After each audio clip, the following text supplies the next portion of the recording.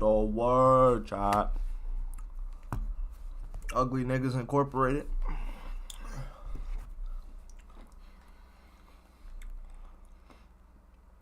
This nigga Ghosty's losing it. He says sometimes the Snapchat AI is chill.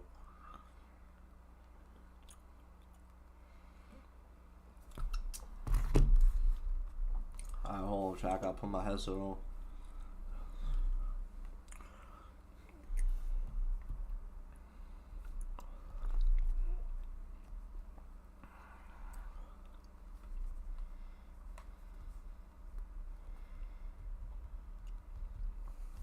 Boys, we're gonna play that anime game for 20 minutes.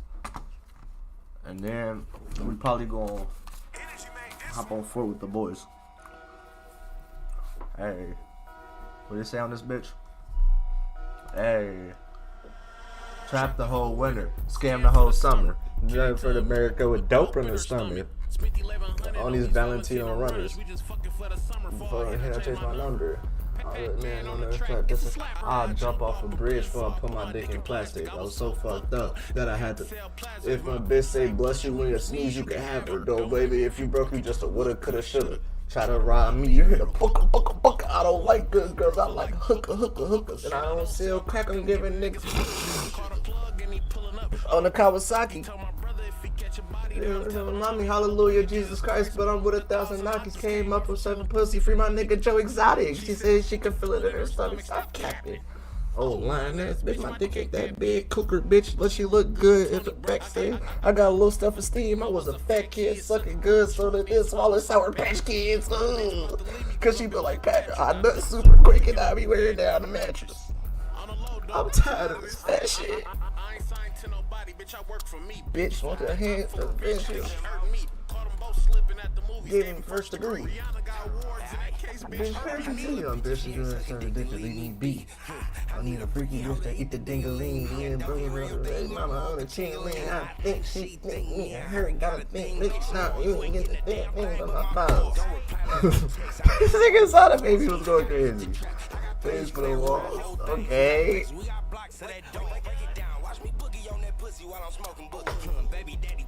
Get that nigga noogie. Nah, I ain't gonna lie. We always gotta start the stream off right, listening to some music, man. Get your energy right, chat. You gotta get your energy right when you come in the chat, man. Not a competition. I had bleaker time too. At University of Phoenix, our bachelor's and master's scholarships are accessible to all. You'll get the best scholarship or savings you qualify for. Simple as that. Because everyone deserves an opportunity to save on their education without competing for it. Hallelujah, Jesus Christ, but I'm with 1,000 hotkeys. Prayers up. Thank you to Jesus.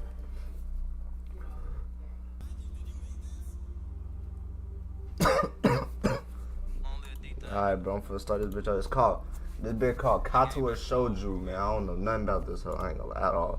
You ain't get back here on your man, you in the club like he ain't dead. Like you ski mask for the COVID, the only time these niggas swear. I get, what he said, with the buff 10 was in the bed. I get my gun to Indy before I put it in your head. All of bro, I can't be happy till we clicked up on the scope. I mean, niggas ain't nothing but they bitches on the low.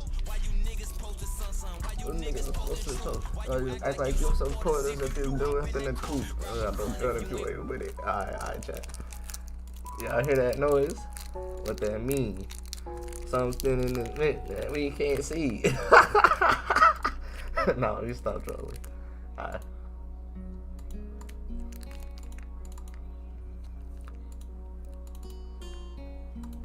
Okay. I'm kind of fucking with this music. This shit will, you know, shit look decent. Why is it not popping up on Twitch, bro? Finna blow me. I mean, YouTube, bro. This shit talking. Hold on. Blitz. It's not a game. What the fuck is it? Oh, man. Oh my god, twin. They losing me, twin. They losing me, twin. Talking about this shit is not a game. What is it then? Twin, like what? That's Steam, bro. Finna blow me, gang.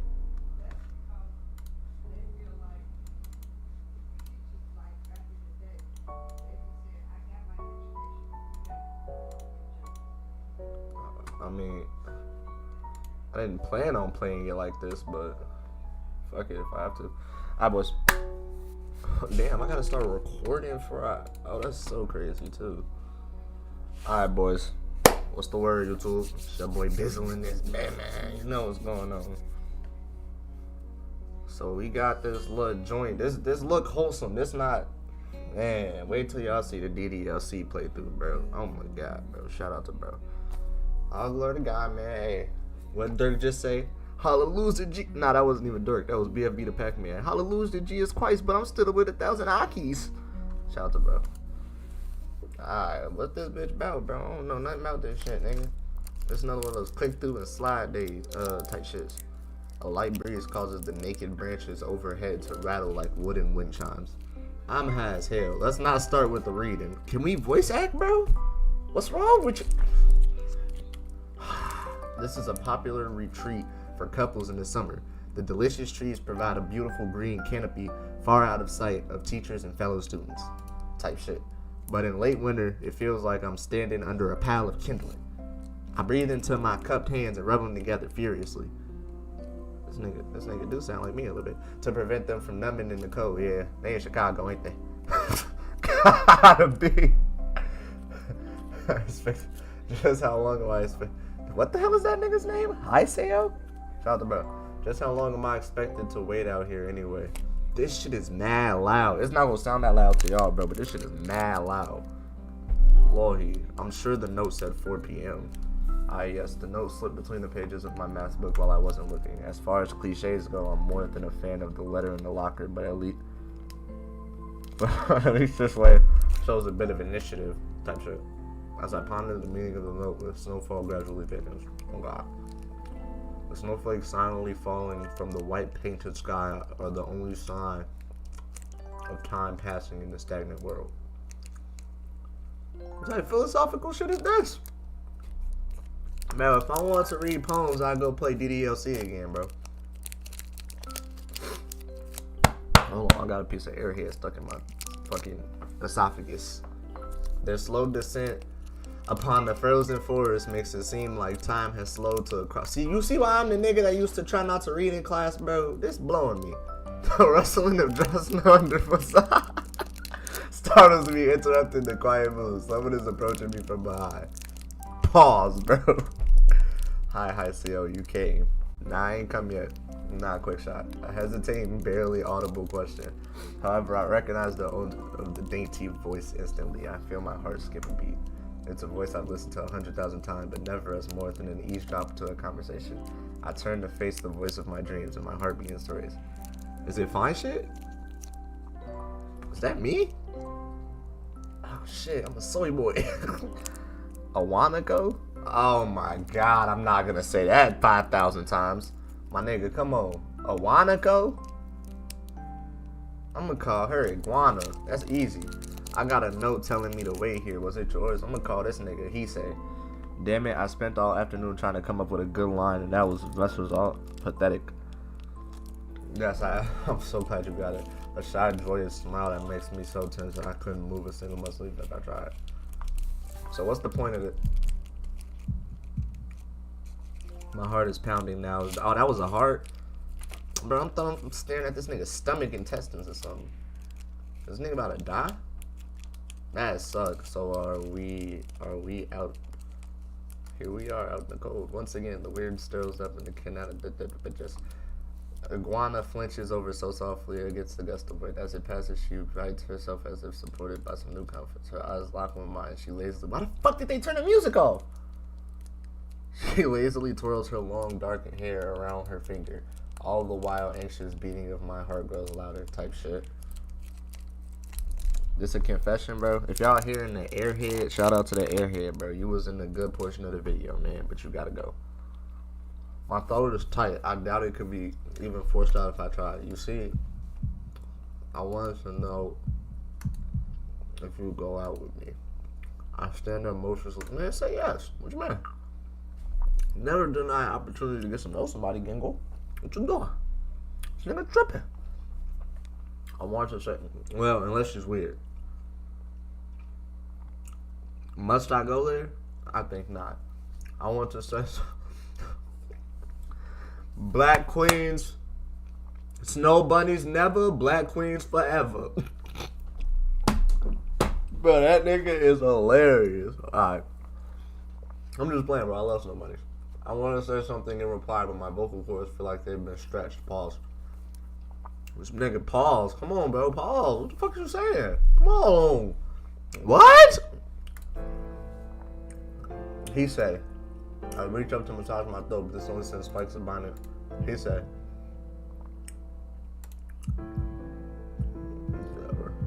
oh God.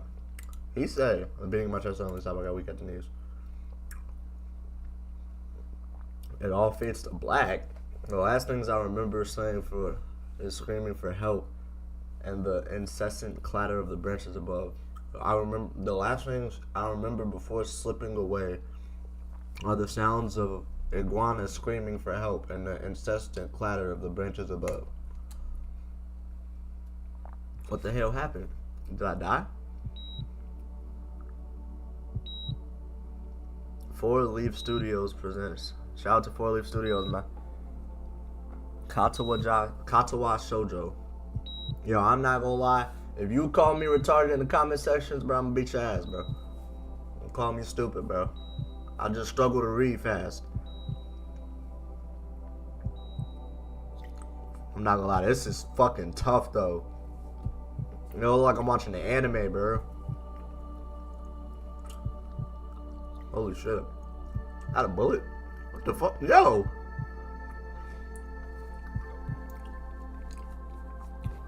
Did somebody shoot me?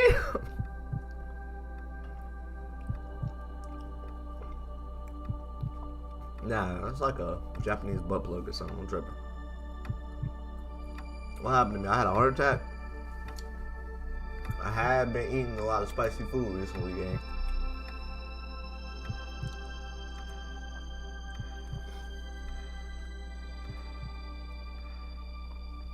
Nah, but how long will the intense music gonna last for, man? Come on. It's been 4 months since my heart attack. I had a fucking heart. Oh, I gotta stop eating the jerk rice and the goddamn jerk chicken, and I gotta calm down on the spicy noodles and all that, bro. I had a heart attack?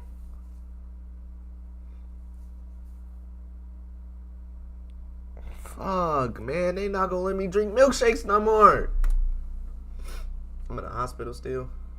And that whole time, I can probably count the times I've left this hospital room unsupervised on one hand. 4 months is a pretty long time when you're left alone with your thoughts, so I've had plenty of time to come to my terms with arrhythmia, a strange word, a foreign alien one that you don't want to be in the same room with. A rare condition that causes the heart to act erratically and occasionally beat way too fast. It can be fatal. Apparently, I've had it for a long time. They said it was a miracle that I was able to go so long without anything happening. Is that really a miracle? I guess it was supposed to make me feel better or more appreciative of my life. It really didn't do anything to cheer me up.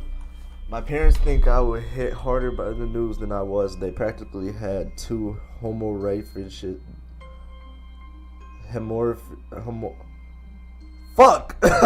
a piece type shit. I had already had a full day by then to digest everything to them. It was all fresh. They were even willing to sell our house in order to pay for a cure. Oh, wow. Well, of course there wasn't a cure. Yeah, I was about to say, nigga, that's crazy, though. Shout out to mom and dad, bro. Because of the late discovery of this condition, I've had to stay at the hospital to recuperate from the treatments. When I was first admitted, it felt like as if I was missed. For about a week, my room in the ward was full of flowers and balloons and cards, but the visits soon dwindled and all I began trickling down to nothing shortly after. I realized that the only person I had gotten so many cards from was because people sending me that sympathy had been turned into a class project. Wow. Maybe some people were genuinely concerned, but I doubt it. Even in the beginning, I barely had visitors. By the end of the first month, only my parents came by on a regular basis. Iguana was the last stop to leave me. After 6 weeks, I never saw her again. We had never much talked about when she had visited anyway. We didn't touch the subject that was between us on that snowy day ever again. Wow. Bro, you could have at least told Iguana you feel the same way, my nigga. What's wrong with you? He say tweaking. It's not really a place I'd like to live in. The doctors and nurses feel so impersonal and faceless. I guess it's because they're in a hurry. They have a million other patients waiting for them, but it all makes me uncomfortable. For the first month or so, why did I instantly assume it was going to say time? I asked the head cardiologist every time I saw him for a rough estimate of when I'd be able to leave or die. He never answered anything in a straightforward way, but told me to wait and see if the treatment and surgeries worked. The scar that those surgeries had left on my chest slowly changed its appearance over time, thinking of it as some kind of omen. Damn. I still asked the head cardiologist about leaving, but my expectations are low enough now that I'm not disappointed anymore when I don't get a reply. The way he shuffles around the answer shows that there's at least some hope. At some point I stopped watching TV. I don't know why, I just did. Maybe it was the wrong kind of escapism for my situation. I started reading. There was a small library at the hospital, although it was more of a storm room for books. I began working my way through it, one small tack at a time, consuming them. I would go back and forth. This nigga's depressing as hell, no? I found that I liked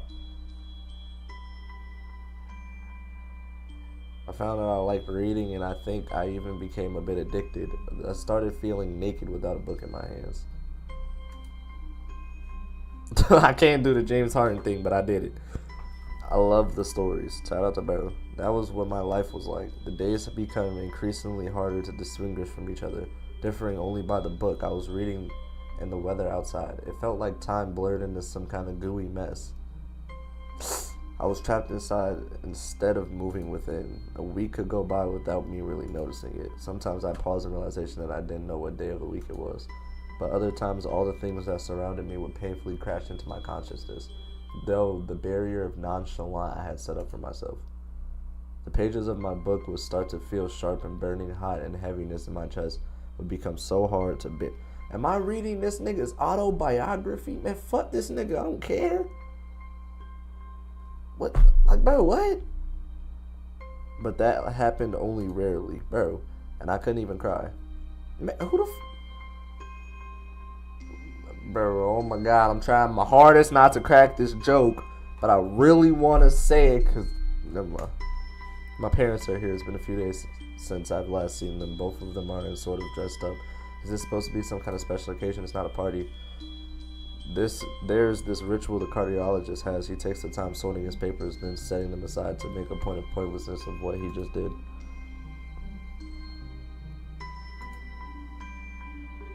Hello, Hisei, how are you? Hisei, yo. I'm gonna stop calling that nigga Hisei. I don't answer, but I smile a little. I believe that you can go home. Your heart is stronger now. With some precautions, you should be fine. We have all the medication sorted out. I'll give your father the prescriptions. The doctor hands me a sheet of paper whose expression turns wooden as he reads it quickly. So many. I take it from his hand, take a look, feeling numb. How am I supposed to react to this? Nigga, you can go home! 5 milligrams a day, 200 milligrams a day. Bro, pop 2 perks and an X and you gonna be good, bro. That's just like, bro, 2 perks and an X could probably cure cancer. And a few hits of the muha? Bro, the words popping up real big. I can't read with all that shit on the screen, bro. This is insane. Side effects, adverse effects, contradictions, dosages are listed line after line with cold prescription. I try to read them, but it's too futile. I can't understand any of it, attempting to only make me feel sicker. All this for the rest of my life every day? I'm afraid that this is the best we can do at this point. However, new medicines are always being developed, so I wouldn't be surprised if that list fades over the years. What kind of confidence booster is that? I felt better if it hadn't said anything at all.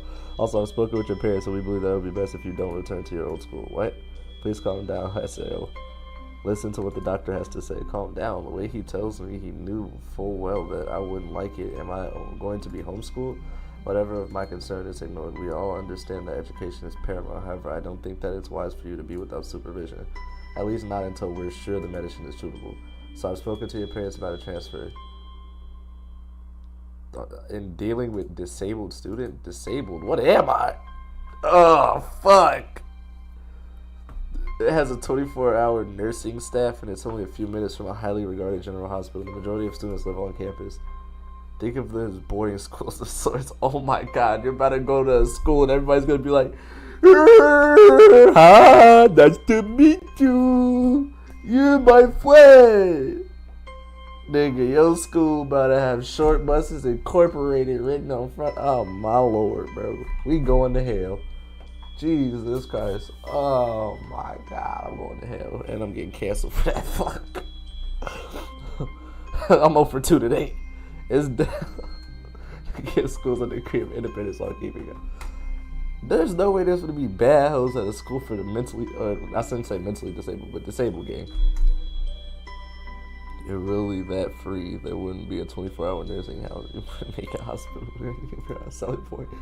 Of course, that's only if you want to go, but your mother and I really aren't able to homeschool you. We went out there and had a couple of weeks back. I think you'd like it. It looks like I don't really have a choice. Compared to our other hot problems, people with your condition usually tend to live long lives. You'll need a job one day, and this is a good opportunity to continue your education. What do they call it? Opportunity? Don't call it a goddamned opportunity! Well, you should be excited at the chance to get back to school. I remember you wanted to return to school in a while. It's not the same one. A special school, that's it. An insult. That is what I want to say. It's a step down. It's not what you think. All the students there are pretty active in their own sort of way. What the fuck do you mean? You can't say that! That's not comforting, nigga! What do you... It's geared... Come on! But just need a little help in one way or another. What the fuck are you supposed... Oh my god, I'm gonna go to school and be having niggas that stick pistols in their nose, bro. Oh my god, your father's right, and many of the graduates of the school have gone on to do amazing. Graduating from this dick pulling in out of your throat, bro. I don't care. A person doesn't have to be held back by their disability. That's what a disability is. Literally, you're good, bro. You're good, bro. Just ignore this shit. Keep working. Ball out, bro. Ball the fuck out. If Scar's disabled ass could hoop, you could do this, bro. You could live through this, bro. And Scotty Barnes, too? Come on, bro. And that nigga Calvin Ridley? Come on, bro. And Shadur Sanders? Nigga, I just named a bunch of niggas. Nigga, you could ball out and do whatever you want, bro. I want to protest. I want to blame this lack of reaction on shock or fatigue. I could easily yell out something now. Something about how I can go back to school anyway, but no. I don't say anything. The fact is, I know it's futile. I look around the room feeling tired of all this. The hospitals, the doctors, my condition, everything. I don't see anything that will make me feel any different. There really isn't a choice, I know this, but the thought of going to be a disabled school... Oh my god, I can't... Maybe I'm disabled, bro. I can't read. There really isn't a choice. I know this, but the thought of going to a disabled school, what are those even like? As much as I try to put a positive spin on it, that's it. Very difficult. Bro, I'm telling you, bro. It can't be that bad, bro, for real. Alternative schools are cool, bro. A clean slate isn't a bad thing. Facts. That is all I can think of to get me through this. At least I still have something, even if it's a special school. It's something. It's a fresh start and my life isn't over. It would be a mistake to just resign myself to thinking that. At the very least, I'll try to see what my new life look like. Come on, bro. That's what I'm saying. You gotta look at it in a good way. We going to some bullshit ass school. That's me. Life expectancy. Act 1. I'm for sure so, boy. Bundle of Hiseo. So this nigga has a heart problem. The gate looked far too prompt for us. In fact, gates in general seem to do that, but this one especially so. Red Bix, black raw iron. I wondered if it looked like what a gate for a school should look like, but couldn't really decide. Probably no. Of course, I didn't want to get stuck on thinking about the gate for too long, so I entered through it with a brisk feeling. Moving forward feels good. Somebody draw this? Is this Harvard? What the fuck am I doing here? Yamaku Academy. As my parents are taking my stuff to the dorms and there's supposed to be someone waiting for me. Please be a bad bitch, please be a bad bitch. The grounds are incredibly lush, filled with green. Please be a bad bitch, please be a bad bitch. It doesn't feel like the kind of grounds a school would have. This is a lot of exposition. 20 minutes of exposition to be exact. I'm gonna finish Act 1 and then I got something else I need to do, so we gotta keep moving. I'm not gonna lie. We gonna finish Act 1 though. Words like clean and hypergenic pop into mind. It makes me shudder. I shake them off. Stay open-minded now. It's your new life. You have to take it as it comes. Oh my god, this nigga's gay so incessantly, or whatever the fuck that word is. Incoincidentally. Incessantly? I clip farming? Anyway, that's what I tell myself. I'm clip farming is what I tell myself. Bro, that's so fucked up.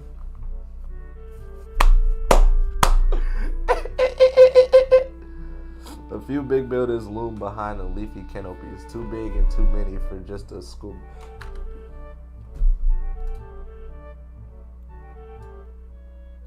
Fuck, I'm tired of that music. Alright. A few big buildings loom behind the leafy canopy, whatever. Everything seems off. It's different from what I thought I knew about schools. It's an uncanny valley. Even though I was told this is my new school, in the back of my head, it doesn't feel like one. What does it feel like? I wonder if the feeling is real or caused by my expectations of the school for the disabled. Lower your expectations so you can't be disappointed, little nigga. Speaking of that, I don't see anyone else here. It's kind of eerie. I'm gonna take a blinker to that. 3, 2, 1.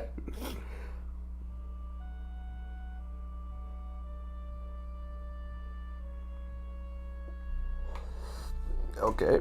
The trees hum with the wind and the green hues flashing all around me catch my attention. It makes me think about hospitals again. How they say that the operating rooms are painted green because green is common color. What? My favorite color is green, and I don't think nothing about green being common, nigga. I just think about green being a cool color. When Broly first dropped, nigga, I was his big fan, folks. Only after I stand in... My fault, Drake had shot it at me.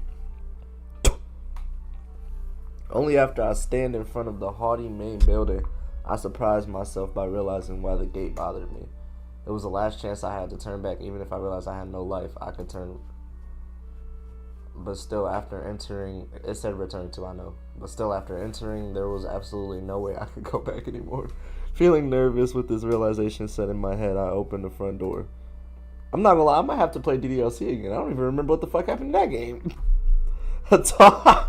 A tall man with bad posture notices me as I enter. We're the only people in the lobby, so it's logic. Yep, pervert. You must be not Nikki? Nakai? So you are excellent. I'm your homeroom teacher. My name is Mewtoy. Bro, I'm calling you Mewtwo. Welcome. We exchange a handshake that is neither firm nor sloppy, and he looks at his watch. The head nurse asked for you for a brief check-in visit, but there's no time for that now. Oh, should I go later? Yes, afternoon is probably fine. We should get going and introduce you to the rest of the class. They're waiting. Please be bad host. Please be bad host. Please be bad host. Somehow not knowing what is waiting for me feels really nervous. Thinking grabbing his shirt and shit. I almost missed what the teacher is saying. Do you want to introduce yourself to the class? Fuck it. I don't care. Yeah, sure. I mean, isn't that normal? Of course, but not everyone likes to be the center of attention. I'm probably one of those people, but I guess I should be the one who gives the first impression of myself. Yeah, I don't really get no fuck, nigga. I'm type nigga. Shit, I'm gonna get out and say what I want anyway afterwards, so shit. I'm gonna find people that resonate around me anyway, so shit. Oh my bro. Bro, oh my god.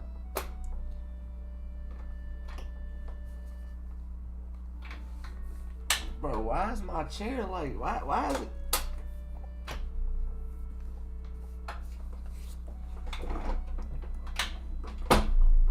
Bro, is my shit tweaking? Bro, I think my shit's tweaking. Oh my god. Gingo. My shit tripping. Oh my god, it's stuck back, bro. I don't want it this far back.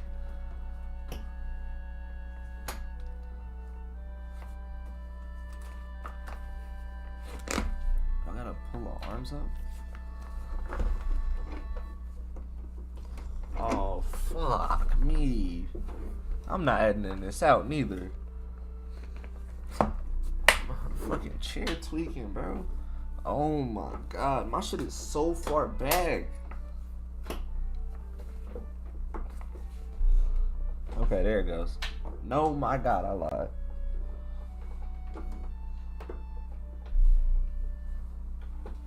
Why is it go, bro? Whatever. I'm probably one of those people, but I guess I should, whatever. Right, but it's no problem. Let's go then. Alright, Mewtwo. My heart's pounding. Y'all know what it feels like to walk into a class like this, bro. I'm good. I'm late again. I hesitate for a split second at the door, freezing on the spot. Get a grip. This is a big step, I know that, but there isn't any point to worrying so much about it, at least not this soon.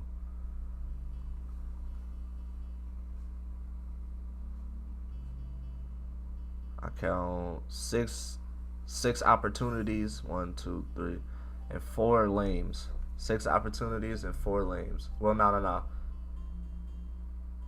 1 soy boy, 2 lames, and a cool guy. Shout out to bro. This nigga's cool for sure. Is she supposed to be black? Anyway, that's my target. It's pretty spacious. The ceiling is usually high, but there is a lot of space left over.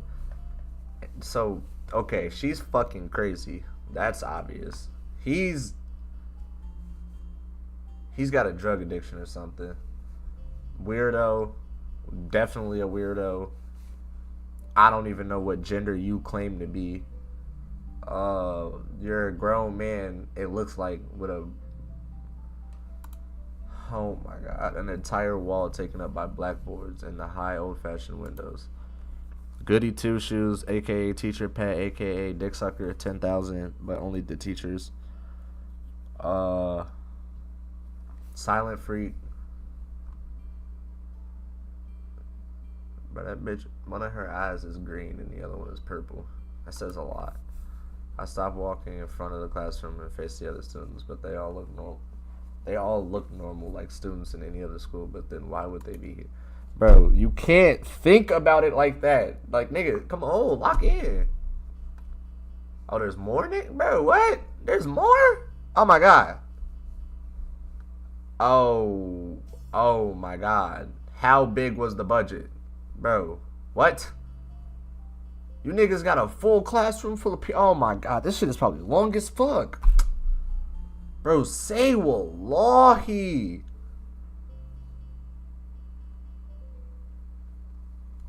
And it all adds up. It all adds up. It's all adding up. It's all adding up. It's all adding up. I noticed that one of the girls seems to be missing the thumb of her right hand. It's a little jarring. I didn't even peep that. I don't even think. Is that her? Despite the natural tendency to listen where someone's talking to you, I tune out the teacher speak halfway through while he introduces me to the class. I notice a flack of dark hair and what seems someone is looking at me, a girl with really long straight hair that is pretty eye-catching as she seems to be looking back at her. She covers her face with her hands. There's one boy with a cane leaning against the wall against the lockers at the near of the class. It's weird seeing someone so young with a cane. Another girl seems to be making some weird hand motion sign language. She appears at me the rims of her glasses, then goes back to whatever she's doing. She's kind of cute, so that she can go with the pink hair and next to her. Oh, these two. Oh, okay. Nah, yeah, I ain't gonna lie. Bro got good eyes. Bro's got good eyes. All right, he knows. This nigga knows ball. He knows ball. Steph Curry. This nigga said Steph Curry and Klay Thompson. All right, you know ball a little bit. Just a little bit. If you really know ball, you'll shoot your shot, bro. I don't know what's going on. I don't know if she missing a thumb. Can I shoot my shot like I'm Devin Booker? Can I back you? I don't know how I didn't notice her at the moment. She's really hard to miss. Yeah, facts. I'm not gonna lie. I'm looking at it there. Big pink Rosie. Please welcome our newest classmate. Claps his hands, and so does everyone else except one girl in the first row who has only one hand. I cringe a little but hide it, bowing, and thanks for the applause I did not deserve.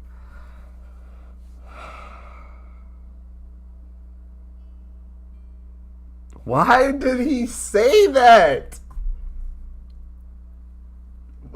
I know it's in his head, but like, bro, come on, bro. That's not. I should open my mouth now. So I'm Hiseo Nakai. Oh, that's my last name, Nakai. Oh shit. Well, no, actually, that's my first name, and then my last name is Hiseo. So I'm gonna just call this nigga Kai. What's the word, Kai? And after that, my hobbies are reading and soccer. I hope to get along with everyone very well, although I'm a new student. And after that, I'm being so boring. This is exactly like every self-introduction. I should say something more exciting. I end up saying nothing. The teacher picks up from there. Everyone seems to be satisfied, even though... Wait, I didn't read what it said. Fuck, oh God, it says something about girls. Damn, my fault, Kai. My fault, Kai. I listen to the teacher as he drowns about getting along while letting my gaze sweep across the classroom. Everyone seems to be listening intently to what he's nodding at their class. The first girl claps on around with her one hand against the other, her wrist that is up in a bandage stump. I don't see what he's talking about. I don't see what this nigga's talking about. It's gotta be this one. It makes me feel a little bad.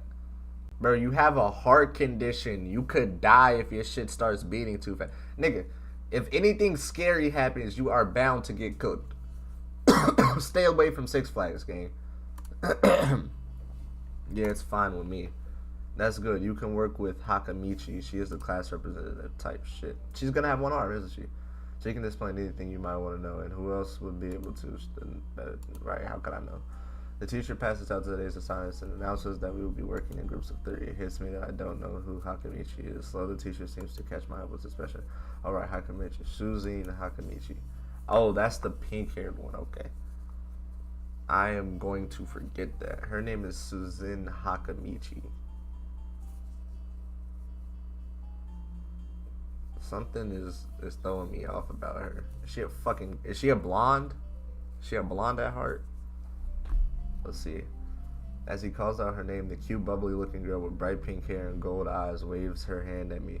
I take a seat next to her by the window. Hey, I guess you're Hakamichi, right? It's nice to meet you. Ha ha ha ha ha. Yep. Nope. She's weird. What? I'm caught off guard by her laughter. It's nice to meet you too, but I'm not Hakamichi. I'm Misha. This is Hakamichi, said she. Oh, you're Misha. Sorry. Oh, that's Hakamichi. My fault. I had something a little bit in my throat. My fault. So that's okay. Giggling, Misha points to the girl next to her, type shit. The one I saw using her sign language before. It looks like she has been staring at me this whole time. She nods once nonchalantly to show that she acknowledges my presence, but only barely. She has short yet carefully, neatly brushed hair and a pair of oval. How old am I? Balanced on the tip of a dainty rope.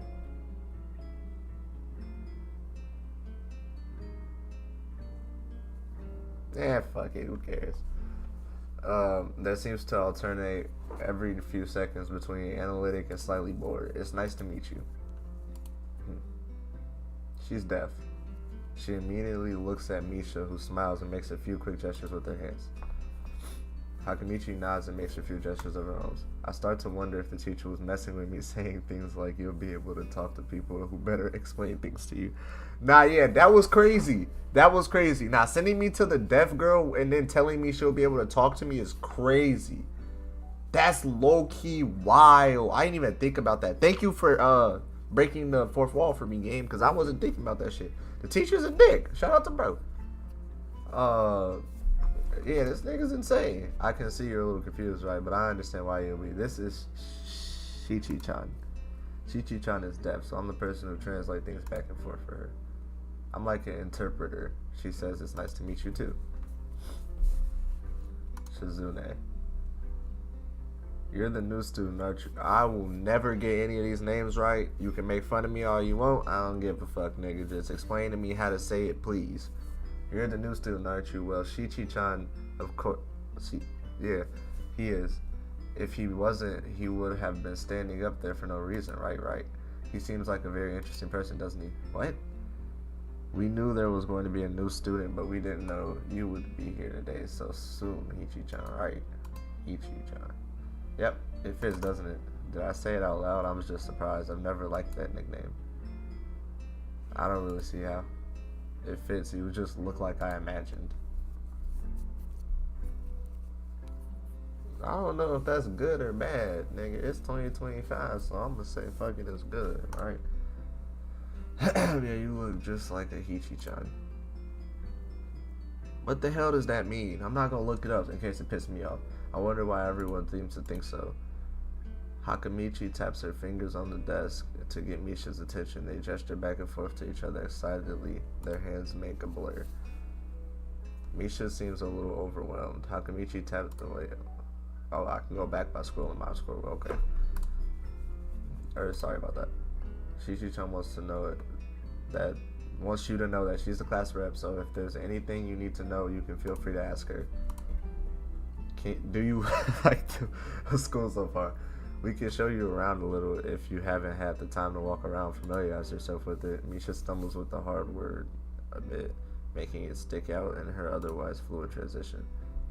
Thanks, that would be pretty helpful. Yeah, I just kind of came straight to class today. Ha ha ha. That's no good. You should always try to learn as much as you can about where you're going before you go there, not just with school either. Always, even if it's a trip to the convenience store. Really, Shichi-chan? Ha ha ha. Learn about where you're going. I guess I didn't bother to do that, or I just didn't care enough to do so. I didn't look forward to this, even if I committed to go along with it half-assedly anyway. I don't say anything, and Misha signs something that ends in a shrug. What was that? It does seem like it was about me. I feel like slumping over in my seat. Both of them are smiling, but that shrug hit unexpectedly deep. You look down. Are you okay? Don't take it the wrong way, please. I hate it when people are afraid to ask questions. That's how people learn things, by asking. Asking for help is perfectly normal, as much help as needing. Stop looking like you first failed a test. Wah ha ha ha ha ha. Yep, she's blonde. She's fucking blonde. Why does she bust out and laugh for every time? She's gotta be blonde. Or crazy. Oh, and another thing. You don't have to call Shichi-chan something so formal like Hakamichi or class rep all the time. Just call her Shi-chan. Shi. Yeah.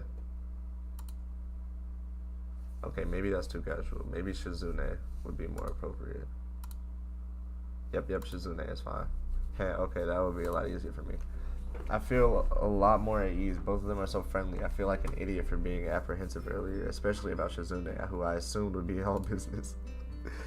Well, she still seems like that, just less so, I guess.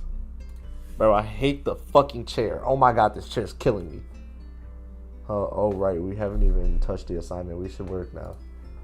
The assignment is also kind of long. We should start now if we want to finish it before the end of class. I do. Shizune stares at us too impatiently. I don't need to know sign language to understand that. Bro, this is killing me.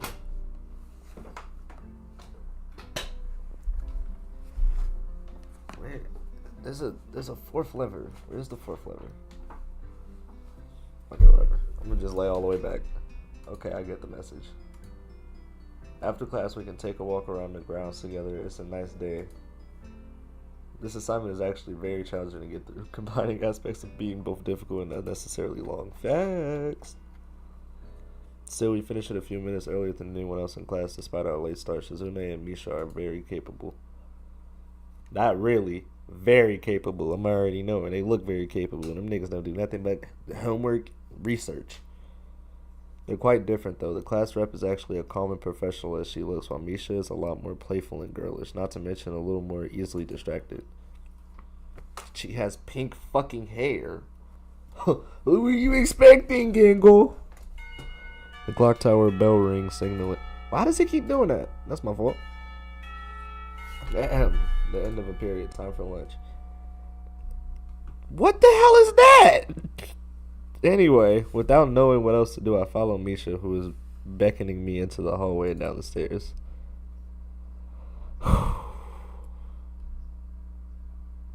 We getting sucked up on the first day, my nigga? I met Mewtwo down to the bottom floor. Just like everything in the school, the cafeteria seems too spacious and oddly modern in contrast to the classic exterior. Its big windows open to the courtyard towards the main gate. It's a cafeteria. Her enthusiastic statement of the obvious makes people around us stare, but Misha doesn't seem to care, so we proceed to the line. Okay, so she's blonde. She's weird. She just doesn't give a fuck. Why is there so many, bro, did you have to make the background voices so loud? Bro, oh my god. This game is just trying to throw you off. I realize that many of them are too, whatever. How nice. It almost feels like I'm back at the hospital eating proteins measured with scientific precision to meet the needs of the patients. I pick something at random and follow Shizune to a table sitting opposite of her. As I nibble indifferently at the food I'd rather not eat, Misha pokes me in the side to get my attention and points to Shizune. I don't understand signs. Hates me. Maybe looking at the person who talks to you is proper and polite. Do you want to know something? What? About anything? What? Your God, so you should ask if there's something. I wonder.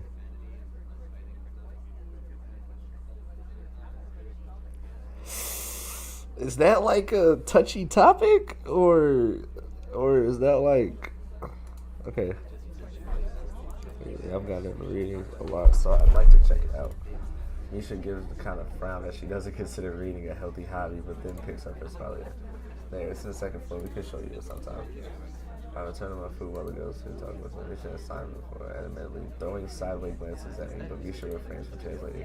Maybe they're talking about secret girl stuff or something. I quickly notice the conversation is sign that is not enough to fill a silence. Oh, that is enough to fill silence? I should have asked about her deafness. Fuck. Can I save?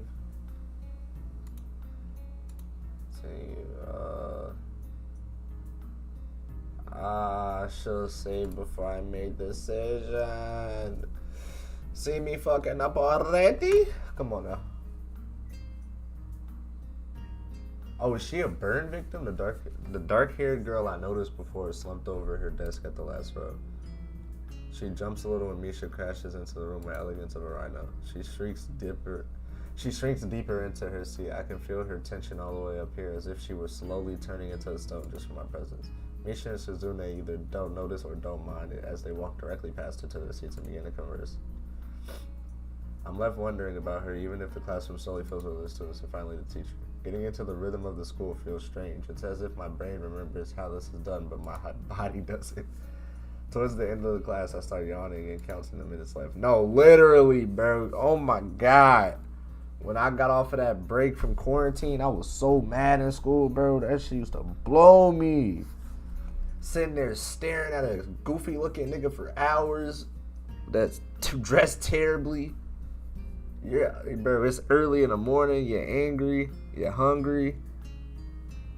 You know ain't nothing coming at lunch but meatballs and ass. Maybe it's a long time spent in the hospital that made me like this, bro. Oh my God, bro. It's alright, bro. I'm even feeling physically weak and lifeless. You were feeling that way before school. Thank God. Misha and Shizune are having a short conversation. After a bit of deliberation, Misha turns to me. Unfortunately, we can't stay to show you around today, Hee-chan. We've got to hurry already since there's a lot of work for us to do. You'll find your way around, I'm sure of it. Oh, wait, the teacher said I'd have to see the nurse. Where should I go? Is that so? We can at least show you that much. Come on, the nurses have their own building, so we have to go outside. Damn it. We get outside, the girls make their way up to the small building. So it's the same style, so it's actually... This is the auxiliary building. There's a lot of official and important stuff inside, like the Yamako Foundation office and all the nurses' office. They even have a swimming pool. Ooh, cool. How's that official? Don't be silly, Hee-chan. It's for physical therapy, of course. Anyway, all the nursing staff facilities are in there, too. The head nurse's office is on the first floor. You'll be fine from here, alright? We'll be going to see you tomorrow. Thanks, bye. I befriended a blonde chick and a deaf girl. Fuck, I'm going crazy already. I'm losing it.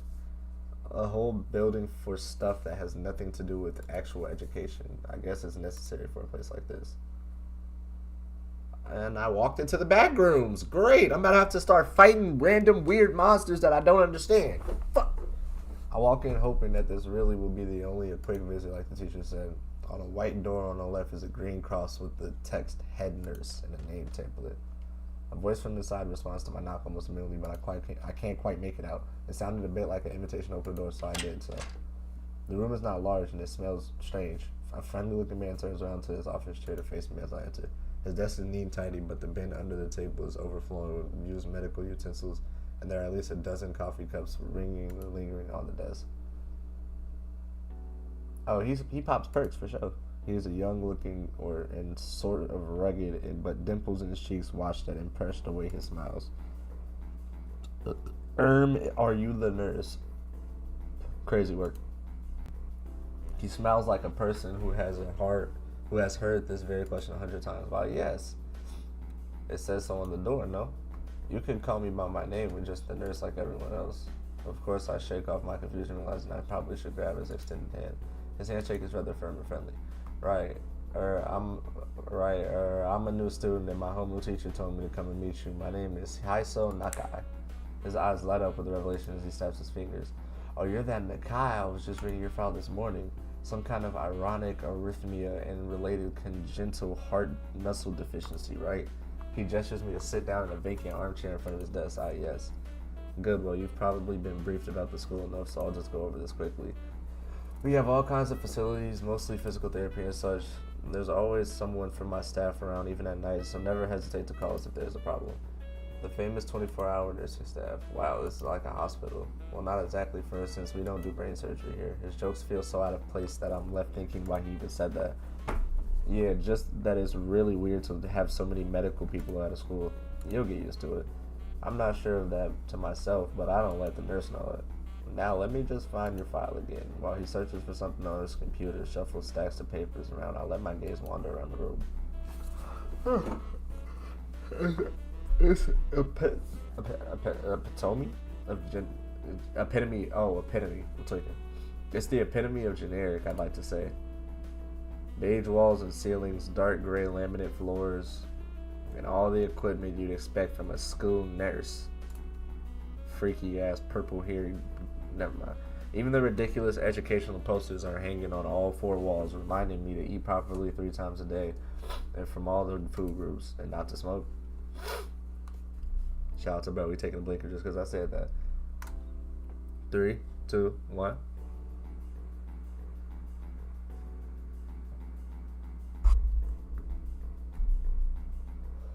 Damn. Apart from that, do you do any source rat stuff like that? I don't know boxing. He grins to his own joke, but I don't. And well, I played soccer occasionally with some classmates. Alright, I'm afraid you're gonna have to recommend to refrain from doing that. At least for the time being. Oh, my lack of reaction makes him raise his eyebrow. I'm not too bothered by him forbidding me to kick a ball around. That blinker hit home, Gingo. That blinker hit home, Gingo. I guess I never did it out of burning passion for the sport, so I'll just have to do something else. Any kind of concussion might be very dangerous to your heart, and risking another attack is not a good idea. Says there is no mention of the cause in your papers, or not exactly. I sidestepped the question, So what, did I get a heart attack from someone asking me out? Because that's pretty gay. That's God, like, I'm not gonna lie, God. That shit anime God fucking with you, bro. Because wallahi, getting a heart attack from somebody asking you out is crazy, bro. Still, you need to keep your body healthy, so some exercise will do you good. We have physical therapy and such available, as I said, but I don't really think you need any heavy measures. Just get some nice exercise regularly. Right, hit the treadmill, Nick. Swimming, maybe. There's a pool here, so I was told. You were very good. At any rate, I'm sure you've been told this before, but you just need to take care. Don't over-exert yourself. He wags his finger to emphasize the point. No need, really. I've heard this 1,000 times, though, anyway. Absolutely no unnecessary risk. Take care of yourself, Gingo. Okay. He goes over my papers one more time, sets them on my desk, obviously content. Good, that's it. Come and meet me if you ever need to say anything. Type shit. We're not reading that. Bro, stop thinking. Everyone seems to know where they're going. And I'm still thinking about most of them. I don't look too special from being students at a special school. Then again, neither do I. Does that make me one of them? One of us? I should go somewhere to prevent me from getting lost. It's around dinner time, but I feel tired instead of hungry. The weariness in me only grows as I trudge towards the dorms set a little way apart from the main building complex. There's a garden of sorts between the school and this dorm's shrubbery, flowers, and the overbearing smell of fresh cut grass that fills the atmosphere. It dawns on the tired mind that this feels novel because I haven't been outside at all for so long. Right, bro? Take it all in. Appreciate life, bro. You're alive, nigga. You were just told that you had a heart attack and you could have died, and you're back alive. This your second bro. Go clap that girl you've been thinking about clapping, bro. I'm trying to tell you, bro. Wallahi. Next great Alabama QB, Ty Simpson. We know about Ty Simpson, bro. Dog. On the way. Hopefully. It makes it to fish out the keys I was given from my pocket. Room 119. Despite the ornate exterior, the inside of the dorms is fairly new, functional, and boring. Just like the main building, the halls and doors are wide to accommodate wheelchairs. The same goes for elevators at the end of the hallways. I poke my head around the corner of the common room dorm. Inside, a few students are watching television. One nods and gives a quick hello before turning back to the TV. Seems that only girls around here are sociable. I suppose that's perfectly fine with me. I climbed the stairs to the upper floor. Nigga, he turned around and said, yo, what you mean? Cool. You're supposed to, yo, you know that, yo, bro, 2 more of those yos and y'all cool. 3 more of those yos and y'all brothers. Come on now. You know that. You know how, bro, oh, this nigga, he ain't been in the hospital too long. Each of these minor halls seems to have a toilet and shower as well as 4 rooms. About halfway down the hall, I spy room 119. The nameplates on the room adjacent to mine are blank. I guess there are just 2 of us here. Light shines from below the room, so I knock lightly. Hello, is anyone home? From inside, I hear a few movements and the clicking of way more locks than I thought these doors had. After a moment, the door squeaks open. Oh my god, I'm roommates with a nigga who beats his shit every day. A bespectacled boy is standing in the doorway. He is looking at very intently. This nigga watches anime. Who is it? Blind? No, at least not completely. Why would he have eyeglasses if he was? He leans closer to me until our noses are almost touching. His breath stinks of garlic. Faggot. Move. He saw I'm moving in next door. I thought I should introduce myself. His face suddenly breaks in realization as he stands back upright, thrusting his hand out in a smile greeting, almost straight to my defer. Sup, dude? The name's Kenji. Yep, you're weird. I take Kenji's sweaty hand and shake it off. Ew! Oh my god, his hand's sweating. No! Oh, he was in there watching Lollipop and I just touched his hand. There were some suspicious looking people going in and out of your room earlier. It was probably my parents. Your parents? Are you sure? Because they could have been some other people too. You can't judge a book by its cover. His out of place proverb is left hanging between us awkwardly as I try to think of some way to respond. I'd say the chances are high enough. He shudders and makes some exaggerated hand gestures. You're a brave man, Haiseo. Me, I don't think I could trust the chances. The only one I trust is myself. Weirdo. You're a weirdo. You see what I'm talking about? He's a weirdo. He's weird. You can tell when a nigga's weird. He's weird. Does that mean I shouldn't get to know you either? He thinks about this for a while. A wise decision. Damn, you are smarter than you look. Probably. Why do you like... What do you look like? I hope not smart. He squints his eyes and leans closer, but I lean back to dodge it. Never mind, it doesn't matter. Oh, so he is blind. With that, he turns and fumbles around for a moment in search of the door handle and shuts it behind him. I slide the key into the lock of 119. That nigga's a sweaty, hentai watching, Raid Shadow Legends playing virgin, bro. Oh my god, bro. Bleak beige walls, white listing, a desk made of some type of light wood, ugly curtains. It's no one's room, impersonal like my hospital room was. My bags are sitting at the front of my room, looking a lot emptier than they did this morning. The closet is sitting open, stocked with my clothes. It seems that there are a number of school uniforms hanging there as well. A note is pinned to the sleeve of one of the shirts. Hi, Hee-chan, we've unpacked your things and made your bed. They said that if these don't fit, then you should go to the office tomorrow. If you have any problems, you can always call us. Love, Mom and Dad. Did y'all leave a revolver in my shit so I could shoot myself too? Or a knife so I could slit my wrist, maybe my throat? Oh? I'm about to ask virgin folks. God damn it. I kind of hoped I would have then there would be something to do. It's too early.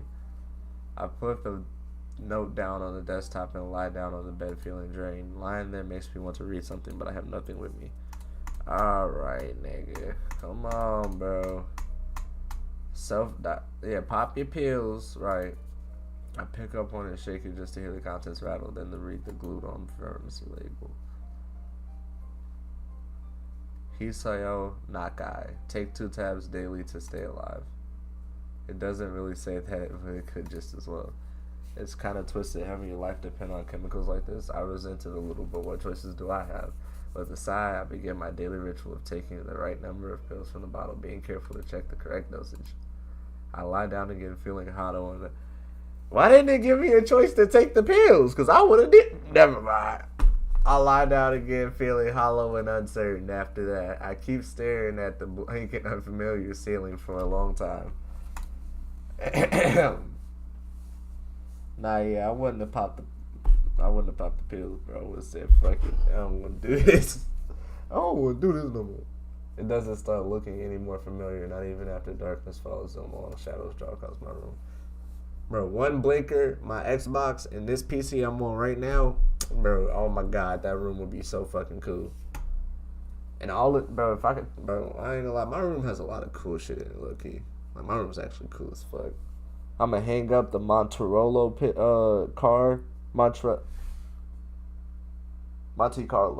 It's a Monte Carlo. I'm high as hell, fo. I couldn't see it for real.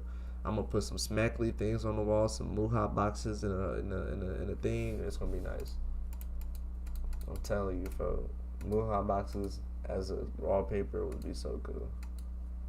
This is my room, isn't it? My room. This is the third room this year I've supposed to call my room. Various things around here remind me that indeed it's me who is supposed to be the one living here. My bag's on the floor, my numerous medications on the night table. I stare at the bottles for a moment, deliberating until I open a bottle and shake out the pill, pop one tablet from a foil sheet. I down them with a chase of water without thinking about the chemistry. My uniforms are in the closet. I slink out from under the sheets and stretch my back before dressing. Putting on a new uniform. Feels like dressing in someone else's what? Oh, damn. I thought we was turning the mood up. Never mind. The artificial smell of generic detergent invades my nose, but the feeling of fresh cloth against my back is a good one, natural one. It feels like a school uniform, as if it's not much indifferent from what I used to wear before. That goes for other things too. So far, this place seems more or less like a normal school, except for the people. I think back to my talk with Kenji yesterday, Misha's consistent laughter, and Shizune's sweeping sign language gestures. Well, I ain't gonna lie, I'm out of breath, bro. It's a lot of reading, nigga. I know you struggling if you reading. Well, I've only met 3 students so far. Maybe there aren't the normal, but I'm sure there others are. Or perhaps people like them are what the passes for normal around here. What the passes for normal is insane. Yeah, what does pass for normal around here anyway? What do people do? I didn't see a lot of kids hanging around after class yesterday, so maybe there are clubs. If so, I wonder if I should join one. Is there a perk popping club? All through the class, the question remains. I decide to ask Shizune about it when we split into groups. After all, she did say if I had anything I wanted to ask, I should ask her. She crosses her arms and shifts her gaze slowly to Misha, who looks more preoccupied with trying to grind the eraser of her pencil down so that the top of it perfectly evenly. What the fuck is going on here? What? Is my character high? You're trying to... I'm about to say, like, bro, you're trying to talk to a deaf girl? Sorry, Shichan. Is there something you wanted me... Oh, I see. That's a good question, Ichan. My first thought is that she doesn't know, which is worrying me. Maybe I'm being too negative. Well, anyway, Misha, please don't prove me right. Oh, that's right. Everyone is encouraged to join the club. A lot of people do so because there isn't really anything else to do. There are also school events like the festival coming up in a few days. Almost every student in school attends to help out with it, doing whatever. You actually transferred in at a busy time. Maybe you can help out too. Sure. What's the festival about? I might die. Wahaha, I don't know, Hichan. The truth is, it's a local event and I'm not from the area, so.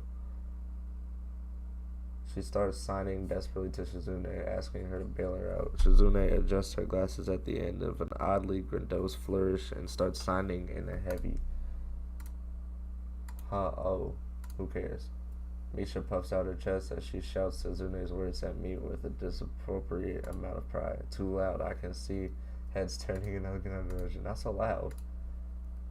Human beings evolve with each new generation. The ideals and beliefs behind a festival will inevitably change with time.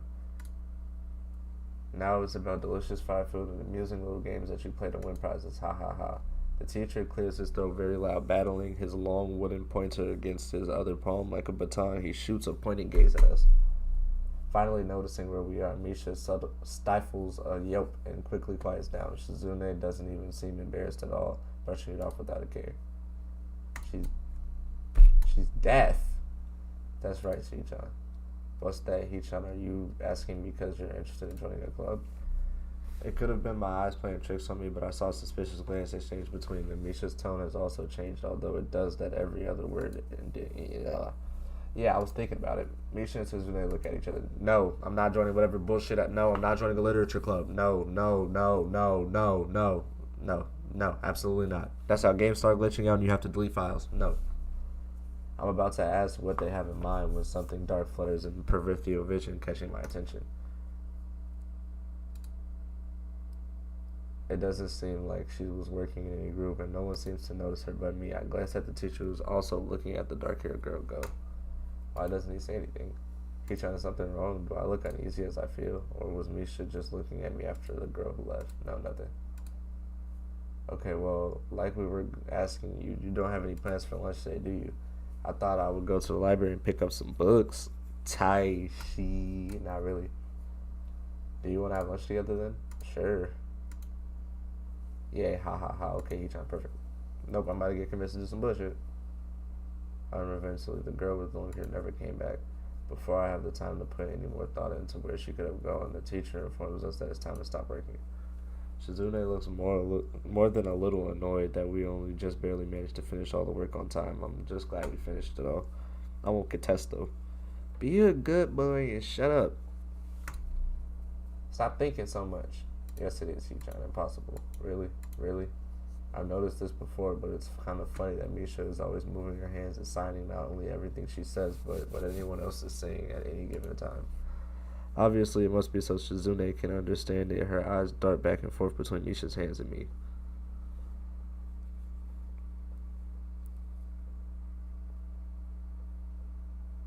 What's the pink-haired girl that be dancing? I can't remember her name. I was trying to think of it before I skipped, but anyway.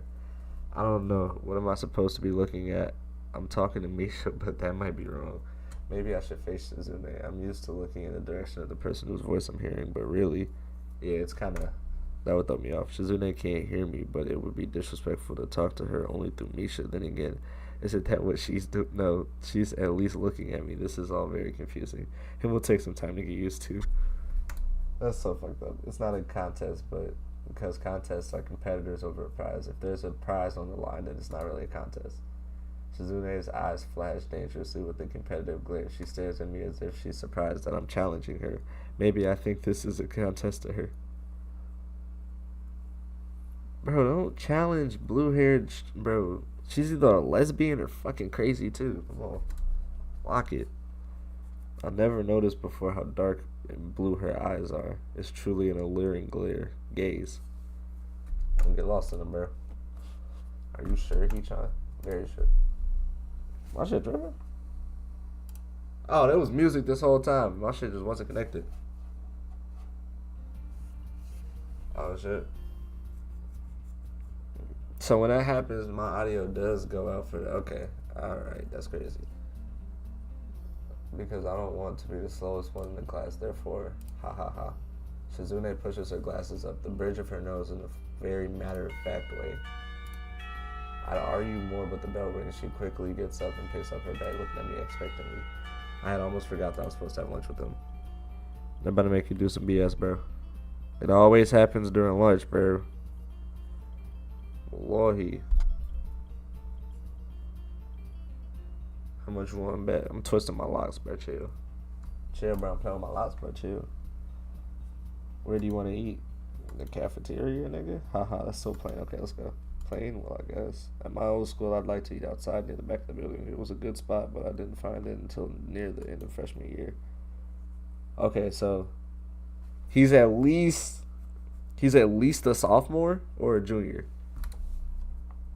He's at least a sophomore or a junior, so we're good. We can say whatever.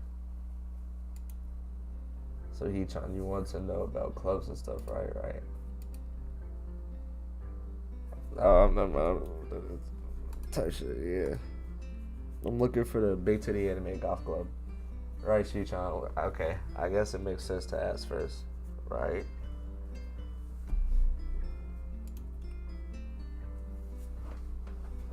Okay. Do you have anything that you're really interested in? Not at all. Not at all. As of late, I usually just read a lot. There's a book club, right? It seems like they have all members that can possibly have right now. Sorry, it's a really popular club. Damn it. That was my calling. But more to a point, does this mean that you don't have anything already in mind? Not really. Good, great. That's really great. Ha ha ha ha ha ha ha ha ha ha ha ha ha ha ha ha ha ha ha. Why is it great? No reason. Well, other than the clubs and the upcoming festival, there is one other thing. Student council. I see. I didn't know this school had that. It's either student council or a literature club. God damn it, I'm going to be a school student council bitch. Student council's good boy. That was a very melodramatic setup, though, just to tell me that. I'm pretty sure the two of them know this because Shizune looks a little embarrassed about it and Misha is laughing. Shizune quickly retakes control of the discussion in a manner of speaking. After all, it's still Misha who has the voice to whatever she says. Bro, thanks for reminding us, you dick. Like, come on, bro. We remember that she's deaf and what's her face is talking for her, bro. Everyone's aware. We're listening to the story. Ha ha ha. Right. Hichan, maybe you should join the student council. They could use more people. Yes, definitely. You should definitely join. Why? Well, for one, we can hang out every day. Hichan, Shichan, and I are both in student council. Actually, Shichan is the president. Threesome. Twin, she did ask you for a threesome, twin. No way you decline that offer. I'm starting to get suspicious that she might not exactly be the most unbiased people to talk to about this. Facts. Assign something to Misha. Of course, we're not trying to get you to join just because we would obviously benefit from you joining the student council, therefore have an incentive to try to get you. So you're admitting that. No, we admit nothing. I mean, Hichan, of course, it would be fine if you joined and would appreciate it. But even without all that, joining the student council shows a healthy interest in the school of one's school. Okay. Yep, it's true, Hichan. Besides, you don't want to spend time with us after school? Besides, don't you want to spend time with us after school?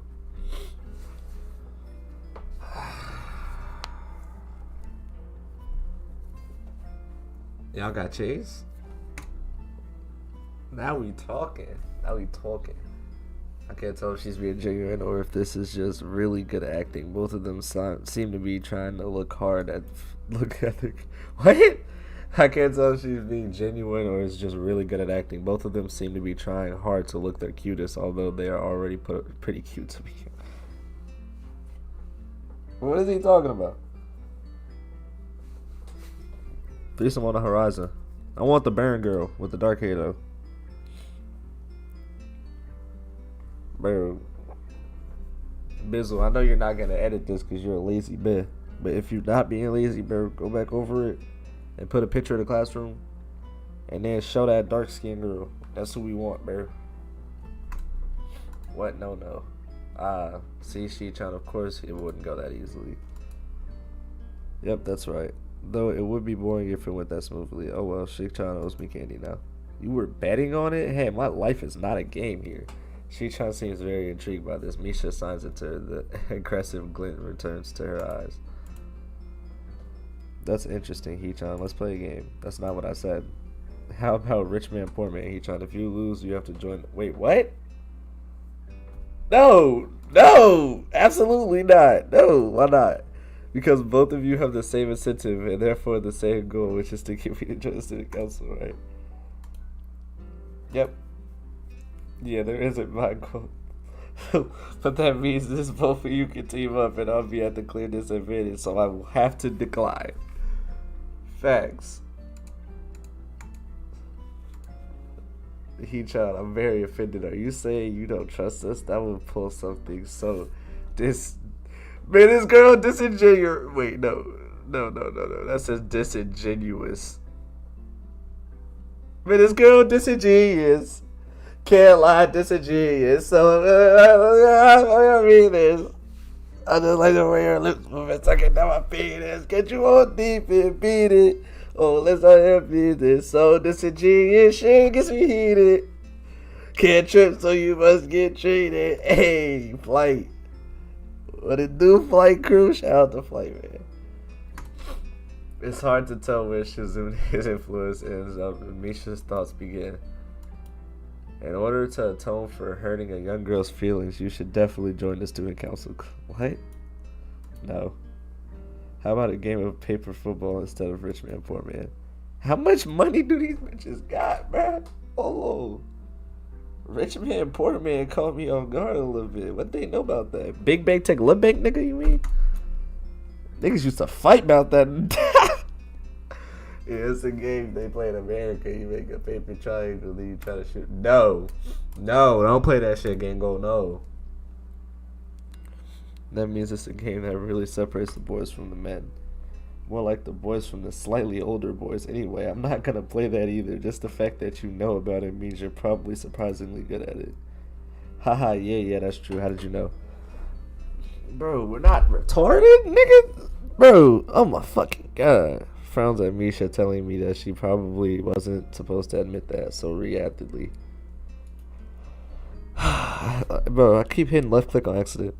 I wouldn't say that I'm happy with their attempts to get me into the student council, but I'm a little curious about what the student council does here anyway, so. I've never been on one or even known anybody who was a member, so it interests me. I also kind of like Shizune and Misha, so it wouldn't be so bad.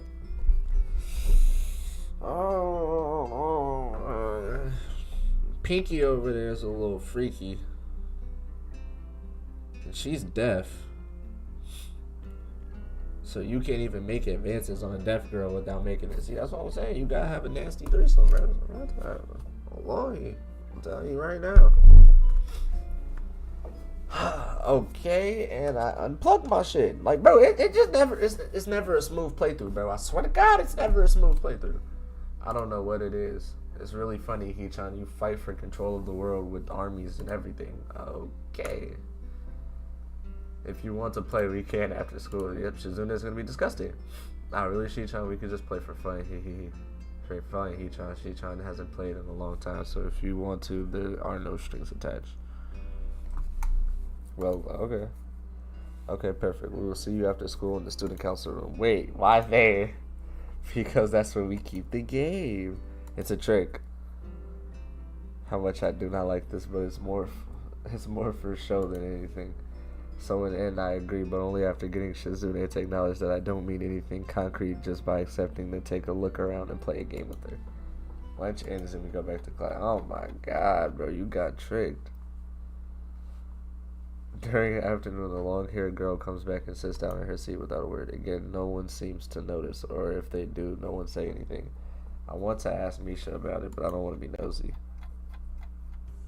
I want to go meet her. Find me by the first floor lobby and latch on to me, covering each flake in case I might try to escape. Oh my god, I feel a little offended, but I've been considering it nevertheless.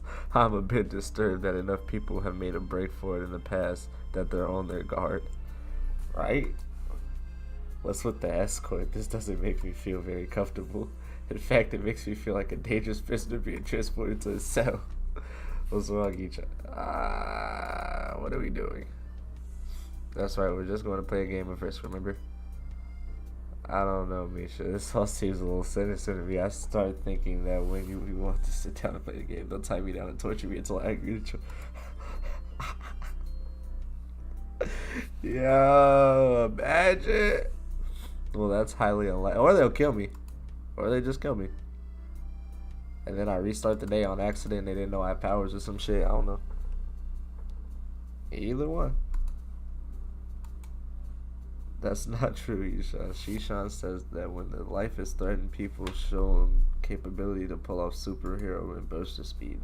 Life is threatened. Her expression is unchanging. Misha signs something amusedly to Shizune, who makes a baffling face and puts her hands behind her back, looking displeased with herself. Misha finds a deafness and hums cheerily. Stop that. I know you heard me. You have no excuse, unlike Shizune. Life threatened? See, I said she was finna kill the fuck out of me. Chairs stacked to even. Aside from the tables, this room doesn't. Okay, and she's gonna pull it. They could at least put a potted plant in here or something, but the most noticeable thing in the room doesn't have its people. Oh God, I'm fucked. I'm cooked, Chad. I'm cooked. Are we early? No, we're cooked. Early? Nigga, you ain't early, nigga. You're cooked. You ain't early, cooked. Oh God, yeah, that's right. Before I managed to ask, Suzune claps her hands together very energetically. I don't like where this is going. Let's play Risk. Come on, you promised, didn't you? You have to. Oh my God, bro. We can't have a threesome. We can play Risk, bro. I don't care. Tight shit. Do you know the rules? We can explain it. Okay. Suzune takes out what looks to be a board game from behind one of the filing cabinets and throws it on the table. Please don't kill me. Please don't kill me. Please don't kill me. Please don't kill me. Please don't kill me. Please don't kill me. I don't want to listen to all that shit again. I don't want to have to read it all again. Please don't kill me. Please don't kill me. Please don't kill me. Please don't kill me. Please don't kill me. This just looks kind of interesting. After Misha spends a little too long for her liking running through the basics with somewhat vague and confusing tutorial, Suzune cuts in and declares the game has started with the decisive motion, slicing her arm through the air. Suzune's aggressiveness is rubbing off onto me. I start feeling more competitive than I intended to when I agreed to this game. Halfway into the game, I try to ponder how to defend against Shizune's assault from the two fronts. She breaks my concentration by drumming her fingers on the table to get my attention. She-chan wants you to know that you are taking too long to make a move. She-chan also says that she will let you keep Australia if you agree to join the student council. I thought this game was no strings attached.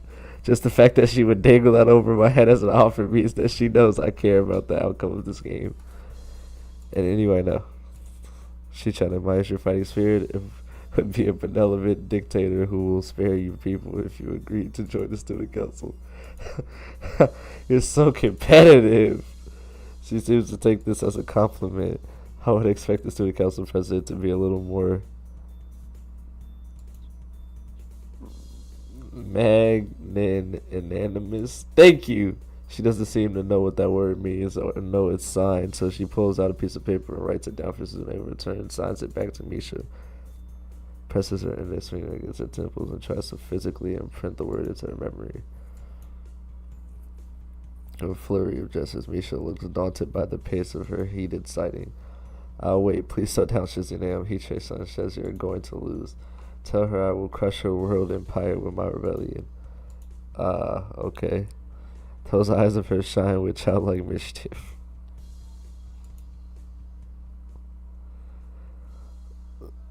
She says you have no chance if you keep playing like this. No, you won't. It's a trap. It's smart to play defensively here. Fuck it. It's likely that she's just trying to psych me out.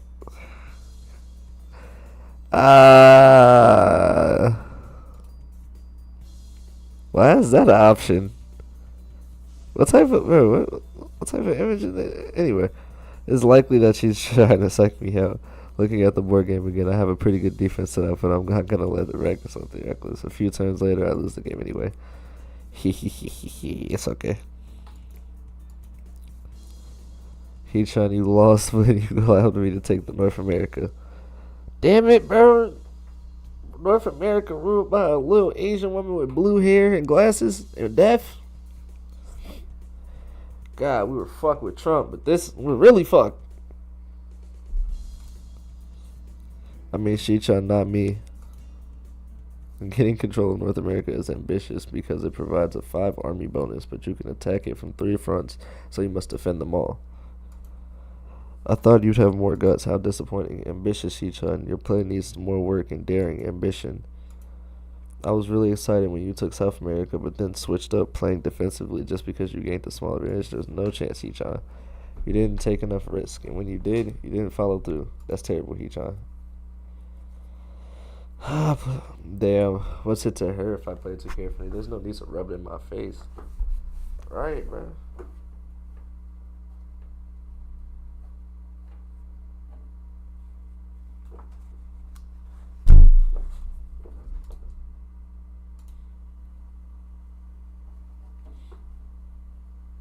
What the fuck, huh?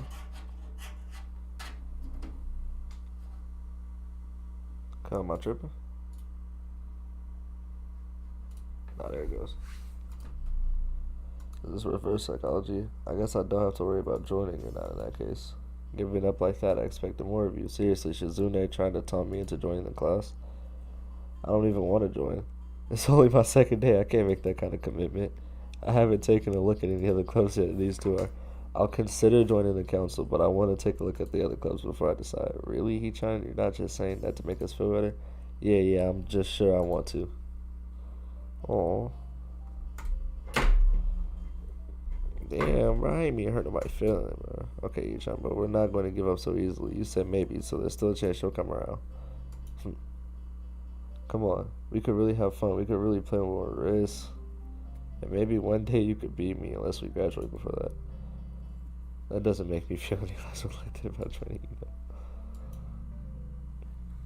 Surely you are not that horrible at board games. Maybe we can play a game, you know?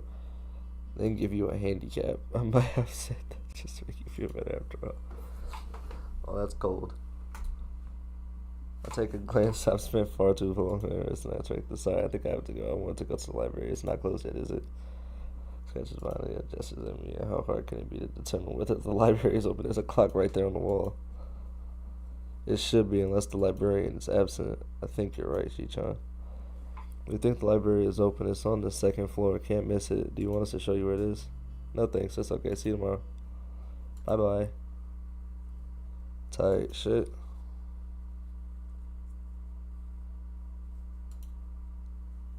Right, of course, plain like only hallways can be. The only problem is the library's whereabouts, not as easily determined as one would think. The classrooms are marked with signs stating which class they belong to, but there is a plethora of other unmarked rooms. Is the library one of them? Is it just somewhere in the hallway? I'm better on the latter. Choose my direction at random. After I turn around the corner, an unmarked door draws my attention because it's not closed. It's not open either. It's just barely ajar so I can see in it. It would make sense for the library, but it would be invitingly open, while this one not quite. At very least, it means that someone's inside and I can ask for directions. I gingerly push the door open, every muscle in my arm. Being outside to school, it can't be shaken from my mind, so I instinctively fear doing something wrong by entering. Wait. The door suddenly creaks as if groaning from a deep sleep, though it is much easier to open than I anticipated. Leaning over and poking my head, my lips is quickly snatched away.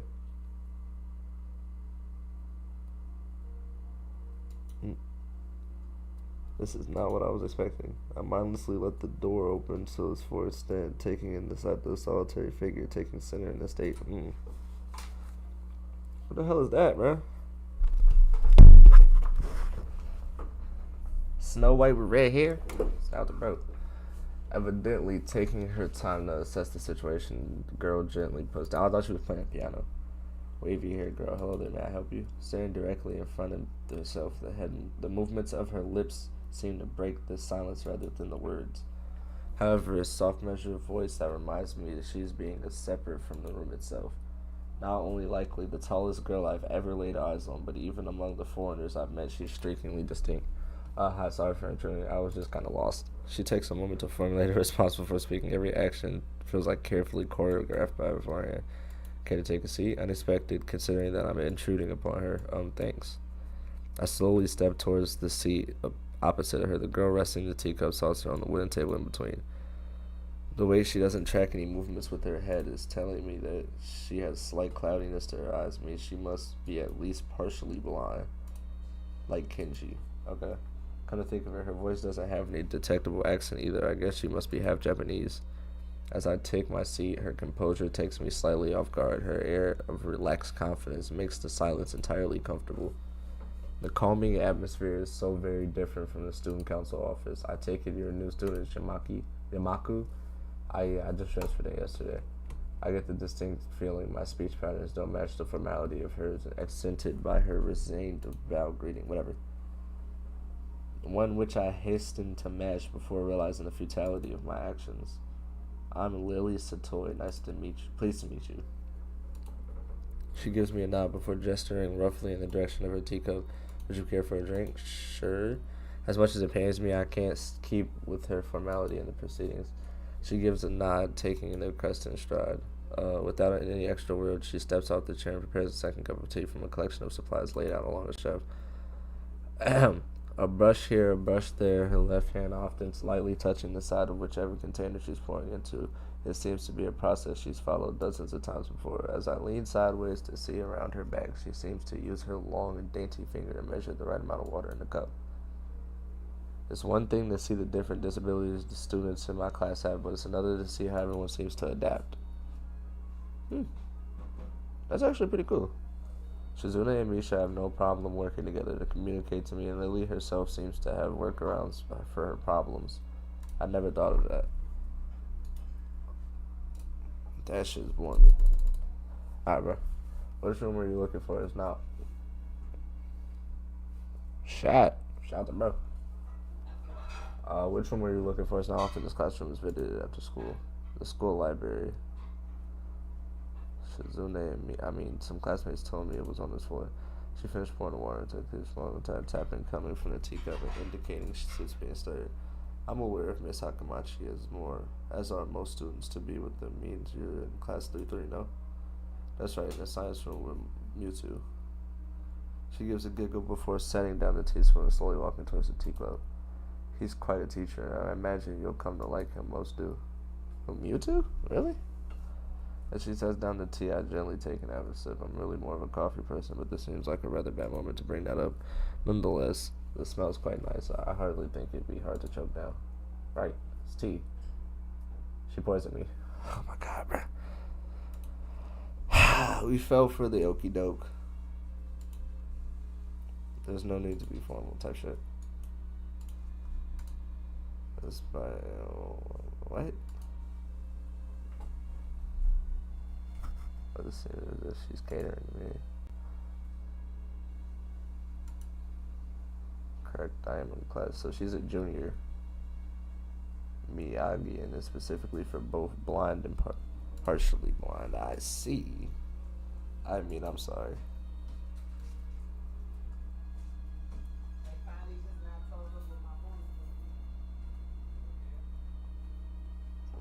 Bro.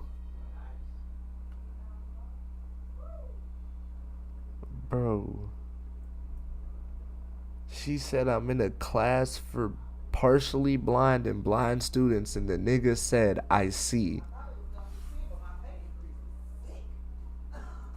Are we serious, bro? My, there's no need to change your speech on my account. Type shit. Oh, sure, sorry, I guess. Damn, I got a headache. I'm not gonna let it back on my shit. Poet. Alright. Oh, sure, sorry, I guess I'm really showing my nudity here. An environment like this would bring a big change. I can't fault you for it.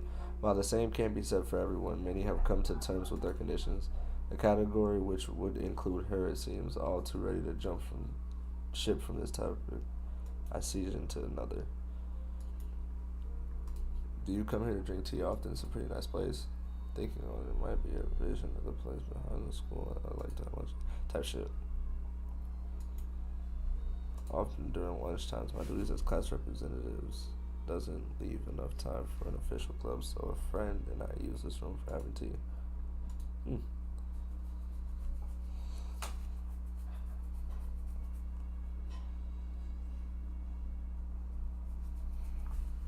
Type shit. Come to think of it, she might be useful for a less biased view of the school's clubs. What kind of clubs are there to join? There are popular ones. Track, field, which used to field near the type shit.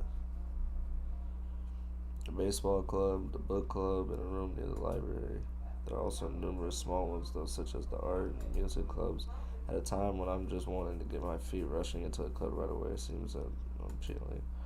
I wonder if this school shares the same rule as my old one. Is it compulsory to join a club? It isn't, though. It's encouraged. Oh, good. That's a relief. I've really let down my guard around this girl. Don't want to say some things about the fact that seems to slightly amuse her. I wanted my tea to get cold. I finally start drinking it. Yes, Lily does the same. As I look over the window over her shoulder, I notice the light coming into the room has a distinctly orange tint. Even here, time does the stint still. Duh, nigga. Quickly. Sorry.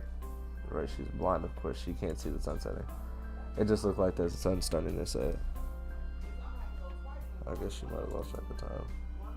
Sorry, Hasio. Didn't mean to keep you from the library for so long. I quickly moved to ally her concern.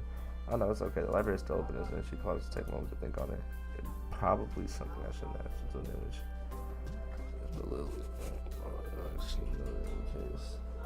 She was open until 6:30 during weekdays. I quickly asked my watch to confirm I have well enough time to get there. I might get going in that case. It's been nice talking with you, Lily.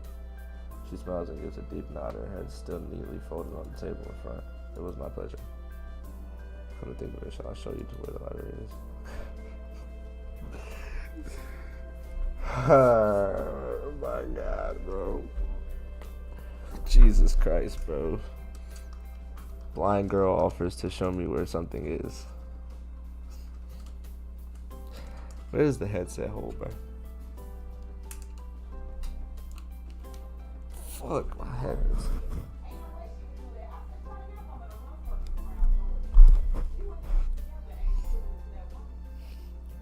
Well, unless my navigational skills fit.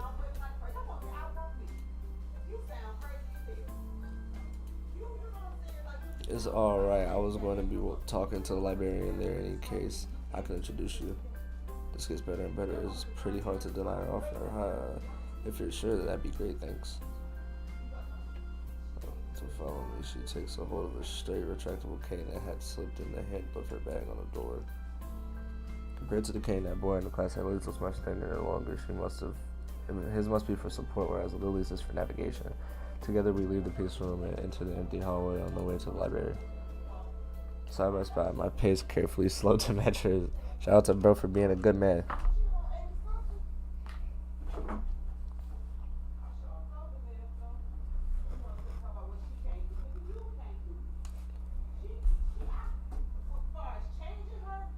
Fucking headset came off.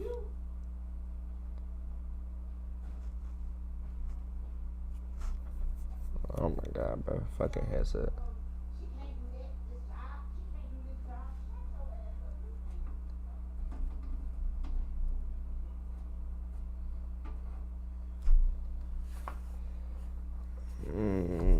Bro.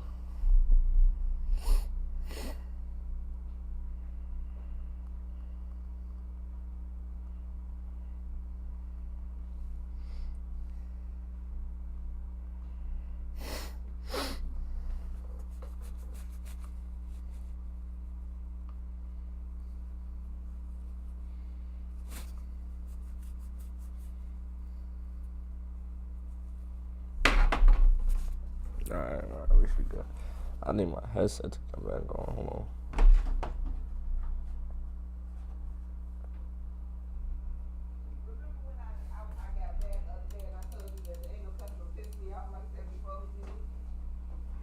There you go. Alright. It easily dwarfs my old school library. Yeah, it's a big ass library, Tyler. Yuko, are you here? She says to thin air, and the librarian doesn't seem to be present. Of course, Lily can't see. What's expected is it draws a reaction. Something from under the counter thuds against it, followed by a quiet wail. Aww. It's the library.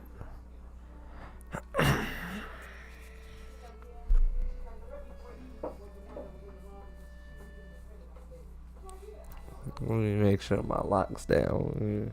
Let me make sure my hair is visible. All type of shit. Alright, bro. This the librarian. Librarian Yuko. Okay, type shit. I'm not doing all this, bro. There's nothing. I just hit my head. I dropped an eraser under my desk while I was looking for it. A pencil dropped, and when I was looking for both of them, you came and surprised me. Are you alright? I'm sorry. I couldn't know. It's okay. I'm sorry for making you worry. She is blind. Thing is, nothing I've had worse happened to me. She's quick to reverse Lily's apologies, almost frantically trying to push aside the possibility that she could be in any way inconvenienced by bashing her head on the counter. It's a happened. The girl fidgets with her fingers as Lily doesn't seem to drop her concerned expression, and then she shuffles as some paper on the counter. A little shorter than Lily, replete with glasses, freckles, and a very troubled look, she seems to fit the library perfectly. Ah, Lily, did you get my message? Message. The 2 important books that arrived. Right. They finally came. I can't believe it, and it took so long. I miss her celebrations partially for managing to change the topic. I'm sure she notices me from the corner of her eye and freezes on the spot where she does. Oh no, I'm sorry for not noticing before. Did you need to check out a book or return one? I'm sorry. The way she can shift between moves is unsettling. Facts. He's with me, Yuko. This is... I say I know soon. I say this is Yuko, the school librarian type shit.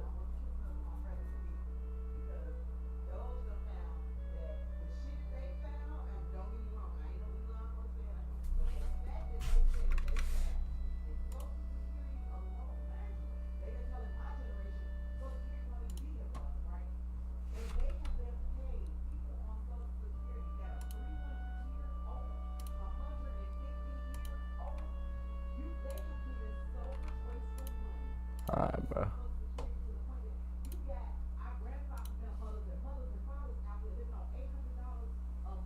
I'm trying to see who is this one though.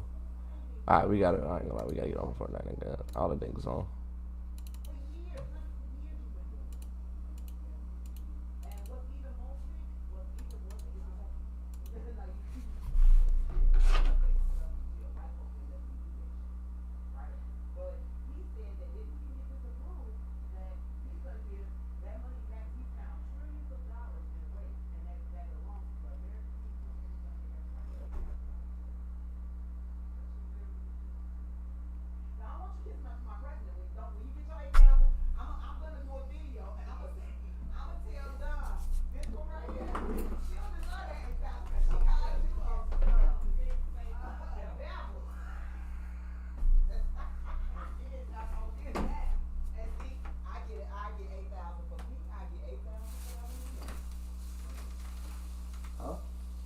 $16,000. You gotta split. Whoa. And then I'm not free. That's what she was calling to tell me too. And he about to do that this year. Yeah, that's what she was calling to tell me about. That and then back Social Security for if everything go through. It's got the postal workers. I get your daddy's money. And if he could clean that up, but see, I don't want you kissing up to my president. I don't kiss him because I want you kissing up to him. I don't want you to be like, oh, he gave me. I'm gonna let him know that you was against it. And tell him you was talking. And I want you to tell him. I want my money. You monkey face. Oh, you ain't getting nothing from me, fam. I'm putting my 16 in my account, and I'm gonna have a great summer. Do you hear me? I'm gonna be like this. I'm 18. Y'all can catch me in Mexico. I'll be down there with you seeing them. No, she won't. Doing this. She gonna have her cool aid be down there in Mexico. No, she already said he already told me. Be down there doing this. She already told me to come down there. Me and Juicy gonna be down there in Puerto Rico like this. You gonna be down there with just aid. You're not even supposed to get it from me because I'm 18. No, sweetie. They paying me back for when you was a minor, darling. You was a minor when all of this happened. What is he paying? That was when I was taking care of you, boo. You're not gonna get it for Elijah now? I don't know. They will probably get their own because where he's going back from, they were grown by then. He wasn't grown. But if they give me back for the Richard? What about Richard and Gabby Mean? Well, yes, and meaning Elijah. But what about Richard? They too old. He ain't going back that far. I don't know how far he's going back. But however, I know I'm getting it for this character here. I'm being there with my 16 grand like. Yeah, they'll probably send it to me if anything, because I turned 19. No. How you gonna tax the IRS gonna be done when he do this shit? There is no tax and nothing else. But you don't realize I'm gonna be that's 19. Done. They go see, send it to me. See how small your bag got right there? Talking about so they gonna tax it. Ain't no tax in it. We got 16 in our bank. Like, crazy, right? Wait till my president give you that. That would be nice if he did. I could show you every quarter. I sure could too. I'm going to. And they said that the amount of massive spending that will cause in the economy, all these little stinking ass heifers that's out here that was fraudulently doing stuff, they ain't getting them to them. I don't even think Yasmin will get it. because he's doing it for taxpayers. She gets earned income credit. They not considered taxpayers. Elijah will get it. I pay taxes. I'm probably gonna get it. How do you mean? So she files kids and she gets earned income credit. Right. I don't get earned income credit. Because I make too much money, I get child tax credit when I was able to file him. That's considered an actual tax-paying citizen. You see what I'm saying? Mm-hmm. Earned income credit means that we giving her money that she didn't even pay. You know what I'm saying? She getting $8,000 to $10,000 back in returns, and she ain't paying no $8,000 in taxes. I done paid $8,000 in fucking taxes, but she ain't. I know I have. Baby, they just took $800 out my check last week. $800 in cash. You think I want them to understand? I want that shit so bad.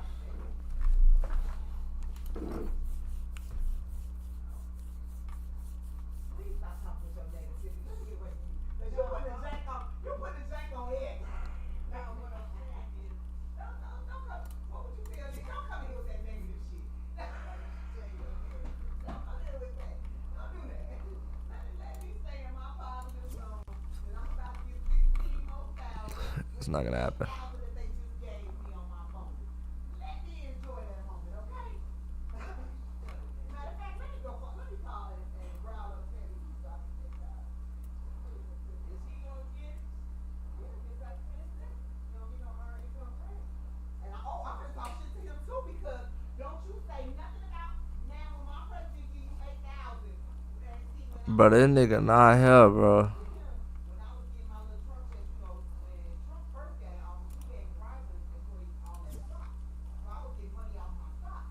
And I used to be like, yeah, I'm gonna get my Trump check this year. And he be talking, it only benefiting you. You ain't looking at what it don't benefit everybody else. Now when you get this 8,000, I wanna see what you gonna say next. Because it's benefiting you. My president doing something to benefit your president. Didn't do that, no. Chicken King. Shout out to you, bro. Hey, appreciate you, Gango. Appreciate you, Gango. That's love, bro. That's love. This shit be crazy, bro. We don't hit every day though, man. We gon' bro. One of these days, bro, it's gonna be 100K niggas in here, just like you popped in, bro. Wallahi, shit gonna be crazy. If this nigga Ghosties don't come on, bro, I'ma choke slam this nigga into his auntie. Shit throwing me off. Come on, Gango. Fuck is wrong with dude?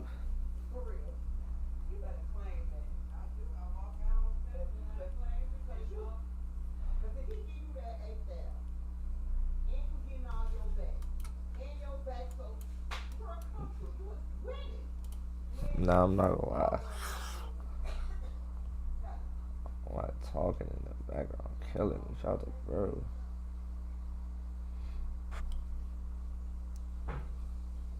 You saw what games I play? Shit. Damn near some of everything. I've been fucking with everything, bro. I love story games. Fortnite is a go-to for this, just easy shit that you could play and just talk while you play for. I love fucking with the guys. See, look, I got phone them in this bitch. I really like getting on Fortnite to fuck with the guys for, but other than that, nigga, any and everything. Recommend me a game, I might play that hoe for. I ain't even gonna front the move. I be looking for new things to play. I fuck with everything though. I ain't gonna lie, Ghosties, bro. You just took all day, cuz. Nah, that wasn't me, bro. I don't know what you're talking about. That wasn't me. What you on though, bro? How you feeling today, gang? Honestly, not good. Damn. That's the first time you came and said you weren't feeling good. What's wrong, bro? Talk to me. My girl's mad at me, but it's fine. Damn, what you do? Nothing, bro. Damn. You sure you ain't accidentally slip up and start asking her questions that we been asking? Oh. Yeah, alright, bro. All it take is one accidental moment and you telling her, babe, do Do people around you do incest and that shit gonna be over with, gang? Bro, I'm not asking her that shit. I'm sorry. I want you If to. If I did, she laugh. So. Right, she gonna laugh and it. See, that's the shit I'm talking about, bro. It's not funny. What? That's not a joke. Your girlfriend is probably cracking her cousin and you're laughing. Niggas be like, I'm not trolling, bro. I'm so serious. Oh my god. My nigga Ghosties is a... Luke. Luke what? What about Luke? You definitely messed your brain up about it. Bro, I ain't gonna lie, he did, bro. He scrambled me, bro. Hearing the words incest and yo bitch scrambled me, bro. Scrambled me, cuz. Nah, what's that? What's Judgment sequel and Lost Judgment, bro? I ain't never heard of that. This nigga recommended me 4 games? Fuck yeah. Nah, I'm not gonna lie. That guy's actually good. Or do you just suck, bro? I'm not gonna lie. Sometimes it's you. No, he fucking hit a Mongo classic. Bro, if I unplug my headset again, bro, I'm gonna lose it. Wallahi. Let's go eat. What the fuck? Nah, perfect time. This nigga laugh, bro. What you laughing at, bro? You laughing at this nigga's situation, bro? That's not funny. Bro, it's a nigga in my chat. He laughing at the fact that your girl might be an incest baby. Hold on, bro. Nah, I can't even focus, bro. That shit killing me. Yo, laugh at my pain is insane. Beat that nigga. Oh my god. Alright, come on, jump him. I missed. Good shit, cuz. Alright, see, look, that's how we do it. There you go. Alright. I might not have to add nobody and curse him out today. Hold on. I might not have to add nobody and curse him out today. You hear me? You said what? I had to go eat after this. Damn. Oh my god, bro. You gotta go eat off the jump. It's insane. It's diabolical. Come on now. Stop it. I'm gonna go right now so I can get back soon. Please.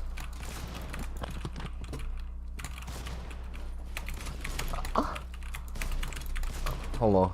Don't worry, chat. We win these. 2v1. We win these. 2v1. That's nothing.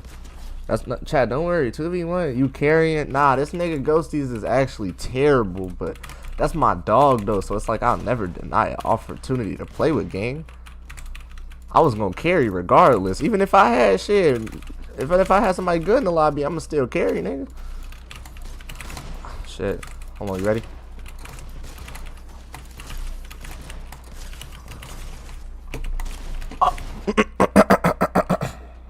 That should be tough. If I win this, Ghosty's gotta let me clap his mom, bro. I've been asking for weeks.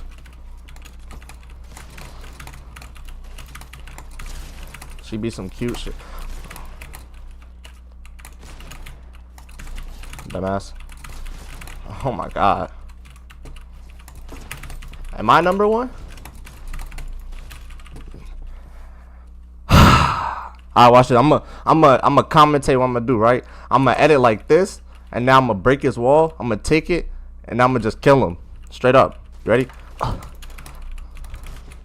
Told you. Hold on.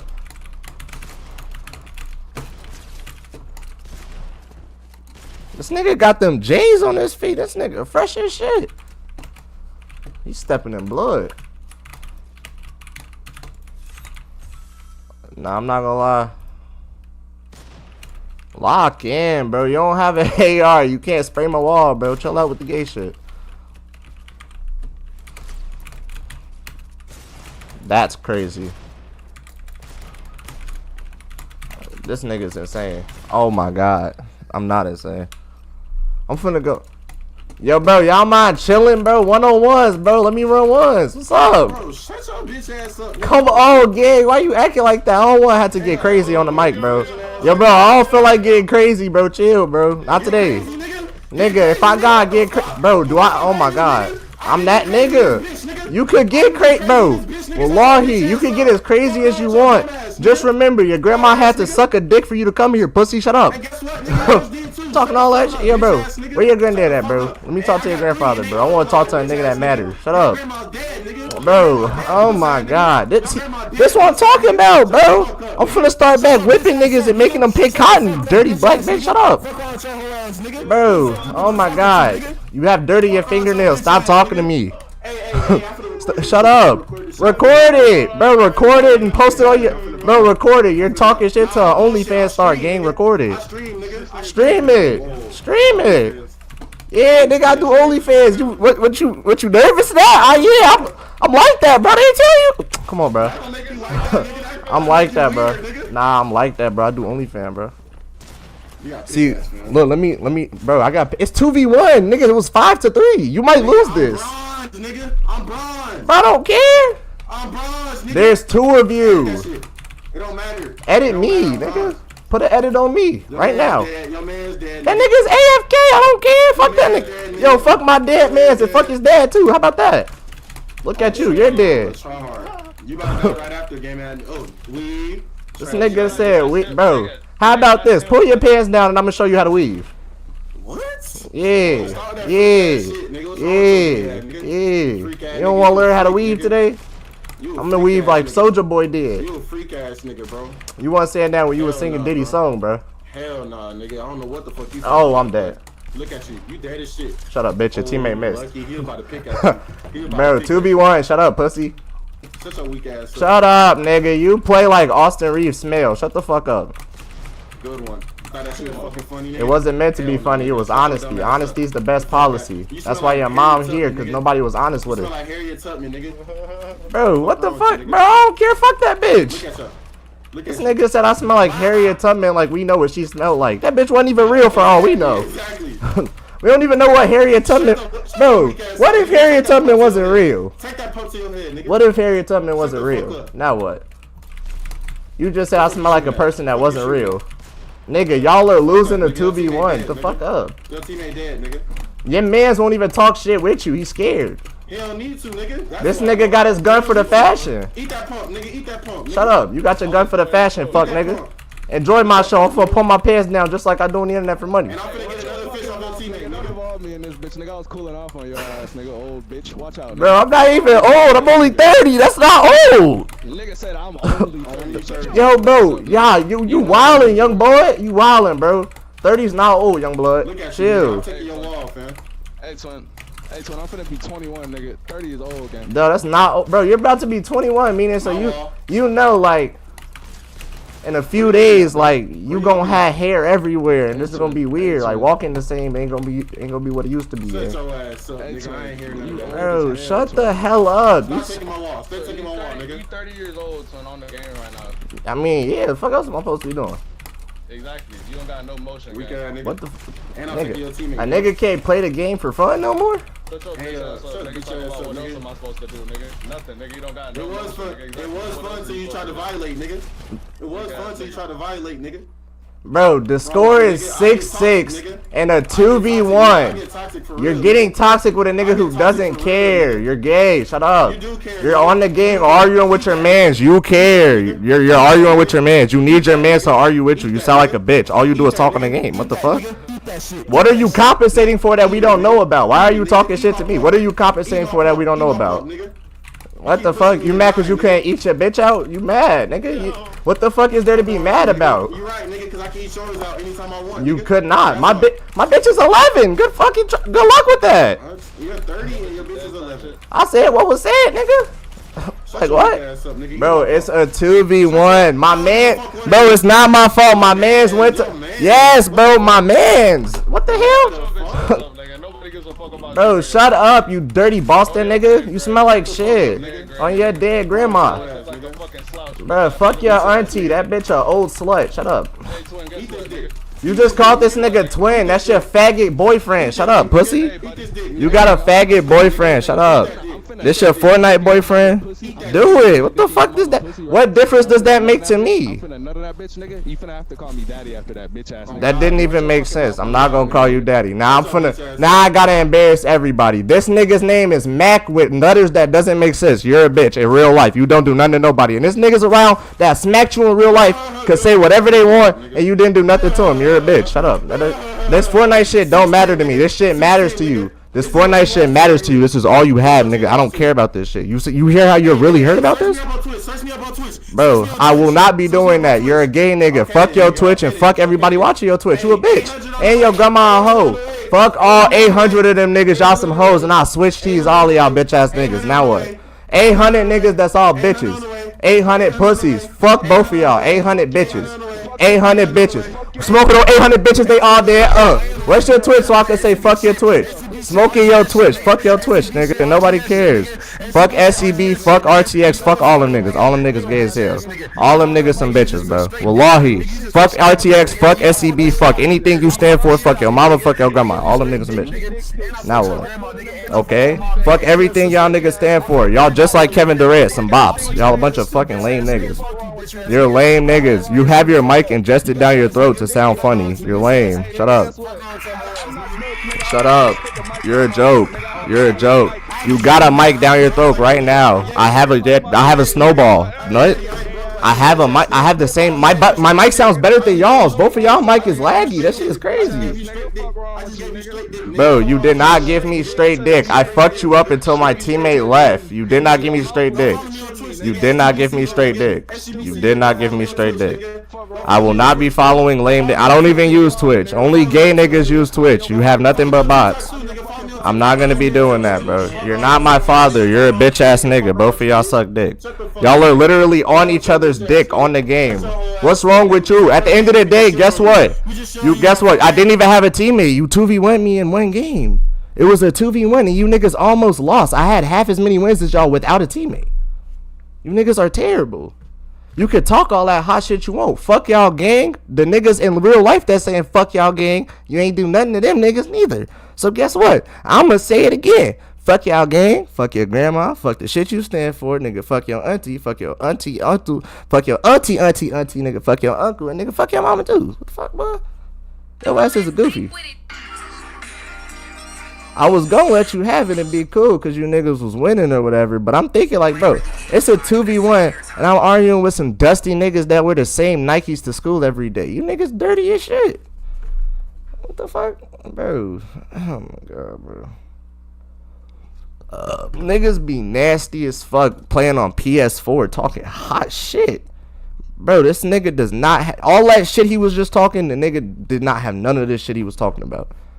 You could tell because nobody who has that shit just feels the need to say that. What are you compensating for? Who making you feel bad that you need to come say all that shit to me? I'm not finna scream today. I screamed yesterday. That shit just be for the funny. They're not being funny. That shit wasn't funny. Y'all ain't talking about shit. Niggas be so lame, bro. And it's okay. Because they be thinking that shit is going to blow their ass up and get them the clout that they want. They think that yelling and shit like the niggas they be seeing do. That shit is lame, bro. I'm going to just keep it 100. That shit lame, bro. You want to yell and scream like I show speed. You're a faggot, bro. They do that shit every day. I could tell. That's like that nigga is on TikTok live every day screaming.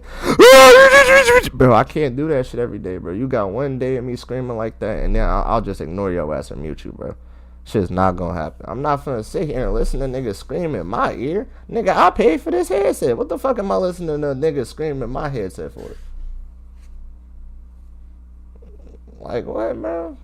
Nigga, get out of my ear. Bro, at the end of the day, bro, this nigga still gotta get up. What's today? Tuesday? This nigga gotta get up and go to school tomorrow, nigga.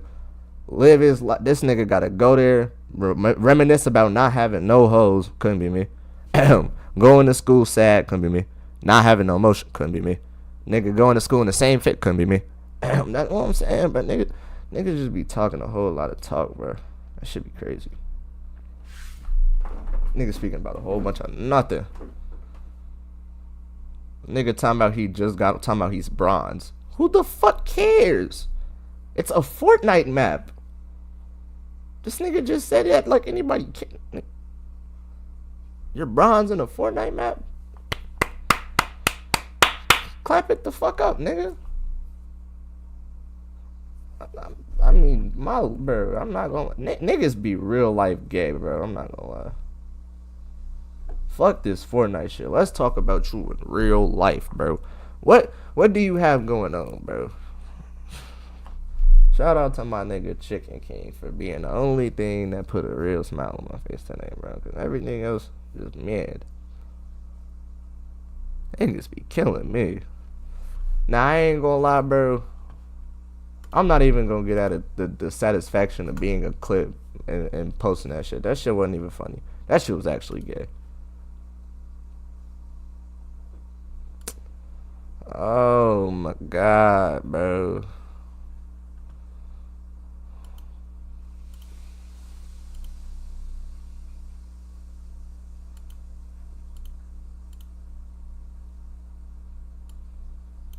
The hell was I safe about that? Oh, my nigga, see, look, YouTube just be dick sucking on the low. Should be crazy. Should be crazy. I ain't worried about it. That shit just blew me. That nigga did all that dick sucking just to go load into another 2v2 and do all that dick sucking over and over again 10,000 times. Nigga, you are lame as shit, bro.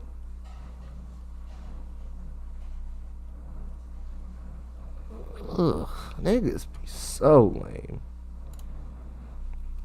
I'll give you your credit. I've heard all that shit 10,000 times before. That's not like, come on.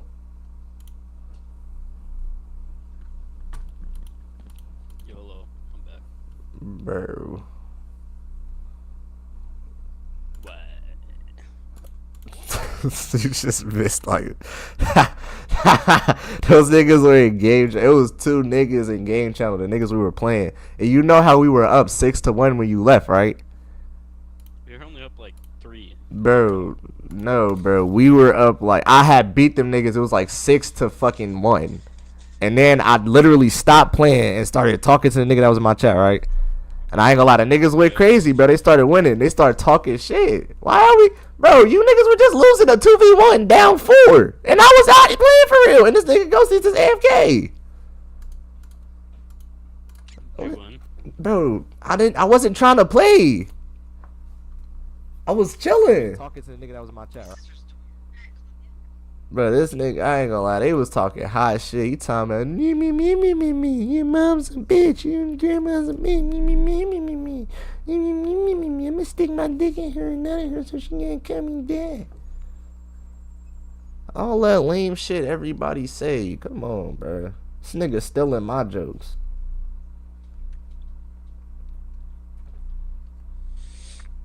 Niggas be stealing my jokes, bro. That shit be gay. What joke?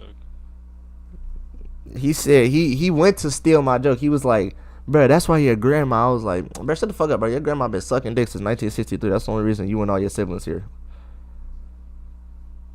He tried to steal my. Martin Luther King Jr. Man, fuck Martin Luther King Jr. The nigga said I smell like Harriet Tubman, bro. That bitch ain't even real.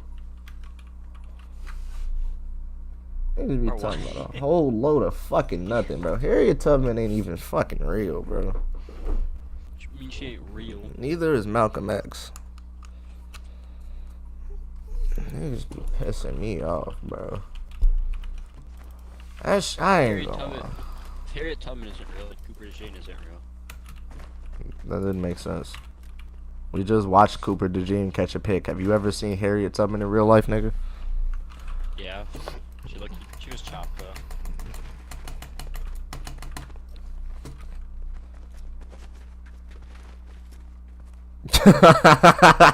Folks say, yo, Judgment in the sequel, Lost Judgment. What's that? Shout out to the nigga that was just in my chat, bro. That nigga was cool. See, look, bro, if I could get 100 niggas like that, we'd be cooking.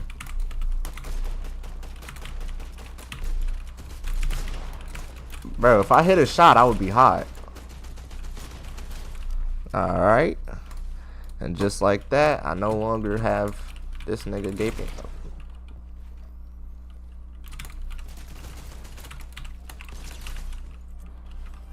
Ain't no gaping. That's what I'm saying, bro. Like, if I really wanted those niggas to lose that 2v1, I could have made that shit happen. I didn't care. My teammate went AFK mid-game, bro. I'm not really thinking about the game no more, nigga. It's 6, dude. Didn't hit him enough. I was trying to pickaxe his bitch ass. Shut him up. Nah, I'm saying, like, if I get niggas to recommend me games, that should be fun.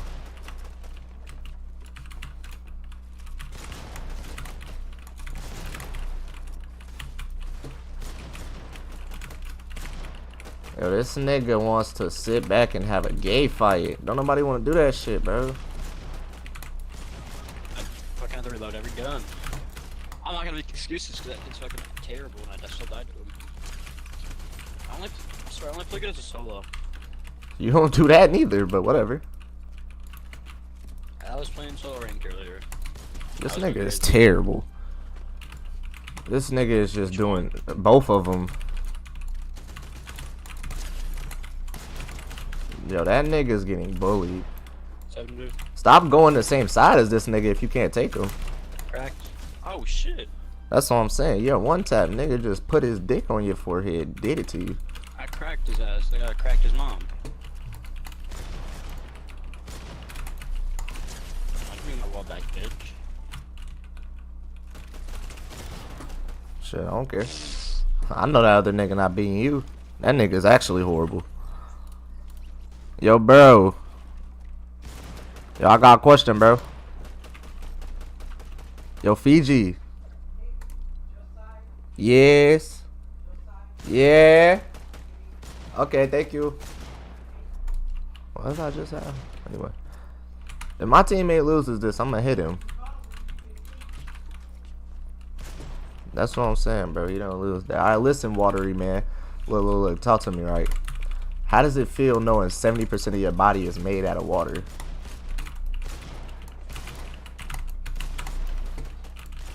That's what I'm saying. How does it feel knowing that 70% of your body is made out of your name? And this nigga is running up behind me. I don't really want to deal with him right now. Goddamn.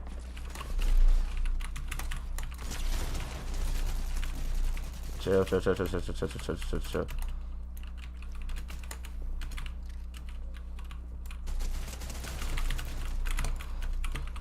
Bro, you could have a fish. That's not what I wanted, gang.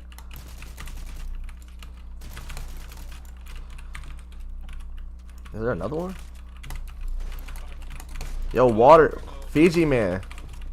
Why is Fiji not talking to me? What the hell is he doing? Yo, Fiji. Bro, I know you hear me. Bro, water boy. I know you hear me calling you water boy. Water boy. This nigga's the water boy. Stop shooting my teammate, water boy. You doing shit to me. I'm gonna call you Justin Herbert Jr. 120 on water boy. Oh my bro, water boy and this ugly teammate hit me at the same time, bro.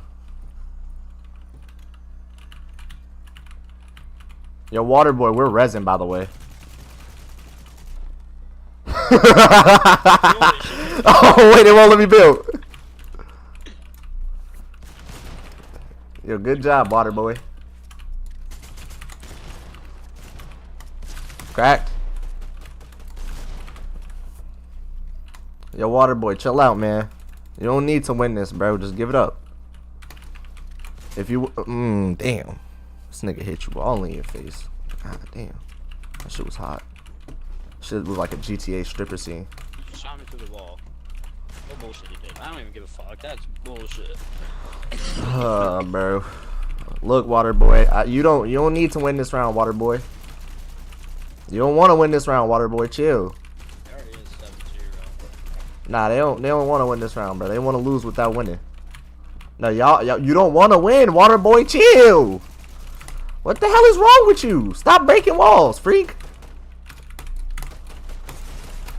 Oh shit. Water boy did. Water boy's cooking, right? Bro, come on. Oh wait, my teammate's loot. Oh, stop. 2 fish.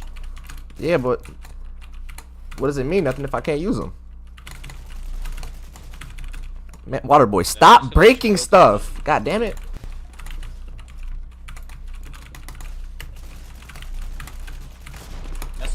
that's retard boy. Waterboy, chill! Oh my god, it did slide out! Come on, bro. I tried to slide out of his DMs. Like DDG every time something goes bad. Is it in yet? Dumbass. Stop it, Waterboy. You're not good at the game. You know that already, though. You're not good at the game, Waterboy. You know that already, though. I'm gonna hit that shit with my Fortnite character. Come on. How much I health? forgot he cracked me. I don't know. I have like 90 or 60. I want all the fishies, and then I'm gonna leave this nigga It alone. matters. Yo, Waterboy, if you turn your mic on and tell me what color your hair is, I won't kill your teammate. Cause I just know you're a ginger. Or you're blonde like Ghosty's nasty ass.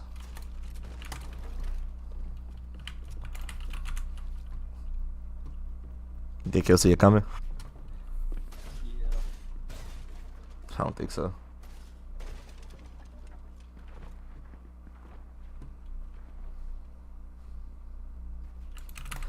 Oh my god. If I lose to him, I'll give you a kiss.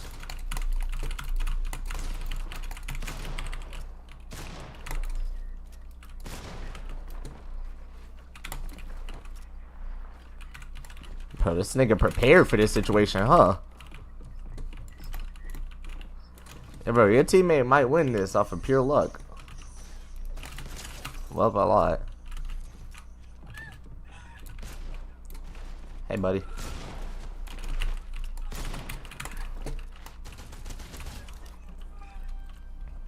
I tried. Let me take Fiji. Ow. Okay. Fiji, I'm not gonna lie, you're playing like a faggot game. Just kind of pissing me off. I said, let me fight Fiji, faggot. Already cracked him. He didn't stand a chance, Gangle. You kill Fiji and pickaxe the other one.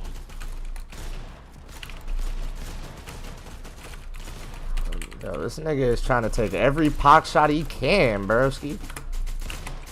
Is he? Oh! 100.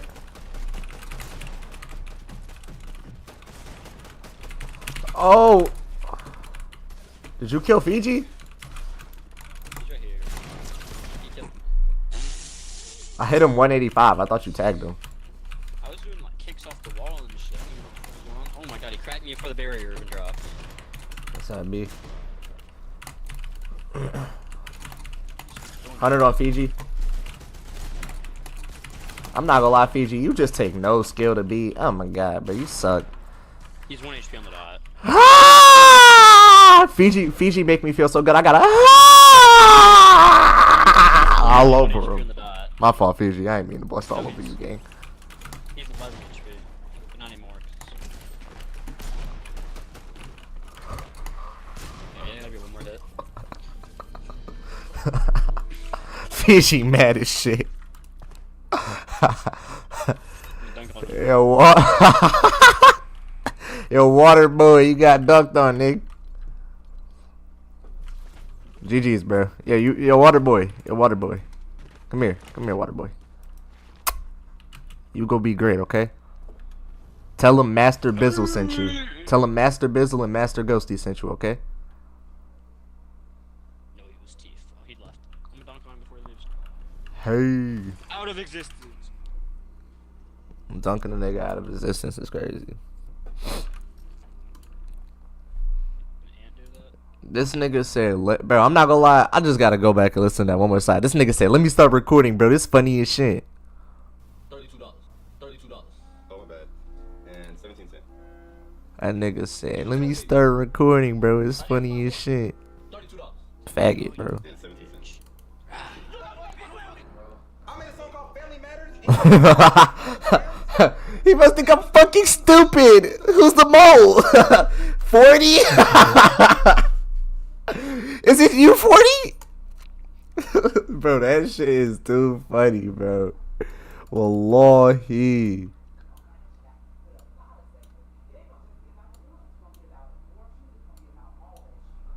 Oh my god, bro. Shout out to bro. Alright. I mean, seriously, who the fuck is the mole? I ain't gonna lie, the game I was playing before I got on Fortnite was mad interesting, bro.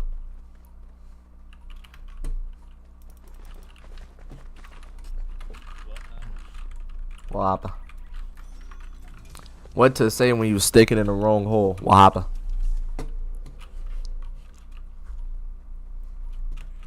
What?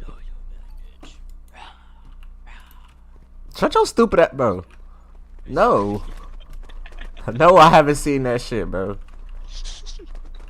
If I was a bad bitch, I would want to fuck me too. You think these niggas will be any good?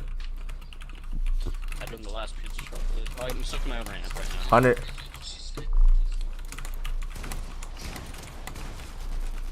This nigga is so low. This nigga is decent. Alright.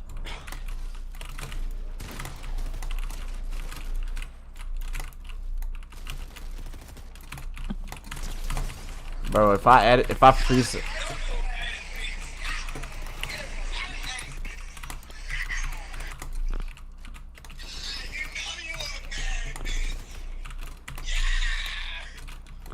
Who the fuck is that?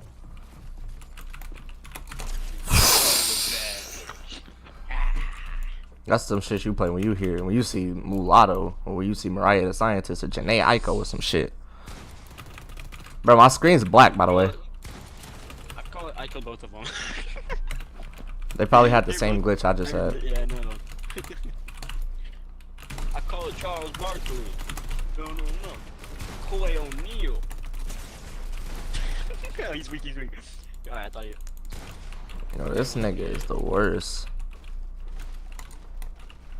I call it Charles Barkley. No. Koi O'Neal. Bullshit. Oh my god. Bullshit. Bro, I'm not gonna lie. Bro, sometimes when I be fighting niggas, they be giving them bullshit. 40? 40? Bro, 40 twice is absurd.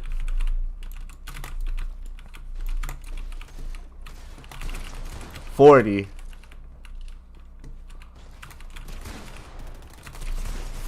again, bro. I'm like, bro, can we quit with the 40 shit? He's averaging 40. Nah, I'm not Shea Gilgeous-Alexander, bro. That was James Harden. Nigga, is Shea Gilgeous-Alexander not averaging 40 though? I don't know. Probably not. Very fucking close, bro. Awfully close. Jokic is averaging a triple-double. That's not that surprising. Bro, oh my god. Lucky ass one pump.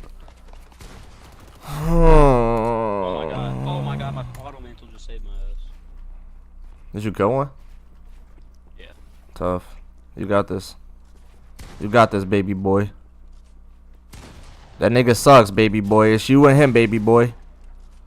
What would Bizzle do? That's what Bizzle would do! Alright, that's not what Bizzle would do. I have to reload every gun. Alright, spray. Now, yeah, do what Bizzle would do. Now, hold. Wait for one pump. Wait for one pump. Oh my god. You're wildin'. I'll call it Charles Barkley. No. 190. That.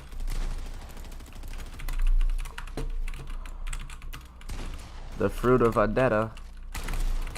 This nigga screaming, I'm a redder. Like Chucky, I'm fed up. The shoes they lace, the ties they place. The woman that lays between my legs, she's sucking with Greg. Greg is the name of the nigga who sells me my drugs. It's too late, I swear, my niggas they dare. I hop to her and hop to her, no to a tug of Iloa, I'm there. He's one tap. On your left, one tap. Behind, coming up left, yep. Nice, what I say. Behind you. One more. This guy's just good at editing. No, he's not. The nigga just does the most. That shit's gay and irritating. I hate niggas that do too much, bro. All that fancy shit gay. Stop. I could do that shit. I swear. Yo, I'm getting jumped. Can't go. Niggas touch me. Motherfucker. Killed one of them. I gotta jump like shit. My fault. My fault. Alright, I'm tweaking. My fault. Missed. Missed twice. This kid's falling off. I thought you were good, bro. Nah, I'm not gonna lie. I'm falling off, Gangle. 170 again. Bad. No, you're a bad bitch. Rah. This nigga Ghosty's so gay. 130. This nigga trying to do something nasty.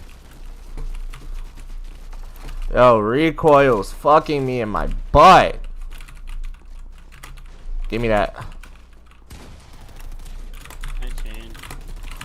Okay. 40? He's one tap. Bro, why the fuck do I keep dying? Shit is freaky, right?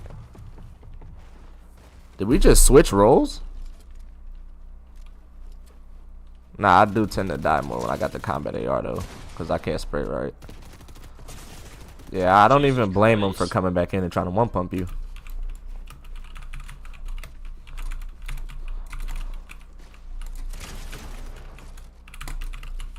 He's like tagged 100 up here. Damn, you killed the other one? Yeah, you're doing that nigga the worst way. Oh, so he just cooked me. He didn't cook me, he just hit me for a lot of time. One tap on this guy. 60. I'm right here with you. We just shit. I missed. Oh! Fuck out my face, nigga. You have one more. The usual. Behind you. I missed! Amu Muhammad. Fuck. Oh, hell no, he's just doing too much now, bro. Oh, hell no! One pump. Oh my god. Reload. You good. He was one pumpable. I had to reload. You good, twin. It's all good, twin. Working on the weekends like usual. Way off in the deep end like usual. Niggas say they passed us, they doing too much. I haven't done my taxes, I'm too turned up. Oh my god, heard he got a panic on my wrist, so what? Niggas caught me slipping, what's okay, so what? What? Yeah, I ain't gonna lie, that was just too perfect of a time to be singing that shit too. When I one pump both of them niggas, that was so nasty. Bitch, this is fame, not clout. I don't even know what that's about, man. Watch your mouth. Fuck this Drake, bro. Drake, I ain't gonna lie. Drake is the GOAT, bro. Daddy's the GOAT, bro. Daddy's for sure the GOAT.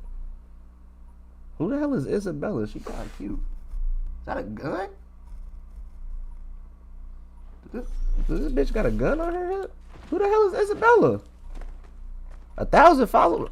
Hold on. This white bitch kind of bad. I eat her ass. You know you a bad bitch. You know you a bad bitch. Ah. Bizzle hit him with a scream. Ah! Ghosties, hit him with a scream. I can't edit. Ghosties, hit him with a scream. He's tagged 100. Ow. I can't edit. Cracked. 70 white. You know you a bad bitch. Now Loki's same.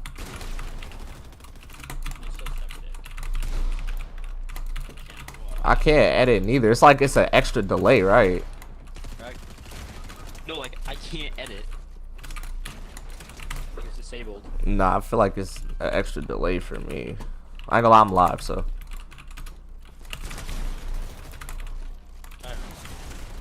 That. I hit him like 60 maybe. That's cool. I have a one pump. All I need to do is hit him once. He has fuck. Simple other one, I think.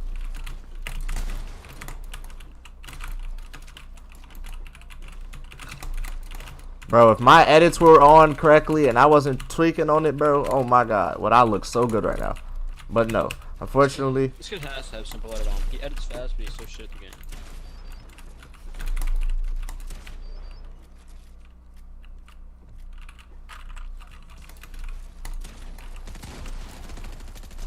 This nigga is terrible. Ah! Oh my god, and 190. Roar! Roar! Fucking lima beans. I just put a lima bean in this nigga mouth.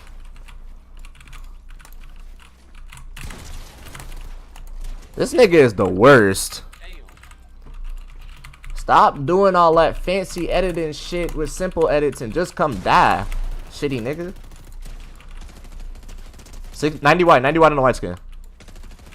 Yeah, they're both on left.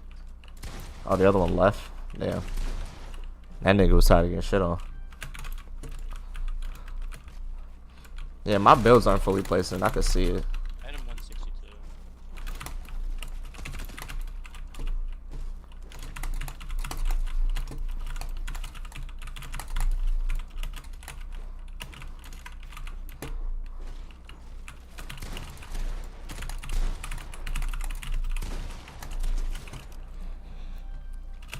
Just leave already, bro. You ass. Not facts. Take your L like a man, bro.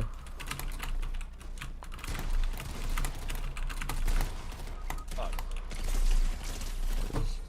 The fact that I missed that shot was crazy.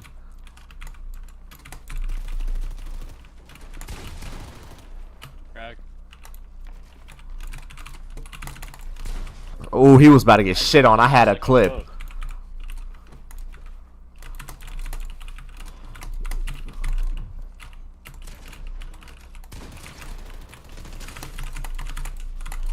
Bro, the simple is going crazy right now. No, literally. Just spamming it. This nigga is scamming at being good at Fortnite. This nigga got simple edits like shit. Even he thought my shit placed. Like, what? Through the lag, nigga? Come on. Nah, no way you're beating a lag. No way you're not getting beat by the laggy, nigga. What? The laggy, nigga? The laggy, nigga? Come on. I did the laggy on him.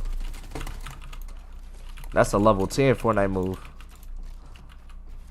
What is he doing? I think he's using us to practice. What the retard tournament? I just realized I can't add it again. Retard tournament? Nigga think he's so clever. I missed. Nah, I'm not gonna lie. My shit is running the smooth 90 ping game. He couldn't even do it. My grandma made 119. pork chops. Hold on, I'm finna go get a pork chop with some ranch and then smear it all over my face. Yeah, it's got like a lot, man. Nah, you could just ready up, bro. My kitchen's right here. Unlike you, I don't gotta go sit there for 10 minutes and gossip about what my sister did. I don't have a sister. Cap.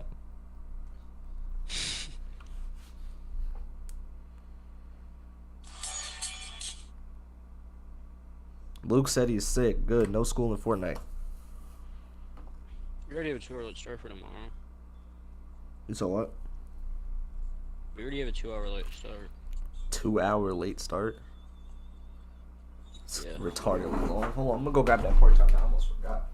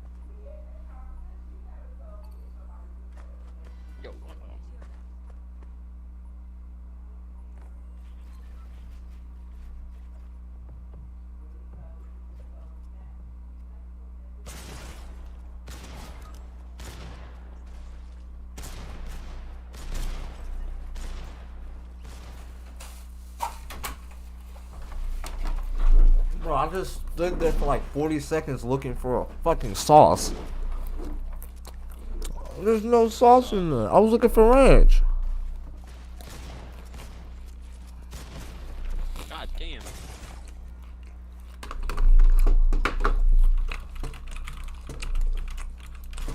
Are these niggas any good? I can't ask you. You suck. Exactly. The answer is no. These niggas are terrible. I just hit that nigga 128 while trolling. And they're fighting together. Behind you. Yeah, I can't shoot with the shotgun. Pretty sure I broke that, but... See, now I'm low.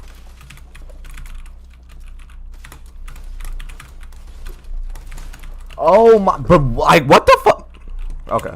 Alright, I'm finishing on these niggas. They're pissing me off.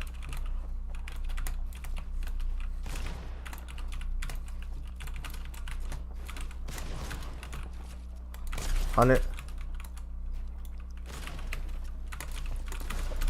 I can take this. Why is that Yo, what the theirs? fuck? Like, bro, I'm not gonna lie. What the fuck is an understatement? These niggas are getting the weirdest of shit. This kid's movement is weird as shit. I didn't 40 letters, but he's...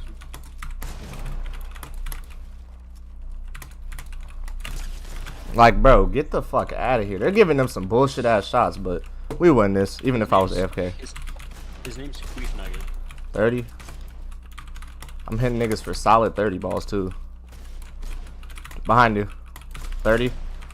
30 ball. 30 ball. Every time I'm hitting a nigga for 30.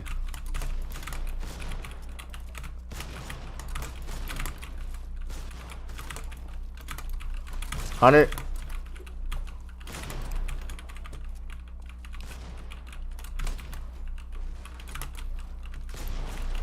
I can't shit with the shotgun, bro. It's pissing me off. On me. 100. I thought this nigga was one pump for sure. How? Oh my god, niggas be living through bullshit. That's crazy. Okay. Nah, I'm getting my shots. This is just crazy.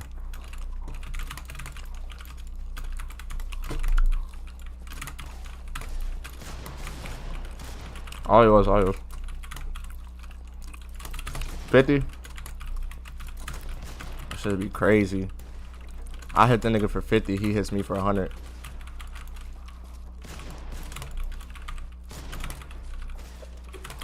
Ghosties, where the hell are you?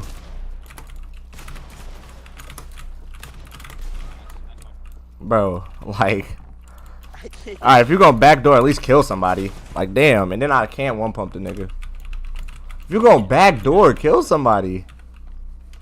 I haven't hit a direct hit yet. It's fucking... I hate this shit. Nah, I ain't gonna lie. This shotgun is horrible, but... No excuses. We gotta win. 100. This shit is the worst. No, I'm not gonna lie. I'm starting to see what you're talking about. This shit is the worst. Stop doing shit like that. Why are you sitting underneath his stairs shooting at him? That shit's dumb. Like, what the fuck is that angle? This nigga shooting at with... Like, bro, look at what my teammates do. What the fuck? Nah, I'm 200 ping. That's crazy. Bro, oh my god. It just looks bad. Niggas was up 4-0 when I came in. It just looks bad. I was AFK to start. Let's not do that, bro. If I pick loadout, all I'm saying is this shit doesn't go this way. If I pick loadout, this shit doesn't go this way. That's all I'm saying. 30? Bro, if I pick loadout, this shit doesn't go this way. That's all I'm saying. 100, no reset. If I pick loadout, this doesn't go this way. That's all I'm saying. How do you always end up on the side with the better one? Oh, He shot a shotgun twice before I shot it once. What the fuck? they chose a glitchy shotgun. That's what I'm saying. If I had picked, if I was here earlier, this wouldn't have happened like this. Like, are you seeing the damage I'm hitting for though?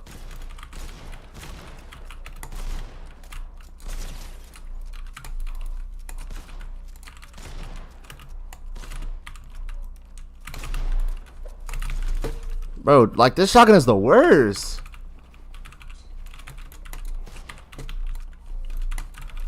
That shit is frying me. Oh my god, it's frying me because nobody can hit shots with this terrible ass shotgun either. 100.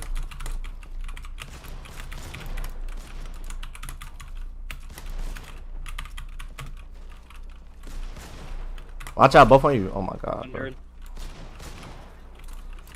Yeah, the floor under me. Right, but they both hit shots on weird corners like that? Right. Why is this theirs?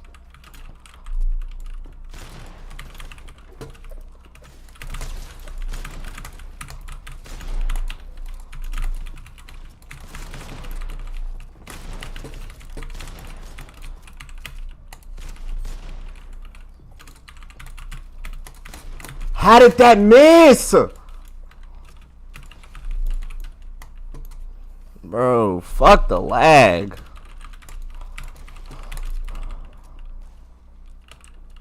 Like, do we see how niggas get to playing when it's just me and them alive?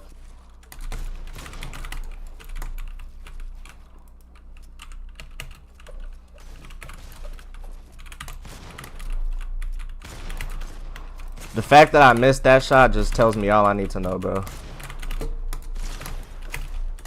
This nigga's the worst. No fucking way.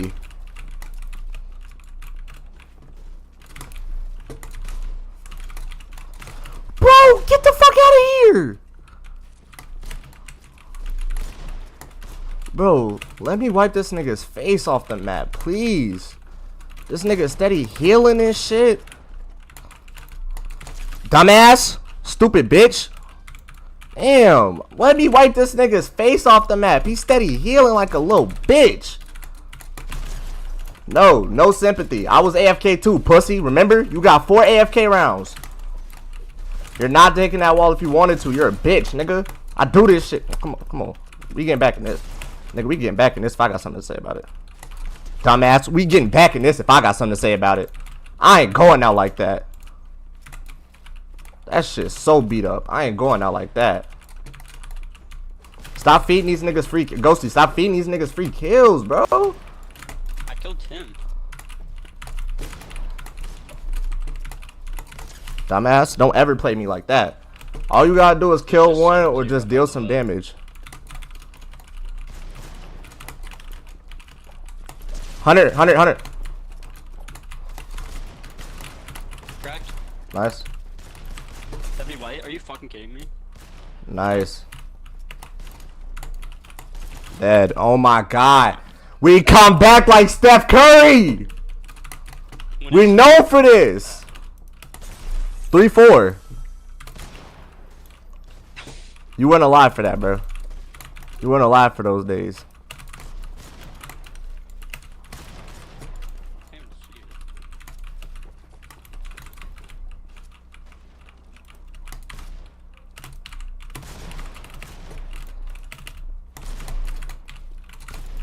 This is like shooting no other shotgun, bro. On me, 60. The fact that I didn't just hit him 100. 100. On me. Black skin. Dumbass. Behind you, stupid. Look both ways for you cross the street.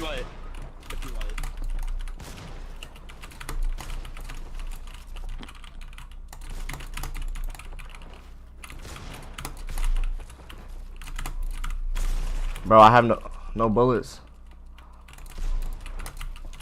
Dumbass, you're a fucking retard, nigga. On that. On that. On that. He's typing. W. Shut up, bitch. Don't type at me. Don't type at me. Don't type at me. We don't send no types.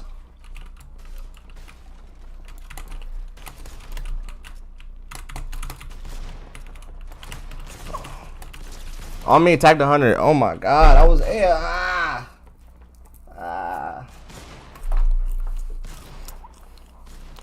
Oh my god. Come on, Ghosties. Come on, Ghosties. Clutch up. Oh my God, Ghosties! Bad bitch. You really bad. You know you a bad bitch. Ah, Ghosties!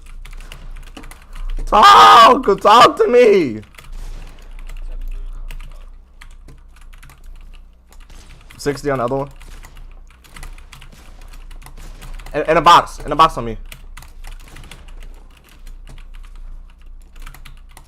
100.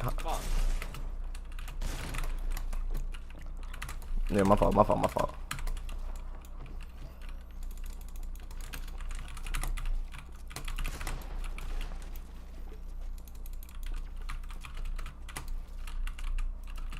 We gotta play this smart. You don't have no health.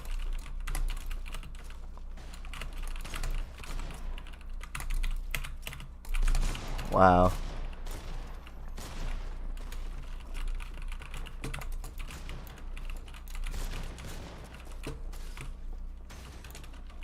Other one behind you.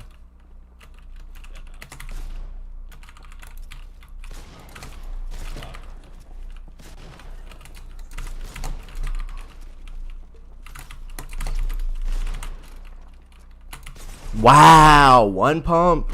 Bullshit. Come on, we almost secured the comeback, nigga. You still can. 100. Watch out, he's peeking right there.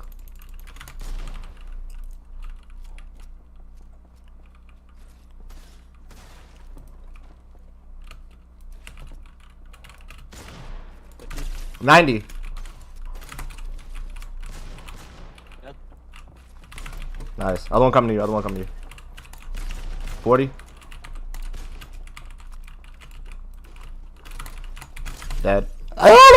Come on. Almost there. Two more, Alex.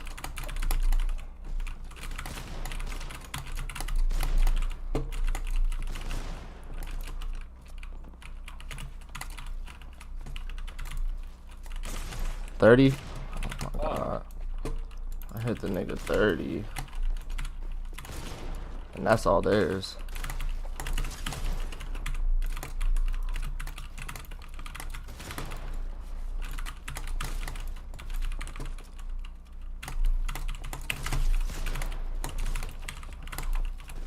No way, I don't have a bullet.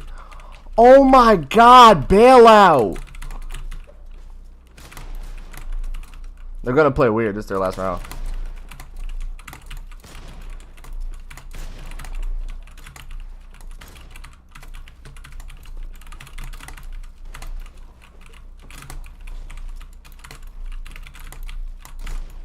Wow, what a fucking bailout miss. Watch out on our left, 70 cracked. That's open, yeah. That's it. Behind you, yeah.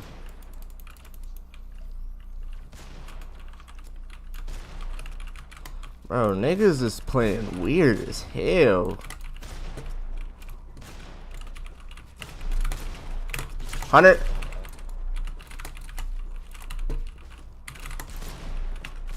$100 on the black skin.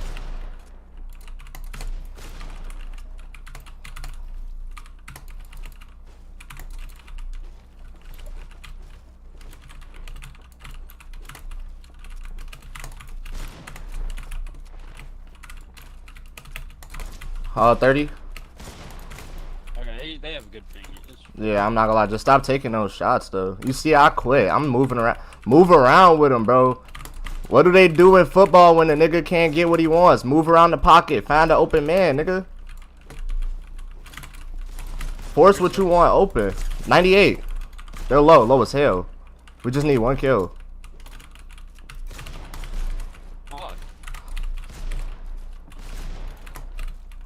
This is all ours, though.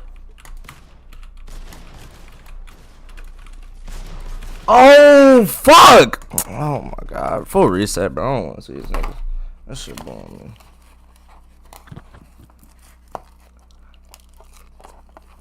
My fault.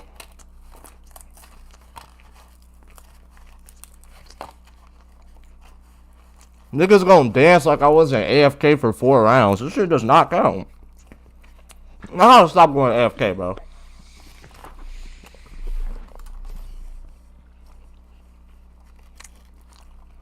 That's me again, go. I gotta stop going AFK.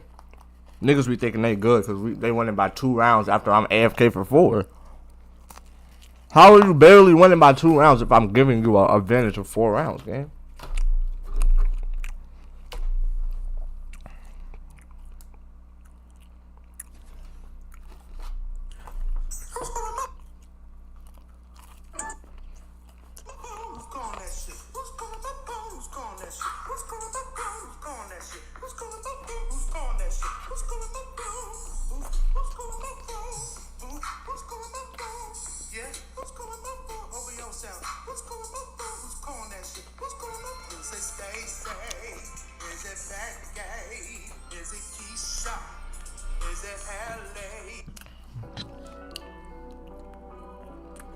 What the hell?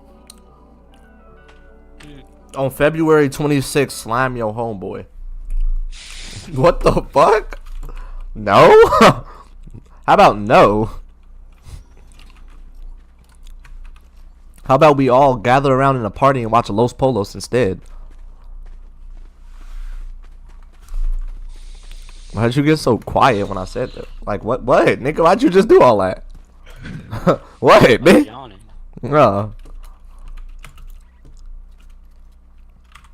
I'm saying, don't make me get touchy-feely with you, nigga. What the fuck the function? My girl's back now, so I have to worry about that too.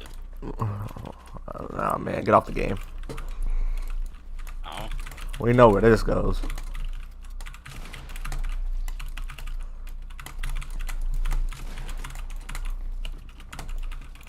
Where I feel right now, you need to be right next to me, 100. 200.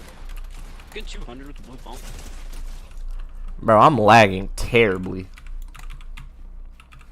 Full 40. I got a full 40 ping. Yo, I got niggas looking like they hitting nasty combos against me, Gangle.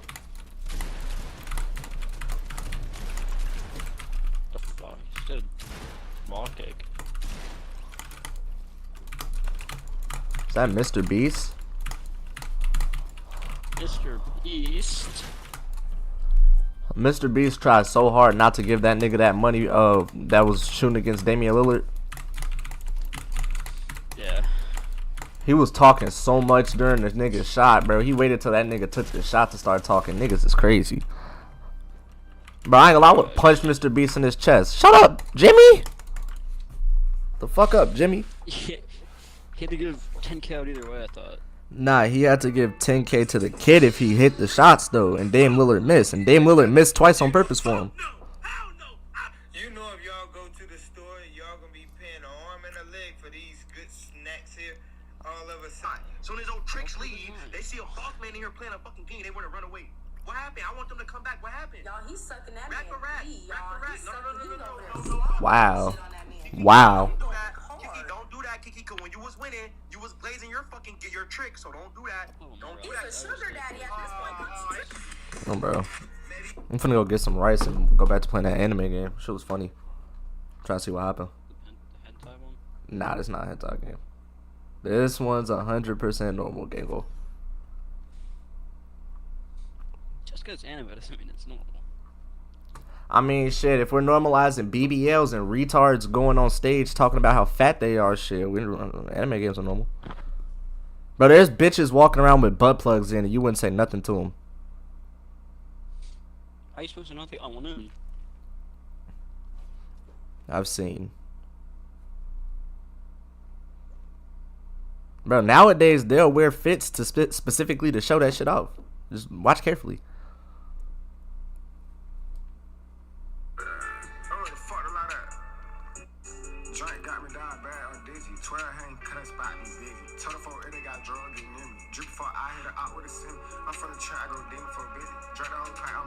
This shit hard. This nigga eating this shit.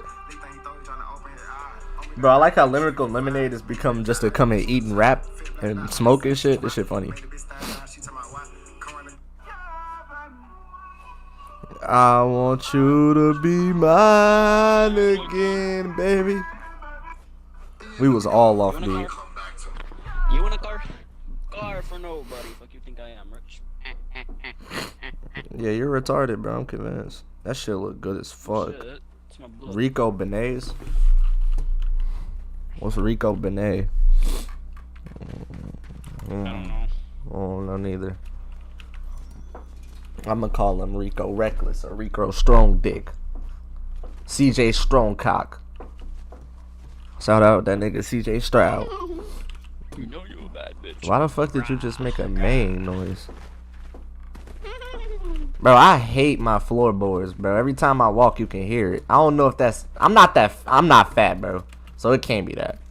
I'm not that big. Nah.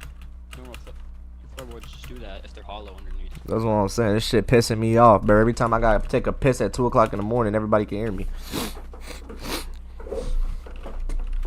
Rematch bonus.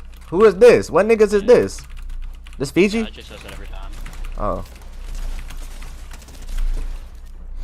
RNG Jaden. Yeah, fuck this nigga. I'll fuck his grandma. And her tight little old asshole. Well, it might not be tight no more. It's definitely loose. I was gonna say. Her loose old These ass. are terrible. I know. Oh my god, I sucked though. It don't matter. It's only shots. I missed! He's one tap! You Oh. died at his ass. He was one tap. Nigga, I was grabbing a booger on my nose.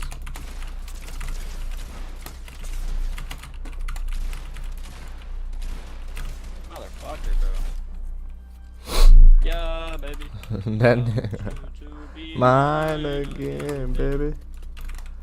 Chad, I'm not gonna lie. It's bad, bro. Niggas come... If we lose to niggas, it's because I'm AFK, bro. We have not lost to some niggas straight up yet. I'm just saying. You were AFK 1 round. I was AFK for 3 rounds, cap. Still almost getting back, though. That's what I'm saying, bro. I won 7 straight.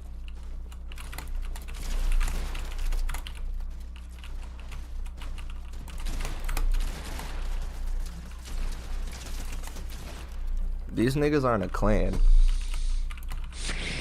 RNG. Hell no.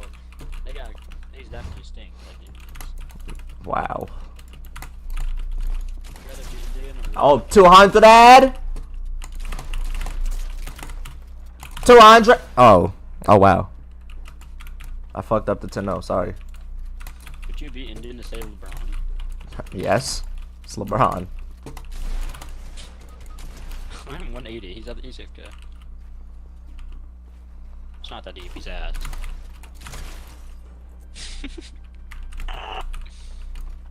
I want to see LeBron James bend it over and make it clap. I call it Charles Barkley. No. Shaquille O'Neal. Fucking fuck me. I tried to pickaxe him. Wait, what? Hey, bitch. Don't be saying okay when I say fuck me, nigga. Chill. It's black. I can't see nothing. Nah, I can't see. He's blue battled me. I'm weak as shit though. Where is he? On me. Nah, like try to guide me, nigga. Pretend like I'm I blind. can't. I am locked in a box right now. I think I'm locked in the box too. I can't see. Use your It's spidey- black. Use your spidey senses. My spidey senses. You revive. Am I outside? I can't build. Nah, I really can't see nothing. My screen's completely back. It's a glitch. I don't know why, but I can't see nothing still. Yeah, no. Oh. Help, Gango. Where is he? Fuck!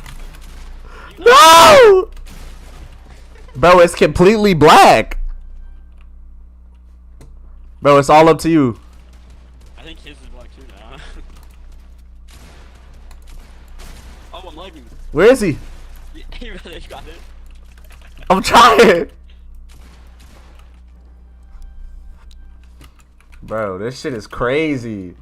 It's like playing Fortnite but high off meth. Alright, get there.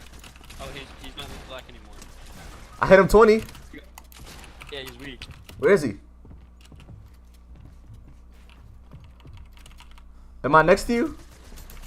Yeah, you are. You're vibing. You're vibing. He's free. Fuck! Where is he? Bro, how is his not black no more? I don't know.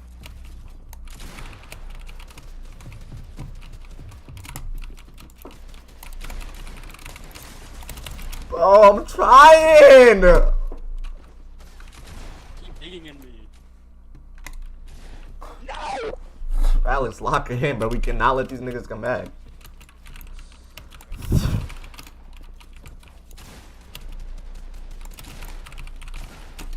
Nice. One more, Alex.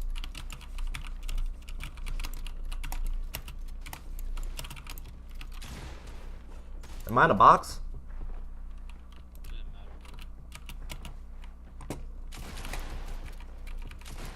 I'm trying to hit him at least. Bro, it's still black. Alright, okay, well, let me know. Bro, that was crazy. My shit went black to end the fucking... Don't keep digging in me. Don't keep digging in me. Don't keep digging in me. What the fuck the function? The way I feel right now. Probably like you should be next to me. Alright, but back to Kata what Josh showed you. Back to Kata what Josh showed you, chat. Back to Kata what Josh showed you. Alright, bro. We back on this motherfucking game. Nigga, Kata what showed you. We just met Yuko. We with Snow White with red hair. Shout out to bro. Snow White with blonde hair. For a second, she visibly attempts to engrave the name of her mind so she won't forget it. Yuko often arranges to import foreign book. Lily, that's her name, yeah. In Braille for me. Would you like to tell Hisayo a little something about the library? Lily's innocent suggestion is met as with an expression of abject terror. Please, Lily, I don't know what he could be interested in. This is too much responsibility. How's it any responsibility at all? I don't get, but her objection is so sincere. I don't doubt that for a second that she would rather disembowel herself on the spot than tell me where the light novels are. But, so there are a lot of books in Braille here. I attempt to save the day by asking the first thing that pops in my head, and it seems to work at least partially, as Yuko seems to not exactly relax, but at least look less tense. Well, I think about a third of a fourth or... I think about a third or a fourth of I said it right the first time! Yamaku's library is either in Braille or audio. Makes sense given all the blind students that be here. If it's only that, how come this library is so big in this place? Well, we got a lot of new books regularly because the library is adequately endowed. That's probably why.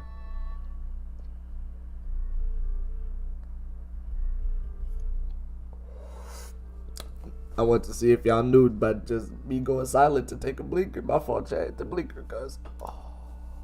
It's so troublesome and they weigh so much. I wish I could quit this job. Damn. A very awkward silence follows this revelation of too much information. I'll go check the aisles then if you don't mind. Very well. Meanwhile, you go. I will head for those books if that's alright with you. Damn, she said she hate her job. Nigga, who doesn't? Ambling down the narrow aisles, I study the spines of the books. Yeah, I'm not about to read out my inner monologue and shit like that. Oh, hey, look. It's the dark-haired girl from my class, the one who snuck out of classroom earlier. She's reading a book, keeping it close to her face, which makes her look like she's really into it. From the way she's acting today, I had pegged her as more of a delinquent than a bookworm. In fact, her mysterious disappearance from class raises all sorts of whys in my head. Everybody here is disabled, and you're just labeling people. Let's not do that in a school full of people who are disabled and have different type of... Nigga, you can't bro. Chill, bro. This nigga tripping. We're in a school where you probably need to be the least biased and the most open and not label people. Lock in, bro. Intrigue floats slowly but surely towards the surface. And before I know it, I'm walking towards some serious long-haired girl. Oh, God. I guess there's no harm in introducing myself as I see with anyone else here. She's a classmate after all. Walking over to her, another beanbag, I take a seat and lay my books beside it. The girl starts looking scarily up at me from beneath her fridge. This is the first time I've seen her this close. Underneath her long, dense bangs, I could see a part of her face, at least a third, if not a half. It's pretty badly scarred. My eyes are immediately drawn to the scar, subconsciously peeking past her hair until they meet her eyes. For a second, I shocked and divert my eyes to the book in her hands before realizing that looking away probably only makes it worse. It takes me too many seconds to collect myself and remember what I walked up to her for. Hi, I'm new here. Hisako Nakai. We're in the same class. I'm sorry, I didn't mean to startle you. Hi, I'm new here. Hisako Nakai. We're in the same class. I just transferred here the other day. Maybe you don't remember. I did a self-reduction too. The girl still doesn't say a word, but simply stares at me wide-eyed.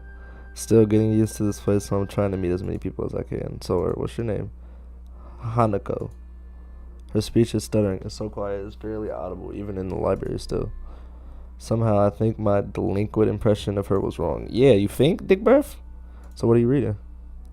She gently tips the book backwards so that I can read the title at the same time, hiding her face behind it. She's pretty. She must have noticed me staring before. Love of Pie. I've never heard of it before. What's it about? A boy and a tiger. On a boat. I could see this taking some time. This sounds interesting. Is it any good? She nods from behind the book but stays silent. She looks kind of tense a bit. Yuko earlier, but in a different way. More like petrified with terror, I'd say. So the mystery delinquent girl turned out to be anything but, and she is quivering in the way that makes it look like she is morally afraid of me. The only way out of this, as far as I can see, is to get a normal conversation going. Is it a library book? I'm looking for new ones to read, but there's just so many. No, it's mine. Oh, so do you come here often? A huge blood spreads around Hanako's face, her eyes wide and far larger than I thought it was possible to. Uh-oh, did she interpret my lame attempt at small talk as a feeble attempt to pick her up? I mean, I didn't mean it like that. I've gotta do something. I've gotta go do something. Without warning, I gotta go take stuff and running towards the counter. Her hair like take off off guard. I don't manage to go after her until she's a good head start. She is nowhere to be seen. Oh my god, bro. Oh, Jesus Christ. Shout out to anime librarians. Lily and Yuko are happily chatting away, knowing that I won't be able to catch Hanako myself. I approach the girls. Hey, did you notice a girl run past here? Maybe. What does she look like? Long, dark hair, kind of shy. She had, some scars on her face. You wouldn't be talking about Hanako, would you? Yeah, that's her. I saw her reading and I tried to talk to her, but I think I scared her off or something. Oh dear, Yuko, would you excuse me? I had better try and find her. Sure, I'll just hold on to these until you come back. What's going on? I'm sorry, but I'll have to explain some other time. Right, I'll see you later then. Lily hastily grabs her cane and hurries out the library, leaving me alone with Yuko. I don't think I'll ever get the hang of this place. Did I do something wrong? What did you do? Nothing. I just talked to her, tried to get to know her, didn't even manage to get started. Yuko's eyes look awfully bothered, even more than that she did before. I guess you weren't wrong so much as tactless. Tactless? What? That girl is a bit of a special case. It's like she never really talks to anyone. Isn't that a bit strange? I wonder how. It's just how she is, I think. Yuko doesn't sound all that convincing. Then again, maybe this is just the norm around here. Everyone has their own problems, or else they wouldn't be here. Right. Perhaps I was being a little tactless after all. But how should I deal with these people? Forcing myself to act overly casually only makes me feel phony. Like I was supposed to be ignoring the elephant in the room. Yuko fidgets, looking like she wants to say something, but she resists. I think it's an elephant only if you feel that way. I guess she doesn't have a good sense of self-restraint. It makes me smile, and she blushes heavily. What, did that sound stupid? No, it sounded really wise. I guess you're right. It's more about me than anyone else. Neither of us had anything to do, so Yuko fills the silence by shuffling some papers around. People who have papers on their desk really like doing that. Did you find any books? I should be closing soon. The library should be closing soon. I have to do it. I hope that's not too inconvenient for you. Oh yeah, I want some books, but I left them over there because I'll just go get them. I fetched my sack of books from the beanside type shit. You read a lot, don't you? I surprised myself. I surprised myself with that too, honestly. At least when I really think about it. Did I get one of the books that she was reading? I should go get one. Type shit. I see. But she doesn't say anything else. She just checks out the books for me. I guess this is what they call tact. Holding the library books, I crawl from my pocket to the door. A sudden sound from beyond startles me. Who is it? Virgin Man? What's good, Virgin Man? I turn around and see Virgin Man is talking to me. He seems to be in a friendly mood, although the light glinting off his glasses in the dark gives him a sinister look. It's just me. This makes him pause and lick his lips nervously. The fuck? Who is me? I don't know. Anyone called me. Are you some new guy again?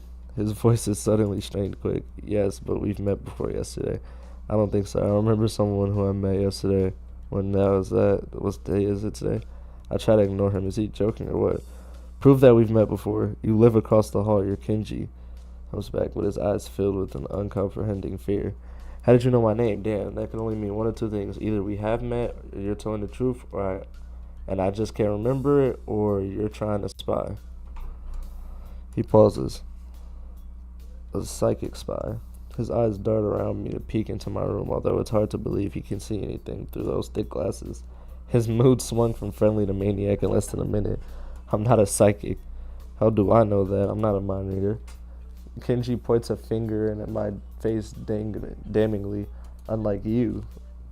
Stop that, man. We met yesterday. What's wrong with you? I live in this room. Lies. If you think you can pass as he sale because I'm legally blind, you are sorely mistaken. You don't even look like him. I mean, the resemblance is real slim, maybe at a distance. But who do you think you're kidding? I want to grab him by the shoulders and shake him. Exasperated, I rub my eyes and let out a heavy sigh. Stay there. Kenji comes close to the camera. I stay still, lest he assault me physically, although I doubt he could do much damage even if he did. Oh wait, I see it now. Damn, it really is you. Sighing again, and once again, for good measure, I step backwards just in case. What's up, man? You don't look too good. I think something's wrong. I don't know. Just had something stupid happen to me. A few stupid things, actually. Even if you discount this one, I can't proper touch on other people here, and I have no idea if it's because of me or it's because of them. I don't know why I'm telling it to Kenji. It's not like we've had any contact either. That's rough, dude. Yeah, I'm sorry about calling you a psychic spy and all, but you can never be too careful. It's the reality. This nigga is so weird, bro. What's wrong with this nigga, bro? What the hell? I'm slowly starting to think Kenji is necessarily living in the same reality as the rest of us. No, literally. You see?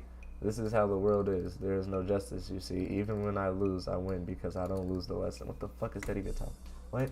It doesn't matter. He dismisses it flatly with a wave of his hand. So what happened? Why the long face? Do you have a long... Why do you... Ask nothing. I'm just scared some girl off accidentally. Literally, Sue, she actually ran away from me. It was my fault, really. I think I'm not really used to all this. Literally, Gango, it's not your fault, bro. It's okay. A girl? A cute one? Cute? That's a hard question. She had a nice body and really beautiful hair, but the face... She was definitely cute. Yeah, cute, I guess. I knew it. There are a lot of cute girls here. Strangely disproportionate amount. I believe this is one of the dark secrets of this school. Yeah, I don't trust Virgin Man, bro. Virgin Man fuck around and be, we gotta check Virgin Man room, bro. I tried to warn you, man, but did you listen? I don't remember any such word. Dark secrets. Yeah, dark secrets extremely dark like black hole. Have you noticed the number of girls is slightly but significantly higher than the number of boys is 60 to 40? He turns his head to the left and stares off in the distance at nothing. Why is it like this? I mean, to the untrained eye, it doesn't appear to be that bad, but that's a full 20%.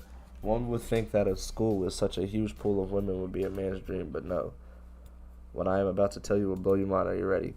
I don't know where this is going, but I won't be missing much by cutting out. No, I am not ready. I only get as far as turning the door down before Kenji starts talking and showing that he doesn't really mind if I care if my mind is blown or not. I believe that the school is a battleground, a site of feminist infiltration. This disparity in the number of men to women is a clear sign of how far they have come in case this Cold War turns hot. They will have superiority in numbers. This nigga's losing it. What's wrong with this nigga? You're losing it. You're losing yourself in this shit. Just another skirmish in the eternal war against the forces of the feminist. Ha ha ha. Funny joke, bro. Get the fuck out of my face, bro. Even in America, women are the majority. Bro, get the fuck out. Oh, hell no. Hey, what the hell does that mean?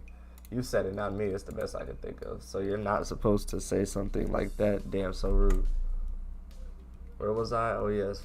Oh, yeah. Vast feminist conspiracy. Bro, stop it. Stop. Damn, I lost you way back there somewhere around feminist infiltration. Nigga, shut up.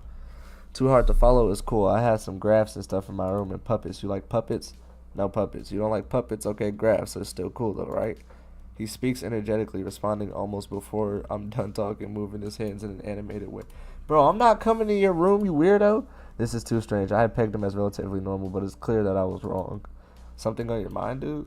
Just thinking about what it's like to be the last sane man in an insane world. Kenji frowns, looking deeply upset. You mean that's you? That can't be because I'm the last sane man in an insane world. This is my dream. You just can't steal a man's dream. That is my dream. What the hell? There can't be two last sane men. It would invalidate the whole last part, and the last part is kind of important. Oh my god, they put this nigga in my face to talk about nothing. Anyway, if you wait here, I can get my... Bro, shut the fuck... I'm going to go to bed now. It's extremely late. That doesn't sound like an analogy, but whatever.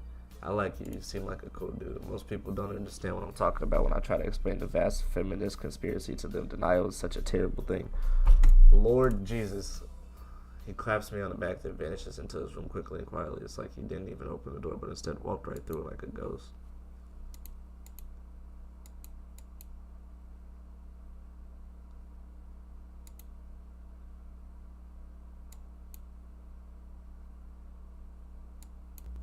Bro. Oh my god, that nigga was such a weirdo. I guess it's not as bad as I thought. Yeah, I'm gonna get injured. I open up, I seen the school books and bottle of pills arranged side by side. Maybe this place is too much like a normal school after all.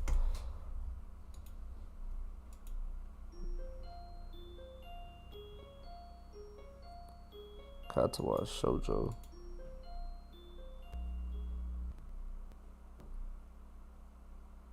I feel very tired this morning, probably because yesterday itself was a very tiring day. On top of that, I woke up far earlier than necessary.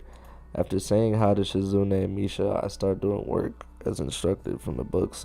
It already, bro, if I hit that shit again, I'm gonna be mad. It already looks like today is going to be heavy.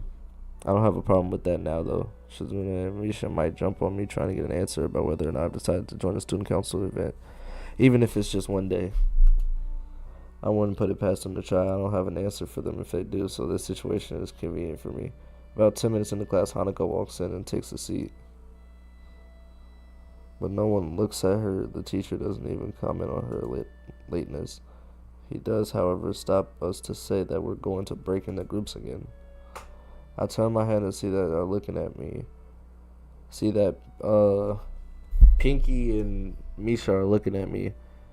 Pinky gives me a smile that is equal parts cute and menacing. This is a smile that says, "We have you known, there is no escape." Hichana looks like we're together again. Yay, yay. I want to go work with Hanako, though. Misha leans in sideways while Shizune pushes her desk closer to mine. There really is no escape now unless I were to jump through the window. Jumping out the window isn't the best option, sadly. What's wrong, Hichan? Oh, Hichan, have you been thinking about what you said yesterday? You said that you could think about joining the student council, didn't you? It's okay, Hichan. We were talking. And it would be rude to expect you to already have an answer for us this early, right? Ha ha ha. I'm so happy you two are able to have a laugh at my expense, and even more pleased to know that you both know how crazy the two of you can be. Now that that's over, Shizune snaps back into serious mode and smacks today's assignment with the back of her hand in an overly dramatic and important way.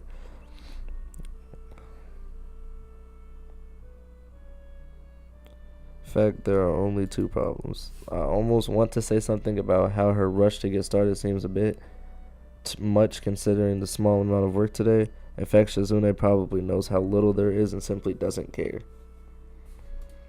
Yeah, it seems like the workload doesn't matter to her as much as the fact that there's work and the actual amount of unimportant. She approaches everything with the same level of ambition. While I'm reading, I let my eyes wander around the room and catch Hanako trying her hand at solving the problems. It looks like she's working alone. I can't remember seeing her working with other people before. Thinking back to how shy she is, yeah, it's understandable. Hey, that girl over there. Don't point, Gingle. Her, Hanako over there. Does she always work alone? I think so. You feel sorry for her because she's alone? I was just thinking that maybe she could work with us or something.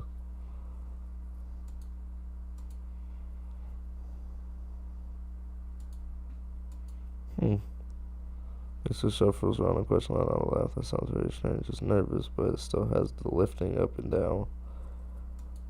Just because. It makes me realize again how Misha has been signing everything she has been saying this whole time. The friend of my enemy is my friend. That sounds so harsh. I'm not gonna say that.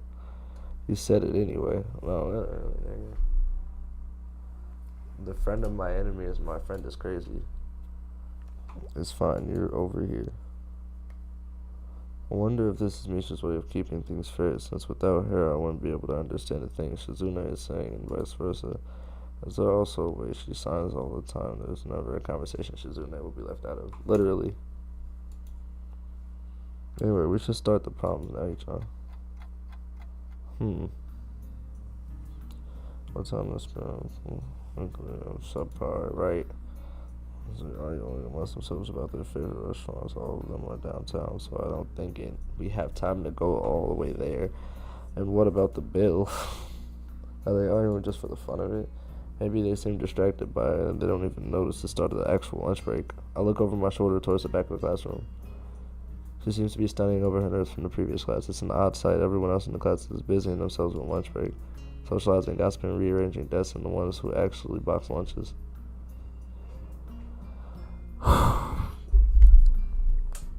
Nigga. This is a read, bro. Nigga, I didn't even read this much in school, gang. I'm not gonna front the move. I did not, bro. Wallahi, I didn't read this much in school, gang. Oh, bro.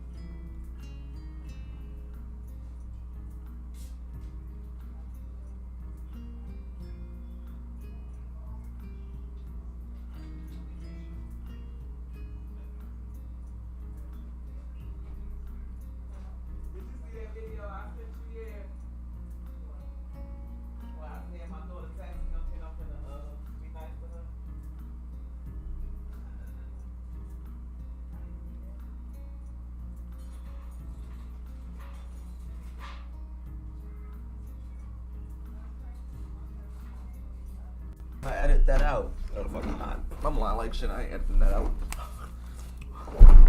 Alright, bro. I am not editing that out. Raw unedited runs every time, Gingle. Raw unedited runs every time. So, I'll read this. Shout about.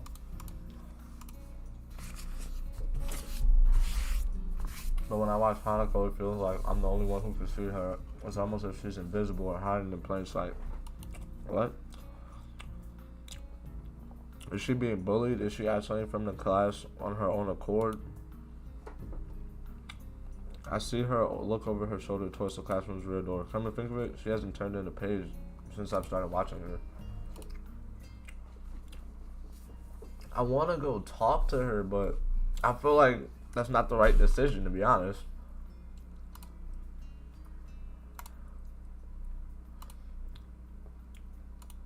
Do I shoot my shot like I'm Devin Booker? Alright, I gotta say, I'm going to shoot my shot like I'm Devin Booker, nigga. I want to be nice. I want to be nice. I want to be nice. I want to be nice. I want to be nice. Bro, if she runs away twice, I'm getting accused of being a rapist. I'm gonna stop. Wahoo. I'm sorry, bro. In case you wondering what I'm eating, nigga, because you nosy or something, I'm always eating when I'm on the game, right? That should be crazy. I'm eating a pork chop with some rice, gang. Hey there, Hanako. Hisayo. At least she remembers my name. Hey, I just want to apologize for yesterday. I didn't mean to startle you or anything. I'm just new here and I thought I would, get to know my classmates. As Hanako looks up to me, I notice her scarring more. It's a little bewildering that you can barely notice it from across the room, but it's so noticeable from up close. That's okay. It was my fault. Nah, that wasn't anyone's fault. It just kind of happened. So are you waiting for someone? I saw you looking at the door before. Yes, Lily. Oh, you mean Lily the blind girl. Hanako only spots a response. I can't help but wonder if defining people through their disabilities is a fox past the worst kind or just normal here. Probably the worst kind. You could just say Lily. Because, I ain't gonna lie, she knows Lily, so why didn't you just say Lily? You're just going out of your way to say it. It's like, that's the shit you do at regular school. So it's weird getting adjusted, my nigga. But I ain't. Bro, you're not at regular school no more, nigga. You need to adjust already. I can.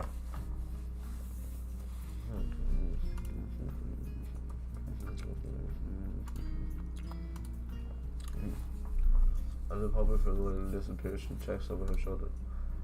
I think I'm managing. I hope I'm not disturbing you right now. No, that's not it. It's just easier if Lily doesn't come here. Not really. Hanako's gaze drifts past my shoulder and shows Shizune.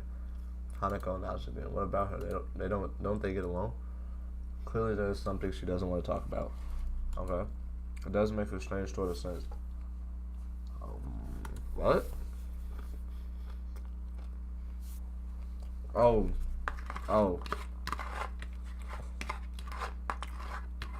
Oh my god. This game is crazy, bro. That's crazy. This game is insane. First of all, the niggas being sent to a school with, bro, this is insane. That's insane. Second, you're making the blind girl and the deaf girl beef. Insane. Hanako is focused on Shizune that I am really the first to notice Lily at the door. Oh, she's here now. Hanako spins around to confirm this. Upon seeing Lily, she moves quickly to the door. Good morning. Is the president here? Yes. But to confirm she can't hear them.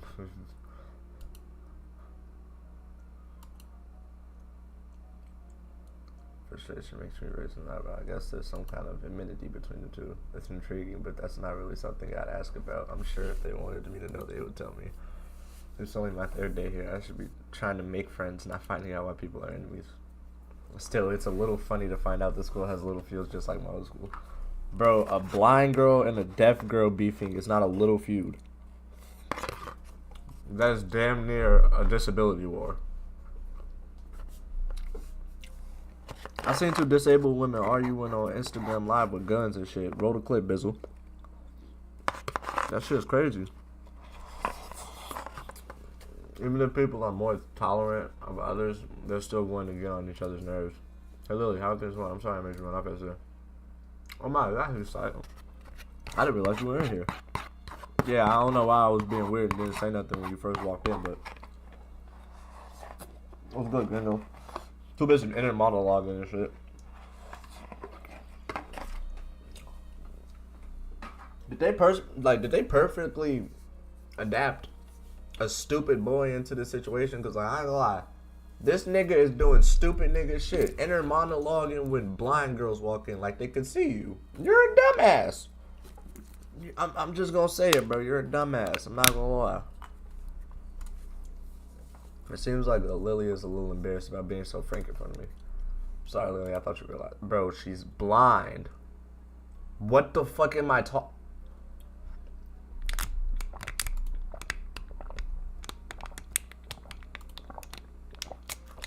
I'm still working this place out, man. That's all I can say. Jesus fucking Christ. A lot more forgiving than elsewhere. What?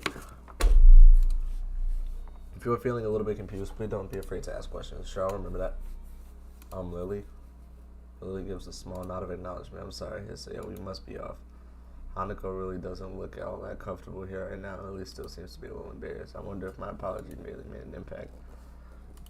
Mind if I accompany you two? I know I'm kind of pushing you, but Lily, whom's quietly still smiling.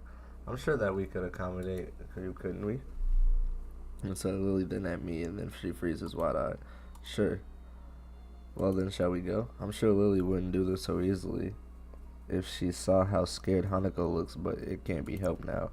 Declining after the deal is sealed would only cause confusion and problems. So we all leave together, okay? While letting her cane gently tap against it every now and then. Hanako comes along right beside her, so close that she is practically hugging her as they go. Well, yeah, she's blind. Although it makes her fuck, I'm just thinking of how much bad shit could happen. How many dickheadish things people could do. Like, bro, oh my god. Oh my god, bro. If they get mad at each other and she pushes a blind girl over, I'm gonna be upset. Although it must make her walking that much harder, Lily takes it in stride. As we turn the corner in the hallway, something hits me in the chest with the force of steam train. Hanako shrieks a little and my vision briefly goes black. Ouch.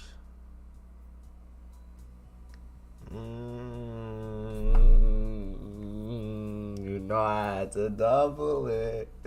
Opening my eyes, I see a pair of saucer-like green eyes looking at me.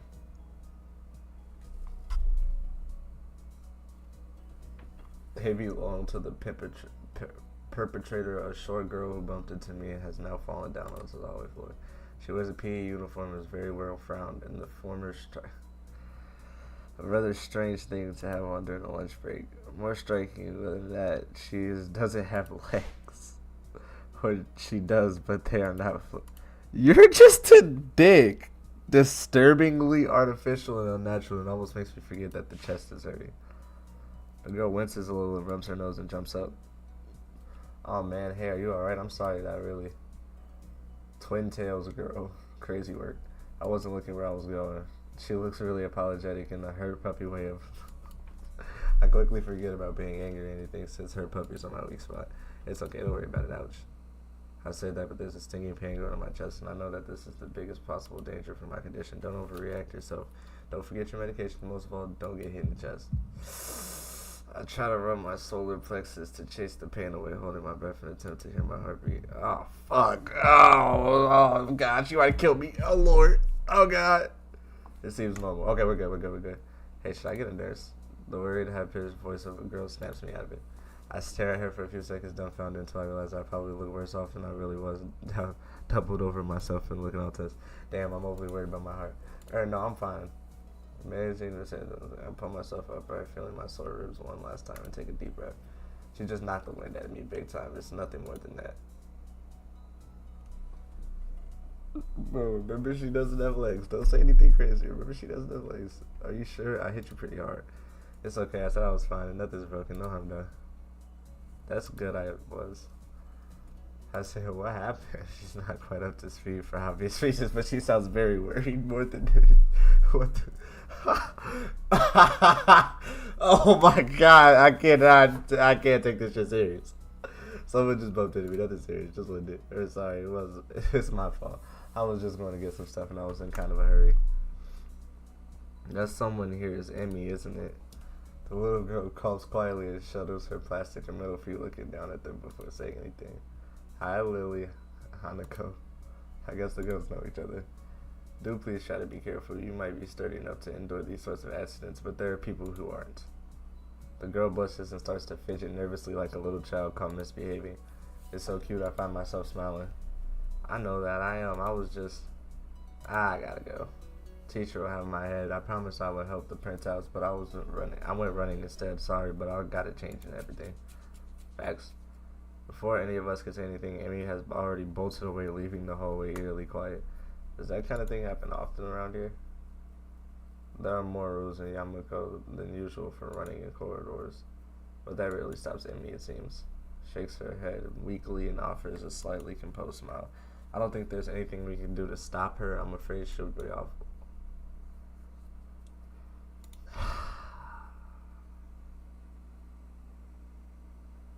Is being still fresh in my mind from yesterday. Lily and Hanako quickly go about the business of us making. Okay.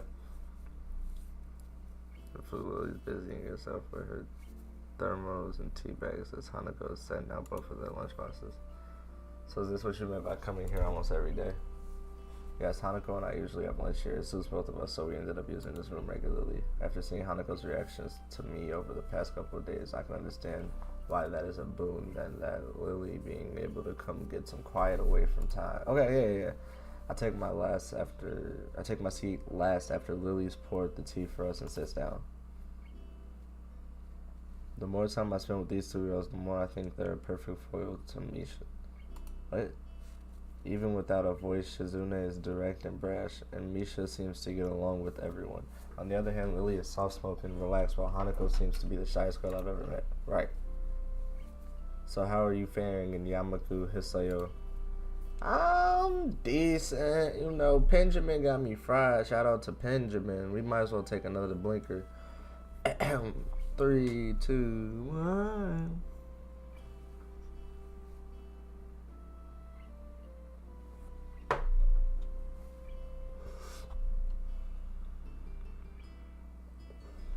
Talk to me. Alright. Apart from getting lost every now and again and being crash tackled outside my classroom, fine, I guess. Yeah, and almost dying, nigga. Yeah, you look pretty hurt. Are you okay? For a brief moment, I considered telling Hanako and Lily about my condition, but then I hold it back. I can't tell why, but for some reason I feel uncomfortable talking about it to these relative strangers, even if they have been pretty friendly. Yeah, it's nothing. I was just a bit startled. I don't think they're buying it, but in what I assume is their way of respecting my privacy, they don't press the matter. I guess that is one of the unwritten rules about here. Don't ask. Even if people's conditions are obvious, like Hanako's, there's still bound to be a story involved. Everyone has things that they don't feel comfortable speaking about, and I think everyone here reckons it. Yeah. So, how long have you been in this school? You both seem to know your way around pretty well. Well, I've been here since the start of high school, but only moved into the dormitories a year ago. Hanako joined at the start of high school as well and moved into the dormitories when she did, if memory serves me right. That's right, since high school. So you've known each other since then? Since I moved, yes. Hanako lives next door to me, so it's only natural, right? Right. Yeah, of course. Living next to someone is probably reason enough to befriend them, though. I'm guessing that Lily's blindness played a part in it as well. I can't imagine Hanako easily making friends with someone who has to deliberately avoid it. Okay, yeah, okay. That makes sense. But the immediate conversation dried up, we start to eat our lunch. See, that's what makes me weird, though. Big got burst, I'm lying. That shit kind of tough. This guy, that shit kind of tough. Boy, you was funny, sis. Beautiful ass. Let me log in, though. I guess I'm better. Are you guys going to are you going to go with Hisayo and Han? I guess I'd better be off. Are you going to go with Hisayo? Hanako looks up at me for a second. I can see that she's considering skipping class, maybe just to avoid walking into the classroom with me. Yes.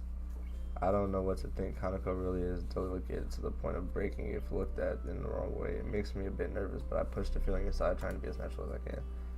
We should hurry then. Class already started by the sound of it. Lily gives a nod of farewell. She bends down to take her cane. Hanako and I filing out.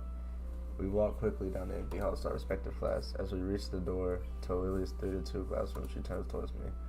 I say, "Oh, thank you for sharing lunch with us today. My pleasure, Lily." And with that, we part ways, entering her classroom, and leaving Hanako and me to make up for her room.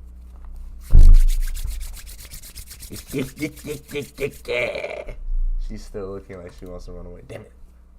So do you really want to go back to class now? Yes. Okay then. I feel like I should say something more there, but it's hard to come up with anything. And Lily was right. The more time we spend out of here, the more explaining we have to do. I open the rear door of the class as we walk in. The teacher looks up at me, opens his mouth like he has something to say. However, as Hanako follows me, he simply nods to us and continues his lecture. This is the third time that Hanako has had her truancy practically ignored. There's definitely something going on here. We make our way to our seats, and I notice that Misha and Suzume are both missing as well. I wonder if it was some form of informal agreement with the staff, or its perk to afford the unique. Trying to make as little disturbance as I can, I extract the relevant textbooks in my bag and start catching up. The teacher seems like an okay person, despite the weird first impression I got. The material is relatively interesting. That's cool. Type shit. Raising his eyes from the paper briefly, he notices me and furrows his brows. What is it, Nakai? I jump at him, addressing me, but I guess it's natural to spark some conversation since there's no one else around. I'm nothing. Think about what I do after school. The teacher slowly puts the cap on the pen that he's holding and arranges his paper into a stack, clacking it against the desk twice. He seems very methodical, and for a brief moment, I'm reminded of Suzume, but the teacher is more unhurried and relaxed. You have no plans? No, I consider joining a club, but don't know what kind of club would interest me. Go observe a meeting of someone else's club might pique your interest. I guess. But I don't know how to continue from there. Mewtwo looks at me in a way that makes me quickly want to take the words back to avoid conversation, but I can't, so I have to forge ahead. I just don't know how to deal with people. I mean, the other students, I'm talking to people and everything, so it's not like I'd be isolated or anything.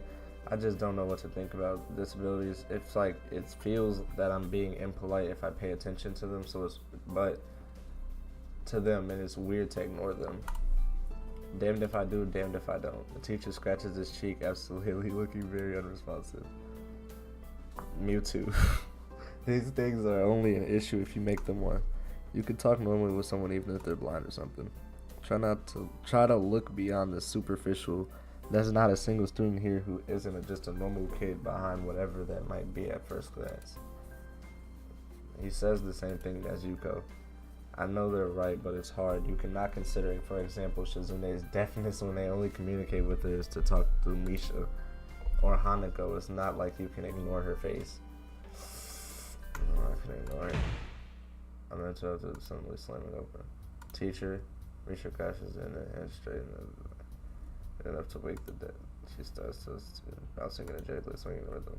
Mewtwo, visibly dismayed at the interruption, and Misha in general slumps his chair. Mikado. Misha stops in her tracks and looks around cluelessly as if she's sensing from her tone that something's wrong but has no idea. Yes, we have talked about the volume control before. Yes, but she doesn't lower her voice at all, and the teacher just rubs his eyes. So what is it? We need help. We are running out of supplies for the festival stands. This is a distress. She waves a pink slip of paper she's holding. So go get more supplies from the art room. What's the problem with that? Type shit. Plywood is always the problem. Last time we wanted more, there was only a little, but the time we just took all of it and went with that. Damn. Now there's none left there, so do you know where there is some? Question mark. I don't know. I don't understand. How would I know? The president thought that the teacher would know if there was any plywood. Was she wrong? Very good point. Mewtwo looks as if in great pain, frowning with his entire essence, and Misha doesn't get it at all. Looking at the two of them communicate is terrible, like looking at a man being tortured by drilling his skull open while blasting pop-up music full volume at the same time. I'm afraid I have no idea if there's any plywood in the school, let alone where it would be there was any. Oh, what should I do?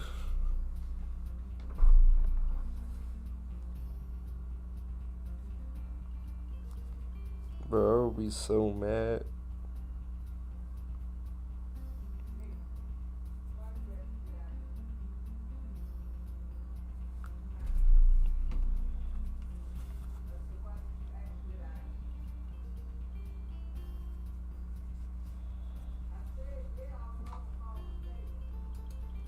Perhaps try to find Mr. Nomiya.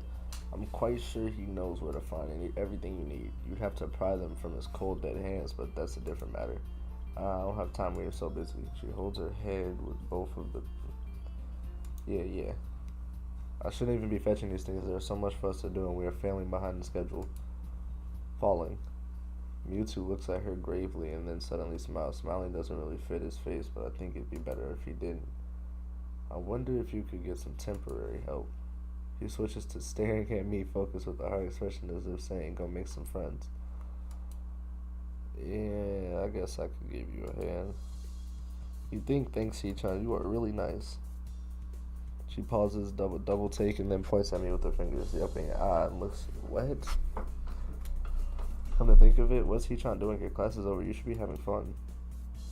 We just had a little chat. Oh, it's not detention, is it? Are you in trouble, Hee-chan? No, I'm not. Is Hee-chan in trouble, teacher? No, he's not. So what do you need? Here's a list. I can find the plywood. Find somewhere else. Somewhere. If there's none in the art room. She offers me the note she's holding. I take it, hesitating a bit. There's no application to what I'm going to say. Uh-oh. Still thinks Hee-chan. Try to be quick. We are in the stall building streak now. We must hurry.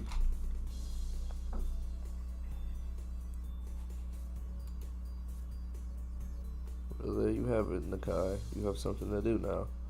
Please don't sound so smug. Looking at the list with a number of items ranging from paint to plywood, all written with small and neat handwriting. This is undoubtedly Shizune's. I leave a sigh. I'll be going then. Waving the long list to imply. Limply at the teacher, I exit to the hallway.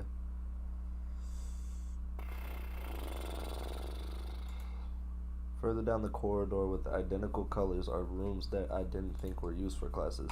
I guess the art room is not a classroom as such. I carefully push open the door. It's a classroom, but it seems rather badly kept or not in use. Am I in the right place?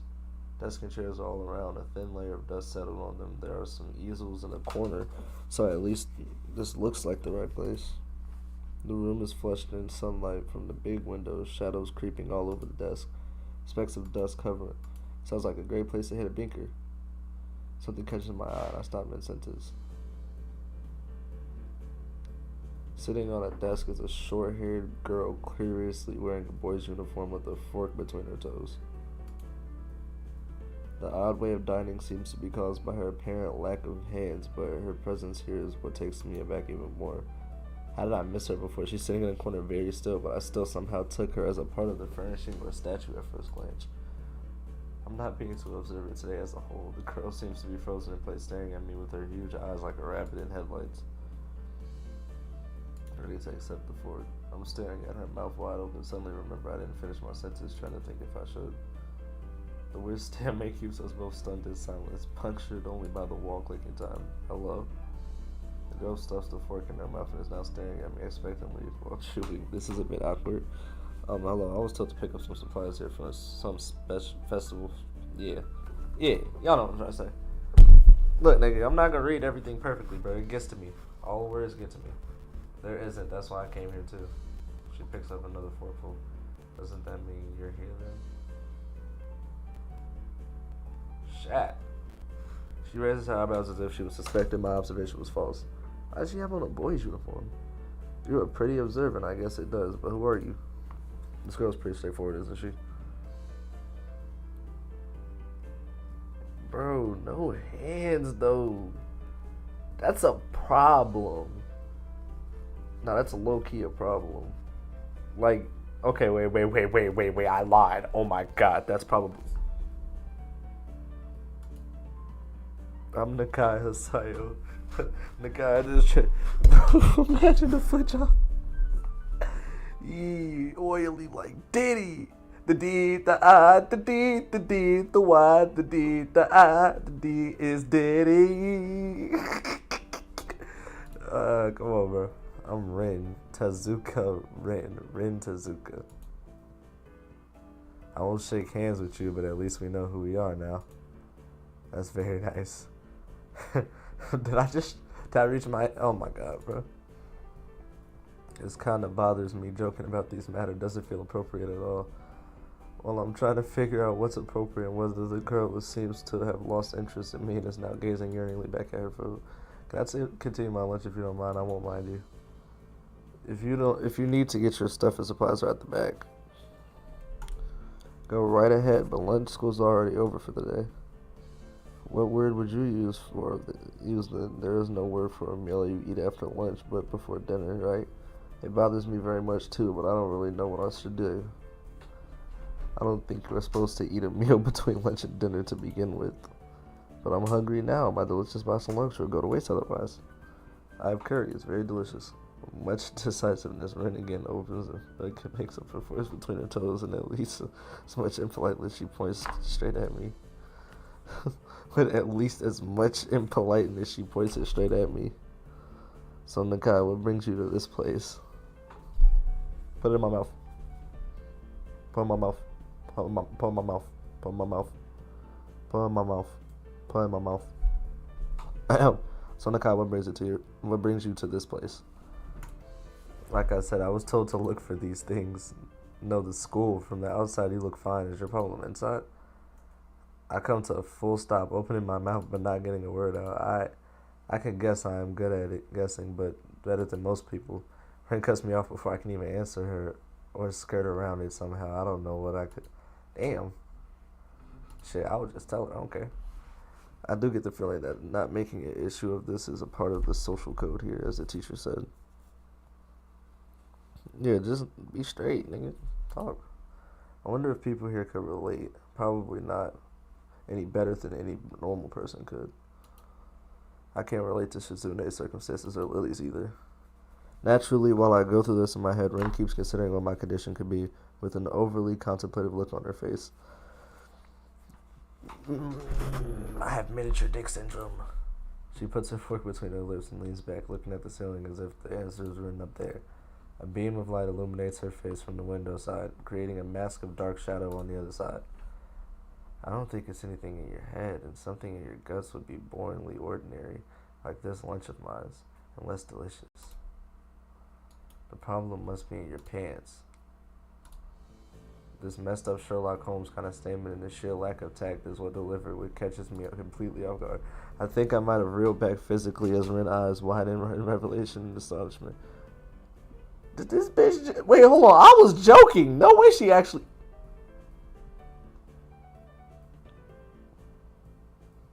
Hey, but don't joke with me like that, bro. Don't joke with me like that, bro. I'll wait this motherfucker out. I'm playing. There's something wrong with your tackle, isn't there? Still partially in shock, but recognizing the need to reply to something, I spit out the first thing I could think of. No, nothing like that. I have a heart problem. Arrhythmia. I said it more like blurted it out, but I said it. The girl in front of me purses her lips together and glowers at me, looking very disappointed.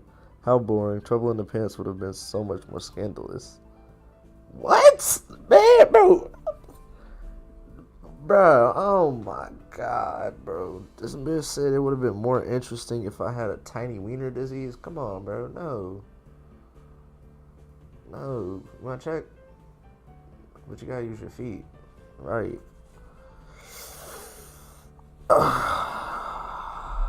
Lava, I'm sorry to let you down.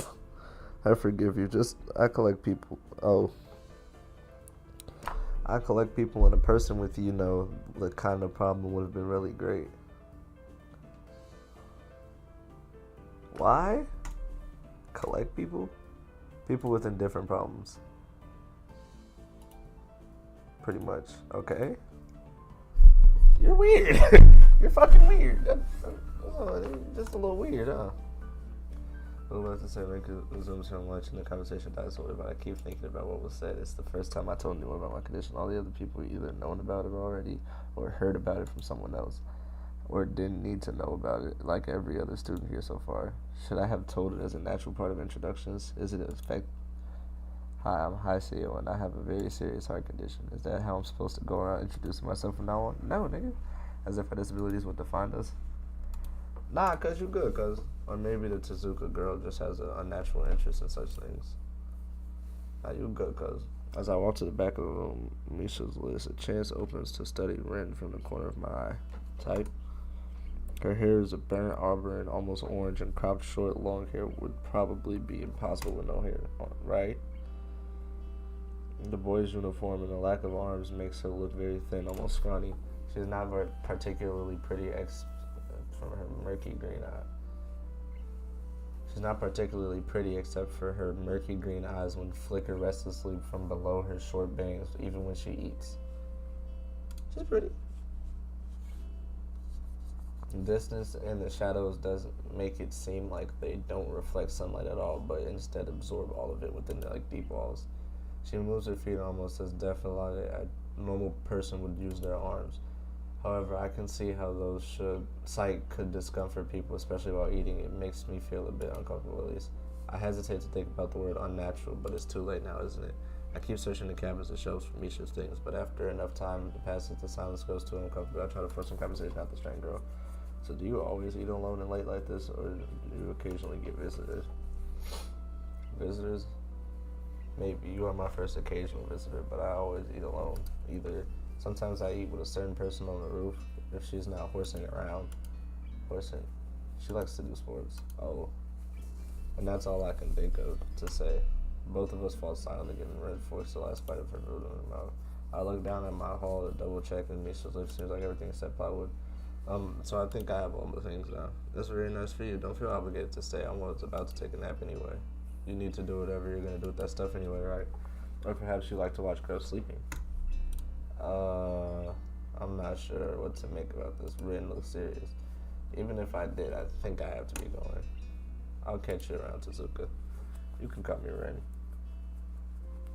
You're not, well, okay, I already made out in my head why she has on a nigga's outfit. She doesn't have arms. Skirts, no arms. That's not gonna. No.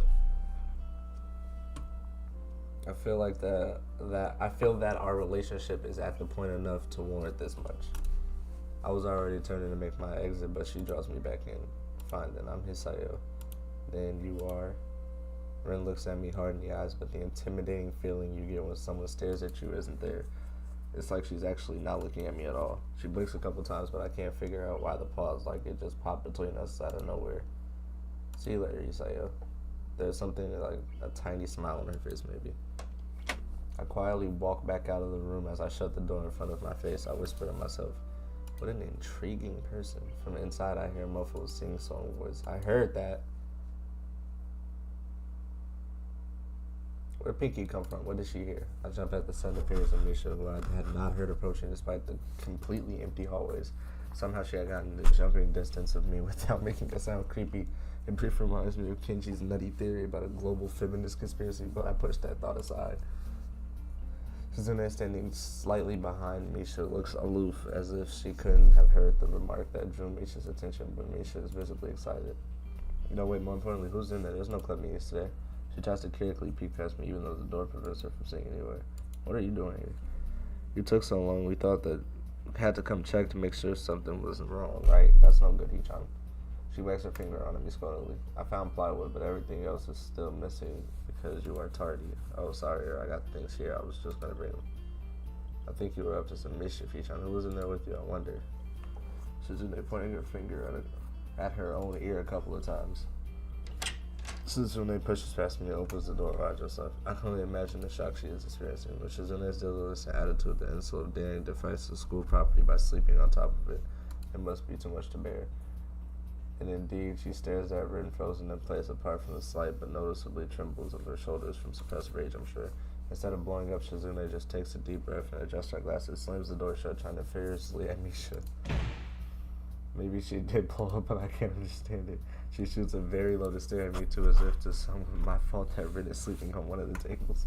I hope she's not getting any funny ideas about the reason of my tardiness. Hello, Ren's voice comes from the other side of the door, and it takes a few eye blinks to realize she might have been troubling opening it.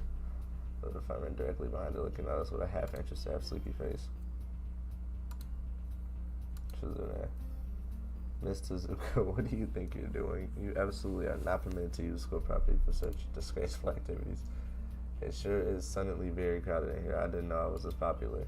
It's hard to say whether she's happy or unhappy about the set of events. At any rate, she exhaustion. Facts. Pinky and Misha's shoulder point at Ren and makes some quick signs. Popularity aside, please don't do that anymore. Anyway, how is your project going? Will it be done by the festival? Ren looks at them blankly, apparently at ease with the pressure and his cold stares pointing at her. I keep wondering about that myself. And, think about it harder. As Misha is in her face. Tough. Miss Tezuka, please try to take this seriously. It'll be a disaster if the wall looks like someone threw up a lunch on it. Ren nods assertively. We'll think more seriously. Misha actually giggles at that, but Shizune doesn't even after the translation. She just shakes her head at the materials. Ren frowns thoughtfully as she looks after the retreating student council duo. How rude. It's true, though. I must finish my project before the weekend. This will be a dire consequences if I don't. The end of the world as we know it. Like weekends usually are much more dire. Maybe I'll postpone my nap to unforeseen future. I'm about to ask what project she has with the apocalyptic, but she walks back into the art classroom. Since you have nothing to do, would you give me a hand? The paint can doesn't fit into my bag, but I need it. She kicks lightly at a huge can of paint that's lying on the floor next to the table she was sitting and sleeping on. It lets out a dull clang, but in the gentleman I am, I naturally pick it up, heavy. You're sure when you need it? Away. And with that, she takes off into the hallway, me and the paint can following since there's no other choice to either of us. The hallway is empty and quiet, blah blah blah. I have to change that can from one hand to another. The thin handle cuts into my palm and at least keeps my arms from tiring too fast. Ren strolls on beside with an uneven pace that I have trouble matching, or maybe I am walking weird because of the extra weight. It seems one of us is constantly walking too slow or too fast. I can't figure it out. Damn, nigga. Mr. Nakai, what a happy coincidence. Tezuka too, of course. He nods courteously as Ren does not acknowledge him back, then turns to me because obviously it's me who had some business with. There's something I forgot to mention on my day. I nod and wait impatiently. I can't even begin to guess what he forgot. It's about your medication. Since you hadn't long current medication, there might be some unexpected side effects that might require adjusting dosages or even changing to another kind of medication. Oh shit. So we will do a few tests regularly, but what I want is for you to keep an eye so everything in your condition that feels off, if you get what I mean. Nausea, headache, anything, and come to see if something happens. Alright. So how are you? Everything fine? I give up the drop of can on the floor before answering. Apparently this task is longer than my biceps can handle. I'm about to say something generic as an answer, but then I realize how often I've done that lately. Other people have asked me that too. Teachers and students here. My parents, visitors, doctors. Everyone seems to be concerned about it. It's natural for a hospital, not so much for a school, except this school. This is a small school and both students base and the faculty seem to be truly unite. At least that's the feeling I'm getting. And this is not the kind of school that gets transfer students too often. The thought sends shivers up my spine, but I give a generic answer anyway. That's great. And also one thing. My sources tell me that you've been at neither school, track, nor even the pool, so I'd like to know if you've taken up exercise as I asked. Of course I haven't, but his way of inquiring gives me the feeling that I should have been running my ass off on the track since the very first day. You have people spying on me? Not as much. I just happen to know a few people, but that's not the issue here, so don't try to slip out of it. I was actually just doing some improvised weightlifting as an exercise. I pick up the lift kit and show. You're like some sad imitation of a bodybuilder, even though it's weighing down my arms painfully. Moves her back like it was never gone. Suzuka, would you give us a second? Our nurse grabs me on the shoulder without waiting for Ren's permission, which he didn't need in the first place, drags me aside. I told you exercise, I wasn't joking. I understand that you are still on your first week and all, but please don't ignore the importance of this. The reason I'm coming down this hard is because habits are not easy to form. The more you slip and postpone, the harder it'll be. The same with everything like dieting. Can you promise me? Okay, yeah, I got you. I promise, definitely. He studies me for a moment, then shrugs and smiles at again. Okay, that's more like it. If you go to school to the track tomorrow morning, you'll meet my spy who probably has no qualms offering consultation to you. If you want to jog for a bit. Consultation? See you around. He leaves with a wave of his hand and no answer. I walk to Ren, who has been waiting idly, leaning against the hallway and staring at the pale lighting fixtures in the ceiling. Even when I approach, she doesn't move her eyes. Are you getting medications for your heart thingy? Are you listening? I intended accidentally, but even so, I don't really want to start talking about it. I just met her. I don't know. It's not her business. The nurse seems to be happily ignorant about confidentiality too, talking about that kind of thing in public. But it's not Red's fault, is it? I look up at her, suddenly feeling a bit guilty, but Red is just staring past my shoulders quizzically, her head tilted like a bird. I don't know why this is so hard for me, but it feels like there is something inexplicable locked that prevents me from being upfront about this. I don't care. Yeah, they're from my heart. Will they make you better? No, not really. They just make me a little less worse. She neither says anything further nor displays any kind of emotion I could discern. I'm thankful that she doesn't think I'm still not quite used to all this. At the hospital it was easy, but I still haven't sorted my feelings about having to live a normal life with this disability. We're pulling up to Red's dorm, probably. The dorm is built on a slightly elevated ground with a wall that has a few trees that everyone has to circle around every time.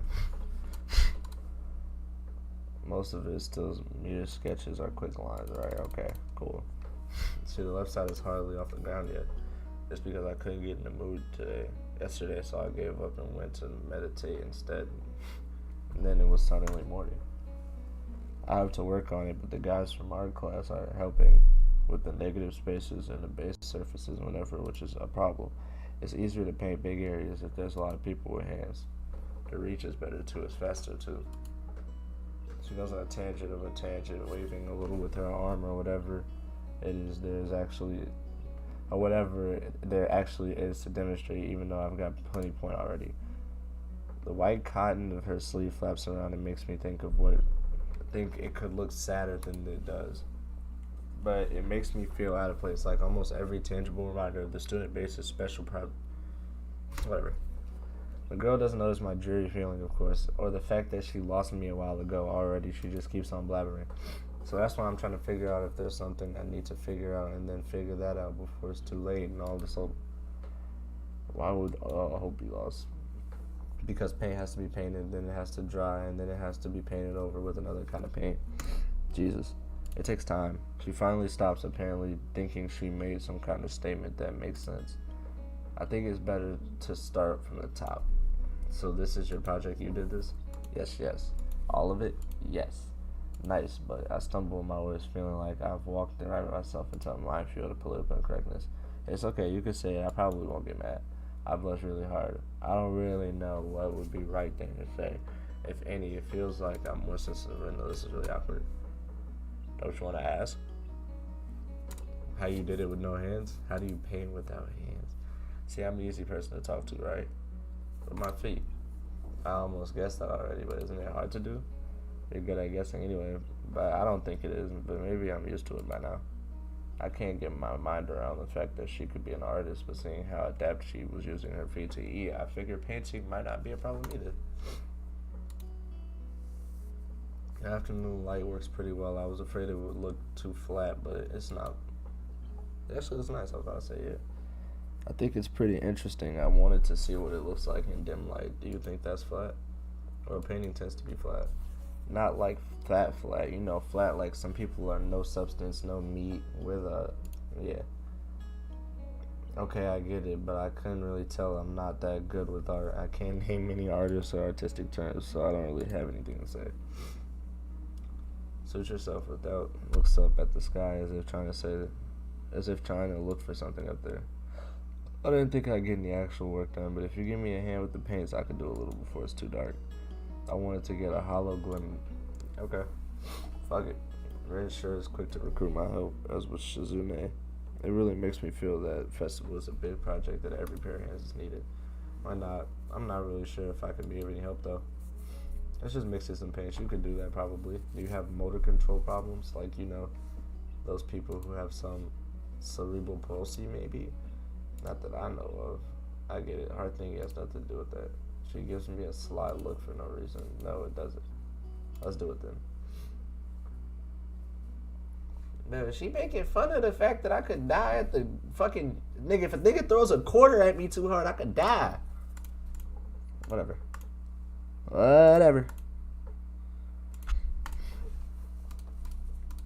Damn, that's not a brush. That's my meat. Oh my god, your whole foot is wrapped around my meat, and there's oil instead of paint. Oh my god, no. Is that Vaseline too? No, how did it get to this? I guess you'll just have to make me nut. Lava.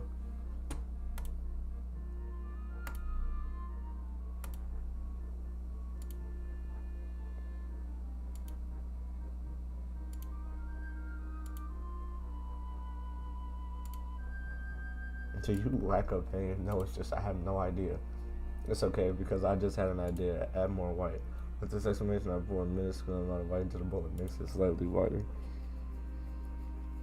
The color when you wake up and you know that you saw the meaning of life in your dream, but you can't remember. What the fuck? I like Ren. She's funny. She understands this whole disabled thing. Some paint crouching down on paving and just looking at her work. It feels slightly intrusive at first, but it's like breaking some imaginary intimacy, but Ren doesn't seem to mind the least bit. Maybe it's just in my head. Dude, this nigga is losing it, bro, no cap. Her entire presence emits a completely different air as she patiently works the details, adding layers of paint on top of layers of paint, steadily moving her foot across the wall to add new shapes. When I managed to produce a passable mixture of paint, that rare smile on her face is oddly rewarding. Apart from the few words when discussing paint mixes, neither of us says a word for the longest time. And even though short discussions soon evolve into a shorthand, both of us developing and using weird impromptu code words for various paints and hues, as if there was some need to conserve words and breathe and sound. Oh my god, I'm gonna be doing this all night. Late into the evening until it becomes too dark to paint properly. Now we can't see nothing. Huh, bro. That should be tough.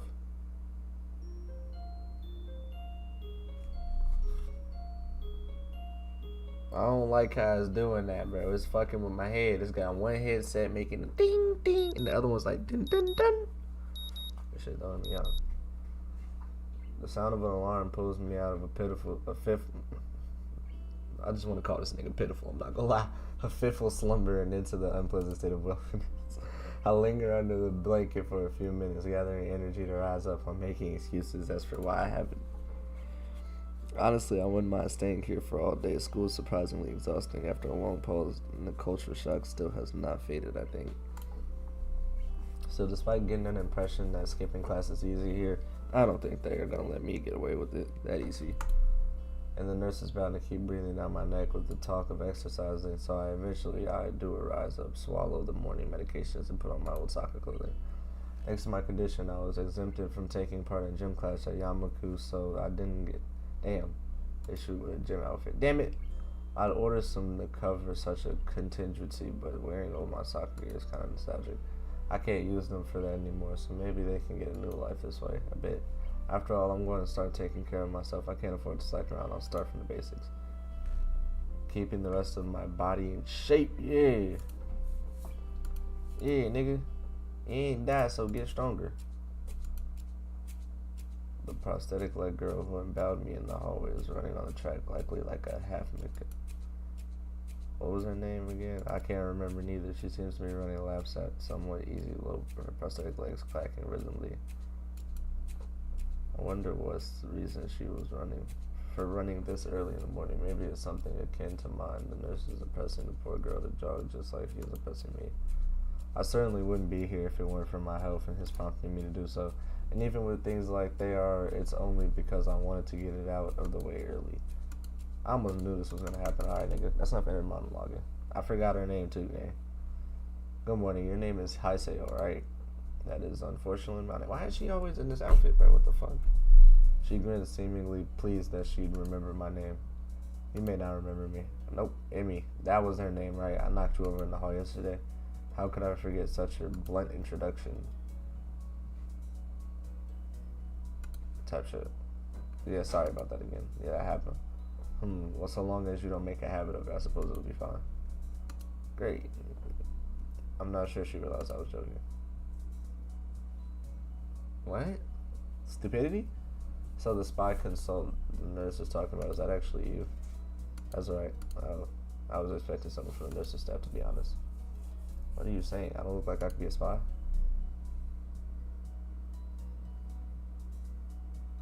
No, 4'2" little Asian woman with twin tails? No.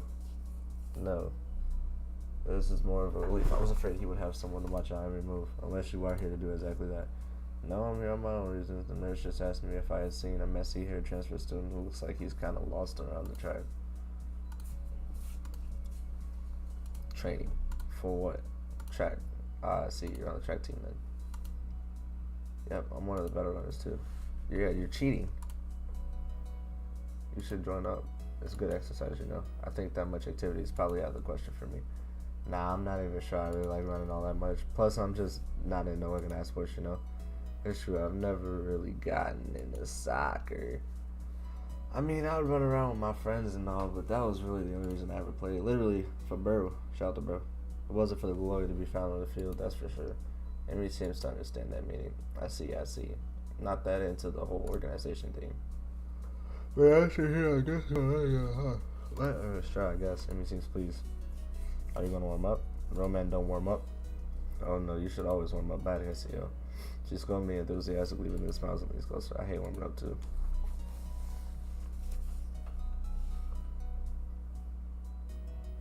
Nah, bro, we not taking this down. Heck, and I don't even have to stretch my legs. As if to confirm the statement, she bounces up, giving the passing impression of standing on a pair of springs. Seemed to be quite elastic.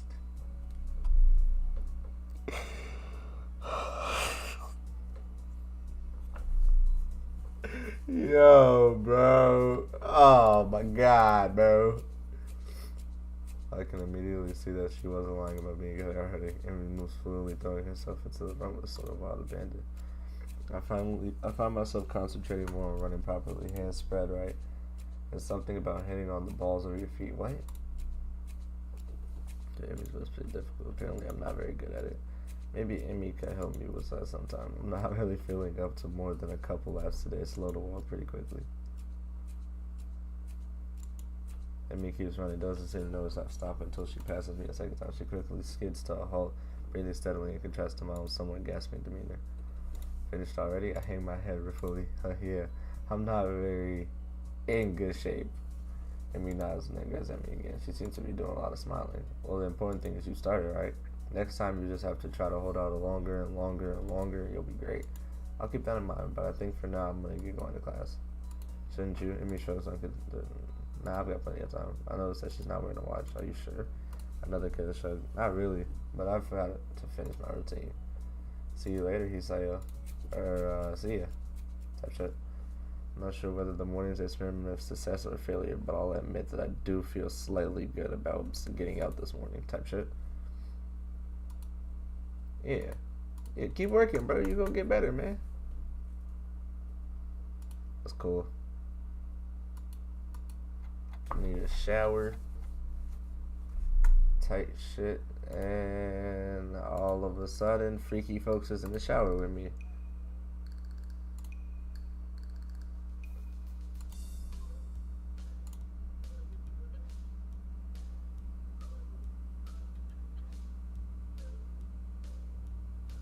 Bro, why is the nigga butt naked walking up to me, bro? I'm still naked too and quickly hold my shirt off in front of me, but Kenji doesn't seem to notice a thing. His glasses are fogged up, but then why doesn't he wipe them? Is his vision so bad that he's perpetually seeing through fog? You know your room, and yeah, that's it. Hey, I mean, I still have to get up, though. Whatever, it's not a... You know your room, and yeah, that's it. Hey, I mean, I still got... Can I borrow some money? What the fuck? He puts on an innocent face and looks away, trying to... not to look very casual. It doesn't work. It's a shit. Like this way, nothing feels awkward. Actually, it's even more awkward to be naked in front of someone that can't see me being naked, to say nothing of the fact that he's naked as well. To try to brush the feeling off with money, sure. Also, wait, why do you need it? Can't you just give it to me because I had the goodwill not to run through your pockets while you were in the shower? I could have, but I exercised restraint, and in the end, what the fuck is this nigga talking about? Yo, this nigga is yapping. This nigga's a yapper. But if this is your game, then fine. I guess I have no choice. I want to order pizza. I already have the most cost of the pizza. I need your help for the rest. I get some of the pizza too, right? No. Are you serious? Yeah, I will give you some, but you have class. You don't have time to eat a pizza. I'm not going to class. I have to wait for the pizza and pay the guy and then eat it. It's not easy. You have to obtain the pizza stealthily if you don't want everybody you in the pizza. I don't like this nigga. I don't like Virgin Man.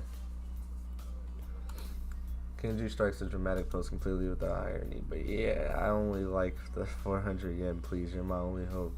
I can't go outside and buy my own pizza. It's too far. I try not to go out unless absolutely. Let me tell you what happened the last time I went out without carefully planning it out in advance. Bro, you're in front of me butt naked. Move! He's just trying to keep momentum. I'll go with that. Even if it.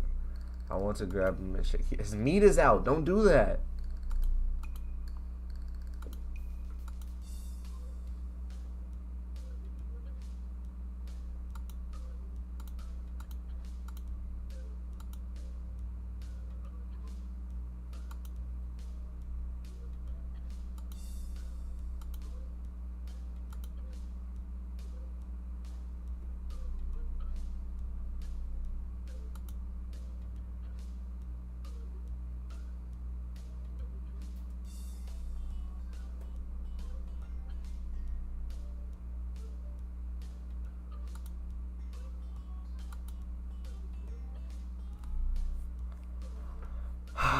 Bro, I'm really just trying to get past this nigga. I don't even want to read this nigga.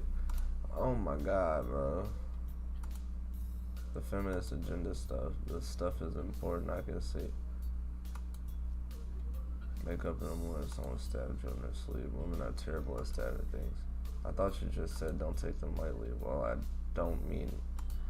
Oh, this nigga's not talking about nothing, cuz. Move out my face, cuzzo. Crody, move, Crody. Why are you still standing in front of me?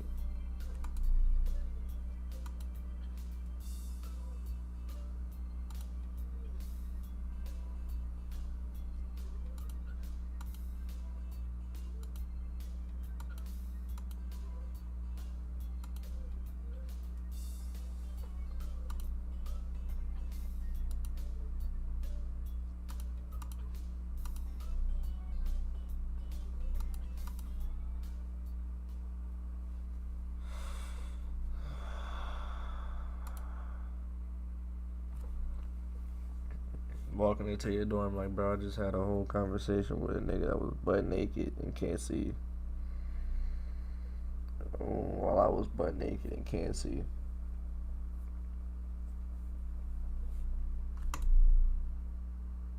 Holy fuck. Sitting alone here for 20 minutes sure beats having to suffer time with Kenji. Virgin mans make me so uncomfortable. Folks is so weird.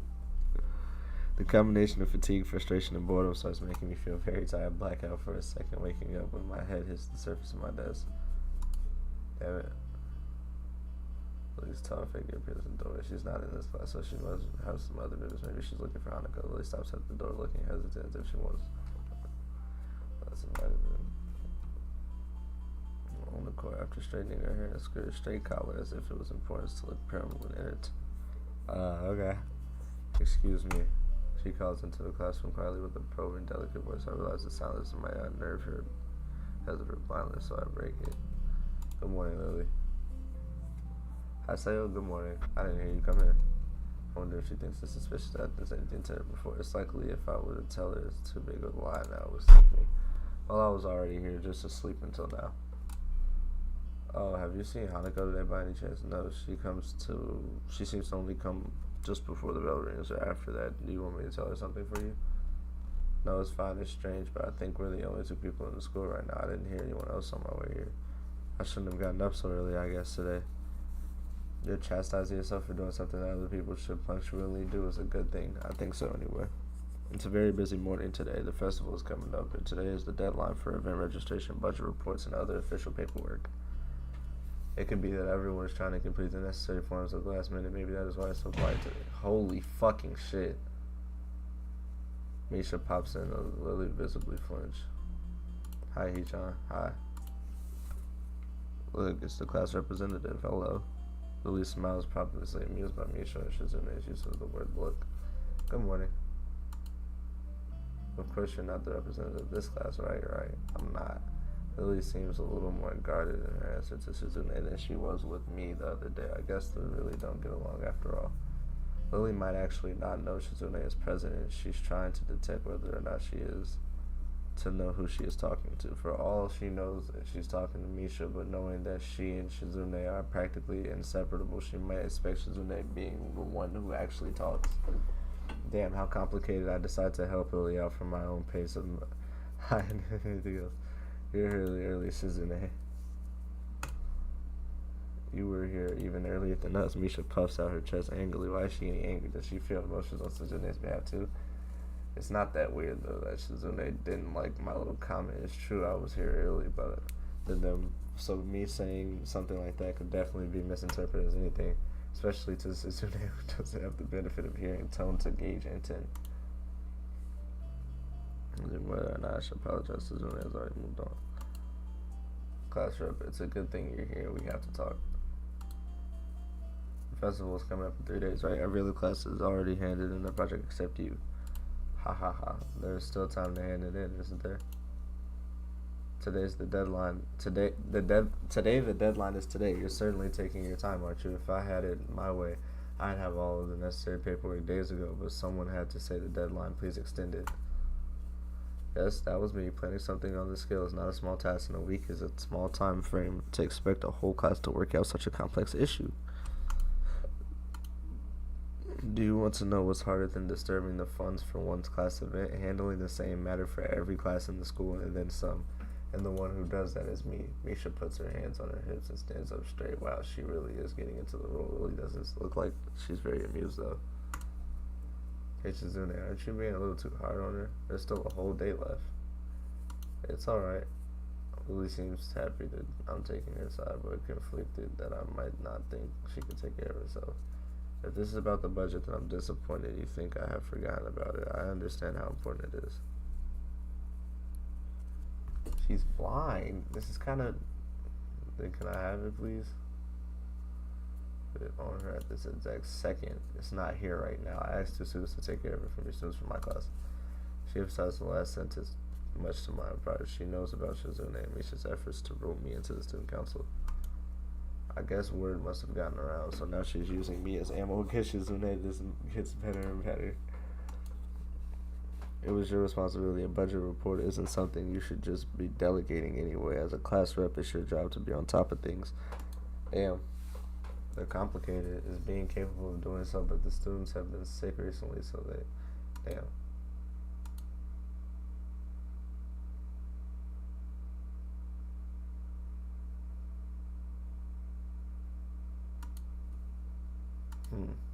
I mean, I'm confused. Lily, don't they live here at school? There's a 5-minute walk, you know. What could they possibly have that prevents them from taking 5-minute walk? Oh my god, that's a terrible question. I was about to say something, but Shizune closes the gap between them and starts signing furiously, waving her hands around like an orchestra conductor. Isha tries her best to convey the same passion, but can't seem to lose her normal cheerful tone. The result is interesting and so well. And what's with the attitude? I said that's not something you should be delegating anywhere. Are you the class representative or aren't you? Tell me the names of those students. They should have your job if you can't even handle. Tell me the names of those 2 students. They should have your job if you can't even handle this simply yourself. One form isn't the full extent of what I am supposed to take care of. She's doing a good job not letting Shizune see how unsettled she's becoming. She's playing her cards close to her chest. Shizune is, on the other hand, wraps her finger around cheerfully along the edge of her glasses, knowing Lily can neither hear nor see how excited she is.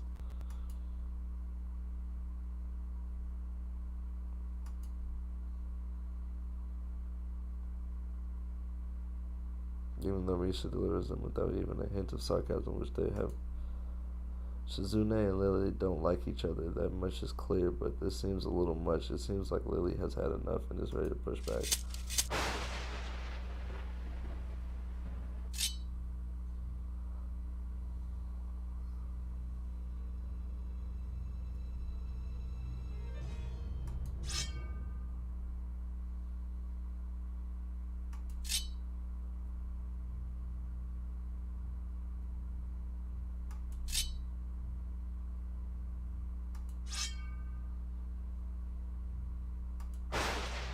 Cooked. She fried her. Why are we getting a panty shot?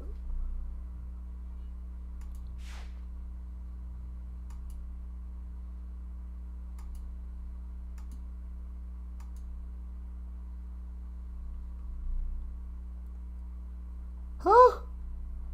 What? How the hell? Bruh, I was ducked down taking a blinker. What you mean? I don't understand.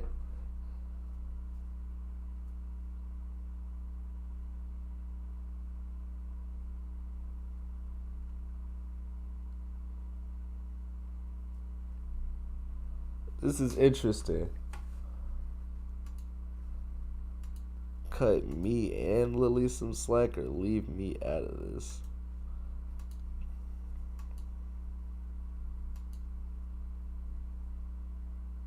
Right, yeah, I'm the new guy. Feels oddly comforting, so I decided to back her up too. Yeah, you're being unreasonable with both of us. Yeah. Miss Class Rep has had plenty of time to deal with her report, and we repeatedly offered you a position to help with student council, but you refused to commit yourself to making sense. What you mean? That's not my fault. That's not my fault. I don't have time for this right now. No matter what I do, it will be drawn into a confrontation with Shizune. Literally. Oh my god. So we can talk more later. I'll tell Hanukkah you were looking for her.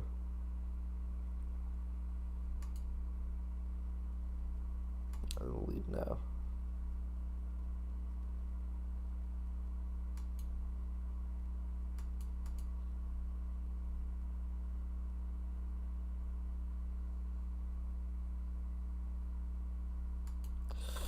In the end, I go back to my seat to listen to the sound of Shizune's footsteps as she marches out the room. She doesn't return until a few minutes before class. She's gonna kick me in the back of my head. Leaving her seat looking empty and lonely in the back of the classroom. I have to tell her that Lily was in the room. I turn the pages of my textbook lazily. I have a bit of catching up to do despite trying to keep up with my studies at the hospital. Yeah, I'm a little retarded, folks.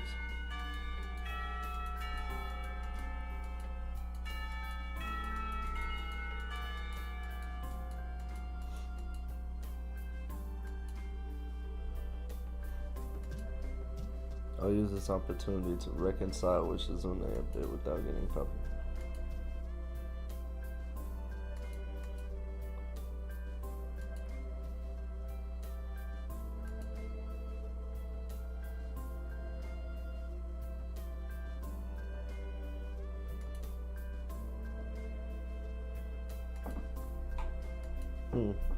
She signs with harsh and heavy dramatic notes. Misha translated her signing into speech for me. She does it so well, it's almost like Shizune is actually speaking, transmitting her thoughts directly through Misha. She must have practiced it vigorously.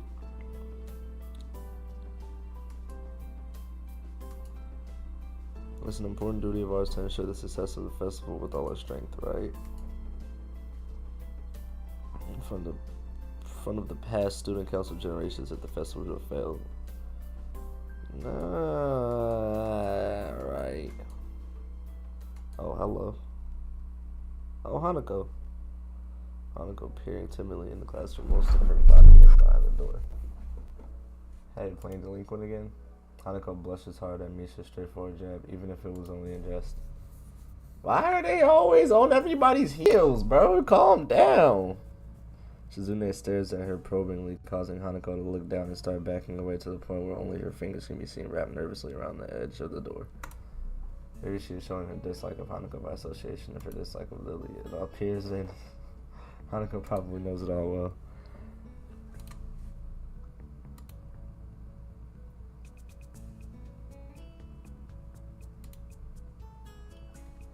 He's looking uneasily as Shizune stares back at her with her unusual... Yeah, I don't know about Pinky and Blueface here. Pinky and Blueface. Christine rocking Blueface is tripping, bro. Christine rocking Blueface is tripping, bro. I ain't gonna hold it. No bullshit. Christine rocking Blueface right here tripping, gang.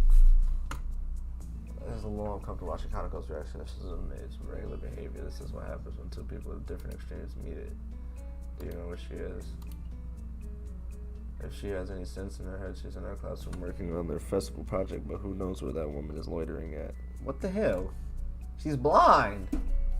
She was looking for you in the morning, but I guess you have missed each other.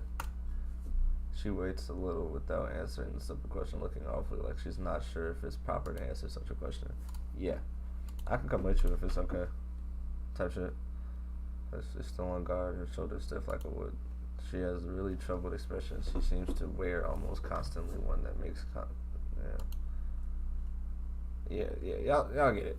I kind of understand why she always seems to be so weary, or maybe more like why there could be a person like her. But I still have no idea how I should act around such a person. So what are you planning to eat with Lily?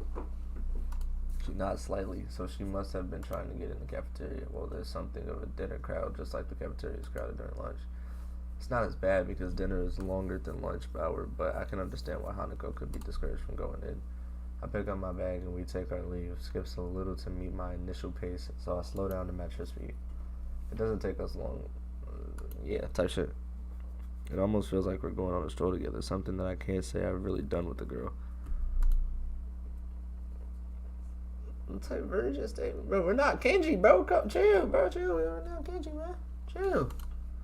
She's still a little uncomfortable around me, given how shy she is. There doesn't seem to be much helping it, at least for now. Type shit. Blinker time. 3, 2, 1.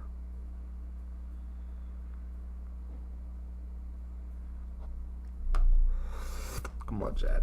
Talk to me nicely. Hanako's head sinks even lower than usual. Have you looked somewhere else already? It was at the library I was reading. So she does spend the classes that she skips at the library. So not exactly a thorough search. Then, well, if I had to guess, she'd be in here, her own class, like Shizune said, right? With the slightest of nods, Hanako agrees with my reasoning. Gosh, she's being so awkward. It's like a double-layered silk glove with padding to even begin interacting with this girl. Some small talk might help her a bit more. Type shit. Yes. I'm not quite sure what I expected from her answer, nor why I even asked that question. That was rather obvious after all. Social circuit, so I suspect that Lily may well only be her one friend. Must be a pain being in different classes. I'm guessing she gives a sharp, almost reflexive nod compared to Lily's careful thought about her actions and speech. Hanako hastens to make her answers as prompt and short as possible. Lily comes by the classroom even when she's busy. She gives us all a sigh as she says it, evidently appreciating the fact that Lily goes out of her way to help her. It's pretty cute there. Really, there isn't any need to say more. Both of us are content with the discussion reached an end. I am not gonna lie, bro. Do not comment about my reading, cuz. I'm not trying to hear it, cuz. If you say anything about my reading, nigga, I'm gonna put my hands on you. That's all I'm gonna say, cuz. They seem to be keeping mostly to themselves, but before I can notice her doing so, Hanako has moved around behind me. Hey, are you alright? Just keep going. The students pass us without as much of a second glance. Hanako takes up position to my side again as we enter the building, her momentary reprieve from her anxiety all but snatched away. Even as we climb towards the 3rd floor, she doesn't seem to relax. It isn't as if I've never known a shy person before, or even shy girls, but Hanako seems to be pretty far beyond what I'd call a normal fear of other people. Are you seeing half of her body being engulfed by burns? She was probably tortured in some way. This doesn't just happen naturally, you know. Is this nigga stupid? Like, this nigga's losing me, bro. If it weren't for Lily acting as a mediator, I doubt Hanako would have been able to walk beside me like this. She seems to completely shut down in the presence of others. The rest of the walk up to Lily's classroom continues in strained silence while I rue her inability to socialize at all. Just a little confuzzlement to it. Well, I guess we found her. This wasn't hard. Did Hanako come here first, though? Then at least starting to trust me a little, that can only be. Eventually, the two of us reached the door in class 222. Inside, a hive of activity, seemingly every student in the class talking at once. My God. Jesus fucking Christ. There, finding her must have been. She perks ahead of as she breaks off talking until I notice a smaller girl who must be her classmate. Trying to listen as best she can. Sorry, who? Oh, sorry. Hi, CEO. I have Hanako too. Hi. She's pretty skittish, considering the number of people around it isn't too hard to work out why. Really take a moment to pause and assess the situation before turning to the other side once again. For the moment, just ask Mariah for his advice. Kenji's busy with painting one of the pandas already. Oh God, Kenji's in here? No, Lord Jesus, get me out of here. Wait, Kenji, that Kenji? I quickly turned about, leaning to the side to see past Hanako. Fuck! No! When I met him, no! Sorry about that. Our class doesn't have many students with even practice. So they're in hiding. Damn. Specifically for student support vision preparing for the festival. No, fuck. No. Just to set her mind on something would do her good, but I doubt she has the courage to ask outright. She quickly nods in affirmation afterwards, so I'm confident I made the right move. Oh, sorry. That's good. This might actually get finished before everyone goes off to dinner now. Would you be able to help the person painting the banner? It's a big task for you to do, but nobody else can. Can't you? Sure. She seems surprised that I know him. I can't really blame her. I take it you've met? Our dorms are right next to each other. Hard to miss each other, really. Well, it's good to see you're getting so fast. I wondered if that's the right word to use for him. Oh my God, I gotta help that nigga get got. Whoa, Snoopy, you finna catch a bro. I'm not gonna lie. I don't want to hit Snoopy, and I don't want to hit my little plush. I don't want to hit the little lemonade plushie, bro. I don't want to hit them niggas. I need a plushie I can hit, bro. Remind me, bro, chat. I need a plushie I can hit, bro. I can't hit Snoopy, bro. I don't want to hit Snoopy and shit, bro. I don't want to. Bro, Virgin Man be making me uncomfortable, bro. He's weird. We'll go help him then. He knows what he's doing. That's right. Just ask if you have any problems. Oh my God, bro.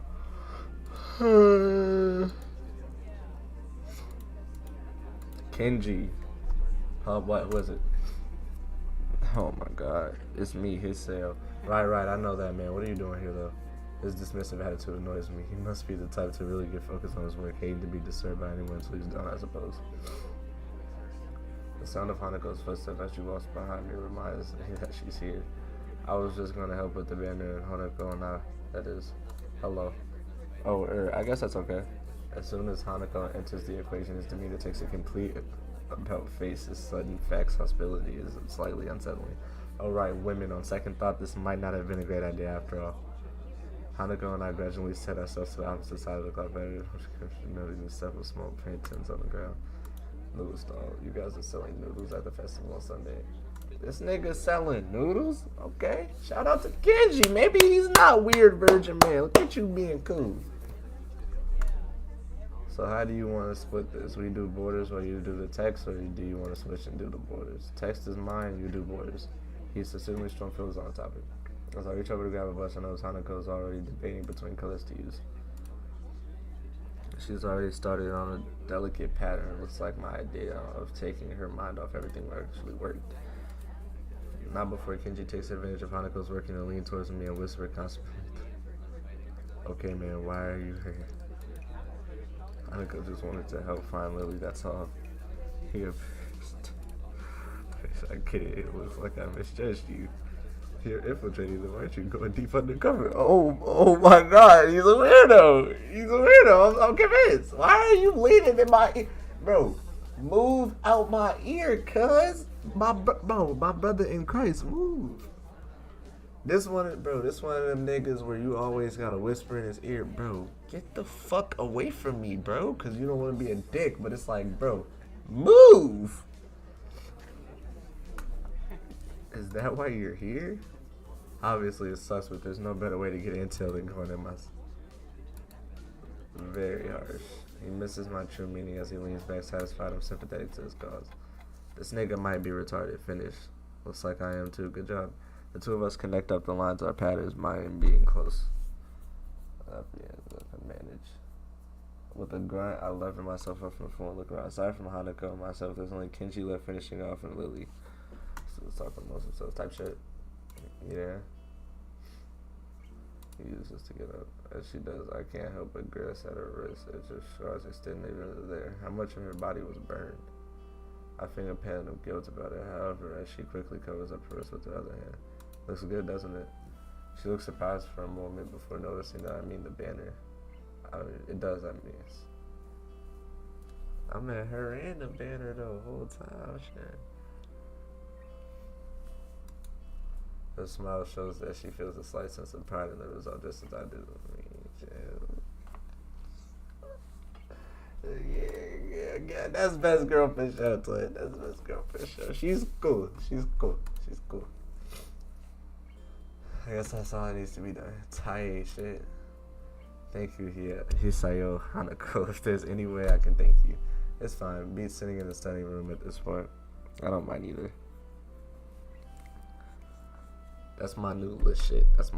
Wallahi. We walking that down, Gangle. We walking that down. She nods before suddenly remembering one last person. Oh, is Kenji still here? Just as I open my mouth, Kenji gives the answer from the other side of the room. Yeah, just finished. He carefully slides his sign onto the... Oh, God. Oh, Virgin Man. See you, man. Bye. Alright, Virgin Man. You be smooth, bro. See you back at the crib, bro. That's my dog, though, bro. Shout out to bro. I guess that's everything. Bro, I am not gonna lie. I know a nigga just like him. He used to just come say stupid. Oh, my God. Come whisper weird, stupid shit in my ear. Like, he used to blow. And then he transferred this nigga and called me. He talking about, bro, you really ain't want me to leave for real. Bro, I had to tell that nigga, bro, I've never been so happy a nigga transferred before in my life. That nigga used to blow me. And I ain't gonna lie, I used to find any way to tell that nigga that he was retarded, folks. He was like, bro, I be getting a little extra help with my shit. Yo ass retarded, folks. Stop talking to me, dude. Back to the game, bro. Back to the game, bro. I hope we don't do anything like that again. Working past school time. Yeah. Indeed, the classes plans this year were ambitious. Maybe too ambitious. The stalls look nice, though. She's right. It shows that a lot of the work on this, I'm sure a lot of us would be glad to hear that. At least now there's not much work to do until the festival itself. It's getting pretty late. Should we go? That's probably a good idea. You're gonna go back to the dorms? Yeah. Okay. Being so late, the students, yeah.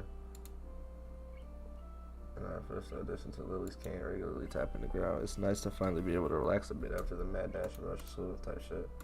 Alright, yeah, still getting used to the flow of things, I guess. The thing with Shizune took me kind of off guard, though. I grabbed my teeth a little and Ken did mention it was there already. About that, I'm sorry about it being so public. Shizune, I go ways back.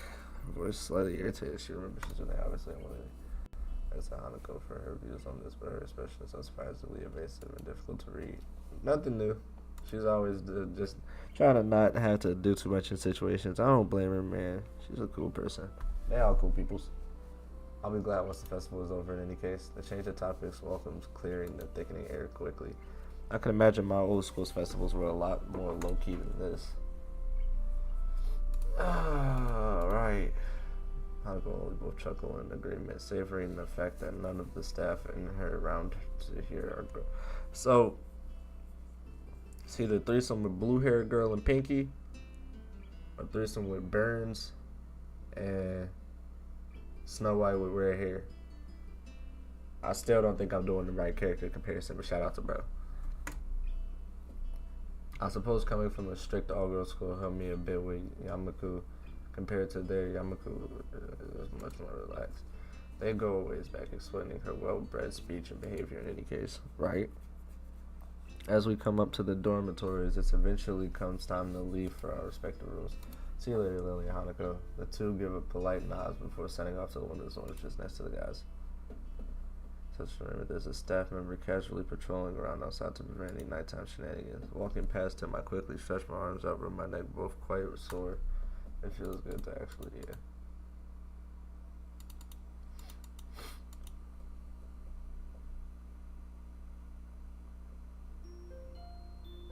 Okay. It's another day. I just woke up. Check my Drake. Big ass Glock stand over gang. Alright, we good. Shout out to bro.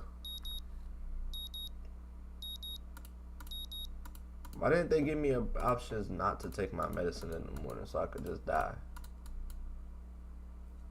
Once again, it would appear that I'm not alone. Emery has apparently been here for some time. It looks like she's already worked up a good sweat. Just when the hell does she come? Well, not many people actually managed to come back for a second try. She frowned, seemingly annoyed by passing though. Like the rest of the track team, for instance, still it was only supposed to be on a volunteer basis, so it's not that big of a shock. And I guess it's pretty early in the morning. A shrug, it suddenly appears that she's forgotten what she's talking about. Anyway, so come on then, what? You're here to run again, right? Oh yes. So come on.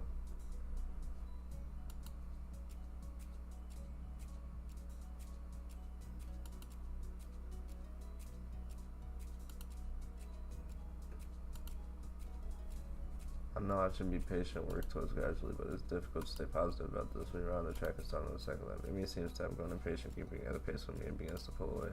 This is what I gave out yesterday.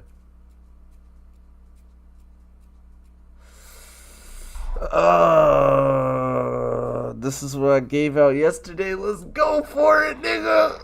What am I doing here? Am I really just going to fold and let Amy pull ahead? So quickly that you consider that keep going, looks back over the shoulder, being great and still going. With pain. I'm not Alright, bro. Nah, that's it. No, that's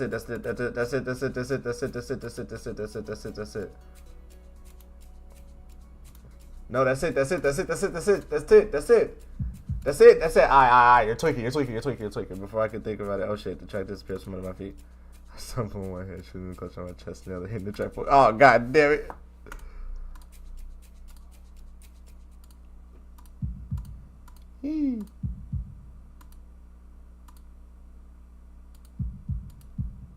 Oh, come on. Wake up, bro. Wake up.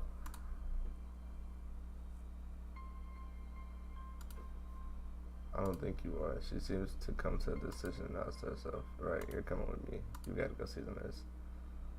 Feel a bit off, but I refuse to show it off. Honestly, I'm a little ashamed about my own week. Nah, I'm cool. Just tell her you good, bro. I don't want to go see the nurse. He gonna probe my butt with a switch and shit. I'm cool. Oh my god, here we go. Sunshine? Anyway, he calmly sips from his cup.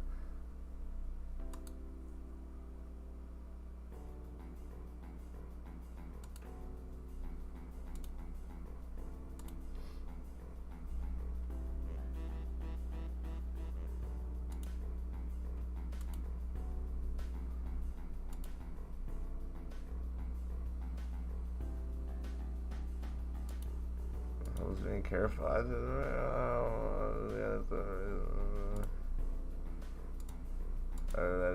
was racing at me. Is that true?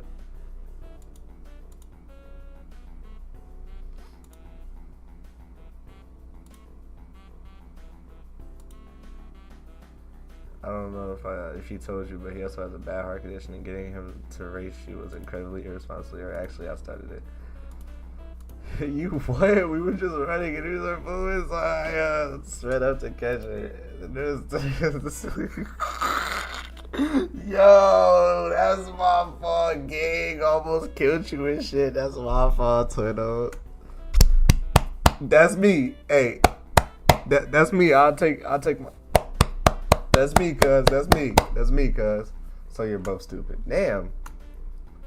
Now come on, he said. I've got to make sure your heart's not going to explode.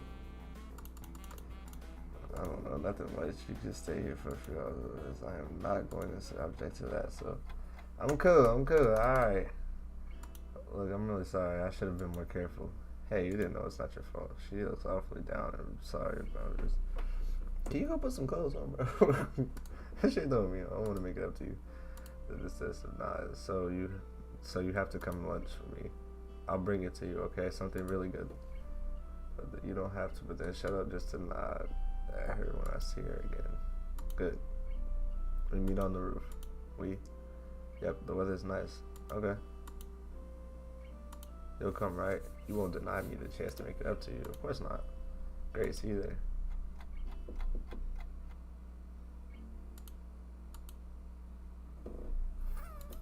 Got my own narratives. Chat! I got my own narrative. Chat. Caddy. Caddy.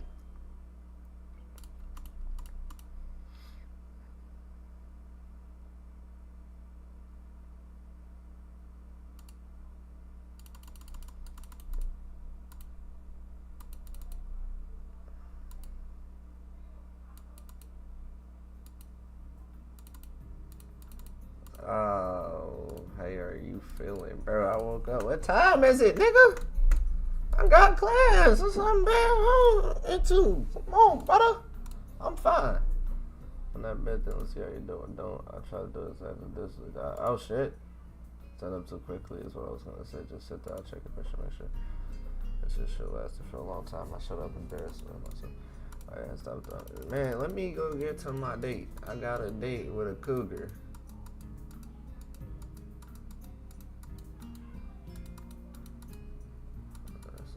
Alright, boom. Let me get to my date with a cougar.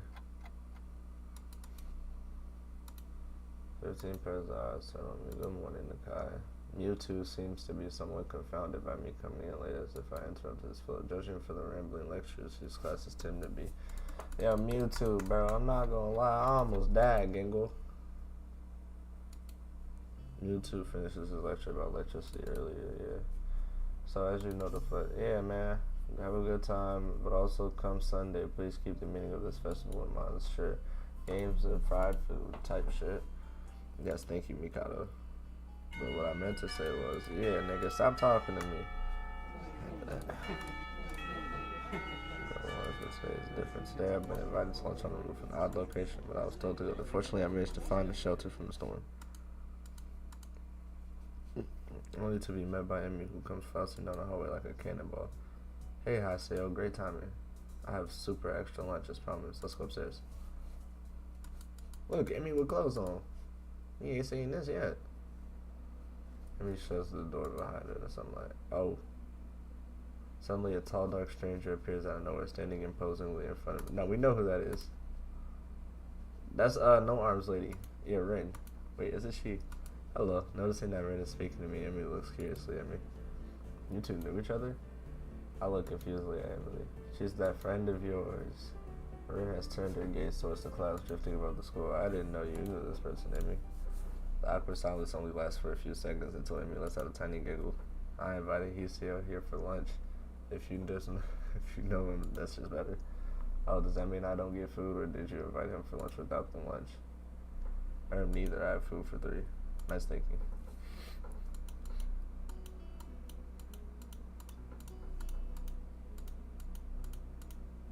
Oh, Emmy doesn't have feet, so she doesn't mind seeing feet, and then she doesn't have hands, so yeah, okay. This is all making sense. Makes sense why they're friends. Come on, I said, what are you waiting for? She's begging me to join, making the room on a small bench.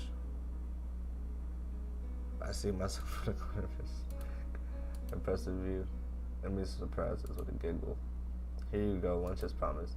Homemade, no less. I'm impressed. Wow, this looks really good. Thanks, I'm making myself when I can. Conversation dies off as I set about the business of eating that hoe.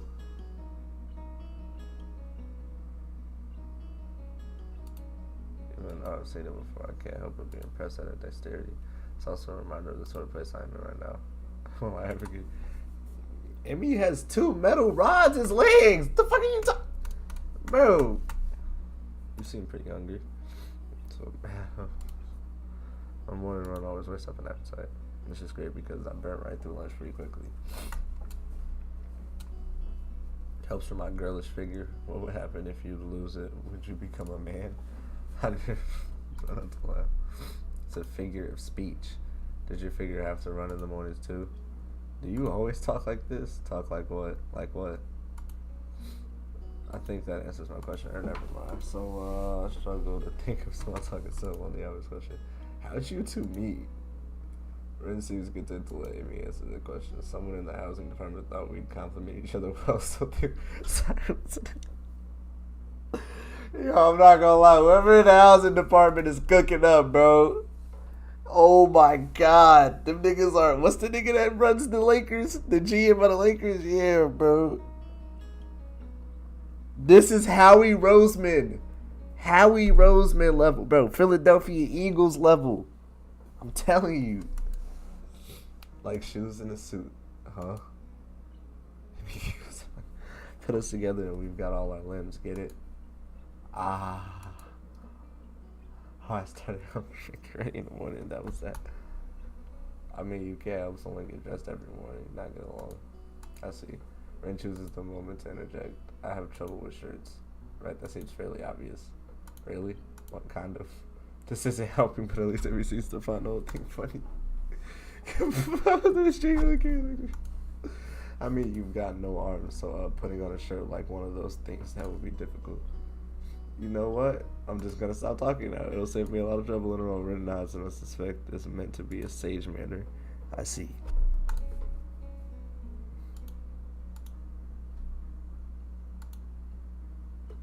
That was good. I'm thirsty. I like Ram. She's funny. I almost forgot about that. Sorry. But the flush reaches into her bag and loses trio juice box and she tosses me one in the cranberry type shit.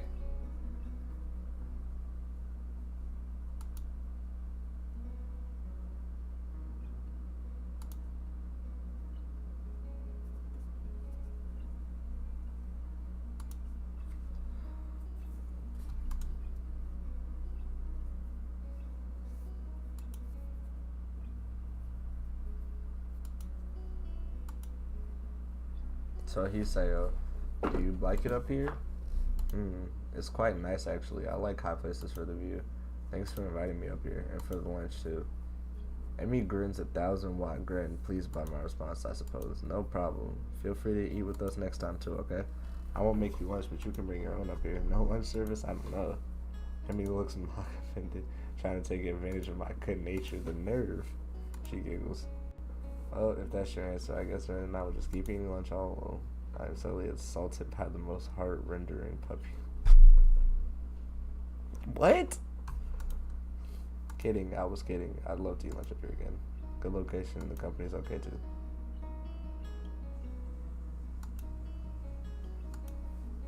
At least acquaintances, right? Man, get back to class, bro. You know anymore, you're gonna fade away. Ren shrugs off his acceptable risk. Come on. I'm surprised my heart didn't pop out. Shout out to bro. Alright.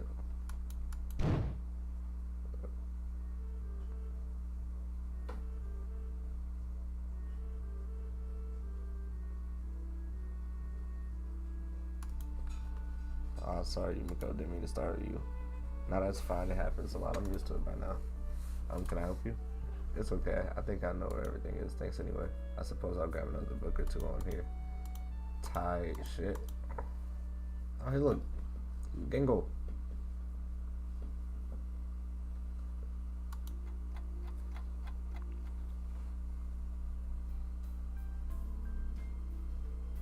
Alright, so I pick out a few books or whatever. Alright, pop them into the bag. Head over to back to the crib. Read some books. That's crazy. Alice's Adventures in Wonderland is insane. I'll put the book down for a while and stare at the ceiling, taking my time to shake off. I read 200 pages of a book. I'm a fucking geek. Bro, how long is this shit? We at 3 hours 40, bro.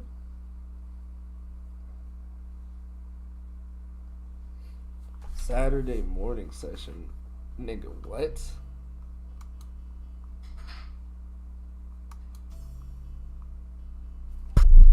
Nigga, Mewtwo. What's good, Mewtwo? Mewtwo lurches in the class, a tired stagger. I suppose students aren't the only one who enjoy the... Yeah, nigga, let's get some butt, nigga. No one in the class is gonna call him out about it, man. That nigga drunk. Cuz had a few shots. Cuz came to school the next day. He finna go ahead and teach this class off the handle. wonder if she was born Israeli. She's making up for her. Nakai, can I speak to you for a moment? God damn it.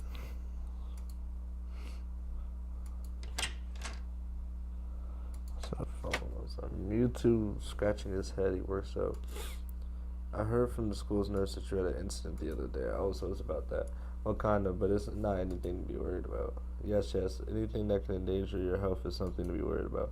We try our best here to prepare you for life here. Part of that, it would remiss of me if I didn't speak a thing. Alright, I get it, I'm sorry. Mewtwo closes his eyes in frustration and realizes that his probability wasn't the best thing to say.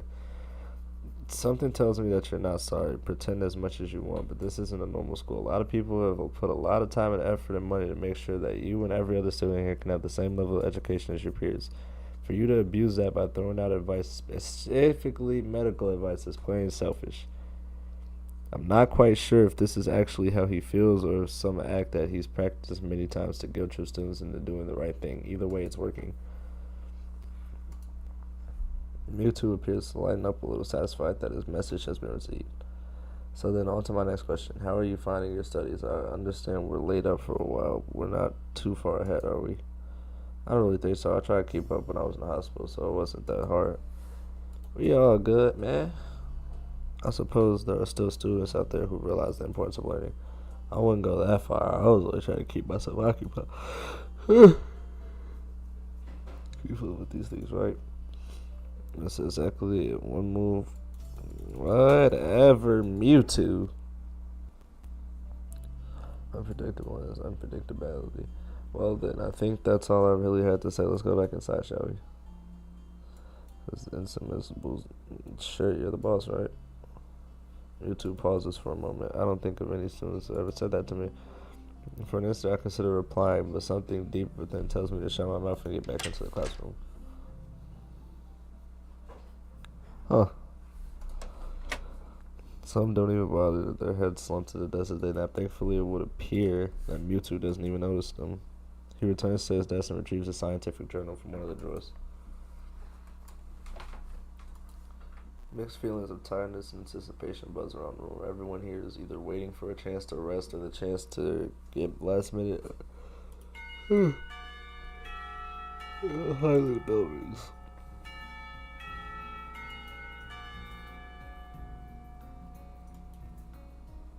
Classroom empties.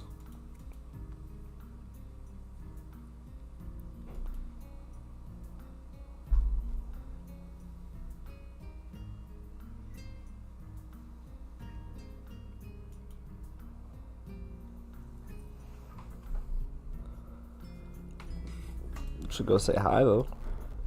I'm past this probably just 15 minutes or so, but it feels like I turned pages of my book. Hanako turns pages of the novel she's reading. My pen led splinters against the paper just when I was about to finish the paragraph.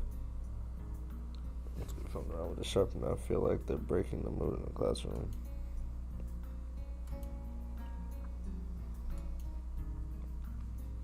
Hanako. That's all it takes to make Hanako jump from her desk and run to Lily. They talk quietly for a moment, but it isn't long before Lily leaves down the hall. Hanako idles back into the classroom, taking her seat once again. I watch Hanako out the corner of my eyes. She shared curiosity that two were separated.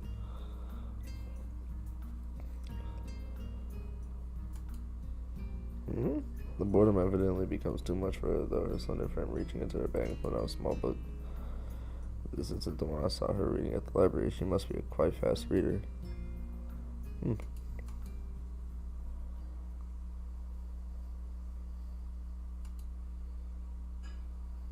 Facts. Bro, oh my god, bro. I talk to bro, I don't care. Fuck all that. No, God, nobody, anybody but Kenji.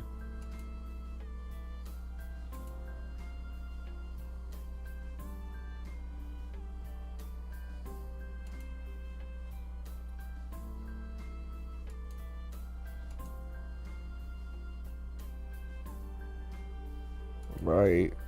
That's perfect that you can help me and Ren. With the festival preparations, I'm not sure I will be of much help. That's fine. I'm not much help either. Amy grabs my wrist and starts dragging me back inside the school quite forcefully.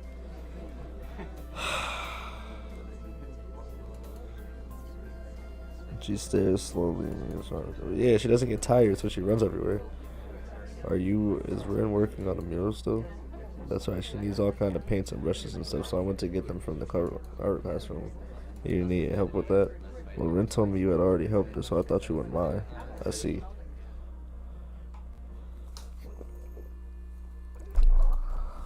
Oh my god. Life repeats itself.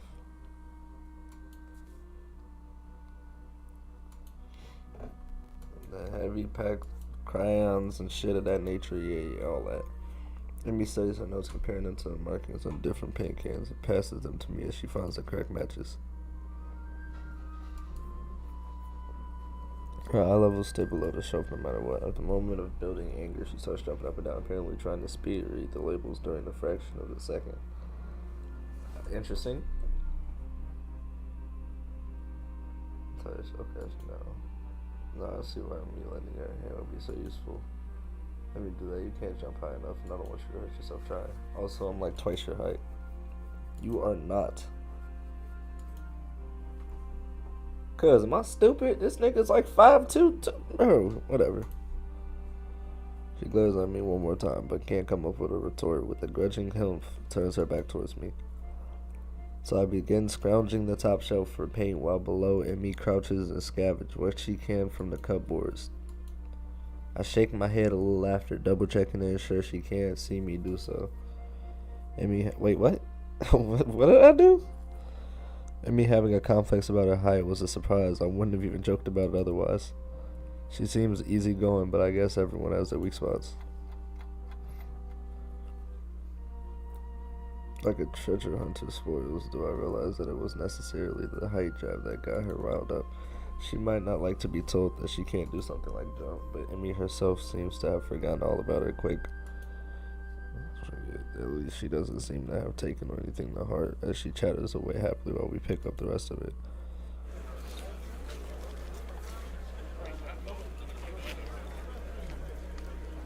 Brenda's really stressed about getting her painting done. It's her own fault though. She should have started earlier. That is a fact. She should have indeed started earlier. Is she going to make it? No idea. It looks good to me, but when you never know what's going on. I found her this morning lying in the front of the dorm in fetal position. She hadn't slept all night. I couldn't believe that night nurses hadn't found her. And now she's panicking again like crazy. And I've noticed that she comes off as kind of unhinged, so to speak. He looks at that. Well, bro, all that talking, I don't mind. She's a little weird sometimes. That I can agree with. Her, unlike me, Emmy seems to be cool with Ren's whatever it is that makes her so off. I mean, shit, I don't really mind it either. I know for a fact, those feet are amazing.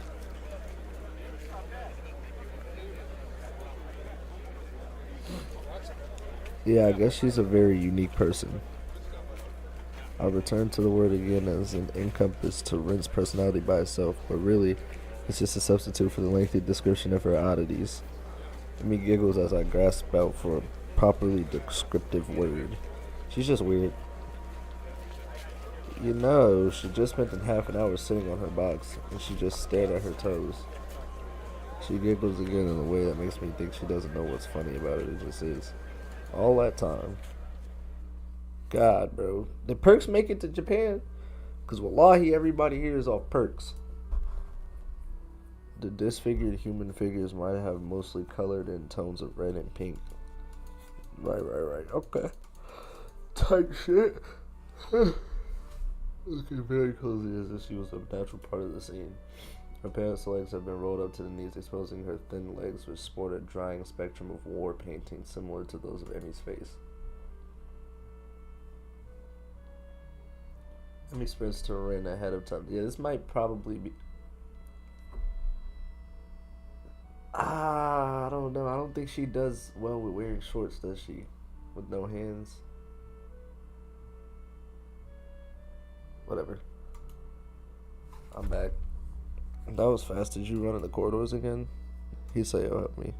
Emmy points victory. and says while following Emmy's finger with eyes looking at my general direction. She nods absently. She looks like she hasn't slept since last night, a vacant glazed stare that focused slightly off me, and movements like, "Hi, Iseo, thank you for the help." Don't mention it. I just did. Never mind. Looks like you've made progress. Looking good, though. But now you give more back look.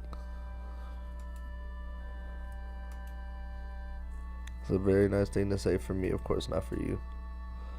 This is why artists are always unlucky. They have to constantly look at their unfinished painting. So artists can't find romance, their favorite TV shows are canceled, or they die young because of unspecific disease. It's a deep, mysterious law of the universe, unless they are blind. She considers this for a while, looking like she's going to fall asleep. There's a boy. Boy, come here! At the art club, you see a blind boy, so he doesn't see. He should become an artist. No bad luck guaranteed. Don't you think that would be a great idea? What? The only blind person would become an artist, not as such. What? What are we talking about? You might have a point. What are we talking about? Talking about Kenji? Bro, Kenji's retarded ass shouldn't do anything. He should just go home.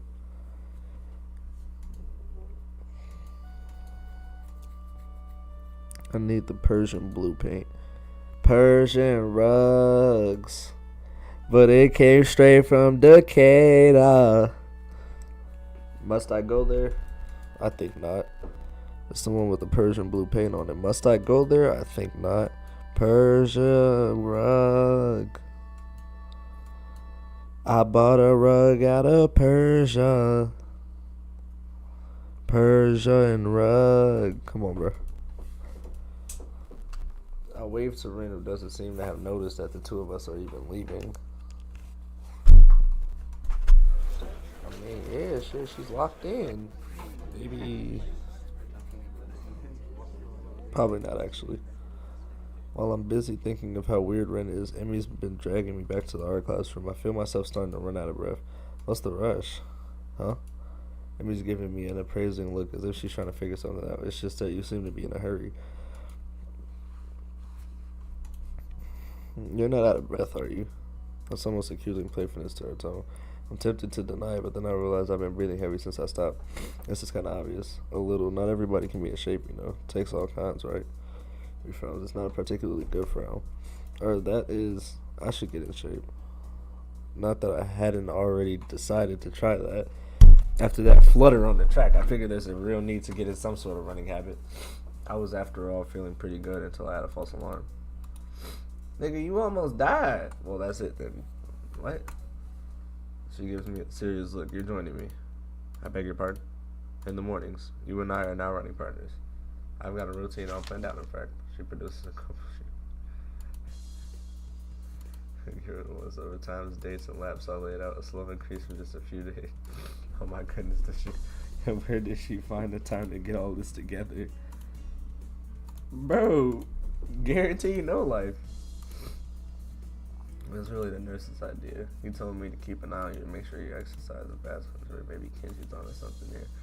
This seems a bit much for just keeping an eye on me. Well, to be honest, I've been trying to find a running partner in the mornings for a while now. My God, Kenji, if you could only see the scheme unfolding. Yo, no way I'm agreeing with Soy Boy Virgin Man. What do you need a partner for anyway? It's easier to keep up a workout if you're not the only one doing it. Type shit. Isn't that obvious? Well, fair. You're less likely to quit if someone's counting on you to be there. I see, and this won't only keep you running, but it'll make sure that I keep running as well. Meaning that I'll be obeying the nurse, and I'll be keeping an eye on you, just like he asked. You caught on quick, Hisayo, and if I refuse, I have no intention of refusing, of course, but I've got to at least put up a token resistance to such a masterfully crafted plan. Well, if you refuse, I'd have to pout, and you'd have to live with being the guy who made Ibarazaki pout. You don't want that on your consciousness, do you? As to demonstrate, Emmy begins pouting. And it is the most adorable, heart-wrenching thing I've ever seen. Okay, I'll do it. her pouting was heart-wrenching? What the fuck, bro? You letting bad hoes control you, bro? Man, calm down, brother, man. Yo, bro, these bad hoes can't control you, cuz. These bad hoes can't control you, cuz. Don't let these hoes do it to you, brother. Tripping. I feel like I just hit a puppy, so it's settled right. You're going to be my running partner. Follow the workout and the dietary plan. Dietary plan? What the fuck is she talking about? You gotta eat healthy if you're gonna get in shape, you know. I explained to what comes to dietary plan out here. Alright, I forgot to give that to you. Another couple of you to pay for his producing hands over. It's somewhat less detailed. Where did she get a dietary plan from? I had the nurse help me come up with it. The amount of dedication that the nurse has to keeping me in good health is pretty overwhelming. I don't know any school nurse who would get one. No, literally, bro.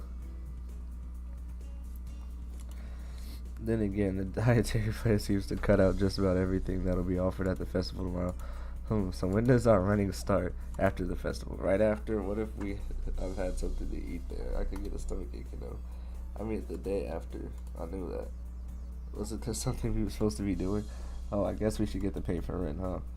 Oh, it's slipped my mind. Nigga, now I gotta run every morning with her? I was already trying to... Never mind.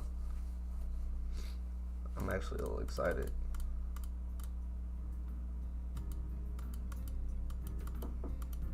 Oh God, with no urgent obligations regarding education, I should be free to spend the festival as I like, literally. I'm on a routine. I exit into the hallway intending to go out and find something to eat. Passing by the doors, I decide to see what Kenji's up to on a day of impulse. I'm curious if he has any plans at all.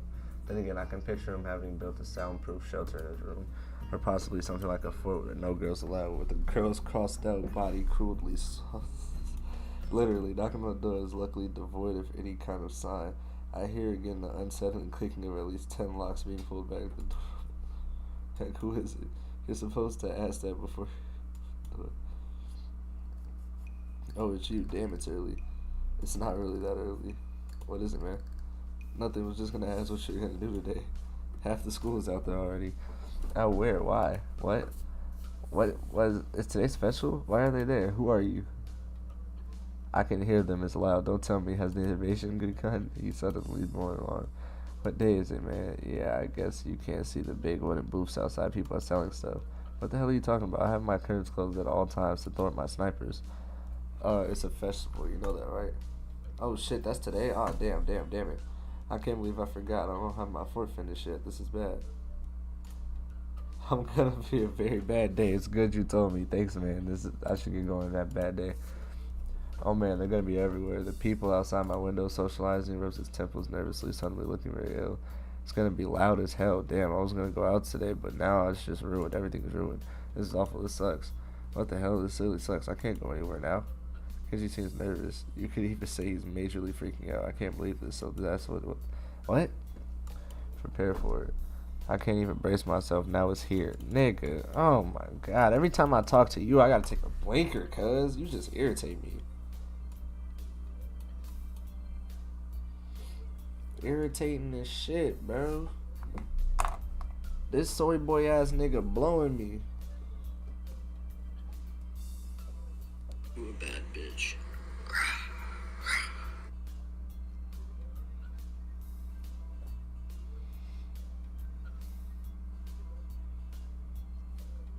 That nigga's gay. I'm finna post that on Twitter and be like, love y'all.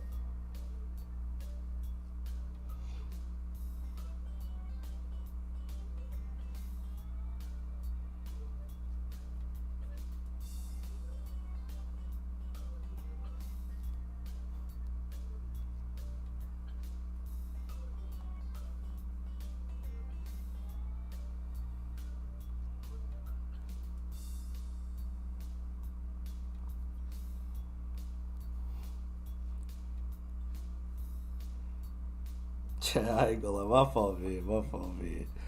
Posted some funny shit, man.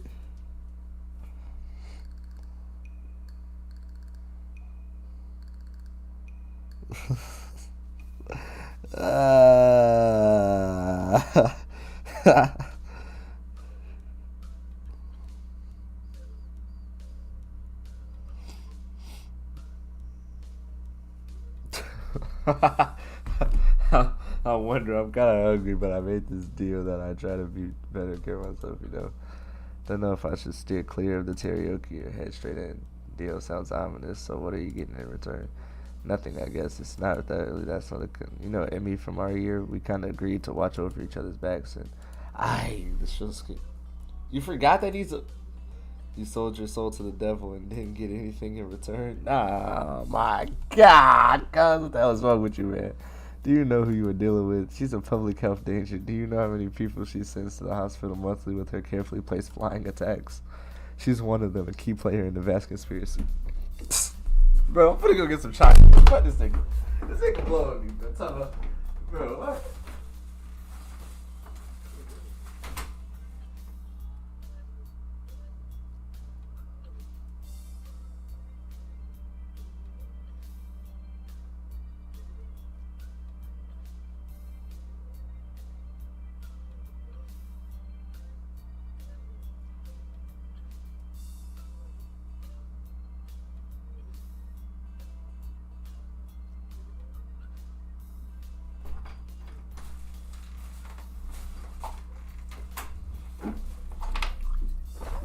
Alright, bro. What the hell? This nigga talking about crazy shit.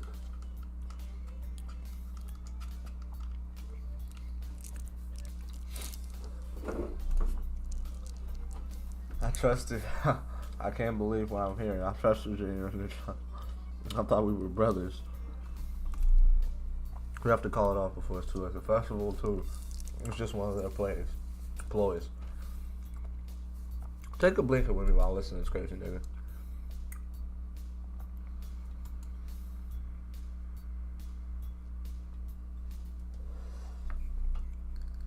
So I don't have to experience this all day. I have the perfect thing for that. I must prepare now. I'm going to the festival. Okay. Ready, dude.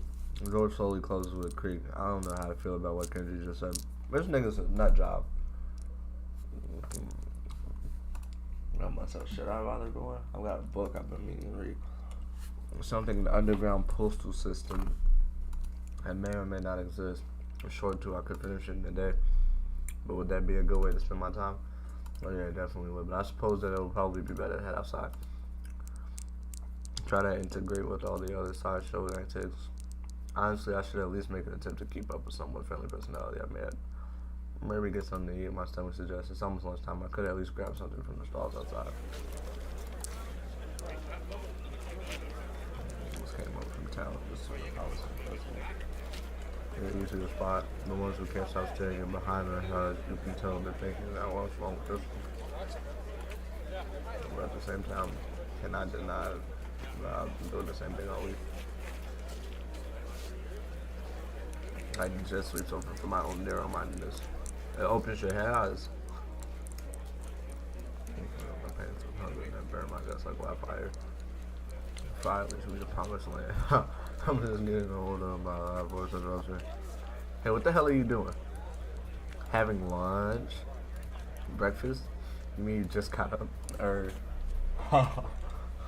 almost feels like the time. No, I meant lunch, honest. Brunch.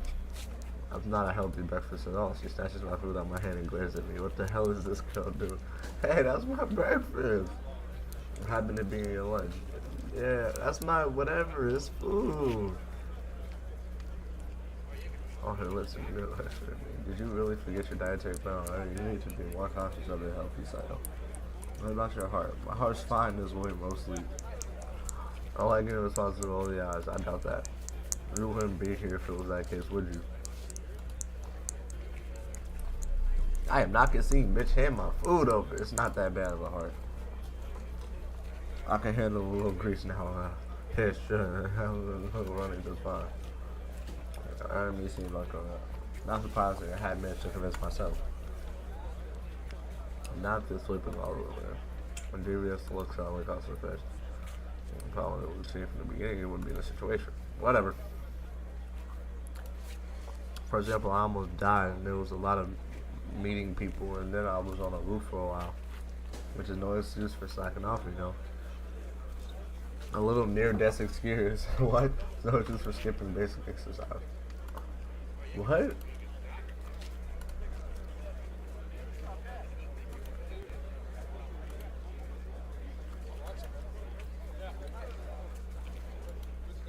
We don't need to give this nigga not the photography. He's right about eating healthy after all. And here I am ordering up something gross and healthy but delicious. There's some important things. There are more important things than deliciousness out there like staying alive. If Emmy weren't here bro beating me for my predecessors, I'd probably, hey wait a second. A sudden question faced in my head. What the hell have you taken such interest in my well-being? Emmy shrugs and grins at me. You're the new guy. I figure you don't have any friends yet, right? Cap. Cap.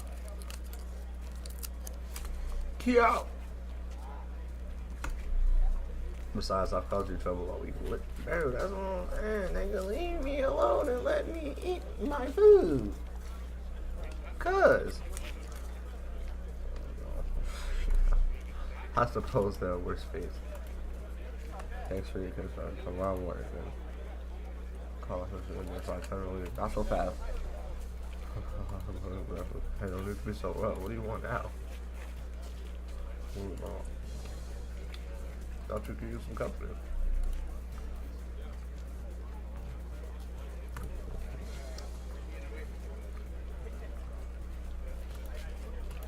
I was not. Another way. Okay, maybe I was letting that a little. I'm a danger to myself and others, aren't I? I get done agreeing with them.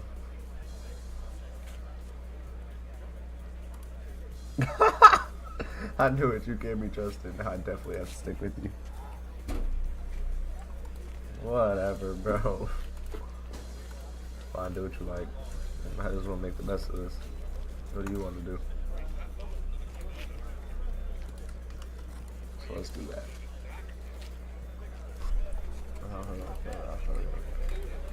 Okay. I'm also interested. That's tough as fuck. It's actually hard.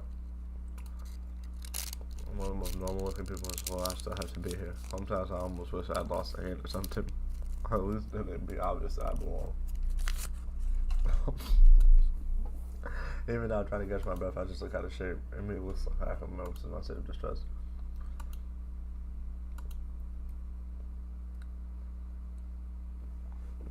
This bitch asked me, are you gonna die? Please don't. It'd be all my fault, and I don't want to deal with that kind of guilt. Besides, after the last time, I don't really think I need to see that again.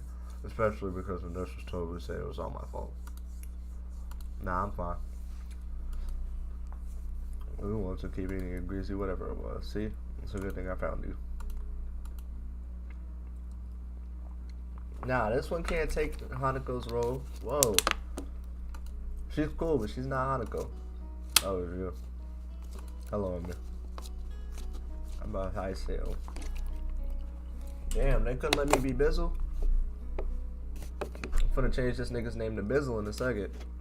Lordy.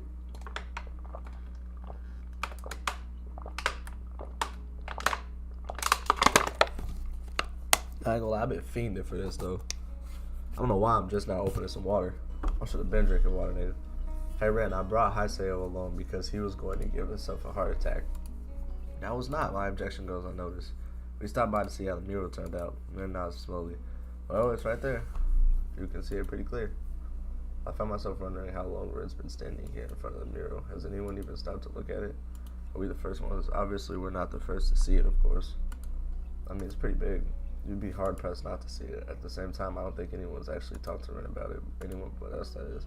I feel compelled to say something. It looks pretty good. I'm still not happy with how it turned out, but I guess it'll do. She seems almost resigned to. I'm not sure what she expected as a result, but I guess she didn't quite get there. We stand in front of the mural taking it all in. That's actually hard as a bitch, though. Cuz, that's hard. You went crazy, Ray. You went crazy, gang. You went crazy. Trying to move. Emmy speaks up. Damn, I just dropped my chocolate, man. Have you eaten? Of course. You can't survive otherwise. What about in the past 5 hours? Maybe, but I'm hungry again, so maybe that means I'm wrong. I mean, grins and cups stand together. Good, come get food with us. Okay, but we should hurry before they notice I'm going. Somehow, I don't think they'd care, whoever they are. Man, let me get... I cast a longing eye over the fried food. Man, let me get a large number 3 with bacon, cheese. All fell down. I'm pretty sure everyone ready anyway. Unfortunate, we find a spot on the grass and sit down to eat our purchases. Well, my purchases anyway. Somehow I wound up paying for all the food. Surprisingly, my unfried food is pretty good. Silence falls as Emily allowed it to eat, and then stares at something other than occasionally eating a bite or two of her food. I finish my meal first and lay on my back on my grass.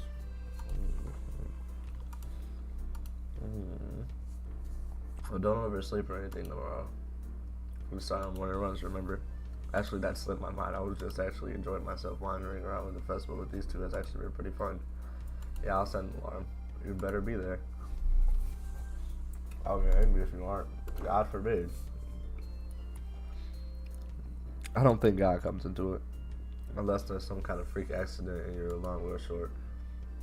That might be a random act of God. Well, don't cause any random act of God then. A plan forms itself in my mind. It's a plan that makes me feel kind of guilty, but I throw it into execution anyway. Damn it, I've earned a little fried food. Anyway, I'm going to start right tomorrow, right? So the actual routine all starts tomorrow. Ergo, dietary portion starts tomorrow. Ergo, a sort of final farewell to all the stuff I used to eat while I was bedridden in the hospital. Actually, I suppose I should head back to my room now. I had some homework to do. You sure you're not going to sneak off and buy some stuff over there?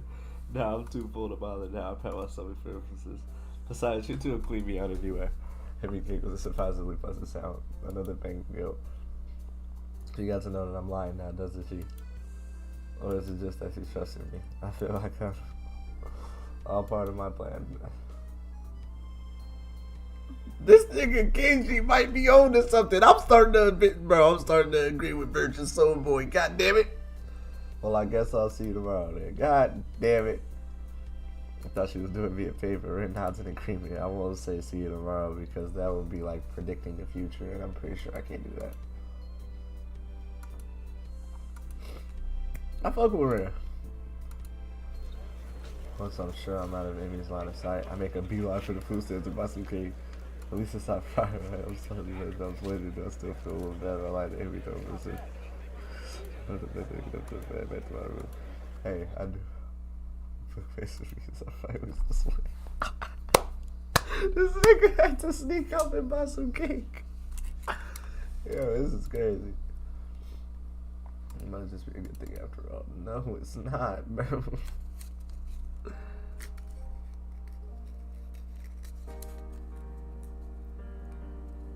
Nah, that's crazy. Animation of her. Whoa, wow. Animation of us running is crazy. Animation of us running is crazy. Chill, nigga. You gonna die. You gonna die. Chill. Chill, Gingle. Alright. Big breath.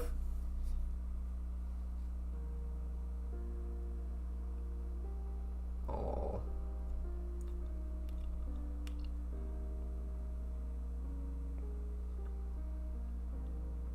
Oh. You ain't win me over that easy. Okay, you starting to win me over that. My fault. What a crazy comparison. What type of, bro? Act 2 form. Bro, hold on, bro. That was a real sweet moment. Finish Emmy's Act 1. Nigga, I didn't get to choose who, what? Who the, no. I wanted Hanako. Oh my god, bro. Here we go. Now I gotta replay all this shit over later. Cause I ain't get what I wanted. God damn it, I wanted Hanako. That's my dog. But Emmy cool too, I guess. I'm not no lolly enthusiast though. I know niggas that really like lollies for real. Shout out to Jay from the Cub Scouts, bro.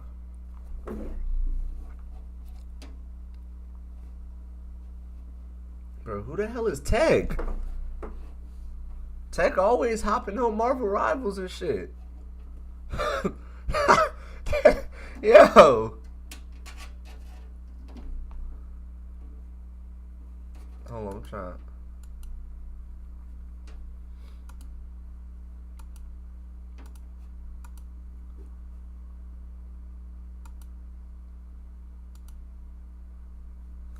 See, look. It was seen that Emmy is already there with a relief, not according to my watch. We are both early, in fact. Damn, you got me there. Emmy is sitting on the bleachers, decided to. Decked down in her running gear, waiting somewhat patiently for me.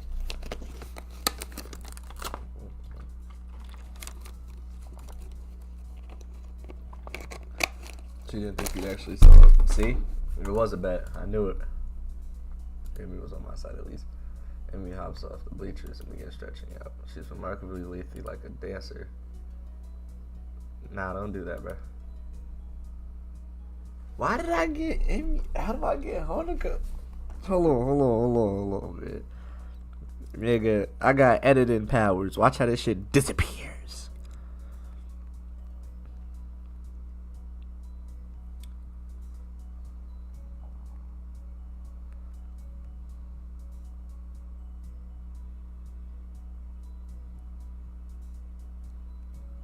What's this shit called?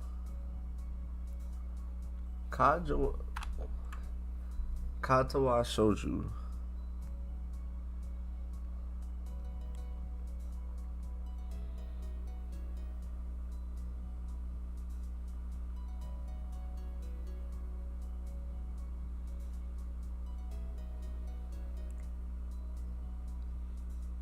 I did that.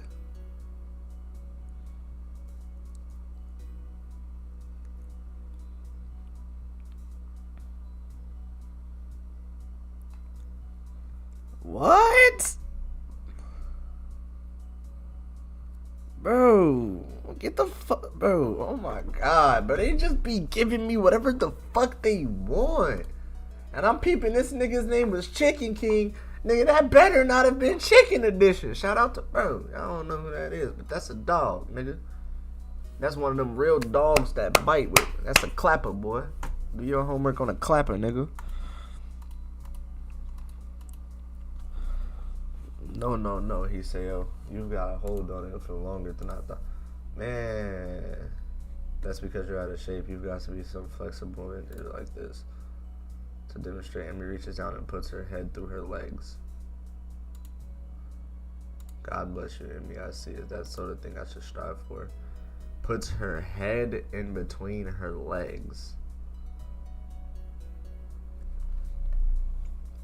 Oh my god. What?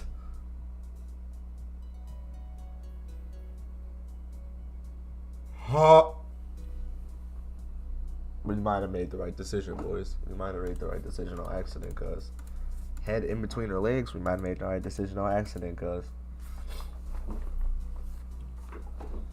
We might have made the right decision on accident, cuz. Nigga, you telling me she... What? We'll start off with just a mile, okay? That's 4 laps around the track. Got it. That sounds fine to me. That shouldn't be too hard, right? A hazy memory of running. Yeah, it wasn't that bad. That's a pretty good place, and I've fallen behind there. Try to keep up, okay? How so you?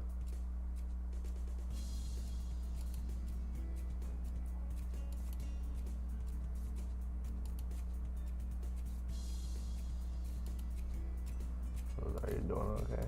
Never better. Oh, really? Maybe I should speed up then. Oh, no, you wouldn't. To overexert myself. My heavy panic racing makes the statement less convincing than I had hoped. It simply as some miles and turns around again. If the boss I say, oh, we'll stay at this pace.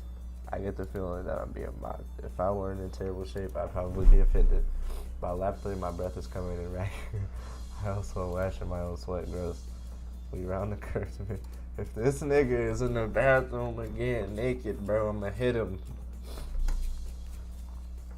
focus on her abundant seeds. I stubbornly stick to my slower pace. By the time I get to the first turn, she's already rounding the second. As I struggle to cross back the stretch, Emmy continues running and catches up to me. Come on, Haseo, you can do it. I'd answer her, but I'm too focused on getting air into my lungs and ignoring the burning of my leg muscles. Part of me wants to say something like, maybe you can, but I'm about to die here. But again, I doubt I could actually form words right now. Emmy's pace around the second turn and cross the finish line. Her sprint seems to have gotten her sweating. It's actually caused her shirt to turn slightly translucent. It seems she wears a black sports bra. I feel a vague stab of guilt for being the sort of guy who steals my legs with Chesterburg and Sorelli. I can't bring myself to care that much.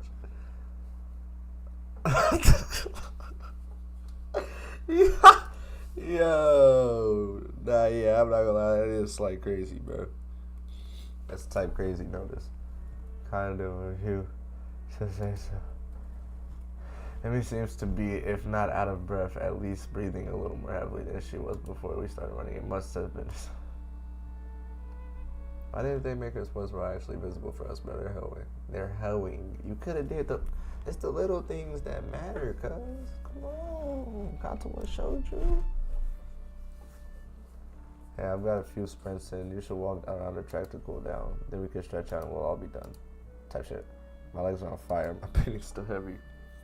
After a triumphant of medical science, you should put your hands behind your head. It makes it easier to catch your breath. AKA do the Tyreek Stevenson, nigga. Do the Tyreek Stevenson, cuz. She's so tiny. So she seems to have finished her sprinting. She's breathing heavily now, but she's wearing a satisfying look on her face. She weaves cheerily as I near her. Feeling better, right? Actually, yeah. Do you want to take another wrap around with me? I've got to cool down too, you know. Part of me would rather sit down and not move, but something tells me that would not be a bad idea. Besides, if I sit down, there may be no getting back up again. Sure, why not? Emmy's got her hands behind her head now as well, which makes me seem very relaxed. Also pulls her shirt upwards ever so slightly so I can see a small strip of it.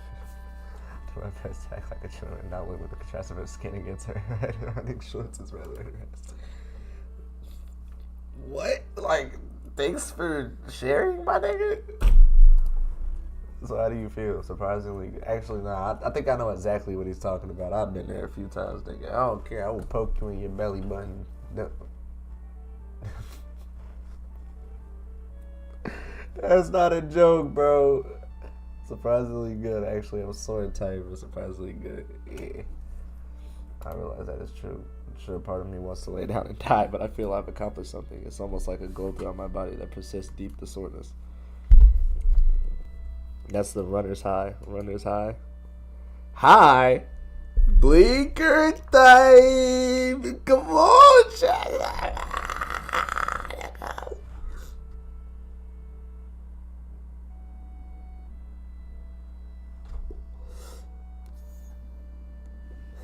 Oh my god. That was a big boy. Oh.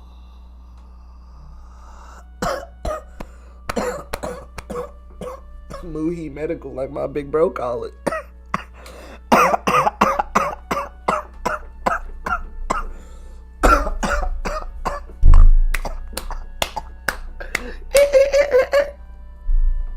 My fault. I'm high as hell.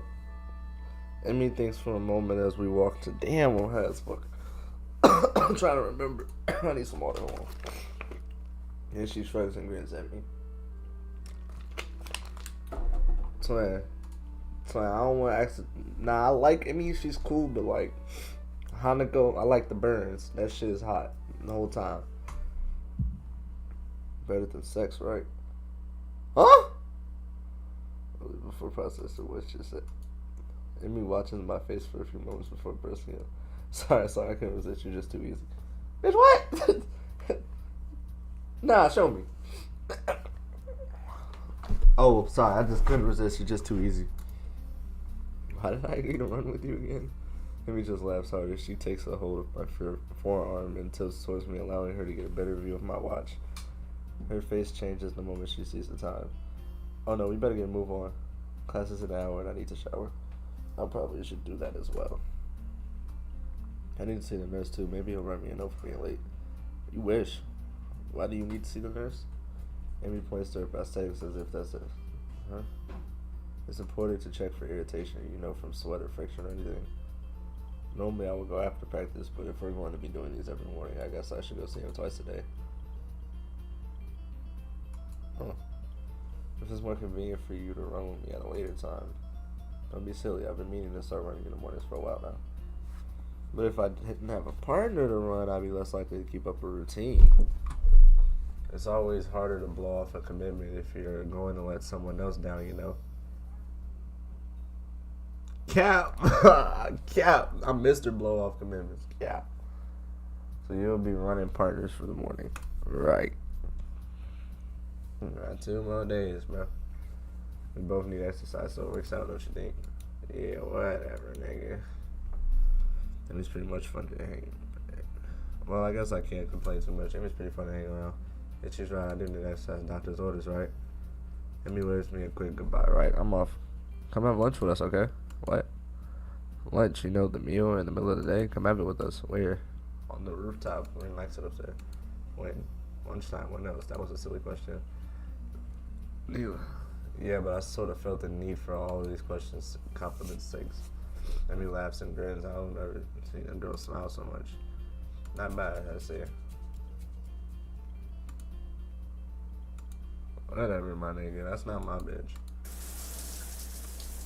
Nearly kills me is insane.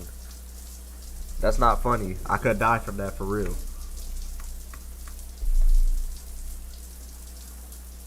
Nah, this shit's tripping me out, bro. It's only coming out one headphone right now. Shit tripping me out.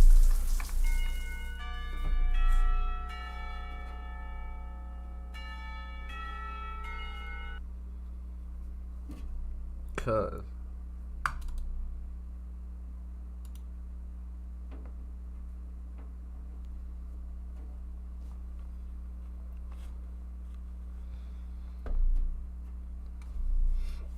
Twin. Audio off. Alright, we good. There you go. It's all fit to provide me with some prepackaged stuff when I moved in, but they still always pack them still. The fresh everyone is my face. Part of me wants to be surprised that Ren's already up here. So staggering unaccomplished things in the clouds. Couldn't you just look at them right side up? Ren rolls her eyes in something approaching expiration. I wouldn't get a new perspective. Is upside down really a new perspective? Aha, that caught her off guard. Ren was perceived. You maybe have a point. Maybe sideways.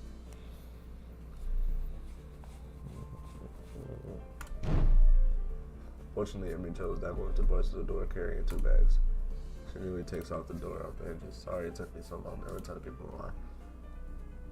She drops the first bag in front of Ren, takes a seat. You buy lunches for Ren. Yeah, sometimes, yeah. I'd have Ren buy my lunch for me in return, but I'm just not sure she can carry it.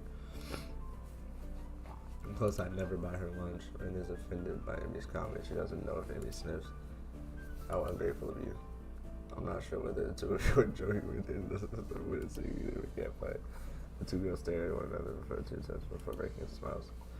Hey, Amy, did you bring the upside down into the perspective of things? Did not already have this conversation, Amy? Oh my god, bro. Where is Hanukkah? Where is Hanukkah? You say, oh, after I went through all the trouble of letting you run with me in the morning, she wouldn't even show up at my track meet. Wasn't she the one who asked me to run with her? Actually, she didn't even give me a choice in the matter. Wait, no, I didn't say that. She seems that... So you will come after that. That's great. I didn't say that either. I'll be going too, so I'll make sure to come with me. Good idea, man. Maybe we can get food or something after the meet's over. I feel like I've just been conned by the... Bro, where is Hanukkah? Oh my god, bro. What? What is happening?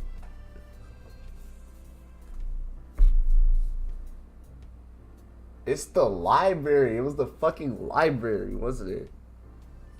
I fucked up in the library, bro. Damn. God. Bro, I'm mad as fuck, low-key. Damn. That's blowing me. I'm fucking angry.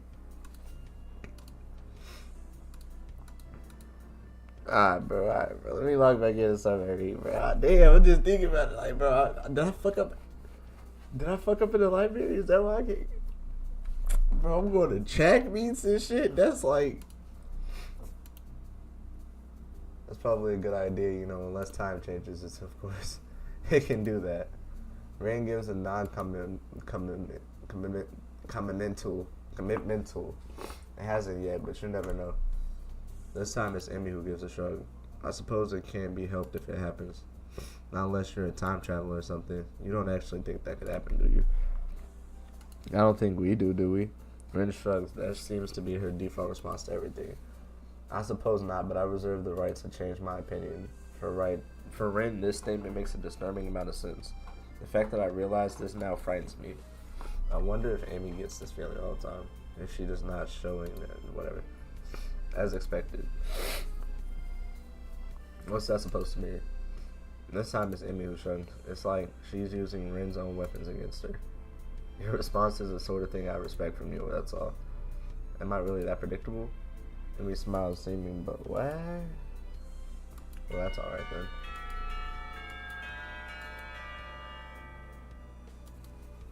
Oh no, I need to stop by my room to pick up my notebook for next class. Don't you wish you had a time machine now? Sorry, Hasayo, but could you make sure our garbage gets thrown away? I usually clean up myself, but I let her run. Sure, no problem. I don't bother asking her why she couldn't help. She already seems to be preoccupied with something else as entirely as she walked off. She probably used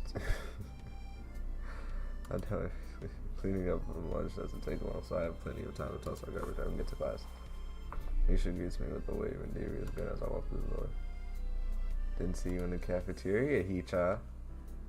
Yeah, I decided it got too crowded and it's just gonna get even wider. Oh, really? Are you sure you were participating in an illict rendezvous? What the fuck is it? Bro, what? Type backdoor bush? Illict rendezvous is crazy. What are you talking about? You were on the roof, right? With both Ren and Emmy, no less, you Casanova, you. We just had lunch. That's all. Misha burst into laughter, drawing the attention of several classmates. It's so adorable when you bless Hichan. She gives a don't worry, your secret's safer with me. There's no secret. Oh, Misha seemed disappointed, then lined up. Time will tell. I don't know what the hell she's talking about, but blessedly our teacher comes in and class starts. Lord thank me. Lord thank me, Lord thank you, cuz I'm so sorry, cuz I ain't mean it, cuz unexpectedly I managed to stay awake for the whole day. Shout out to bro. My legs seem willing to whatever.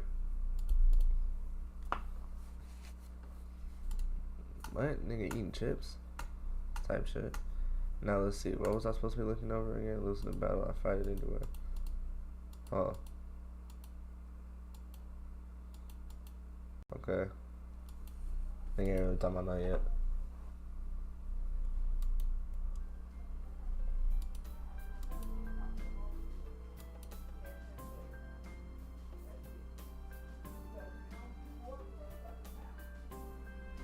What are you doing down here?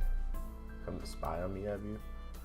To be honest, I'm not sure why I'm down here. I didn't have anything better to do. I figured that's about right. I think it is it. So I'm your last resort. What? You see how to get pushing me into? Oh my god, bro! I'm not mad, but I'm not happy. That's all I'm gonna say. Nobody cool around, so I'll just go see Emmy. Is that what you thought? She actually looks angry. A chance for some teasing of my own possessive self? Actually, yeah, I guess you are. Emmy pouts, widening her eyes to give a maximum amount of puppy totems. I was kidding. I was kidding. So you are down here to stalk me. Wait, what? That's not what I meant. Why would I stalk you anyway? It's not like you require stalking. If you're not asleep or in class, you're down here, right? And you laugh at that comment. Well, you're not wrong, I suppose, but forget about eating. But you forgot about eating. I do actually know. I'm not conceding for point. Plus, I hang out with Riz sometimes too, so I really might take some effort to talk. What? What do you two do together anyway? You don't seem to have a lot in common. She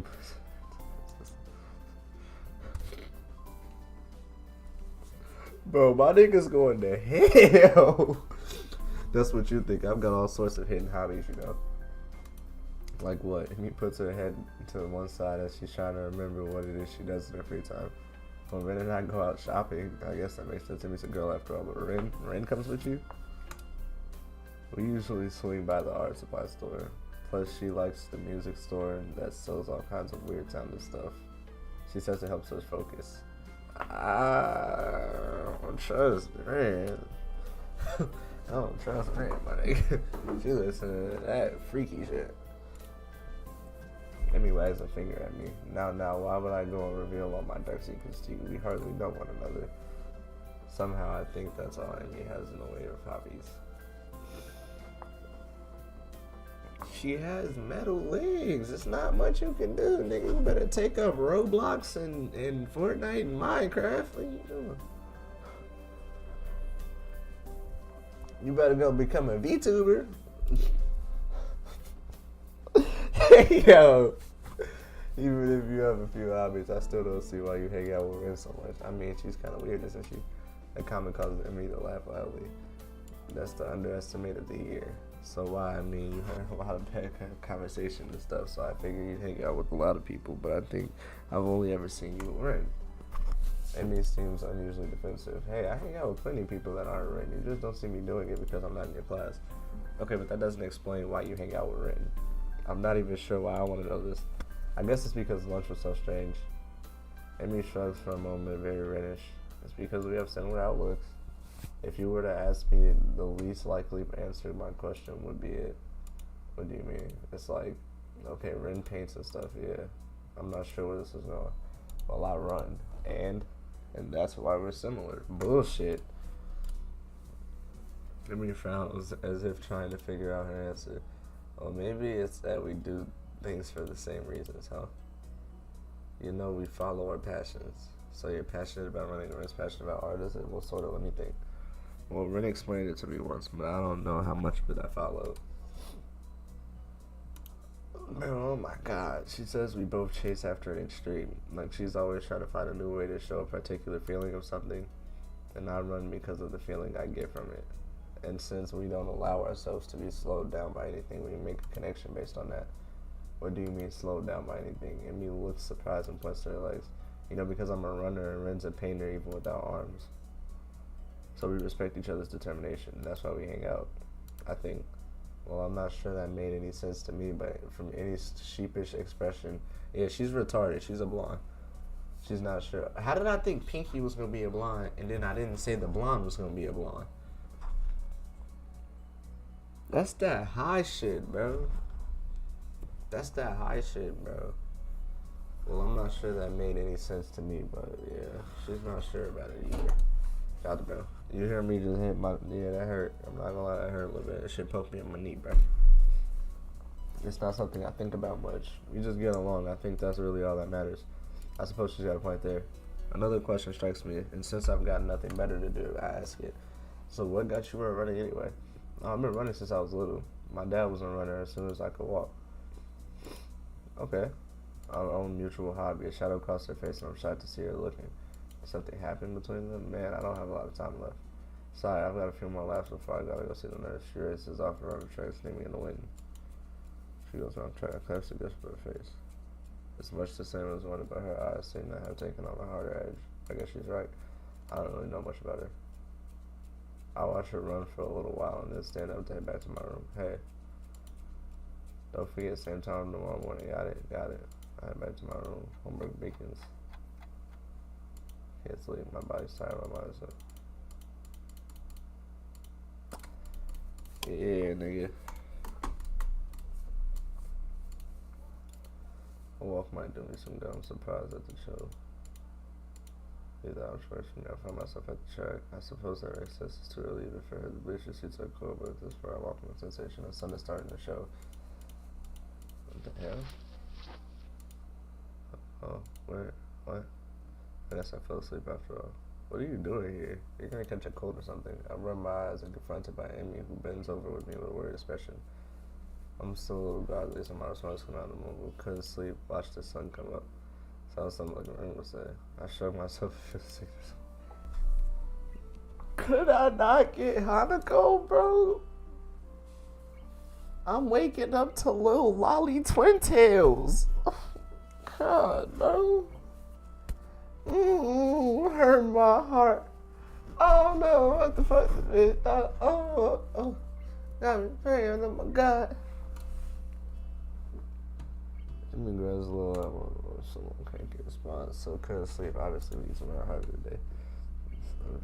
This seems a very ambiguous response. My mind's just racing, that's all. I don't see the difference if you're hard.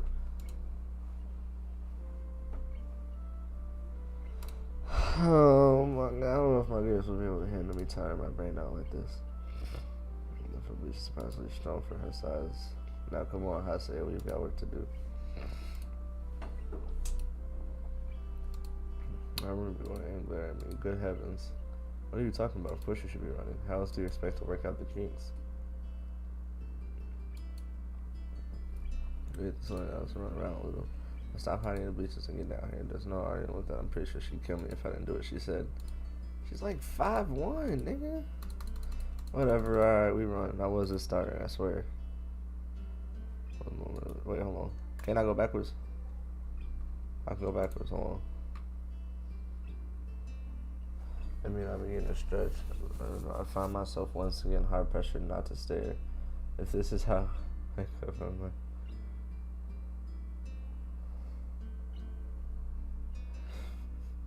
Hey, you know how I say it's not polite to stare. I wasn't staring. I saw every raises and eyebrow considers me for a minute as if evaluating my response.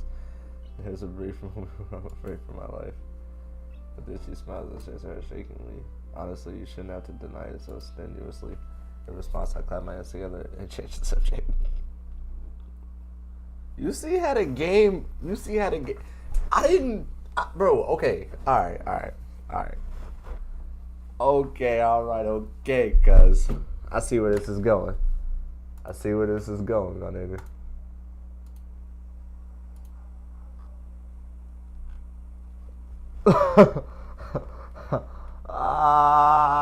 He's screaming, he got hit.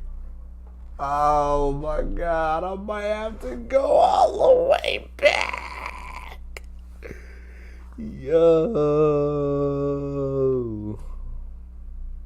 I might have to go all the way back on them niggas. I might have to take it all the way back on them niggas. Vid, I'm gonna let y'all know. Look. Y'all go see. If I'm just trying to beat this hoe there, I'm gonna go ahead. But it should be easy with the skip button, so I'm finna see, low-key. Alright, we gonna work. Fuck, chat, how did I... Bro, alright, chat. Keep it 100, bro. Keep it 100, bro. Nah, don't delete that thing, nigga. We could delete this one.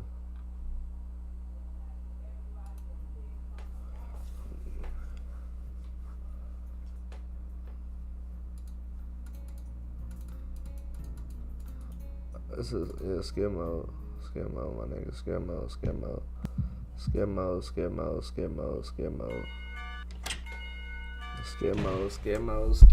yeah, I ain't gonna lie, skip mode's a hit for sure.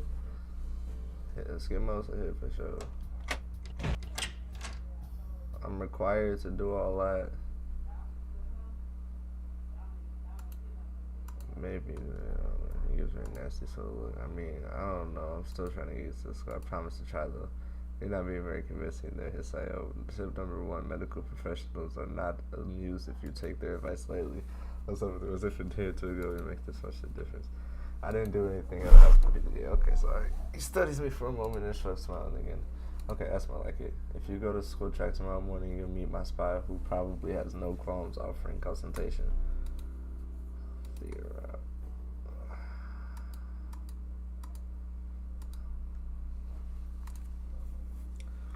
Alright.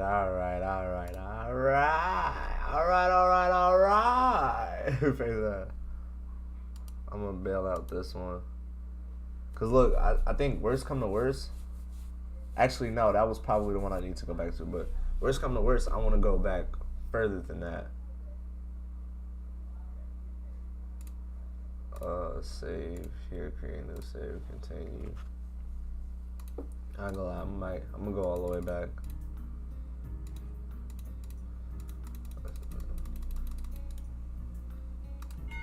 I gotta get to the library.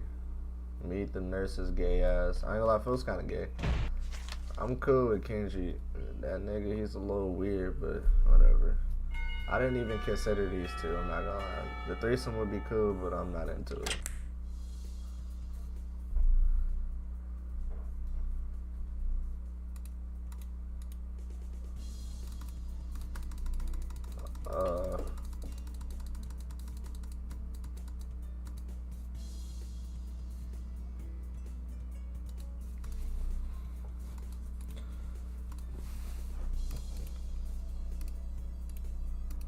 Skip mode this shit, Negro.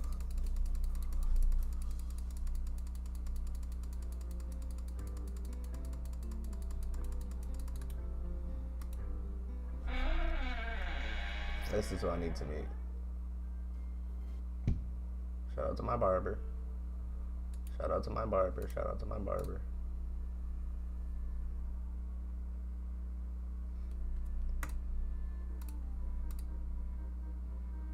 Pretty black hair girl. So, do you mind if I stay here?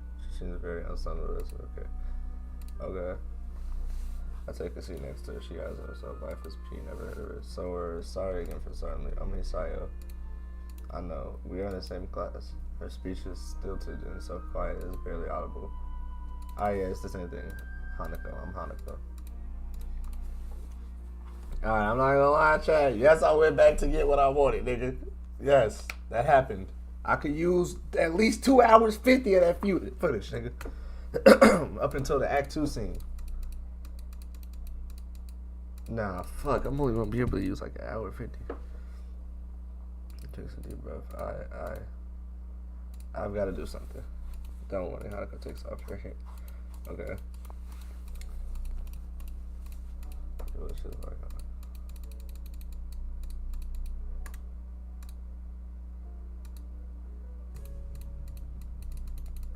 Okay.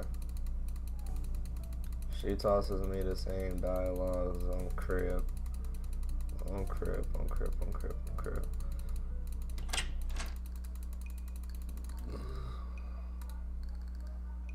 Hold on, what this nigga? She was cute.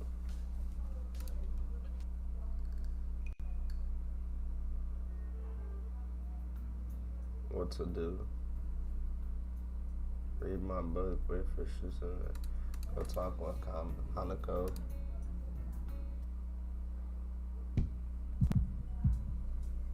That happens. Misha big mouth ass. I'm back in here with Rien. Shout out to bro. That happens. Can you promise me to go to? Yeah, I'll do it. Type shit.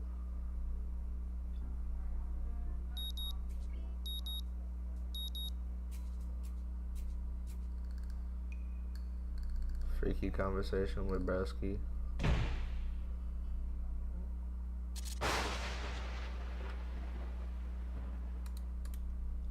Take Lily's side.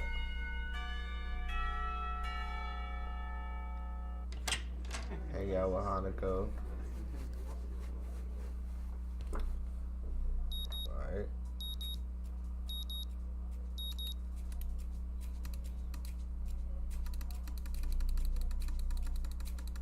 Yeah, let's not almost die here.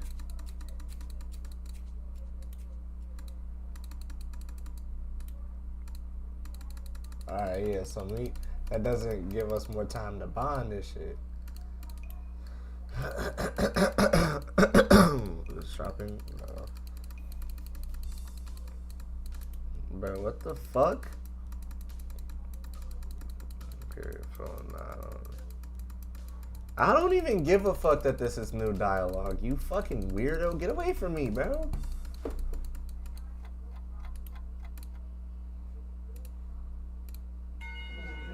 I'll say, I'm gonna make one super duper special lunch.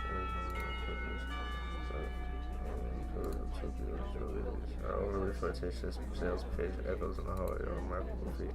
It's a very confident quote. It sounds delicious. To what do I owe the offer of being invited? You stood there looking really lost. Okay. So how about it? You're probably really lonely. Hey, I'm kidding.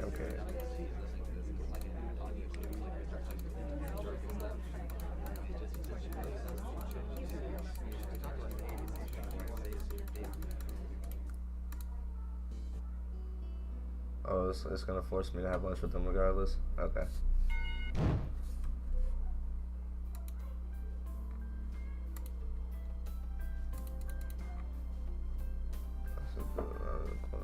Solitary figure. Hi, Lily. I say, yeah. That's me. Good evening. What brings you here? Once again, excuse me. A small polite bow. Just going into town. You. Like, what a coincidence. Doing the same thing, yeah. I usually go shopping on Fridays. She pauses for a moment, suddenly looks a little lost. That said, Hanako comes into town with me. I'm not lost, but worried. The two do seem pretty close tabs on each other. It's kind of surprising that Hanako would just forget Lily like that. I noticed her reading a book in the lobby. She probably just got caught up in the book. She let out a small sigh of relief. Thank you. She had a habit of doing that. Avid reader? Right, she doesn't like being around crowds of people, so reading away from that. Okay. Probably didn't intend it. With the road barrier of cars and students of Yamaku increasingly far behind us, a quiet rustling of Lily's cane against the sidewalk cannot be heard. It's kind of nice, especially compared to the hustle. Okay, alright. Tired? Yeah, I've been running ragged these past few days. That's an understatement. Well, hopefully everything should settle down. The festival's got everyone in a spin right now. For a moment I hesitate. Yeah, I guess it's kind of a difference. Okay. Looking on it, yeah. Walking on down the street, she seems so where in town are we going? That's a place for good.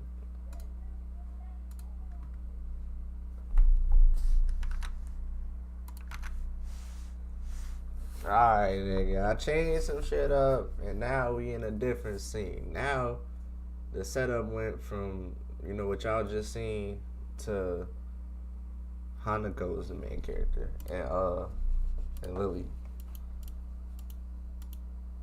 I was just going to get some food, but now that you mention it, I don't really know the way. Well, this is quite lucky. I was just about to the convenience store myself. Looks like I'll be in your care again. Thanks. Together we walk into the chai shit. Without further ado, we make our way inside. Greetings, mind if I tag along? Usually Hanako will help me, but seeing she's not here, it takes a moment before I realize what she means. Considering she wouldn't be able to read any of the labels, shopping without any help would be a big pain for her. That said, I can't shake the feeling that she'd had this idea. I said I was coming here. Sure, it'd be my pleasure. I grabbed 2 well-used red baskets from a small stack. She lays it on the ground, putting her school bag in, retracting her cane, sliding it through the basket's handles before picking it back up in her right hand. Wait, if she doesn't use her cane, before I can complete the thought, she comes beside me and pitches a couple of my earphones on the fingers. Is this alright? Sure. I have no reason not to accept. I can't think of worse things than shopping with a pretty girl holding on to me, even if it's out of necessity. Bro, come on. Lock in, bro. You're helping somebody who literally is disabled. Lock in, bro. We navigate our way through the store without one of the occasional customers seem to be mad at Island. Considering how close Yamaku is, I guess seeing students from the school might be entirely normal for the locals. Yeah. As we reach each aisle, I quickly check with Lily and find out what she needs. I grab it along with what I'm looking for and put our items into their respective baskets. I guess it's the same routine she and Hanako follow every day. Right, and that's everything that's left is the bread. That should be shopping done. Do you need anything else, Lily? No, this should be everything. Off we go then. With a quick side trip to the bakery section, we make our way to the registers. The line is thankfully almost non-existent. Easy, Lily retrieves her cane and extends to the full length. I wait a minute before looking up. For a moment, I try to make out the skies with my breath. The heat doesn't seem there. Eventually, she rights herself, taking a quick stretch before taking her bag and leaving. You tired as well? The festival preparations have been complete by now, so yeah. Crazy. Better now than later, right? I suppose. I'm just gonna enjoy relax. Yeah. I guess the festival preparations maybe take a toll on both of them. We walk out into the quiet street. What's that? I notice a very distinctive figure walking towards us, silhouetted. For a second, I think it's another male student from my class, but as he, or should I say, she gets close, I quickly recognize her. Ren, what are you doing out here so late? Ren? Lily pricks her head like she's trying to focus on something more neatly. It suddenly comes to me that I probably shouldn't interrupt the scene for her. It's Ren Tezuka. I think it was her last name from our school. He stiffens at the name and gives a complicated-looking expression, something a little like forced fusion of composed smile and painful cringe. I understand.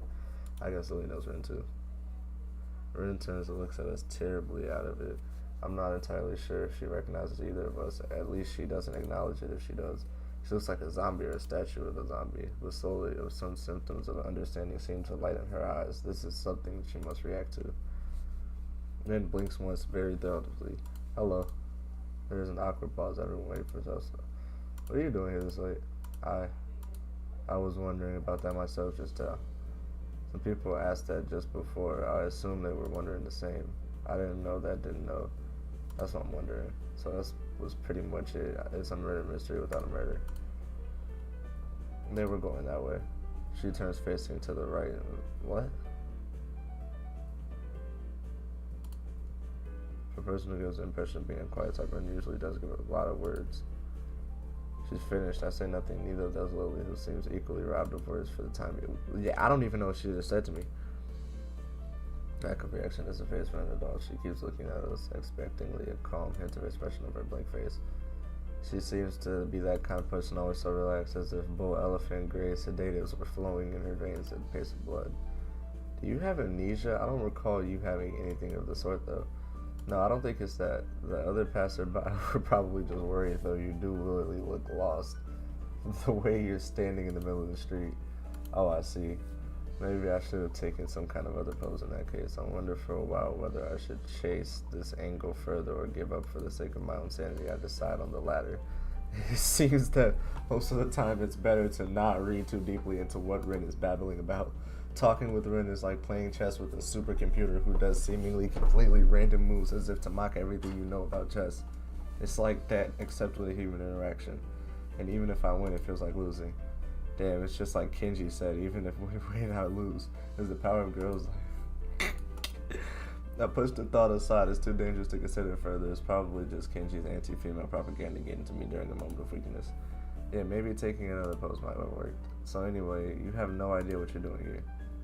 Q-File's looking extremely displeased at either my question, its consequences, or the answer she's about to give. I do have some idea. I can't really tell what kind of idea, though. That sounds like progress, at least. It sounds as if she spotted an opening for some kind of discernibly notification. I can't. I share her optimism. Yeah, there is some. Definitely, the rest will come later. I'm sure of it. I always have reasons. Then smooth silence kills Lily hope all too visibly that it doesn't last long. Friends, as far as I could tell, unbased assurance aside, what should be done? We could just leave her own devices. What the fuck ever, bro. Oh my god, you just can't make this shit up. I'd appreciate some support from the silence here, especially if she's more familiar with Ren than I am. So I assume we were going somewhere, not coming back to school. Any idea where? Her eyes widen in shock as she jolts back in a somewhat artificial way, making it seem like a rehearse for a situation like this. Are you a mind reader? Is that your disability? How unique? No, what? Why would you think that? You knew what I was doing.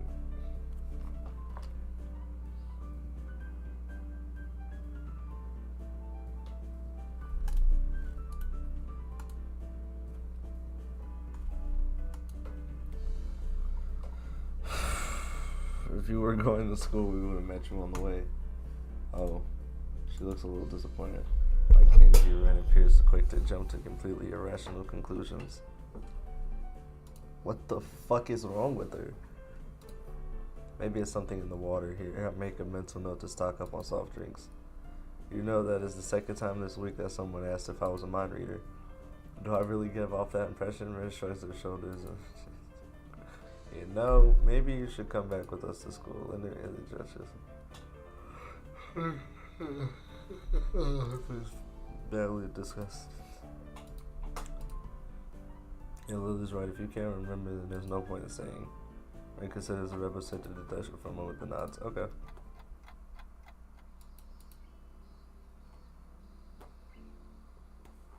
Looking like a mix of a sleepwalker and a rope dancer while Lily keeps one hand on my shoulder, tapping the ground with her cane. Step, step, step. Far from the few fragmented pieces. So how's the mural going? We are going to get bad luck. Never talk about works in progress. I'm sure it'll be wonderful. Bad luck. She doesn't care to talk about it. At least politeness feels out of place for the first time. I don't even know what's going on no more. Aside from my traveling companion, for a moment she seems to debate whether she should even break it up or go as always. Is everything alright? Alright, how do you mean? The fact I can't interpret how incredibly vague question puts off. It's just, you seem unusually tired, I guess. As she brings it up, I notice that my breathing is starting really heavily.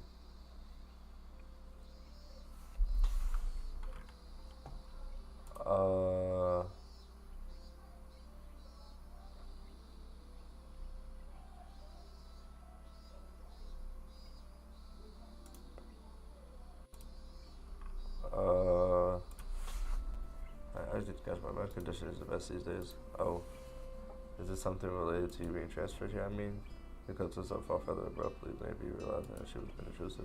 If it's silly, I don't mind. I'm just a little weak from time being. Hanako said you look very healthy, so I naturally thought. Lily doesn't finish the sentence again. As she furrows her brows, Lily's uncomfortable expression spurs me to say at least something to ease her feelings. It's surprising she is this flustered, considering how straightforward her attitude is. No, it's okay. I have a pretty, I guess, I messed up heart arrhythmia. I had a bad heart attack a while ago. Because of it, I spent most of the time in the hospital. Ended up in Yamaku on a doctor's orders. She suddenly nods her head in acknowledgement. My answer, though, more seems to make Lily furrow her brow even more. To my surprise, in a moment's time, her face shows that she comes to some sort of realization. Wait, so that time when Emmy and you collided in the hallway, I guess slightly her ability to connect the dots quite so fast is unexpected.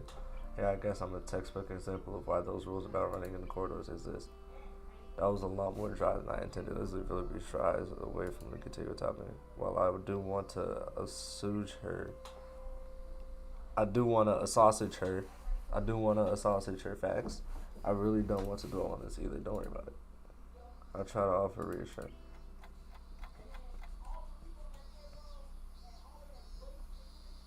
Arriving at the dorms, Ren stops in front of her mural as if lightning struck her. It's Friday, isn't it? Yeah, it's Friday 18th. This is bad. Bad why? I think I'm gonna go in the fetal position and throw a possibly in reverse order. What? Is something wrong? No, nothing is Friday and nothing is wrong yet. The mural is going to need to be finished by Sunday, so everything's alright. Do you have any drugs or a time machine? This is not... She's behind on the schedule. Recalling she's in there. Oh my god. So, unless she can pull off whatever she said. And keeps staring at her mural, looking as mortified as she can. Leave me. I'm going to need to work for a while. I glanced at Lily, expecting her to share an answer to this look at me. Leave me. We do, of course, not wanting to aggravate her any more than she already is. There is a churning bad feeling in my gut. Rin sure has a knack of making people feel worried about her. She seemed like a person who should never be left alone. Maybe we should call someone. She sounded like she was going into shock or something.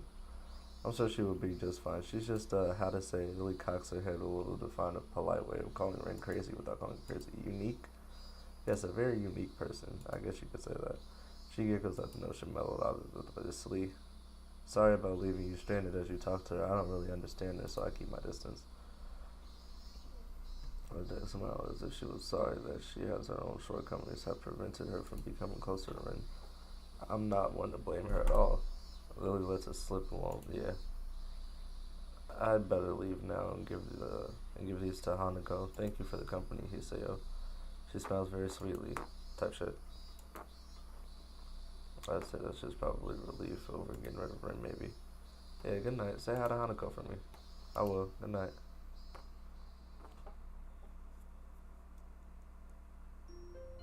Alright. We changed a little something. It changed.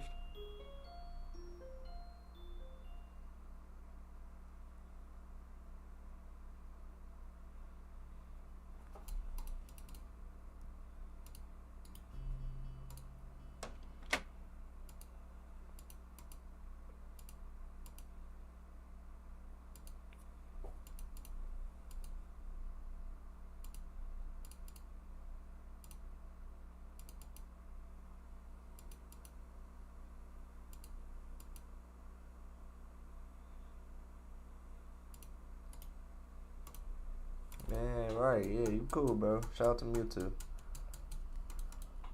All that changed is I didn't pass out this time.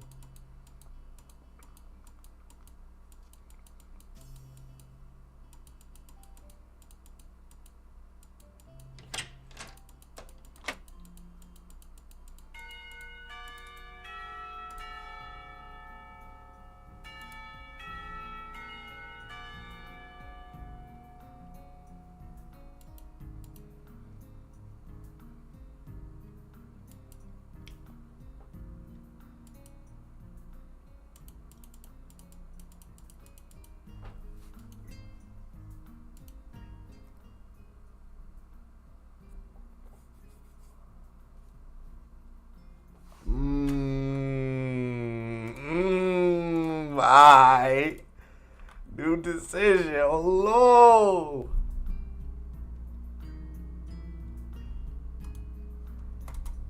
Tight shit. Let me head to the library. I'm trying to read some books, Nick. I need to upgrade my literature skill. Let's do it. Alright, boom. Like the smell of the library. Right, phone them. Once again, she is sitting on the beanbag chair. My target. Target acquired. Is this the same book as before? Yes, I'm almost finished. Cool. I wonder if I should. Do you mind if I borrow it when you're finished? My mouth is fastened to my mind. Sure, you may not like it, but I'm sure it can't be that bad after all. You've stuck with it, haven't you? I guess. I'll send one to the beanbag said about what I'm reading. So I see Lily left you. She nods before taking her eyes off. She must really not be into it after all. Lily said she had to go and meet somebody. Akira, her sister. Sister, I haven't heard her talk about her family. She and Akira used to live together. I thought all the students lived in dorms. We don't have to. But it's easier, right? There's food. Her badly hidden smile proves quite rewarding. In the back of my mind. Wait, what did I say?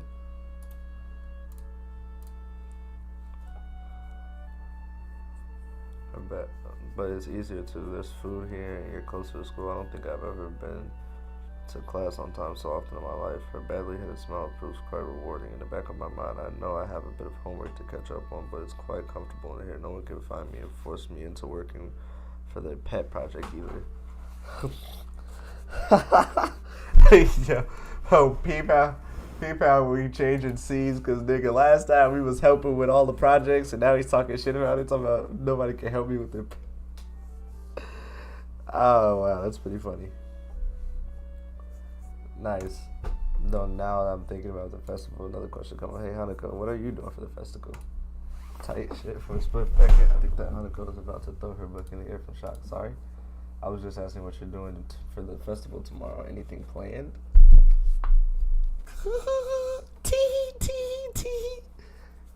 Cook, nigga, cook. Jab step, behind the back. Tweet, snatch back, behind the back, snatch back, snatch. Oh my god, he almost fell. One more move. Alright. He found me. Hold on. Ball up top, right? Hold on. Check ball. Pump fake, between the legs. Behind the back, between the legs, snatch back, side step, shot. Wait, what happened? What did I say? Nigga, go back. I don't know. Hanako answers in a way that people do when they don't want you to ask any more questions. I take it a large crowds of music. I really heard thing. Oh, okay. Change the subject. So, what's Lily's sister like? Nigga, what? She's nice. She's pretty like Lily, but she dresses business-like.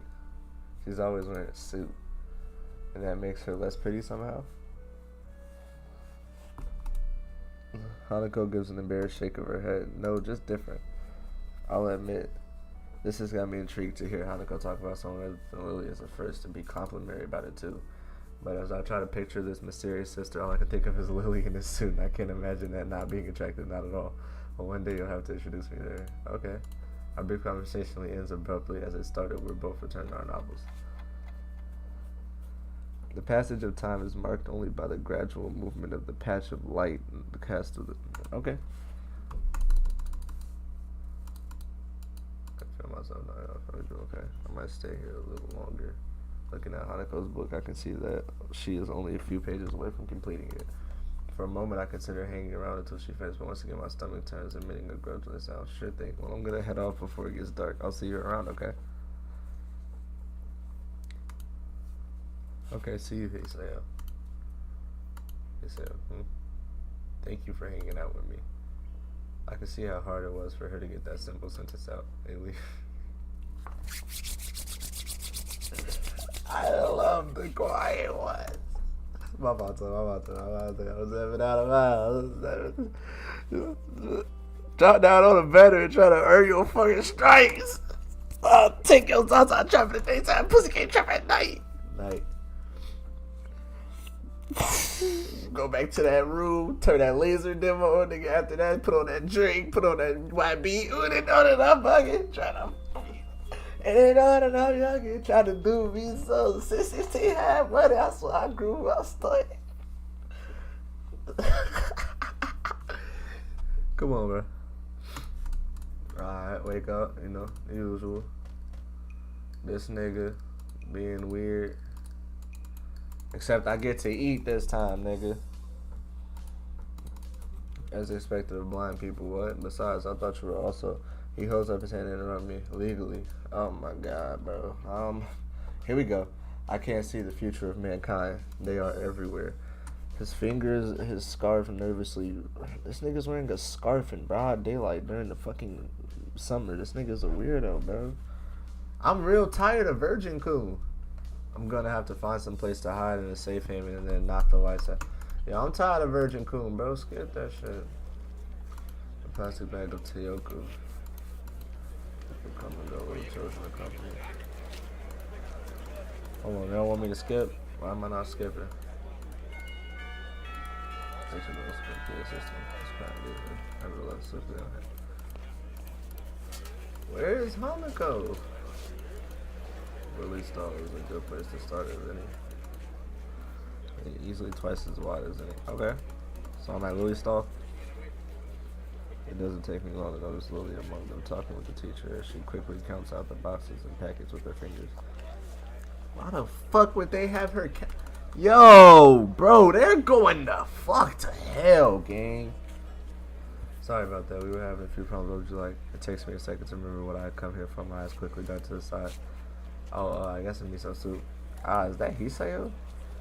Yep, looks like you're pretty busy. Her face all but confirms that she drops her waitress facade.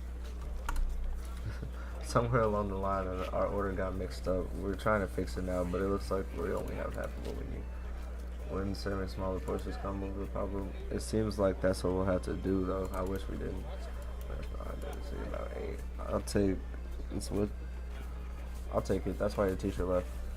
That's why she's going to try and round up a few more classmates to help. Hear the sound of footsteps behind me. Here's the money for the soup. Soup, alright, coming up. Lily turns to call for more so soup as I hand over the money for it. Taking the coins in her palm, I can't help but notice how effectively she counts it out with her long pale fingers. Eventually satisfied that I've handed over the correct change, puts it into a small metal tray. It isn't long before the soup is made and carefully handed to her, after which she subsequently passes it to me. I'll come back to drop off the bowl. Thank you, Hiseo. Oh, there's one more thing. Have you seen Hanako? No, not today. She was a small side of the at this point. I was just wondering what she was doing for the festival. You'll come back when you're done, then. Sure, I'll keep an eye out for Hanako. Thank you, Hiseo. That's who I'm looking for.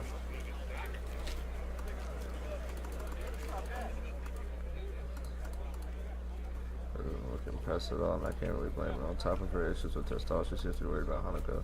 I can't really help with the former, so I guess the only way to help is by trying to take her mind off her shy mutual friend. But I can't really, don't worry about Hanako, I'll go find her. I can see her.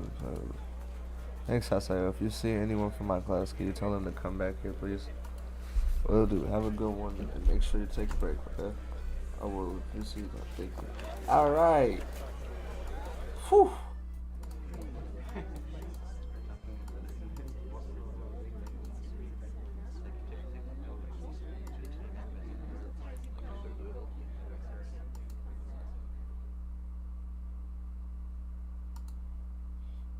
Okay, we at the library.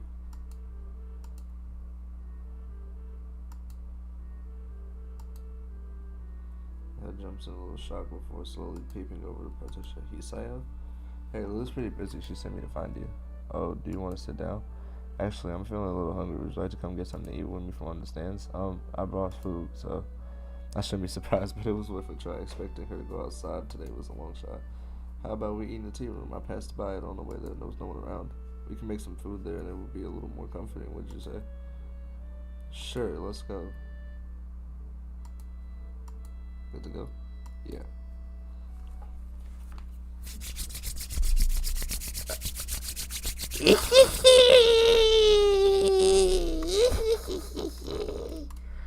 Bobbity! Master Bobbity, get him! Master Bobbity, no! Shout out to the Majin Saga, nigga. Jax, what? I don't know. It looked like you were tripping over something. People are thrusting their face on the floor. It's nothing. You know, you say it's nothing like that. People are inspired to ask further questions. For a second, I don't think she's going to answer. Prepared to leave it be, I almost set off walking again when it's a game. A game? Do you see the floor here? What a bizarre question. The floor just looks like any other floor cover. Nothing noteworthy. Yeah, what about it? Sometimes when there's no one around, I only step on the dark ones. Hanako's voice trails off. Her explanation continues until I can barely see her voice over the roaring silence of the empty halls. Darker ones? Shuffling her feet, Hanako points to the toe at the shoe tile. It's barely a shade darker than that, like those ones. So these are good. So these are no good. I point out a nearby tile. Yeah, something like that. Oh, I see. You play this game a lot? Hanako shakes her head. Just when the halls are empty. She nods. Well, then no point in stopping. I'm getting really hungry. Yeah, I was getting the point with a little more enthusiasm. Well, let's go. He's paying a little less attention to the floor. Just how lonely does someone have to be to come up with a game like that? What? We gonna break that loneliness right now, nigga. Would you like some tea? That would be great, thanks. It occurs to me that this is the first time I've been alone with Hanako without her trying to be somewhere else. Turning from the window, I watch as she makes a simple tea. Cheesing. I'm cheesing. Every time she turns around, not looking me in my eyes, I'm cheesing. I think I know why you like this room now. I don't know what you mean. There are quite a few people out there, but in here, it's like another world. You can't pretend like there's no one around for miles.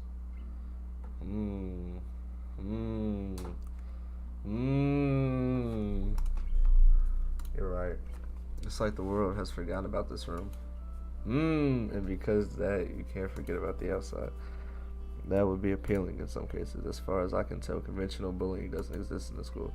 But then again, I haven't seen a single person talk to Hanako besides Lily. But if you're ignored by the world, a place where you can forget about its existence will hold a special appeal. That's a good point. And it's like this room gives you some kind of complete freedom. Yeah. Say, do you play chess? Chess? I played a bit, I guess. I take it you've played before. A little. Without saying anything, Hanako moves one of the cupboards and digs out a small chess set. Do you want? Sure, why not? Oh, but she doesn't seem to mind it.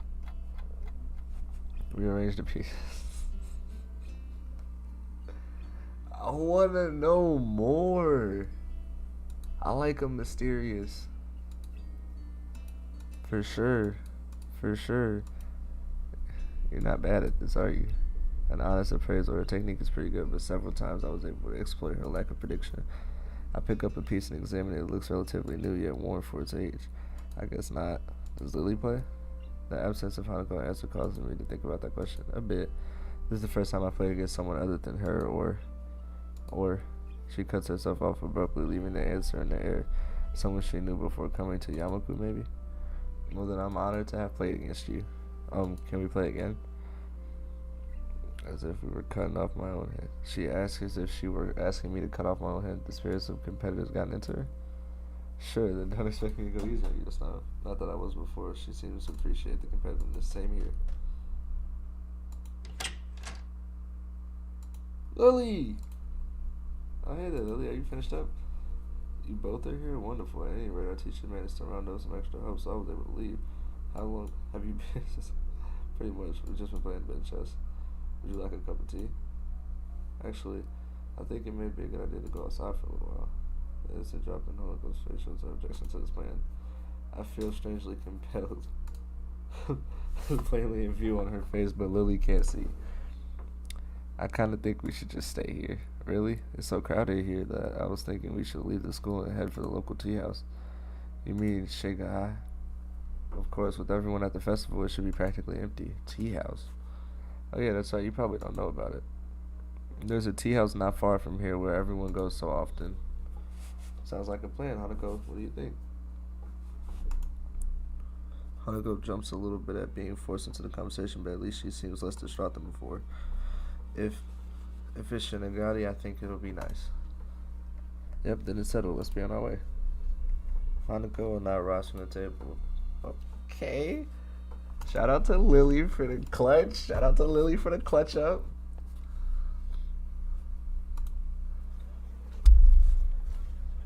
Shout out to Lily for the clutch up. Okay. She put me on.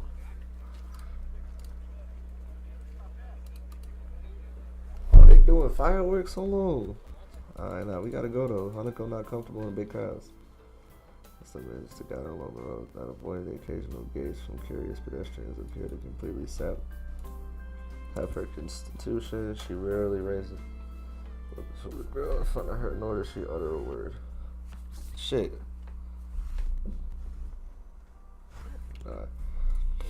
Lily, on the other hand, maintains her prima proper persona just as she does at school. It's obvious she purposely puts effort into her appearance rather than hiding it, as Hokuko does.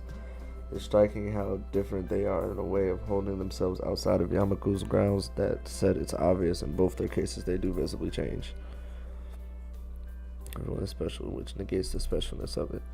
But once you venture outside of the generic label, especially when they are still in school uniform, it's like hanging a sign around your neck challenging people to figure out what is wrong with you. I'm surprised that so many students keep it on. Then again, with canes and wheelchairs common among the students, I guess it's not really that much of a giveaway. Or maybe I'm the one who sees this as a stigma. Maybe you should get used to it after all.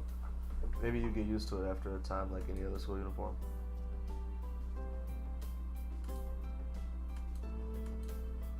Hanako hadn't steered Lily into the entrance. I would have continued on down the road without ever knowing it existed. Inside the tea house, it takes on a more traditional feel, but the most striking feature of the room is the lack of life. I can faintly hear something bubbling away in the background. Without any direction, we simply wait near the entrance, politely obeying the "please wait to be seated" sign. Or is this place closed or something? Bro, is that the librarian? Is that Yuko? The sound of the chair falling over echoes throughout the entire room. A head overshoots from the booth. I wasn't asleep. Welcome to Chicago. Yuko dressed in a pastel apron. She rushes over to greet us, and Miss Lion glances and ruffled hair casts suspension on her previous statement. But whether she was asleep or not isn't the first question, at least just in my mind. You work here now? What happened to the library? What? Lily? Iseo? Welcome to Shigalai. Toiko drinks to the bar about dislodging her glasses in the process. Oh, my glasses. As I pick up her spectacles off before Lily offers an explanation. Yuko works here part-time as well as the library. It's one of the reasons we like to come here. Her glasses off from her head, shakingly puts them back on. Yeah, that's right, thanks. Shall I show you to your table? There's no one else here, so you can choose the table and order whatever you like. But there may be a delay. I will have to make it myself. It's alright, Yuko. Just a pot of black tea and a plate of sandwiches will be fine. Right, I'll get right on to that. Yuko hurries off to the cafe, leaving us standing at the entrance. She pushes the swinging half doors open before realizing she has to seat us. I'm sorry, please stay wherever you like. I'll be right back. To the nearest booth as Hanako follows. As I begin to sit down, I realize how appropriate this place is for Hanako. The high-backed booth's totally separate from you and the rest of the room, and it doesn't look like it gets all that many customers. All of the furnishing from the cushions on the benches. Okay. Nice date spot. Lily put me on game. So he say, oh, I didn't know you played chess. Well, I'm not very good, but I do know how to play. I suppose that's the obvious question. Who won? Lily's innocent smile makes me hesitate. I don't really want to look like I'm lording my victory over Honoko. Hisayo did. Yes, but not by much. Damn, saying that out loud makes me feel like I've done something terrible. Well done, Hisayo. You've accomplished something I've only ever failed at. Thanks. I haven't played in ages, so it just felt good to play again. Yes, it did. Honoko fidgets with her hair a little and looks away as she replies, but a small smile emerges. It's a little more extreme of a reaction than I expected, but still kind of cute in the Honoko way. It throws me off a little that only Yuko's cataclysmic re-entry shocks me back in the conversation. Are you alright, Yuko? Do you need a hand? I'm fine. I have to do this properly. It's my job. Concentration plays across her face while she stares at the tray in her hands as if simply discontent will hold them in place. Sadly, this doesn't prove all that effective, and the cups and saucers slowly dance around, occasionally clattering as they collide with one another. Taking great care, Yuko sets the tray down on the table with the subtlest of crashes. There, see? Well done. Thank you, Yuko. Yuko's head rockets down in her distinctive bow before answering. You're very welcome. Would you like to come join us? There's something else I'd like to discuss. So order. Yuko were discussing a pile of books when I finished Hanako. Something about Lily helping with the burial. Yes. We didn't get to go through them, did we? Sorry, she sits down next to Hanako. Apparently, her dedication to this job only goes as far as her concentration. Once it's broken, she suddenly loses it.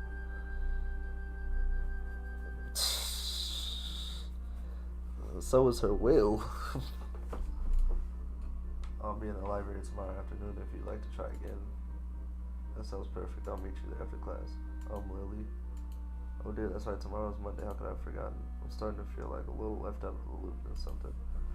Well, perhaps we could come with some other arrangements. Yuko, you'll be in the library later in the week. Maybe, but this is already overdue. And there's some things I need. This might be a problem. Ponders for a second, discovered the answer. I wonder if we might be able to list of someone if we need be. To do what? You lost me quite a time ago. You volunteered to do something without even having the slightest idea of what is going on. If it's Hanako, I'm cool. It's whatever. I was helping Yuko sort the new Braille books in the library. But Hanako, I usually go shopping on Monday afternoon. It's quieter on that day on the weekend. Last week we couldn't go because I was busy with the festival. I managed to slip away later in the week, but Hanako couldn't make it. Well, since I can't read Braille, I'm assuming you'd like me to go shopping with Hanako? Correct. You'd be a great help to me the other day. I think I can handle that. Hanako, what do you think? If you wouldn't mind. Of course, I'm not still familiar with all the stores, so it sounds like a good idea. Okay. Now that we have that arranged, shall we have some tea? It's a tea! Now let me stop playing. Nigga, we might have to play some drink! Now let me chill. No drink yet. No drink yet. Hold on. We close. We close to the drinky poo. It's all here. It's all right. I've got it since you've already made the tea and sandwiches. You fulfilled your waitress duties, right? I guess. You can relax a bit. A loud rumble can be heard about. I take it the show has started. Shit, it's Japan. They're not busting switches off. I ain't even get nervous. We in Japan, nigga. This not Chicago.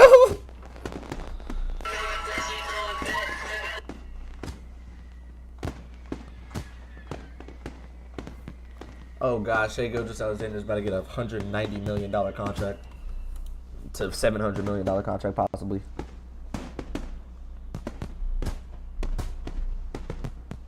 Nigga, we gon' die on this motherfucking Hanako Hill. I already know it's hella niggas that was choosing other bitches. Hell no, we dying on this hill, nigga. I mean fuck it, other bitches, fuck it. Don't miss the show on my account. From what I've heard, this isn't a bad location to watch it from. With the exception of Lily, we rush into the window, a small treehouse. That's so crazy. She said, don't miss it on my account. I fuck with Lily. She definitely top tier. She's definitely top tier. Lily's cool. Willie's cool. I used to go to school with a blind nigga named Jake, and Jake was cool as hell, bro. Blind people are cool. If you meet a blind person that gets high, introduce me, for sure. That's gotta be a funny ass nigga. A nigga that can't see that's fried, cuz. That's gotta be a funny ass nigga, cuz. Thanks for today and tomorrow. That's okay. I don't think I could have faced the crowds either. On days like this, it's more relaxing to spend time away from everyone, don't you think? Yeah. Anyway, we've been delaying this tea for far too long. Let's get back. Sure.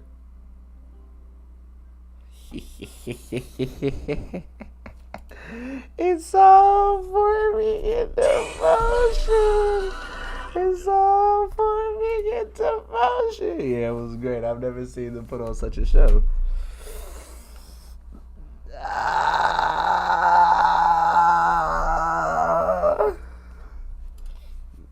It gets better every year.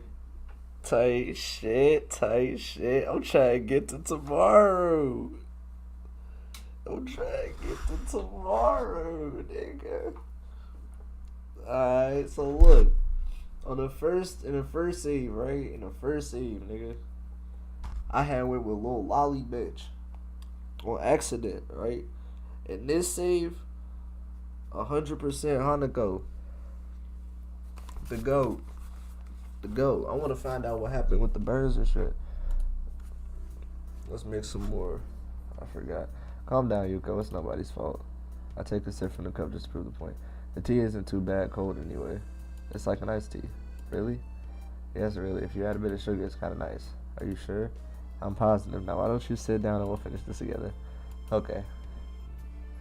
Yuko doesn't seem too convinced, but sits down regardless. She carefully measures out about 5 teaspoons of sugar and adds them to the tea. I said a bit of sugar. I know, but I like my tea sweet anyway. Curiously, I peer into the cup as suspected. Hardly any of the sugar dissolves in the cold liquid. She stirs it twice before upturning the cup and drinking the contents, sugar and all. You're right, that's not bad at all. Or good. I look back to Lily and Hanukkah, both of them who had finished their meals, as I witnessed Yuko's personality in action. Not wanting to hold anyone up, I used her tactic and finished the remainder of my tea. Well, it seems we're all finished. Should we head back now, or do you want seconds? Yuko's expression shows that this is quite clearly not a good idea. I think that it would be best if we got back soon. If we had to get back before our curfew and all. Oh, that's a good point. I'll meet you tomorrow, Yuko. I'll be looking forward to it, Lily. Goodbye, everyone. Lily and Hanukkah once again take point, but under the cover of darkness, Hanukkah seems slightly less stressed than she did on the trip here. We move against the occasional group of people here and there. Outside the dorms, the school seems strangely quiet. Well then, thank you both for today. I think I learned a lot. You are most welcome, but I'm afraid that I really must be going. Today's been a long day. That's right, Lily spent a lot of day on her feet. I can't imagine that walking outside of a school would help pretty tired here. Yeah. Sure thing. I'll see you both tomorrow. Good night. Good night, Haseo. Night. Type shit. I go back to the crib. The hell is this? It's me popping my pills? Okay. That's Hanako.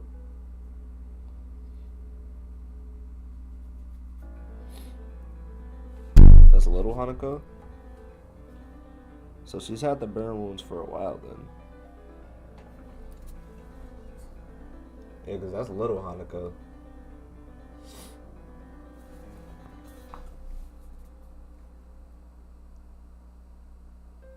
Right? Or is she just really small? It's fucking cool.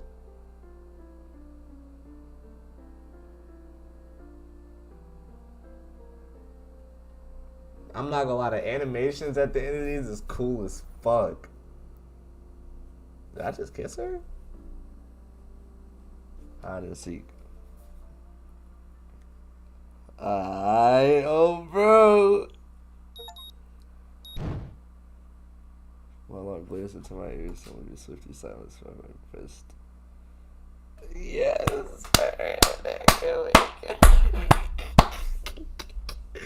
yay, nigga. We couldn't use none of that footage, nigga. This is basically a whole new play. I did this in Mass Effect 2, bro. This shit is so irritating when you fuck up on a save and you have to start over. Man, bro. I did it all on stream, thank God. Jeez, I was about to sit down, the door flies up, revealing a recipe. Yahoo, it's all over. Facts. Misha, still frozen in the doorway with her arms still in the air, nervously looks around. It's obvious she sensed a foul move but can't work out exactly what to do. Suddenly she jerks forward. Hey. As she stumbles into the class, she reveals Shizune's arm still extended from where she shoved Misha. Thanks for the entertainment, but you shouldn't take your seats, type shit. Still slightly embarrassed, Misha takes a few seconds to realize what she has to translate. Or is she trying? She's not happy with you ditching us last week. We were really busy. Is that so? What about the stuff I already did for you too? She says that only counts for council members. Since you declined, she doesn't owe you anything.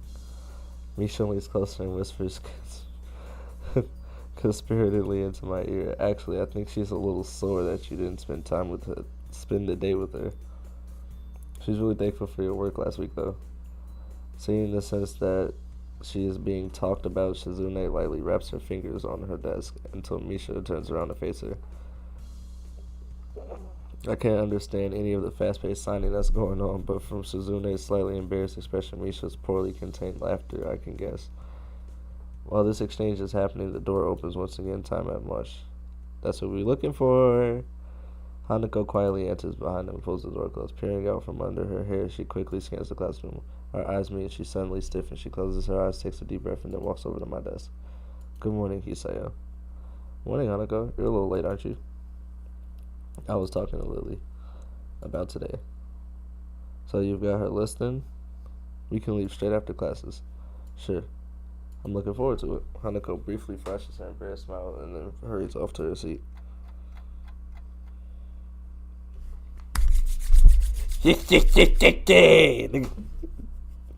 Mewtwo simply gives us a list of exercises from the textbook and then sits back down.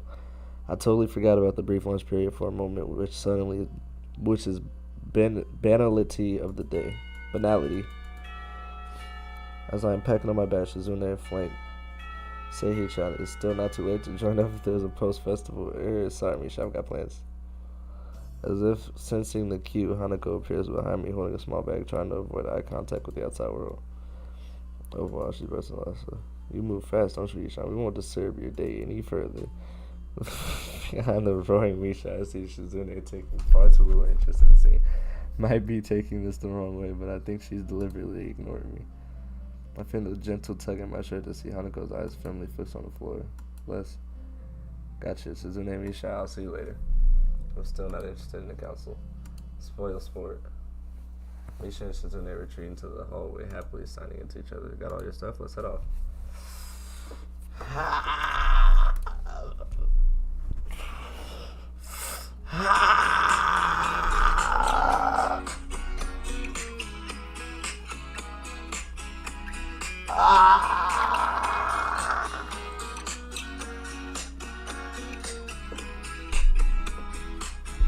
Yep. Girl, I can't decide if I should stay and say I tried or I should leave and say goodbye. It's killing me inside. One thing I noticed is on the audience alone, for sure. And Hanako and I passed through the gates. I noticed that she closes the distance between us. Not enough to be considered close, but she certainly isn't at her usual, just a little far proposition. If I could just get next to you, I'd probably be alright. Nigga! Bryce Young, if he gets a receiver, I'm going crazy! What that nigga say in that D-Lo skit? Bro, I'm going fucking stupid next time we get on the court, nigga. He say, bro, I appreciate that, bro. Thank you for making me know. Next time we get on the court, I'm gonna go stupid. They gonna be like, it's 4 players on the court and a fucking dog. But it's just me, D-Lo. However, even though she hasn't moved a little bit closer to me physically, mentally she seems to have traveled a mile. Her hands clutched around the leather straps of her bag to the point of widening her knuckles over her head down. She almost looked like she's being walked to the principal's office for the first time. I try to stifle a giggle at the thought but it's futile. What's the matter? I guess there's no point in hiding it. Sorry, for a second there it looked like you were getting in trouble. What do you mean? I think you need to relax a little. We're not going too far and it's only students around, right? Right. It bothers me a little to see Hanako so worked up. And you do this every week, don't you? Yes, with Lily. Of course, with Lily, I wonder, has she ever left school without her? It doesn't seem like at much at first glance, but Hanako's dependence on Lily is absurdly heavy. If she can't handle leaving the school without her, how could she have managed to survive if the two had never met? Would she have found someone else to latch onto? And what drew her to Lily? Was it her lack of eyesight, or was it Lily just kind enough to lend her a hand? I wonder if anyone would have fit the bill. Well, I'm here. Besides, we're not going far. It'll be over before you know it. Hanako's knuckles slowly regain their color as she tries to hide a small smile. But the effort of this seems to prevent further concentration. We travel side by side down the winding road towards the town. The crowd of the students thins as we continue along the sidewalk. Faster students rush ahead. Little ones fall behind, rarefying the crowd into nothingness. By the time we reach the convenience store, we're practically alone. Using me as a shield between herself and the attendant, Hanako moves through the narrow aisles, adding an assortment of items to her basket: bread, milk, tea, lime. What kind of convenience store sells herbs? Then again, nothing about this town seems normal. It's not such a bad thing in retrospect. Everything is so different, uncontrolled. Yeah, I think we had this already. Hanako throws one last item into the basket, then sheepishly holds it out to me. Could you please? It takes me a second to understand. You want me to pay for this? She nods but doesn't look up. I guess this task falls to Lily on the usual occasion. Sure, let me just grab a couple things. I grab a few essential items from my shelf and head for the counter with Hanako in close tow. The attendant gives me an indifferent nod as he scans the items. I suppose just ignoring us is one way to deal with the anomalies of Yamaku. They must also get a lot of students here, being the closest store to the school. The staff must have all their own way of dealing with us, maybe, but they don't. Maybe it's only who thinks twice about my unique schoolmates. Our transaction complete, Hanako and I headed back to the street. Uh-oh. The road is pretty much abandoned by now. The students that were heading out have already left. Nobody has started returning just yet. And with only the school ahead of the road, there doesn't seem to be anyone else around. The emptiness certainly reflects on Hanako. Her arms are by her sides, carrying a bag. Her head no longer bowed and back to the upright position. It's almost as if she were enjoying this walk. So why are all these things weird? Mixed spice? Why would you need that in school? I sometimes like to make food. Well, yeah, I saw do I, but spices? It's a little more advanced, don't you think? No, really. Well, I think it's cool. You'll have to teach me one day. Sure. She doesn't seem to have all that, but she doesn't seem to have all that, sure, but pushing that point doesn't seem all that wise. At the very least, she seems a great deal happier than she did on the walk here. That alone makes me feel a little happier. Right. Outside the girls' dorm, Hanako and I sort our baskets with our respective purchases. In comparison, my things look possibly plain. I'll tell you, you're putting me to shame here. No, I'm not. I'm only joking. I have a stack of homework that I skipped last week, so I must leave now. Will you be alright getting to that room? Yeah, sure. Okay, then I'll see you tomorrow.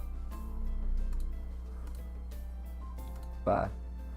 We part ways and I return to my dorm.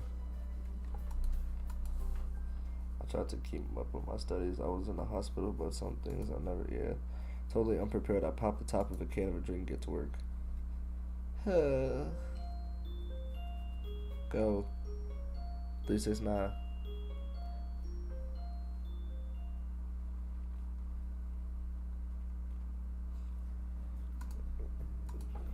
I awaken covered in sweat. My body starts leaving their dorms for breakfast. It's not even 8 yet. I feel like this is going to be one of those unpleasant, tranquil, warm ones. If I weren't at school and considered every absence for class as a sign of life-threatening situation, I'd consider skipping the whole day and just relaxing in school gardens. Yes, today would be genuinely a lazy day. I stop in mid-switch and consider the nurses warning about exercise. Maybe I should have kept up with those morning jogs. Running with someone like Amy might have been a little testing, but if it worked at my own pace, who am I kidding? I couldn't stick to something like that without some kind of motivation. It's not like I sit around all day. The walk from the convenience store counts as exercise, right? Especially the walk back up the hill. Yeah, it's no big deal compared to the months lying in the hospital bed. I'm getting plenty of exercise. This nigga, bro, you could foreshadow other decisions too. Okay. It seems that I'm not alone in my appreciation of the day. Nearly every member of the class is getting through the window into the tranquilizing sky. A steadiness Shizune seems to lack her usual vigor of schoolwork. Misha as brazen as ever with her what? She's now sticking her tongue out at me. She shows no signs of halting her efforts, nor is she trying to hide the fact. Nigga, excuse me?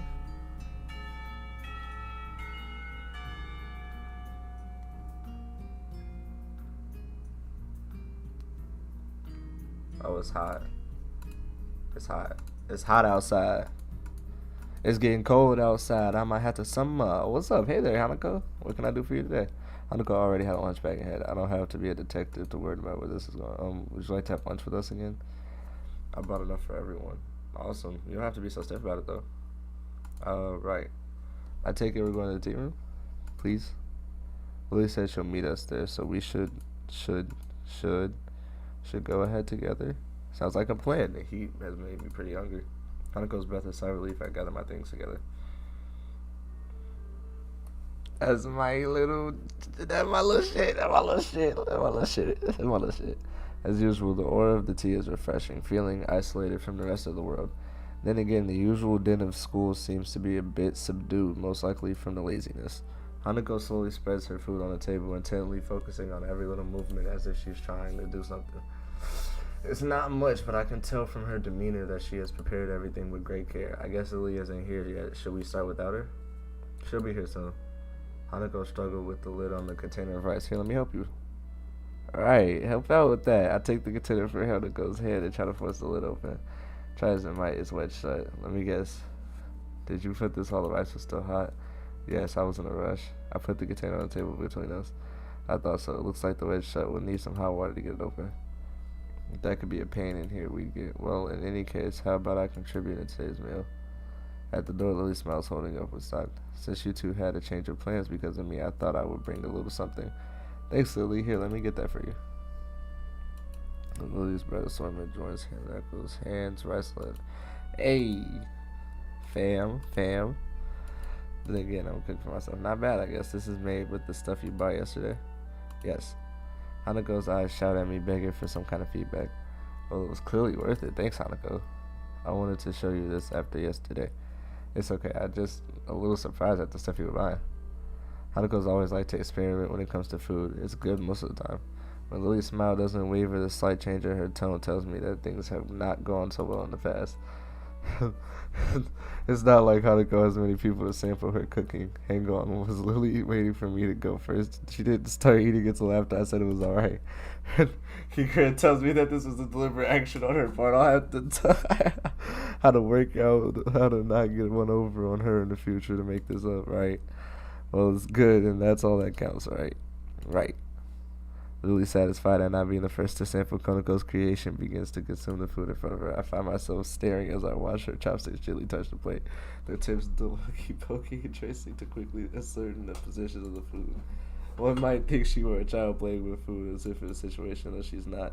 Not wanting to miss out, I start filling myself up. Hanako takes a different approach, waiting until Lily and I have our hands clear before quickly snatching up her share. Before long, the containers are empty, save for a still shut rice container. Thank you, Hanako. That was filling. No, thank you for the bread. Yes, it would have been a disaster if not for that. You're both welcome.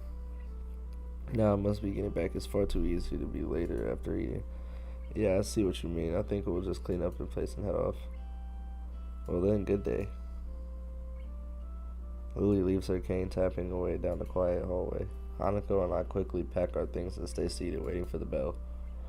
Together we stare out the window into the endless azure sky. If it weren't for the pealing bells, I would have sworn that time had stopped. Damn it! The urge to skip class rises in my gut. I shoot a glance at Hanako, who shows no signs of moving either. Not just yet. The interval between the warning bells and the lunch bells passed in the blink of an eye. We should really go. People will freak out if we start a search party if we skip. Hanako sighs. You're right. She slowly slides from her feet. I follow suit. Come So I take point and open the door ahead of Hanako, bowing my head in apology in advance. I'm sorry we're late, teacher. I'm greeted not by stern words, nor by an anger, but simply by silence created by 15 or so students trying not to laugh. Mutsu, ever tardy, has yet to arrive. However, the fact that Hanako has arrived together is blatantly obvious. Make that about 14 students trying, no student falling. The lovers return. Wahahaha. Here, takes, you can calm down now. I realized that Hanako was firmly pressed against my back, hiding herself from the class. My steps coming closer to my desk, she eventually breaks from me and simply walks to her own. Her efforts to mentally block everyone's presence from her mind and written fairly clearly on her face. Quickly checking the door for any signs of the teacher. Don't worry about Misha, she's always like this. I enjoyed myself today, don't sweat it, okay? Hanako nods her head below her folded arms, but still doesn't show her face. I yearn to stay and console her more, but Mewtwo walks in at the exact moment. Mewtwo, I'm coming through at the wrong time, man. Get your bitch ass back outside, cuz. Go back to drinking. Which, of course, is directly proportionate to the change, but inversely proportionate to the square of the distance. He's so engrossed in his speech that he doesn't even notice me sneaking back into the seat from Hanako's desk. While Mewtwo spouts ramble, Misha leans over to me. This teacher may not have noticed your tardiness, but I did. That much is obvious just from the show you just put on. I have been instructed to let you off the hook today, but only one condition, and what that be? You have to help us this afternoon. I crane my neck to look over, reach his shoulder. I'm not trying to help you niggas, low key. Fuck all that. I'm trying to go chill. It's conveniently not making contact with me. Fine, just for today. I've already told you I'm not joining the council, remember? Of course you did. Doing so could be considered unconsidered. She looks down at her notebook, obviously looking for a place in the script.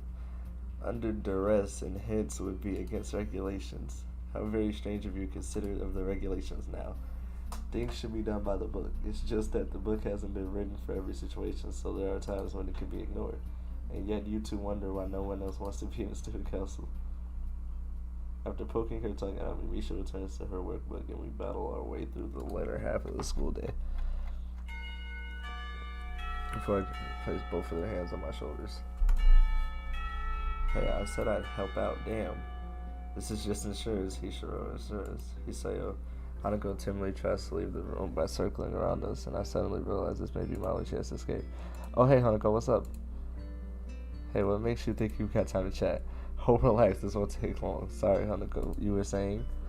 I was gonna go to the library, and I thought Hanako's thumb dancing around. Sorry, Hanako, but Hisayo has to come with us. He's got work to do. Oh, but you can help too if you like. So I don't really want to do that. I just want to go I just want to go lay in the library, man. I just want to go to the library, cuz. On crib. I just want to go to the library. I am just trying to read.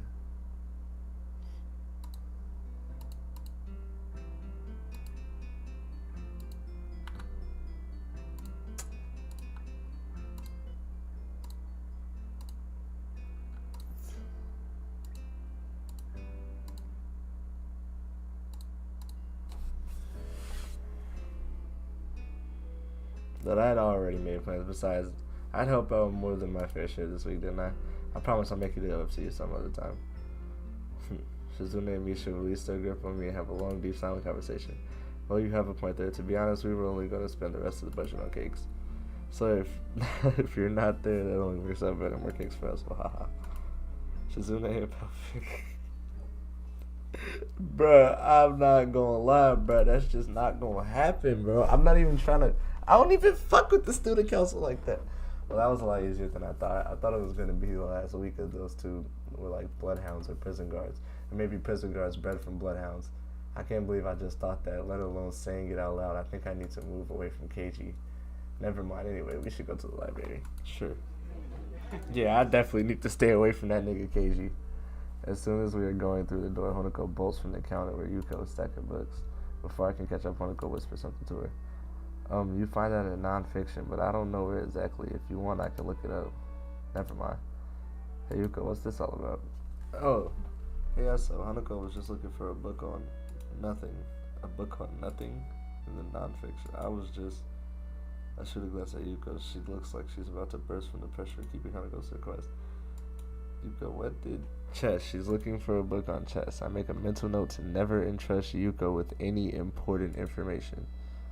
Yuko! I'm sorry, Hanako. It just slipped out. Well, it's not a secret anymore. Come on, I'll give you a hand. I really should brush up on my skills, too. Okay.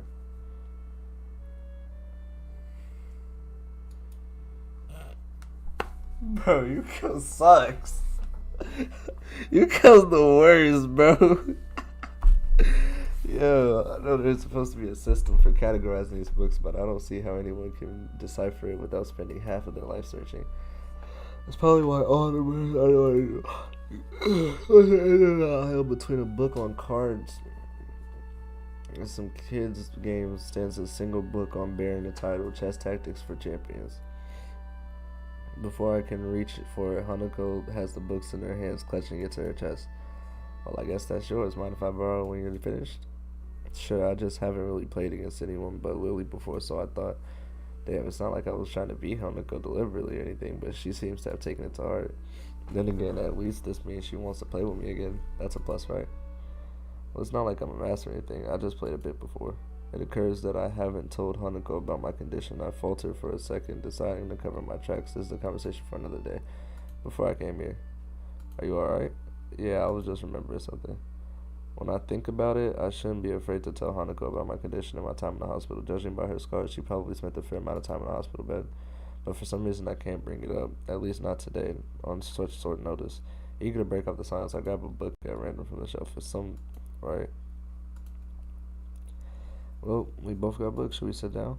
Hanako seems to accept my bluff, and we head to the reading spot in the back. Right. I try to read my book, but it will seem that 1982 roller coasters weren't nearly as large as the ones built in the decades since. One of those listed are made of wood. Something about that doesn't seem safe to me. If I'm going to ride on something potentially dangerous, I want it to be made out of steel or some kind of space-age alloy. That big words like titanium and ruthenium. I quickly lose interest and my eyes wander across the reading area to rest on Hanako. Hanako seems absorbed in her book, flicking back and forth through the pages as if confirming what she just read.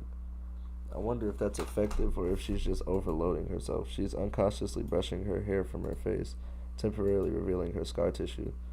I'm still not sure about the protocol here. Is it right to ask her about her scars or past? How long was she in the hospital? Does she still visit the doctor? These all seem like questions that you'd ask who just transferred to a school translated into local language. But to date, no one has directly asked me any of them, well, except Rin, but I don't think I should use her as a guide to proper social behavior. Facts! That bitch is crazy. For the time being, I'll just keep my mouth shut. If anyone wants to know something, then they'll tell you. Trying to force the issue might drive Hanako back into herself. I'm sorry to interrupt, but I have to close the library now. Already? I checked my watch. Somehow I was lost time for 2 hours have passed. Do you want to check out those books? I can do it on the way out. Please. I'm done. I'll drop this one back on the way through. It wasn't as interesting as I thought. Hanako marks her place for the 7 piece of paper. The girls head to the counter, and I return my book to where I think it is on the shelf. Hanako books with the practiced precision, and still managed to fumble it. Oh, there we go. Third time lucky. Since this is a non-fiction, you can only have it for a week. That's okay. Yuko shuts down the library's computers and heard us out the door. I didn't think it was that late already. But you're the one who told us that you had to close. Yes, I know that, but before I looked at the time. I'll see you later. Yuko bolts down the hallway. I guess all librarians are neurotic, huh? Oh, never mind. I was just thinking that I've never met a librarian that can organize their time no matter how good they are with their books. No, literally, though. Now, that's actually real, though. Oh, I know what you mean. Hanako smiles in amusement. It wasn't meant to be a joke, but I must have reminded her of some other librarian or something. I have to get back. Yeah, me too. I didn't realize it was this late. Thanks for letting me hang out with you. No problem. I'm going to my dormitory now. Anyway, so do you mind if I tag along? Okay.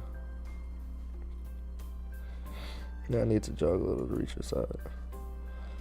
We walk through the gardens, eventually arriving in the front of the dorm buildings. Man, you walk pretty fast. I used to play soccer in club. You managed to outpace me. I kind of regret saying it. It has less to do with her pace and more to do with the fact that my condition has significantly worsened my fitness. Hanuko's reaction is odd. I expected an awkward attempt to downplay her walking speed, but she just blushes while looking at her feet and smiling. Silence hanging in the air between us. That happens often around Hanuko, but feels slightly different than usual times. After a few seconds, I try to break the silence. Here you go. See you in class tomorrow. Sure. Hanuko waves a short goodbye before pushing her way through the dorm doors. I stand and look at them for a while before making my way to my own dormitory. You gotta keep working though, bro. She's definitely one of those box stands. So you gotta use the full bag to get to her, bro. Normally this would be a good time to reflect upon the beauty of nature, but it's 6 a.m. Covering my head with my pillow, I slam my face into the mattress, hoping that I go to sleep. Futile, I toss and turn, but sleep won't return to me. Alright, nature, you won. See, I'm getting up now. The lack of sleep weighs on my mind. There's only one remedy for this. It would be nice to be the first person here. To be the first person to dig into a piping hot pile of food. It would have been nice. But even my expectations, it's literally scattered around the hall a number of bleary-eyed students. It's not to despise. Picking out a familiar face from the thin crowd, I head towards the nearest table. Lily sits alone, delectably feeling her way around a small plate of eggs with a fork. It's almost a shame to interrupt her clockwork movements. I wonder if this is how a blind person zones out, simply moving in a predetermined pattern learned over the years. Just like how a sighted person would eat while reading a newspaper. Good morning, Lily. I didn't expect you to be here this early. Oh, Hiseo, you startled me. I didn't know you took breakfast this early. I don't. This is an exception to the rule. I'd greatly prefer to be late to school than early at breakfast. Lily gives a small sigh at my admitted tardiness as I begin eating my food. It doesn't take long for her to lapse back into her previous mindless nibbling. Each short motion lacks energy. I suppose that is similar to letting your eyes wander while performing an ordinary chore. But after a few repetitions of the fine food, each food cycle, Lily puts down her fork and dabs her lips with a napkin. She can't see, so she gotta make sure. Hasayo, do you mind if I ask you a question? Damn, all I want is a little food and about 4 hours of sleep, and nobody says, can I ask you a question for a simple question? Damn, all I want is a little food and about 4 hours of sleep, and nobody says, can I ask you a question for a simple question? Sure. Do you think of Hanako as a friend? This seems like a leading question. I guess so. Why do you ask that? No real reason. I do have another question, though. Why is it that you think of her as a friend? This is well above my level. What is she expecting from me? I'm really sure. I guess it's because she's a little different in the way that she deals with people. Since I've known her, she hasn't really connected with anyone. She doesn't seem interested in other people, and I think people are a little scared of her appearance. I thought that kind of thing was, well, disencouraged here, discriminating and such. Right, what the fuck, bro? Get into it with you niggas. If I were to put it in a way, she furrows her brows in a move which makes me slightly anxious to see what she's plucking from her mind. I'd say that you're a little naive. I'd be insulted if not only for the slightly cynical grin on her face. I see. While Yamaku has a stronger sense of community compared to other schools, it's far from being free of conflict. Bro, I'm not gonna lie, I need another Dewey, bro. The hole in my do-rag is crazy. Rules cannot remove human nature after all, only suppress it. That's something I've noticed, actually. Just little things like how certain people in cliques avoid each other in the hallways. Even Lily and Shizune could be considered bitter rivals, even though they're both, fairly accepting people. Well, at least the Misha-tinted Suzune does. Who knows what actually goes on with her fingers behind her glasses? I guess you're right, but when I first came here, everything was a bit of a shock. I kept on making mistakes, or at least thinking I was making a mistake, like when we first met and I said, I see to you. I didn't know if that was considered to be rude or anything, so I tried to just put it in the back of my mind, treating people any differently, that kind of thing. So I didn't. I told myself that Hanako and you or everyone else was just as normal, and I tried to ignore the obvious. I talked to Hanako as if she were any other person, so we became friends. At least that's how I think it all happened. But you know, I feel guilty just saying something like that out loud, as if I took extra effort to think of Hanako or you or anyone here as normal. I don't think that's right. Hasayo, I think you are naive, but I also think that you are a good person. It is perhaps one of your better traits. I suppose I can take that as a compliment. Tell me, are you free tonight? If you don't count homework, as I'm free. In that case, would you care to join myself and Hanako for tea? I don't really have that much money at the moment, so going out isn't really... Oh, I didn't mean going out, just here this evening. You can access the classrooms in the evening? No, that's not what I meant. Hanako often uses my room for tea parties together. Please feel free to drop by after dusk. Sure, I see no problem with that. What's your room number? 225, room 25 on the second floor. Okay, sure. Well then, I had best off. I have class representative duties to attend to after all. Until this evening, Heisayo. Yeah, catch you later. Hold on, was I just invited to a girl? Is that even allowed? There's a curfew here. I've never heard any rules about visitors in the dorm rooms. Even still, this is enough to get my sleep-deprived brain jump-started. Nigga, you not thinking? I'm thinking, nigga. This is crazy. You finna go visit Hanako and Lily? In Lily's room?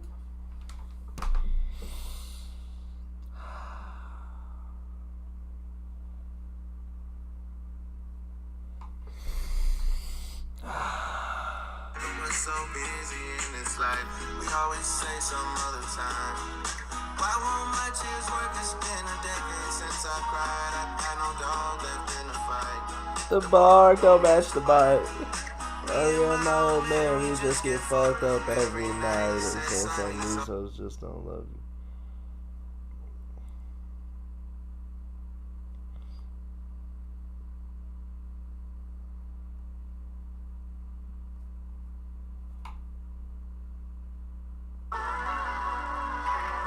Not the song I was looking for.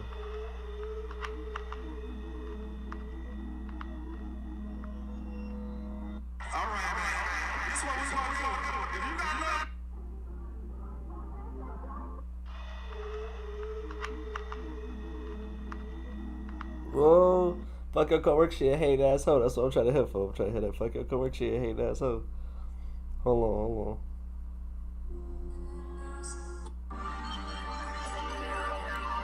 Ooh.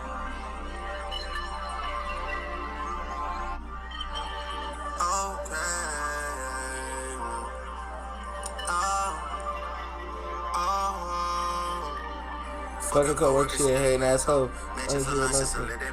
I seen a nigga get hit in his chest. He knew he was hit, he was holding his neck.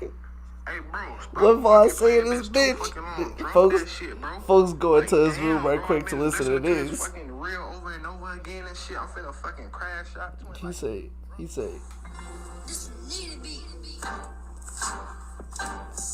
Yup. Been free my brother. Free my brother. Nigga, free my. When I'm in the county and I don't play none of that chilling with the ops on deck, I ain't even gonna speak on the ops cause the niggas out up on the corner, they be ducking the neck. I see the nigga get hit in his chest, you know, he was hitting his holding his neck out long, I'm chasing down as soon as he hit that ground, I was on his neck. Like, hey, yeah. Alright, you bitch niggas know we coming. I don't know what we doing was over. I already know I ain't running. My new bitch gotta have an ass in the bag, my old bitch won't his neck. My face not gonna get him back and what y'all doing. Like, no niggas ain't fuck with me, to kill us. We would've been killed Gunner. They just wrap the summer. I'm gonna keep getting younger and dumber. Shitbag hit his ass in the stomach. Come on. Get this day over with, man. Fuck this school shit, man. Get the day over with, man. I'm trying to lock you in. Thankfully, I don't run into Kenji. Thank God. I hurried back to my room to wash up and comb my hair. Thankfully, I don't run into Kenji.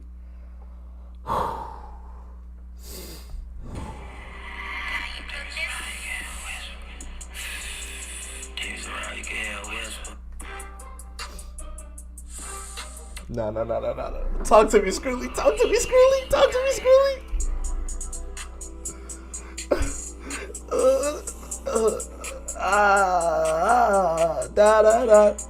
Da. Hey. He's saying, think I'm in love with the drugs, something to feel my thugs. I'm a party at home, I'm a club. Did a jail and probation in the tub. Put up a 10 and I put up a dub. I'm on codeine and a few other drugs. Lately, it really been showing no love. Lil' bro wanna kill, he a bug. Lost my dad, so I turned to the drugs. Niggas hating on me, but looking for me, I've been running from love. Trusting my girl, no human I trust. I'm actually better than it does. Shout out this car, pick up the rug. Come on, brother. Lock in, brother. 225, checking my watch. I nervously rap on the door, work 225. He don't know what to do. He don't know what to do to him.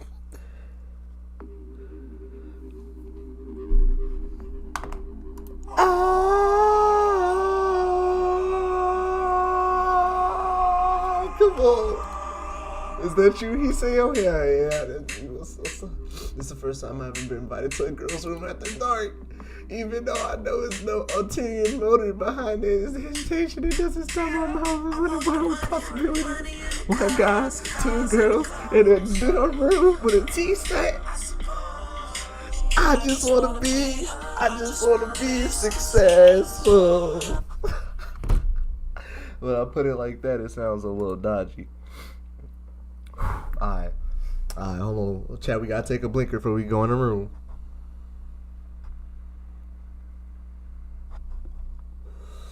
Alright, chat.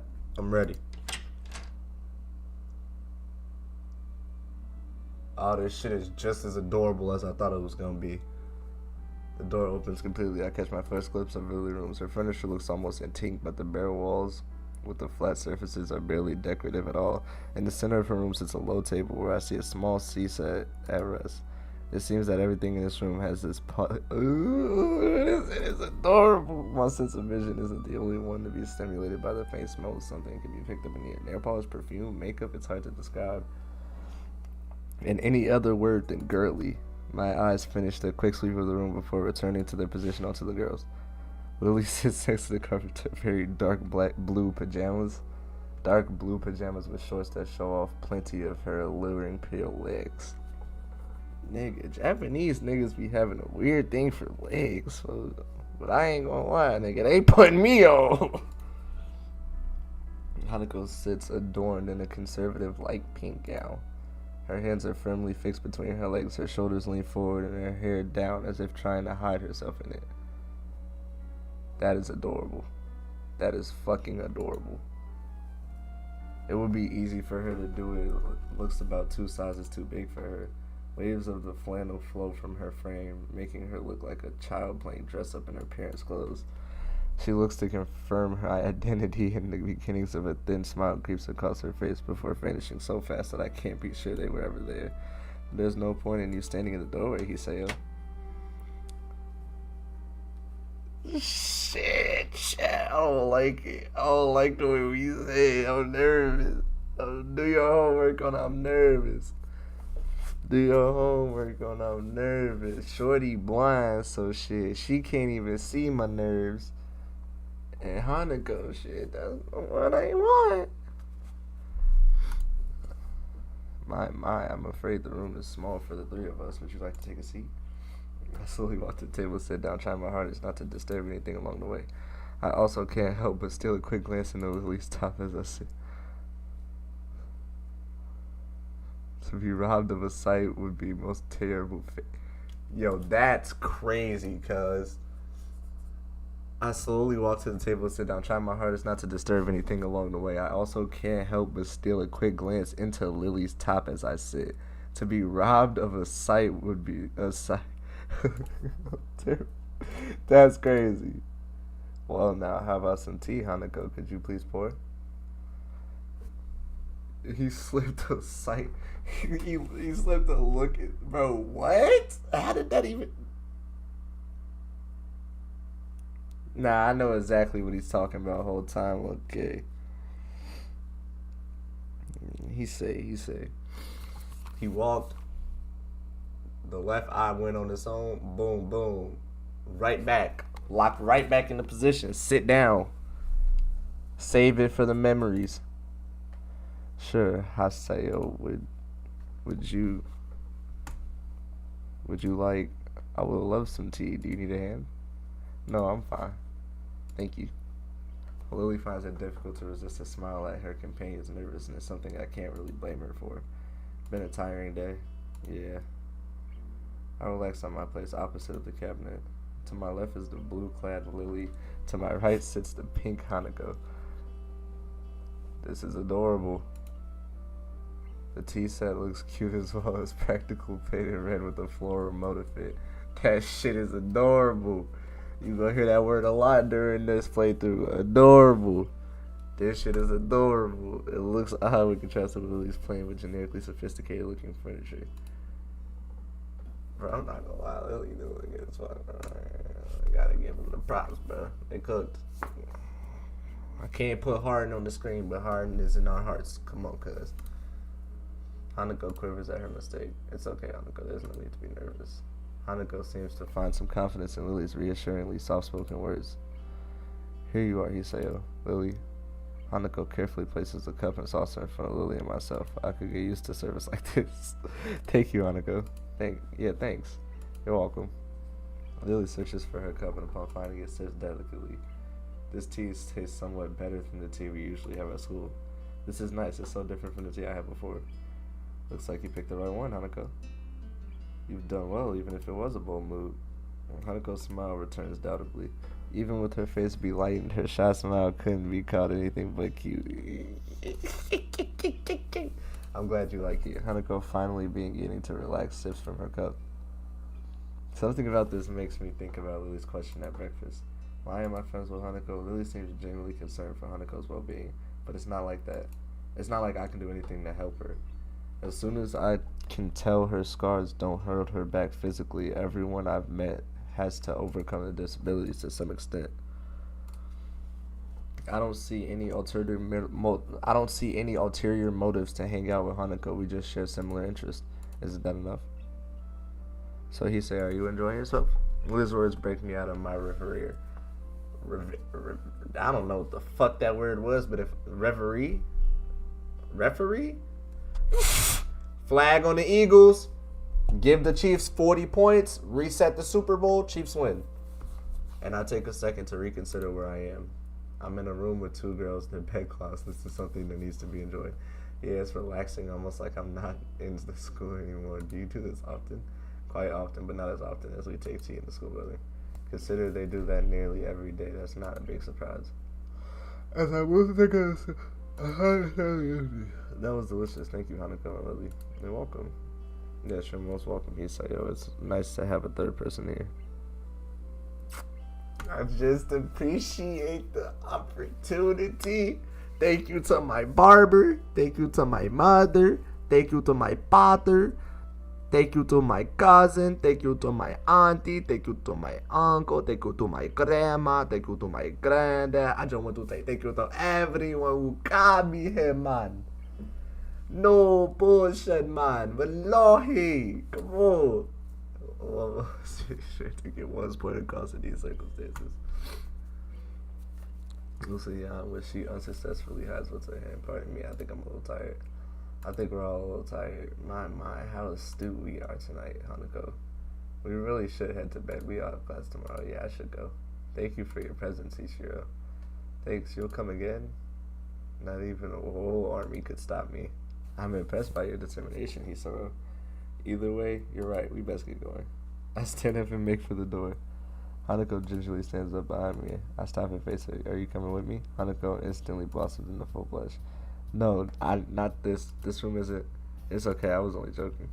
Oh, okay. Good night. Hanako, good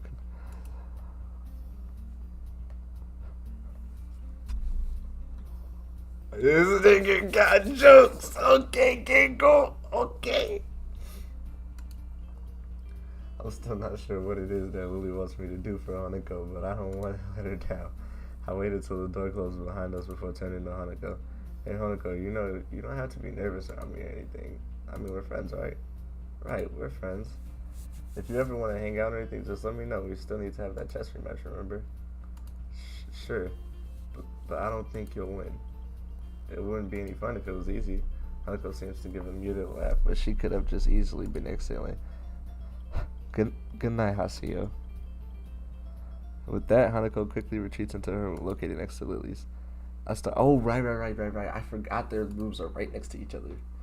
I barely make it to my room before I am hit by a wave of exhaustion. I kick off my shoes, jump in the... Shit. Oh my god, I will never forget that image.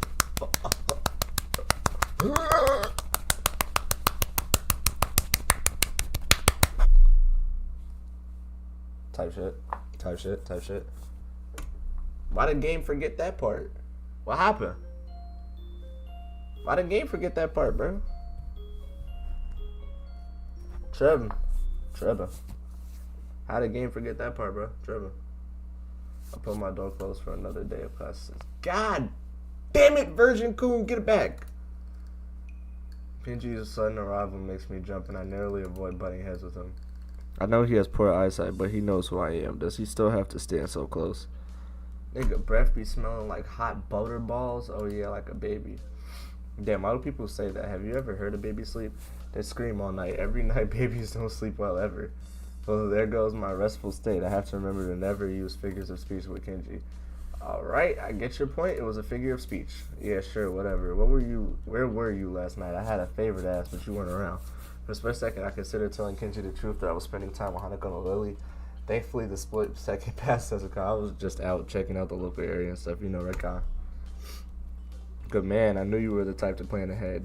Nigga, I was in the enemy's room having tea, getting to understand SZA and Dank Demisous, or whatever that bitch name is. Nah, literally, bro. Wallahi. Do your own work. Anyway, what was the favor you wanted, bro? I was going to get some takeout, but I need a change. Wait, I gave you money last week. You still haven't paid me back. I was starting to think you were cool. Bro, fuck you. Nigga, bro, I don't even got it like that, cuz. Chill out. Kenji fishes around in his pocket and produces his wallet. As he counts the 400 yen he owes me, I clearly see at least two 10,000 yen notes. Hey, what the hell? Why are you borrowing money off me when you got that much cash? Hisses a little, realizing that he's been had. Get off my case. It's a bad look to break a big note for anything less than half value. It's the tycoon's rule. Last night's dinner is going to cost me 7 years of bad luck. 7 years. Don't you think that's enough cause to help someone out? I'd get a shorter sentence if I just stole the stuff. Say something to him, but thankfully I restrained myself. Arguing a point like this with Kenji will just lead to further and more complicated discussions. Yeah, I guess you're right. Maybe you should plan these things a little better. Yeah, man, I know. I've got so much stuff to do. It's hard, and you never around anymore. I'm on my own. We're supposed to be brothers in brotherhood, remember? Yeah, I get you. Global conspiracy as such. I'll keep my ears to the ground. Kenji draws closer for me to get a clear whiff of his garlic-tainted breath. You better, man. You're already spending less time here. That's the first thing they do. Then they'll try to split us up, divide and conquer. Sun Tzu said that. Roger that. Nah, I've got to be going. I got classes. You coming? Nah, I'm tired. I stayed up all night just making sure nothing was going to happen after splitting that note. As rational as ever, I see. Whatever. Night. Kenji scurries back into his room, and I hear him throwing his locks as walk down the hallway. Yeah, there's something wrong with that nigga for sure. As this is why some people can't roll their tongue, or why the second toe is longer than their big toe. What? Mewtwo beams a half-moon smile at us, obviously proud of his explanation of recessive genes. Whatever, bro. However, no matter how impressed he is at the science that defines who we are, the classroom seems to reduce the stupider. Yeah, nobody cares about that shit, Mewtwo. Why is that a bad explanation? Can't make even that most interesting thing seem worthless. I see Mewtwo deflate as he realizes that nothing he said in the past half hour has sunk in. Whispered and conversation starts to break the silence like an avalanche. The noise level in the class starts to rise. Defeated Mewtwo identifies some questions from the textbook and sets to clearing up the backboard. What? Almost as if expected, Hanako packs up her things and leaves as soon as people start talking and laughing amongst themselves. The initial shock of seeing someone play so blatantly Tron has started to fade, but it doesn't stop me from wondering. Is she leaving because she doesn't want people to speak to her, or is it because she thought of people around her shattering her peace? But I can think of the topic no more before I usually clamor over Misha is distracted. Lily already sits in the tea room setting out her lunch, so Hanako's not here then. Oh, Haseo, how are you? I haven't met Hanako since this morning, I'm afraid. That's right, Hanako and Lily live right next to each other. Somehow I think their morning conversations are more slightly grounded than Kenji's anyways. Kenji's fucking crazy. That's strange, she left class early, so I figured she'd come here. So she's still leaving class early. Yeah, I've seen her do it a few times. Lily drops her head a little and her tone of voice is notably depressed. It's very reminiscent of someone who is used to hearing bad news. I was so sure that she stopped doing that when she two became friends. Everyone has their own peace, I suppose. Well, I was wondering what just that about today. I'm not entirely sure. I personally think it's because she doesn't want to be put in a situation where she has to answer someone. I have a flashback of my first meeting with her when I thought she looked like a cow. She seems fine when talking to you and me, I bet. It's a little more complex than that. I imagine the first thing most people ask about is her scar and what happened. She rarely talks about it with me. I can tell that she doesn't like to remember whatever happened back then. Leaving class and running away from discussions is her primitive strike, if you will. Huh. So then how does that explain her talking to me? You said it yourself yesterday at breakfast. You tried it. You tried to ignore the scars. Once you saw that you weren't going to ask about them, she opened herself up to you. I guess you're right. Maybe I don't know. You know her better than I do, so I'll take your word for that, right? I wouldn't worry about it. I'm sure you'll come to know her as well as I do soon enough. I welcome the prospect of her having a new friend, and two of you have such similar interests. Well, I hardly count reading as a team support if it has good to have company, though. It is good to have company. That's my point. Hanako is still an average person at heart. She wants company at times like that. I see. I think, to be honest, both of you are still confusing me a little bit. That's only natural, Hiseo. We've only known each other for a little while. It's unreasonable to expect you to understand us just as we can't understand you. Fair. But that is half the fun of becoming friends, right? Yes, it is. Although, I suppose there's the matter of us being opposite genders. Men and women do seem to confuse each other quite often. She says that with a light giggle, finding amusement at the odd little detail of life. I hope you don't mind, but I'm going to start eating. Now go ahead, I'll eat something too. I've got some books I want to drop back off at the library before class starts, so I better get a move on. You'll probably find Hanako there. Well, if you do see her, can you tell her to stop by my room later? I'd like to talk to her. You're not coming?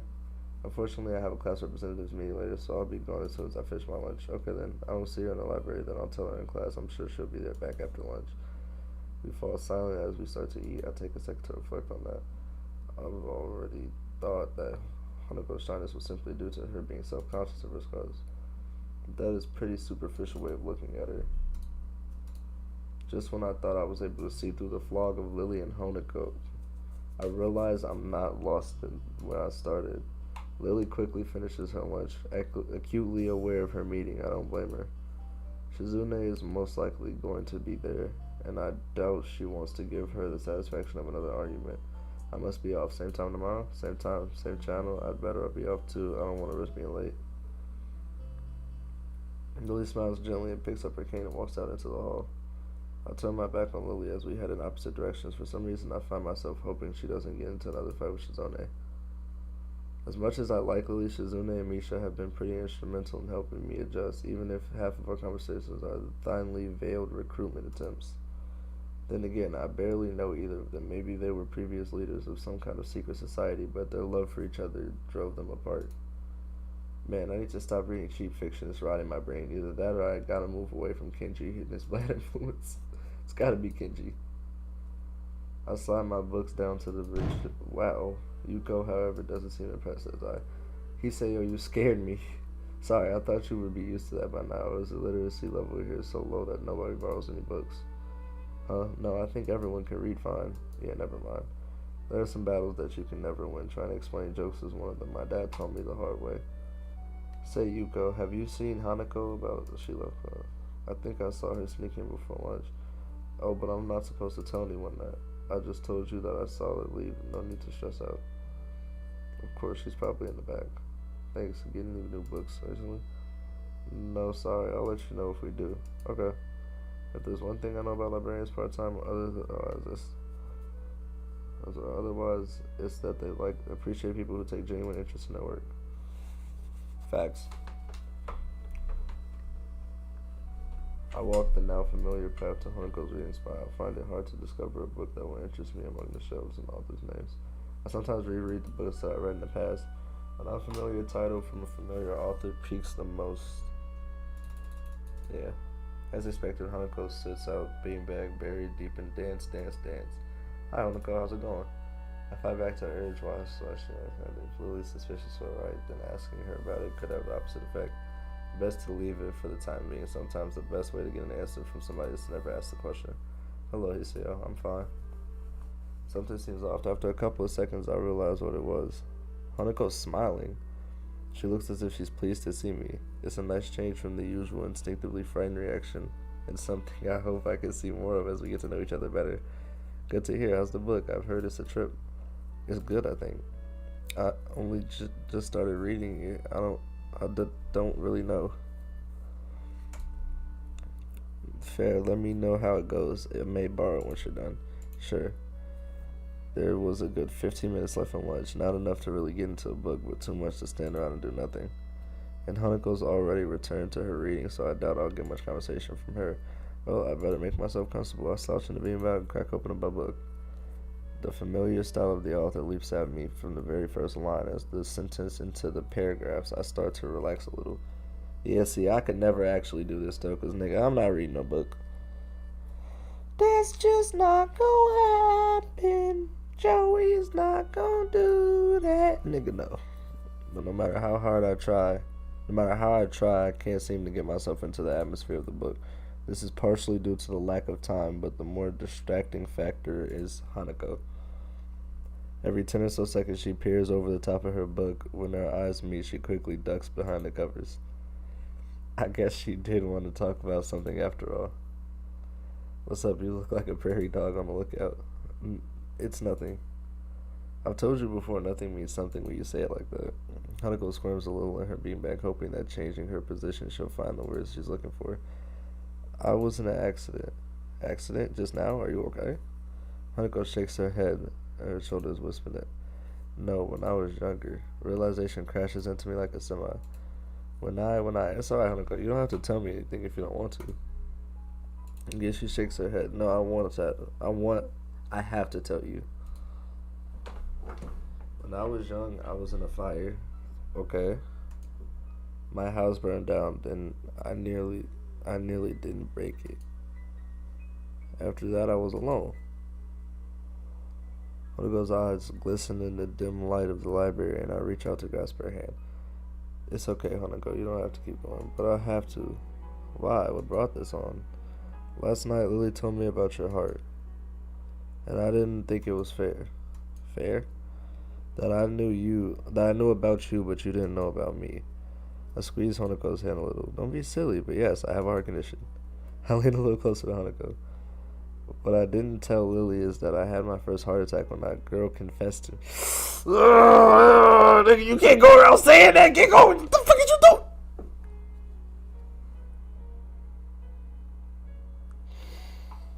Oh my god, bro. The non-coochie getting magnet, bro. Oh my god, bro. The pussy magnet, bro. This nigga is not a coochie getter. Turn this shitty music off, bro. Oh my god. Hey Alexa, play I'm Upset. 50,000 on my head is disrespect. So offended that I had to double check. Damn, I need my Alexa back. I smiled a little to break the tension. Really? Really? I haven't heard from her in a while, so I guess it's all over. I know it's all over. There's no other way to interpret what happened the last time I saw her. So now we both know a little more about each other, but you didn't have to talk about things if you don't want to. In fact, I feel bad even thinking about the whole incident. I can almost smell the hospital's disinfectant burning the back of my sinuses again. I imagine Hanako is going through the same thing right now. When I was in the hospital, I went to the burn ward once and only once. I was bored, so I went for a walk. I went through the oncology and thought I could take it, but when I got to the burn ward, I turned around and went back to my bed. To think that Hanako would have spent months in a place like that, smelling nothing but corrupted skin, strong disinfectant, and sterilized air. Yeah, I'm not gonna lie, like, bro, the burn ward has to be so crazy. Oh, that's sad as fuck. That would have meant no reading. I would have gone insane if I didn't have books in the hospital. And she said she was alone. Did her parents die? I'll have to ask Lily about it. I can imagine myself saying something dumb unintentionally. Thank you, Hiseo. I haven't told many people about this. To be honest, I haven't told many people about my circumstances either. Then I won't tell anyone. Deal. I changed my grip on Hanako's grip into a handshake as the warning bells chimed through the window. Well, then we better head back to class, huh? Sure. Me and Hanako like this. We like this. We locked in. We locked in. We locked in. We locked in. We locked in.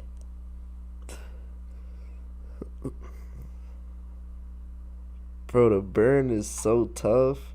And then look. When I get the Naruto seal on my stomach, and then my tattoo, when I get my arm tat, it's not gonna be a sleeve, but it's gonna be a tree on my arm, nigga. Oh my god, that shit'll look so tough. When we take pictures next to each other, it's gonna look so nasty. It'll look nasty. Shout out to bro. Like a wound spring, Hanako. It's embarrassing in comparison to my 5-minute move. She seems to know exactly what she wants to do. Mate.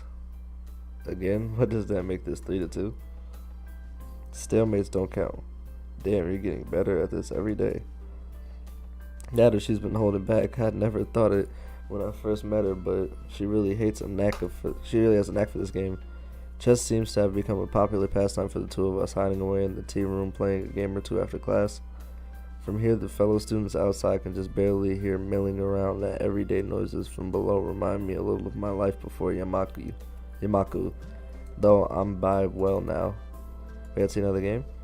I have to finish my homework. Oh, well, I'll see you tomorrow then? But what about this? Hanako points to the tea set surrounding the empty class chessboard. Don't worry, I've got it. Oh, okay. See you later. Hanako departs as I start cleaning at the area. The occasional whistles and cheers from the sporting clubs outside become less frequent, eventually appearing silence. A part of me still wants to be in some kind of team since I played soccer as sports before my incident, but I guess it's normal to feel nostalgic about what I can't do anymore. It's alright, gang. I'm too old. I'm 18 and I'm too old to lock in on football, nigga. I couldn't go to the league if I wanted to. Are you quite sure? I'm sure. Hasayo. Hanako turns to see with a smile expressed as she notices my approach. Lily must have called. Oh my, Hasayo is he as well. Afternoon, Lily. What's up? I was hoping that I finished my class representative duties for the day that I might have the two of you accompany me for tea at the Shinigami. It would be nice to enjoy ourselves outside. I'd be up for it. I think Hanako had work to do though. It's not all that much. Wonderful. It seems like we're decided then. To the Shinigami we go. I cast my eyes across the cafe. Stepping in as usual, there was only a handful of people around here. The hold Lily has on Honako's arm remains just as it has been for the entire slow walk down the hill to the local town, though it's hard to say for which reason, for Lily's guidance or for Honako's reassurance. For a moment, Lily removes her arm for Honako's to retract her cane as Yuko quickly skitters over to wherever. Welcome to the Shinigami. May I take your order? She gives a deep bow. She gives a deep bow, her well-delivered and professional introduction putting her in a good mood. It's a nice change from the norm for Yuko. Shout out to Yuko, man. Just tea, please, Hanako Hisayo. I'll have a slice of pie and coffee. Just tea, please. Coming right up, please. Take any seat you wish. I'll be back shortly. Yuko gives a smile and a nod before shuffling to the counter. You slip into their seats. The girls on one side with Lily's cane propped up beside them, and I on the other. I realize that Hanako's not doing something that she so often does. Rather than keeping her eyes pinned to the ground and hiding her blind escort busily trying to convince...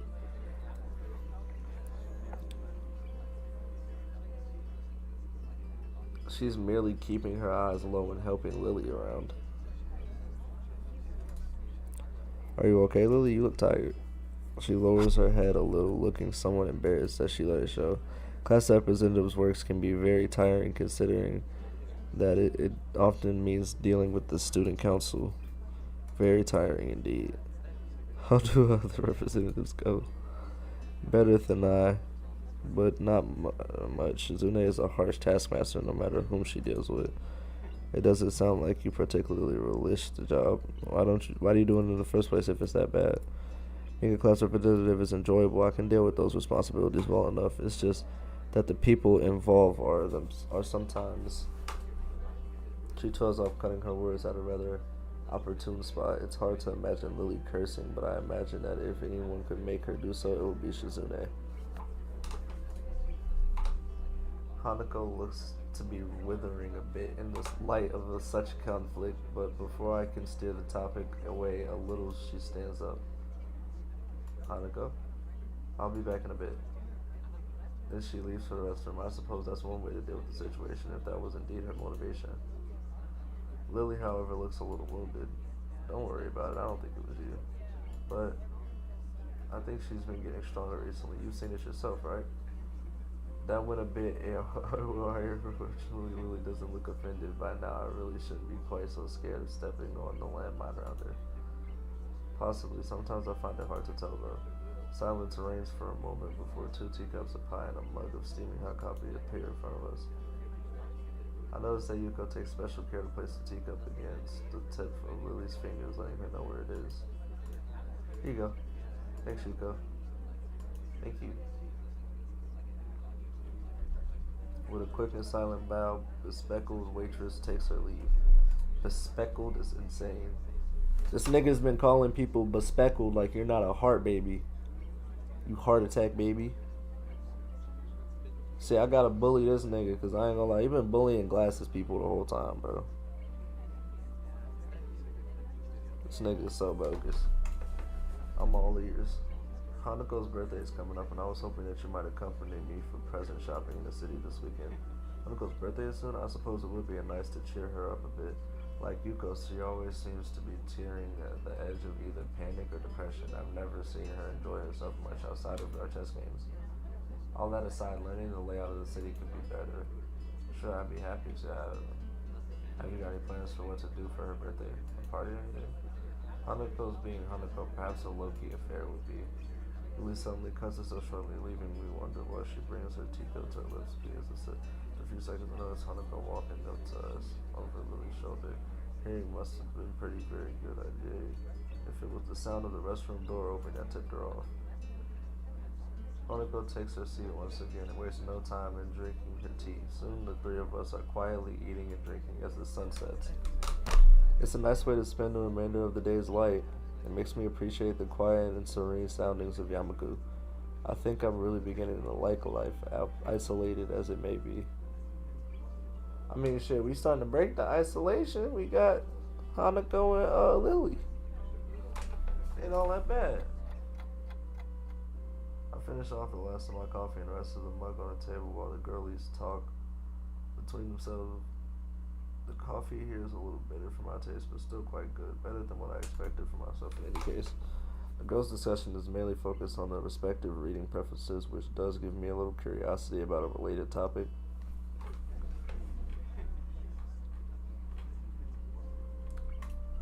Hey Hanako, I was just wondering, aside from chess and reading, do you have any other hobbies you like doing? She's completely stopped in her tracks, looking quite surprised that anyone would be interested in such a question about her. It takes a little time to formulate a response. I guess I like singing a little. I'm okay with computers as well, but I don't use them much. Singing is not exactly something I expected to hear. It's hard to imagine her singing voice given how soft-spoken she is. Soft-spoken people are usually fire singers, low-key. I ain't gonna lie. I got faith that she's a fire-ass singer. Wallahi. Lily, on the other hand, simply not. She must already know all this since she's been friends with Hanako for years now. What about you? Me? She hesitates before flicking her head up and down. It's only logical that she want me to. There's chess also, but there was soccer as well, but I can't really do that anymore. Reading, which I picked up in the hospital. This is surprisingly hard. Lily and Hanako look a little put off by the direction this is taking, and the more I think about it, the more I am too.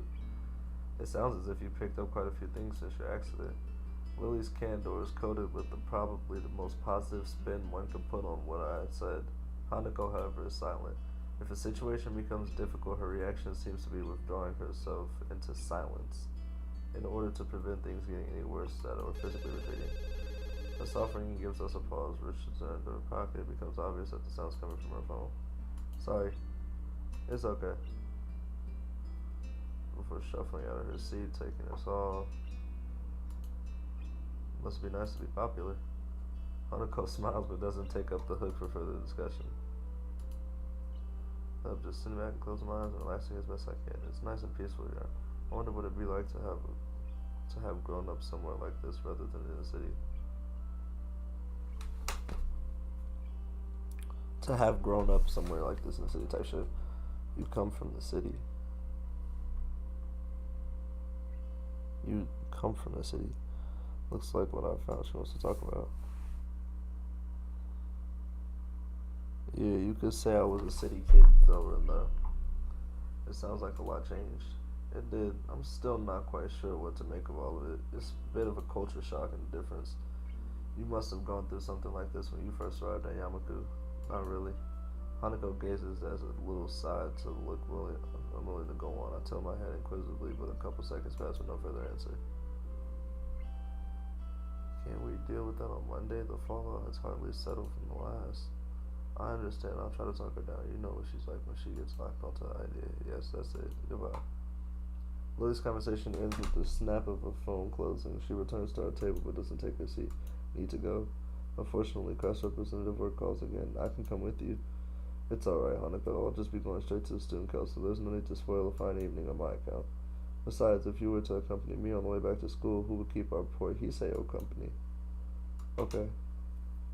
I can join you for tea again tonight if you'd like. Man, me will. We agree on that plan, and Lily says her farewells to both of us, taking her come.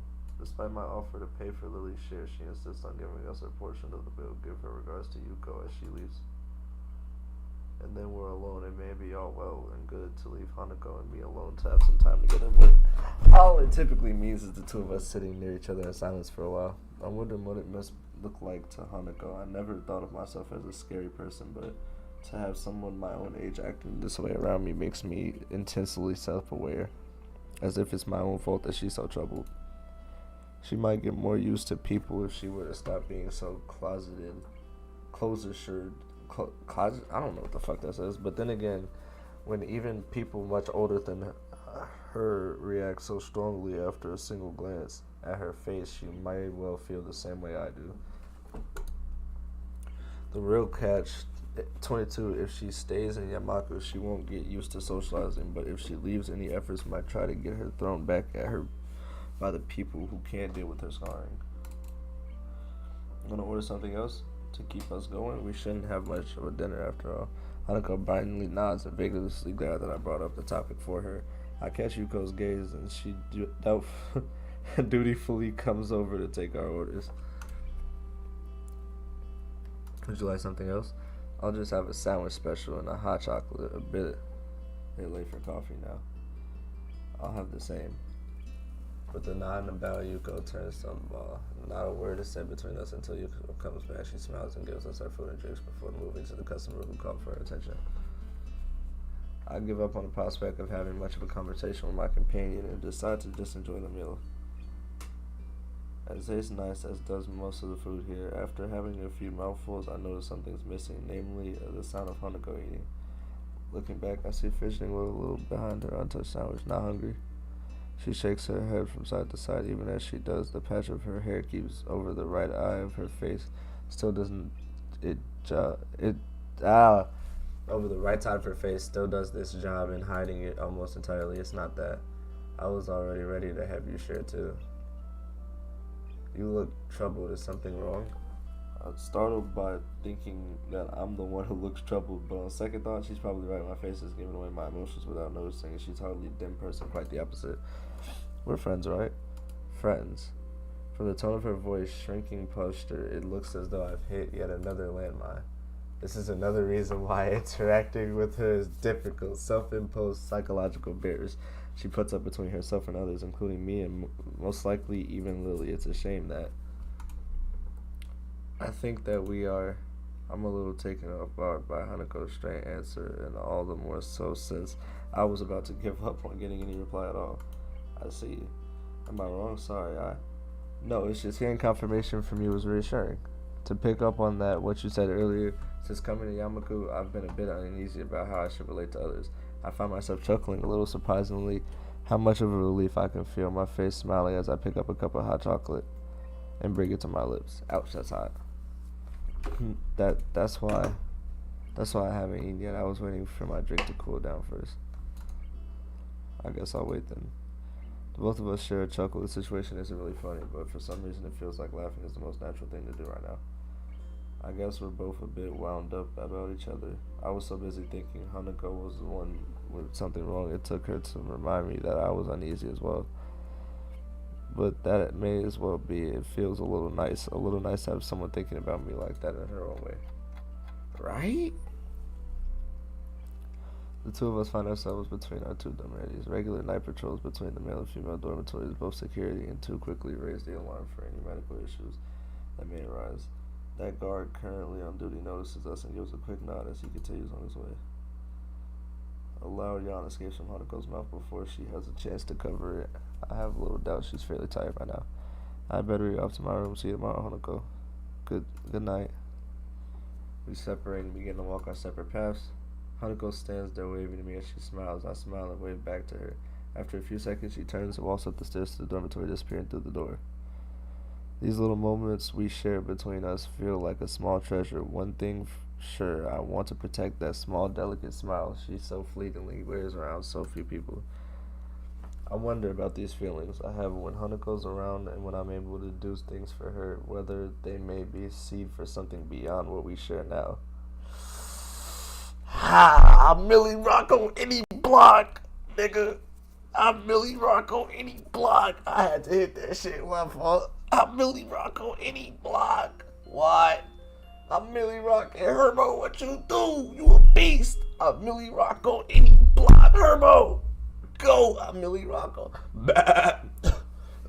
I'm Millie Rock on any block.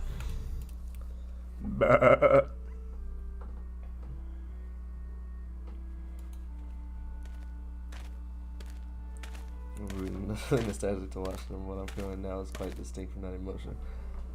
Shit! She's missing a hand, but she's fine shit for sure. Pushing me from behind, I turn to my side to see one of my classmates taking a seat beside me. I'm taken off guard. The two of us haven't talked much before. I didn't think anyone would notice me. What's up? Hi, Miura, isn't it? Just call me Mickey. Surnames are too stuffy. Likewise, then. We both look back out on the field where the guys are playing. It looks like they're getting ready to have. I like her. I ain't gonna lie, I like her. One hand, you still got 2 feet. You all good, shit. You all good. We both look. Yo, my fault. Sure enough, the whistle is blown to begin the match. Not gonna play? Nah, just gonna rest for a bit. What about you? You kind of look like you want to try. So someone did notice me after all. It's kind of a long story. Her face says I've piqued her interest. I'm in Yamaku because I have a heart condition. I can't really play soccer anymore. Wanted to be a soccer player, did you? No, I only really did it for fun. My friends played it, so I played as well. Any of those guys playing around could have been me before my accident, but I don't feel like I don't have any real wish to go back to that either, so It's a little hard to explain. I'm still decently physically built from the days when I played, even if my strengths largely left me by now. And I got on the other club members. Oh my god, this nigga's Thane Krios. My character's Thane Krios, bro. Am I playing as a human Thane? Yo. I got on. When I think about it, I should probably feel bad for watching people play when I can't anymore. Yeah, I don't. Maybe it's a good thing. A sign that I should have gotten over it. Sorry, I'm kind of rambling. It's cool. I'm actually glad to hear that. It sounds like you really have your stuff together. Some of the people that come up the Yamaku are pretty messed up at first. So you're a member of the track and club field, then? Yep, been in since I first arrived. Don't suppose you're friends with Emmy, short, fast runner, no legs? I think they're all many females. Haha, Emmy, everyone knows about her, don't they? But nah, I tend to get on better with the guys, so me and Emmy don't really talk much. Anyway, what about you? Oh, well, I'm not really in clubs or anything. You've been hanging around with Hanako and that blonde Amazon, though, right? Blonde Amazon? I suppose Lily has the height to fit the description, if nothing else, but I nod in response without making too fine of a point about things. Then don't worry about it. As long as you've got some friends, you don't need to join a club. A loud whistling from the field stops. Okay, ouch, that looks painful. That guy has really bad luck. As she continues to look out on the field, I can't help but being reminded of her own injuries to her left arm, ending in a stump rather than a hand, has been bandaged up for the entire time I've been in Yamaku, and her injury doesn't seem that new. She turns to talk to me again and catches me looking. Both of us sit in awkward silence as she takes her bandaged arm and holds it in her lap with the remaining hand.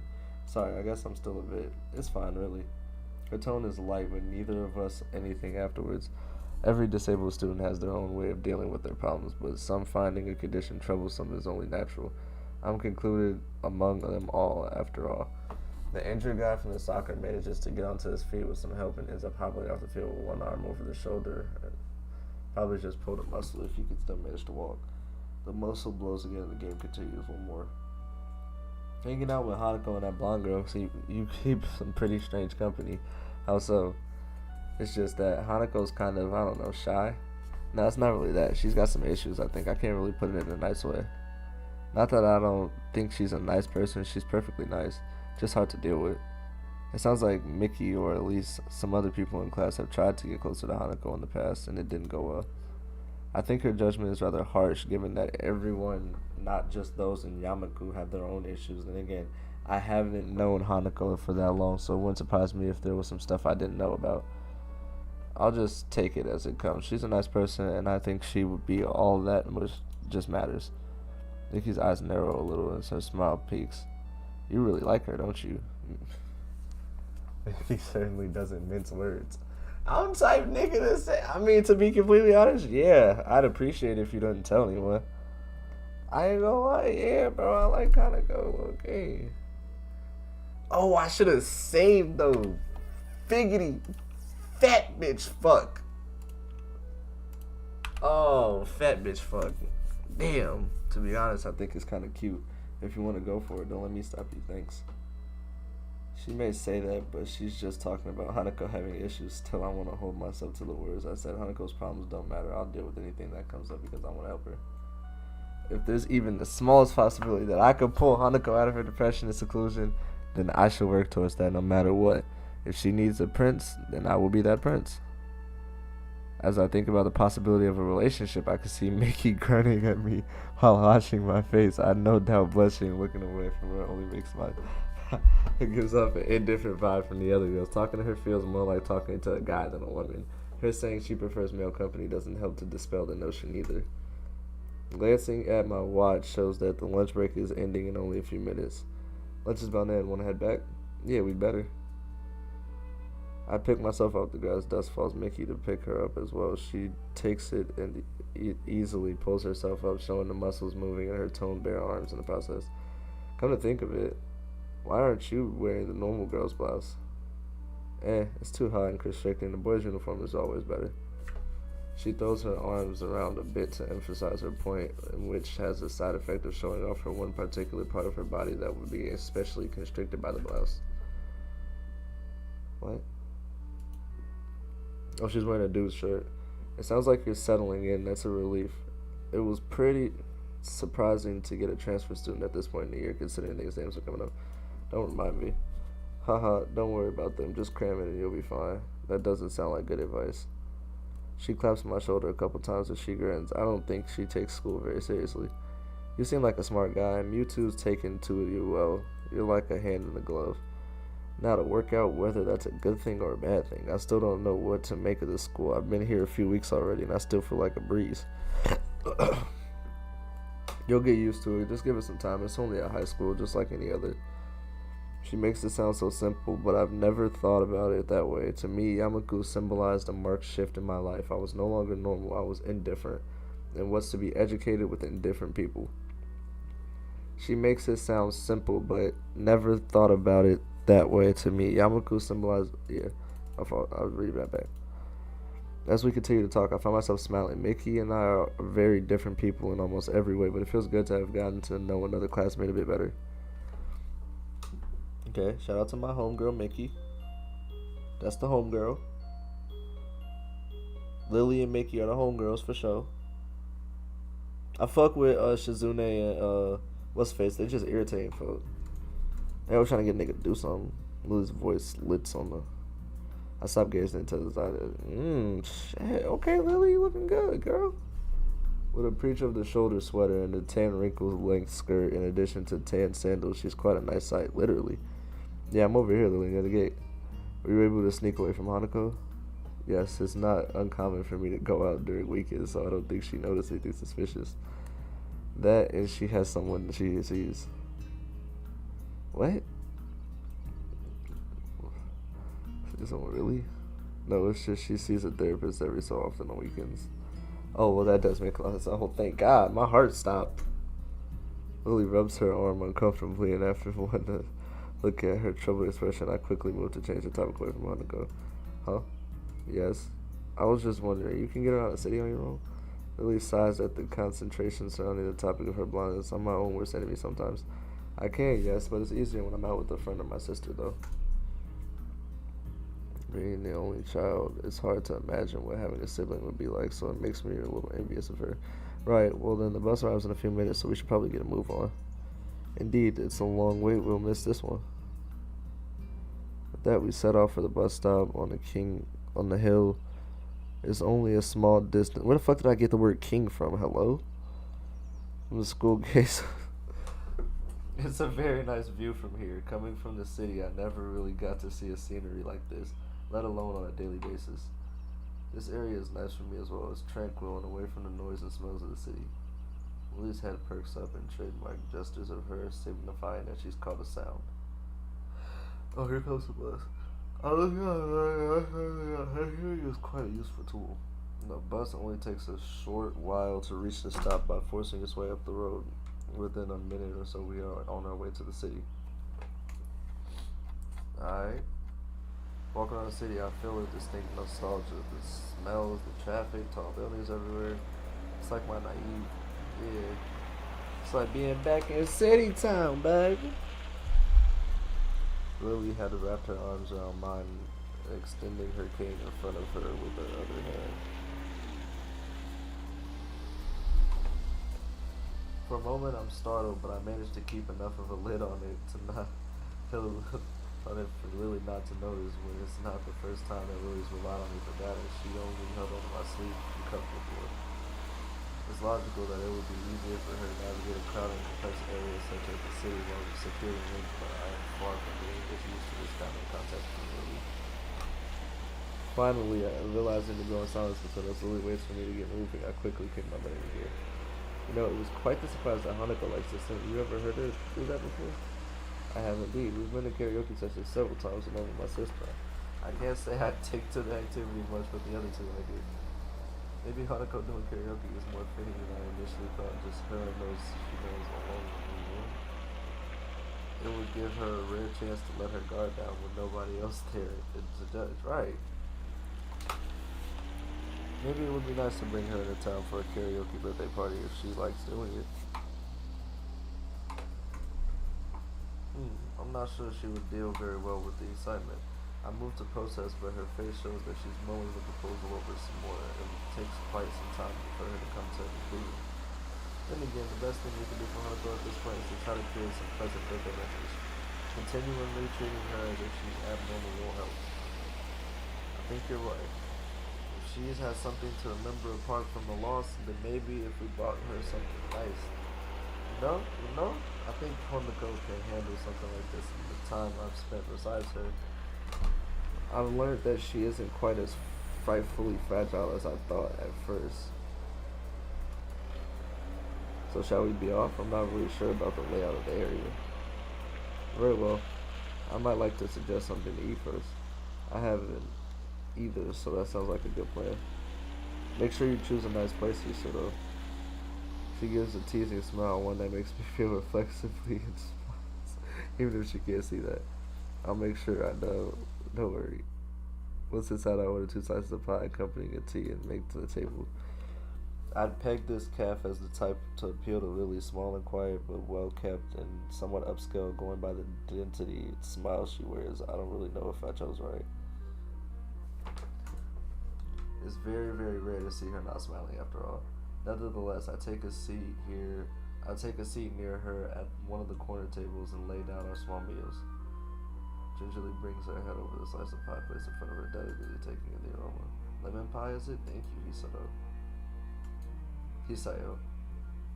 She nods apprehensively, but judging from the slightest weak smile she has, the warning wasn't really necessary. I suppose that sound must have tipped her off to its position. We both tucked into our food without further ado, both of us remaining largely silent as we do. Lily isn't the type to appreciate discussion while eating, and I can't say I like it either. Eventually, we finish both our meals, and the last of our teacups follows her sort order. Lily, the first to break the silence. That was very nice. I must say, you've chosen quite well, Hisayo. This is the first time I've really had much of a look around the city, so all I could really choose is somewhere that looked nice. Wait till you get the bill, Gangle. Wait till you get the bill, twin. Wait till you get the bill, twin. Oh, damn, sorry. I feel really bad for inadvertently bringing up the subject of sight around Lily, but she doesn't appear to mind much. Quite the opposite. She almost looks amused by an awkward attempt at apology. You are thoughtful, Hisayo, but sometimes I fear it gets the better of you. There is no need to change your speech on my account. Lily truly is pretty comfortable in dealing with her condition. I still hasten to change the subject, as I can't really say that I share her confidence in that matter. Not literally, like, I ain't gonna lie, bro, I couldn't crack seeing jokes with a blind person, or walking jokes with a lame person. But you know what I mean. Have you lived here for very long? It seems like you have this place pretty much sorted out. Quickly, I've attended Yamako since the start of high school, but I didn't walk around the city very much. Besides, because of Kira, my sister picked me up and dropped me off. Alright, you mentioned not living in the dormitories until recently. It's quite a surprise. I just assumed she'd be living here since entering Yamako at very least, which would give her a few years. I've lived with my family for most of my life. Then I was just together with my sister when my family moved to Inverness long before, and Akira working longer hours, I ended up having to move. Inverness? Is that somewhere in Scotland? Oh, did I not tell you? My family currently lives in Scotland. The birthplace of my mother. My father's side is mainly Japanese, though. The question of what gave Lily her looks did cross my mind every now and again, but I never thought to ask. That answer that then. To be honest, I never guessed, considering you have no accent, but I'm guessing you were born here. Full marks. I am thankful for my heritage, though, as without it, I'd likely have not been taught English so early in my life. And what of you, Hisayo? What about me? She gives a moment's thought. She probably should have thought of what to ask me before switching the topic.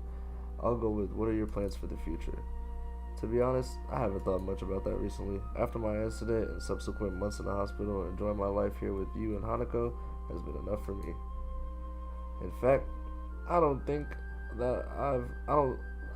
I've thought that all about a future for some time now. It seems almost futile. This is your last year of school. After this, you will have to fend for yourself one way or another. It's not like I don't know that. I just haven't put much thought into it since. She opens her mouth to continue, but gives a small sigh instead. She seems to have realized that she doesn't really know enough about my situation to go too deeply into this. I mean, shit, my situation is not too crazy. I'm a nigga. I'm finna graduate. Shit. I need a bitch. I need a reason to lock in. Shit, I don't got no reason to lock in. I'm just chilling. So did you give me good ideas for the present? To be honest, no. I mean, I've never been very good at picking them. And absurd as it sounds, perhaps we should just look around. Hearing Lily utter those words throws me. Right, how do we use that? It's just a reaction I was expecting. It's simple. You can go window shopping and just tell me what is around. If something interesting comes up, then we might get an idea. Right, I'm still not sure of this, but I'll take a... I think we'll manage. Trying to call my sister, and I managed to do it very well. With Lily's simplistic, though rather optimistic statement, we set off into the shopping district of the city, and I start describing everything I see. It's hard to think of Hanako going shopping. She doesn't feel it like the type. Bro, I'll just like brain fart midway through a sentence sometimes. She doesn't feel like the type to place much stock in fashion, nor have I noticed her reading much magazines or the like. In the fact, I think I've really seen her do as a hobby is read books. That's what I'm saying. There's a houseware shop at just ahead. Looks like it's mostly crockery though. I can't think that she'd have much for need for that. What type of message would that send her? Cook more food? That's not such a bad idea, maybe. Sometimes it's best to leave these things alone, he said. Once again, I get the feeling that Hanako exploits in the kitchens aren't always successful. Lily must have had to help her with that sometimes.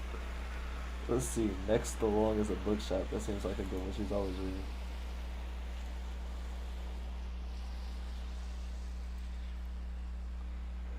Yes, but there are a few problems with books. I'm not quite sure what she has and hasn't read. What about a gift card then? There's nothing impersonal as giving someone a gift card. It's like saying I don't know enough about you to work out what you like. I always thought of it as giving something, making sure they got what they wanted. Giving people gifts is supposed to show them that level of affection you have for them. If you can't decide on a simple gift for them, then how much could you think of them? Damn, I ain't gonna lie, Lily be dropping some fucking quotes, bro. Lily be dropping some quotes. Lily be dropping some hard ass quotes. I didn't expect this game to be this interesting, bro.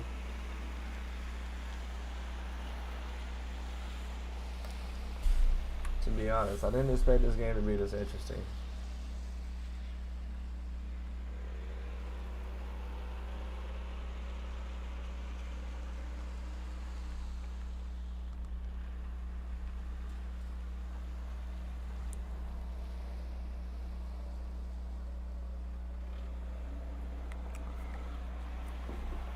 I ain't gonna lie, this shit low key fire. Oh my god, this motherfucker. Let's go. Felipe!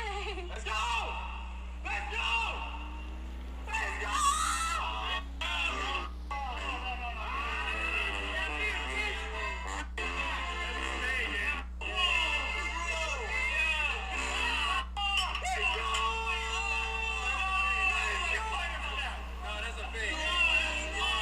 Wait, what the hell?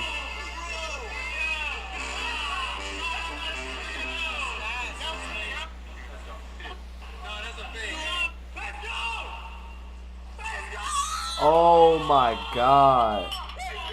He put his whole ass in that man's face. Nah, that's a fade. That's actually a fade, bro.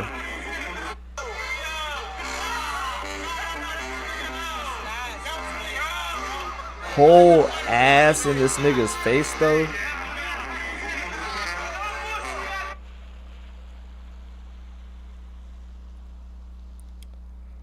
Whole booty hole in the nigga face.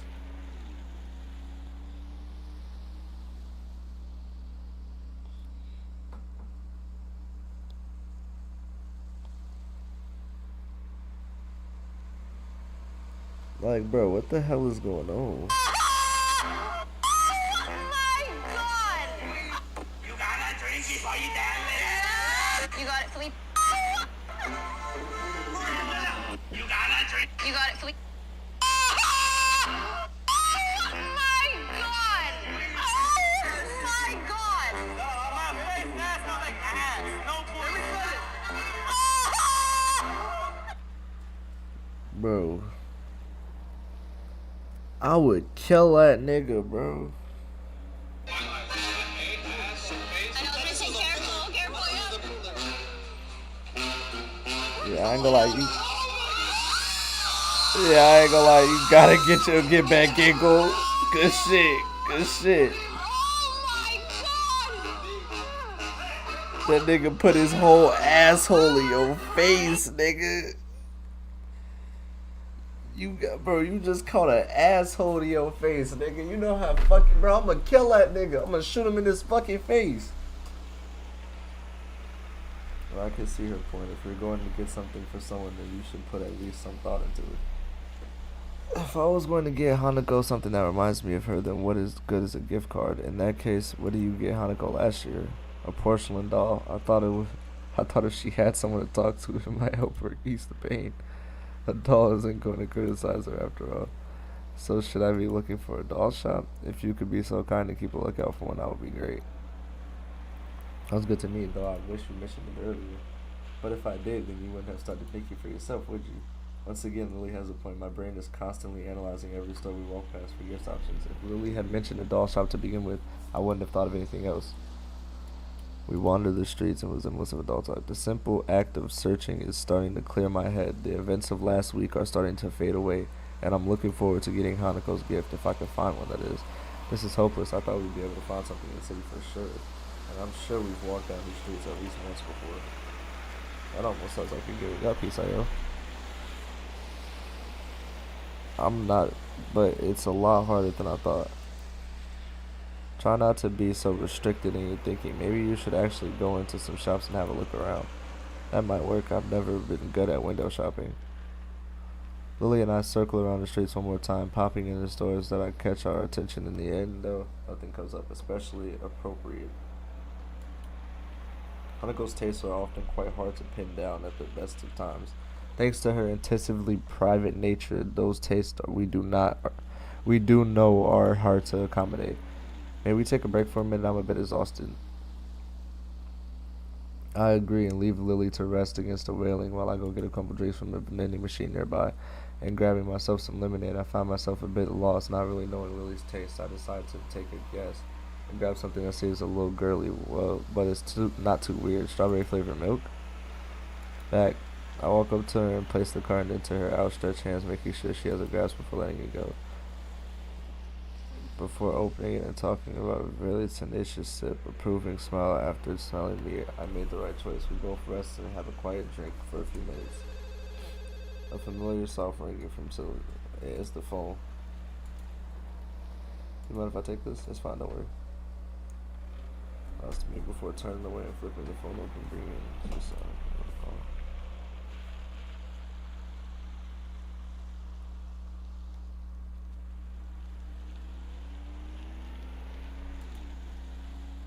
Without much else to do, I find myself watching Lily. She really is a pretty girl, which would hardly hurt her popularity in school. It's interesting just how much Hanako and Lily contrast with each other in both personality and appearance.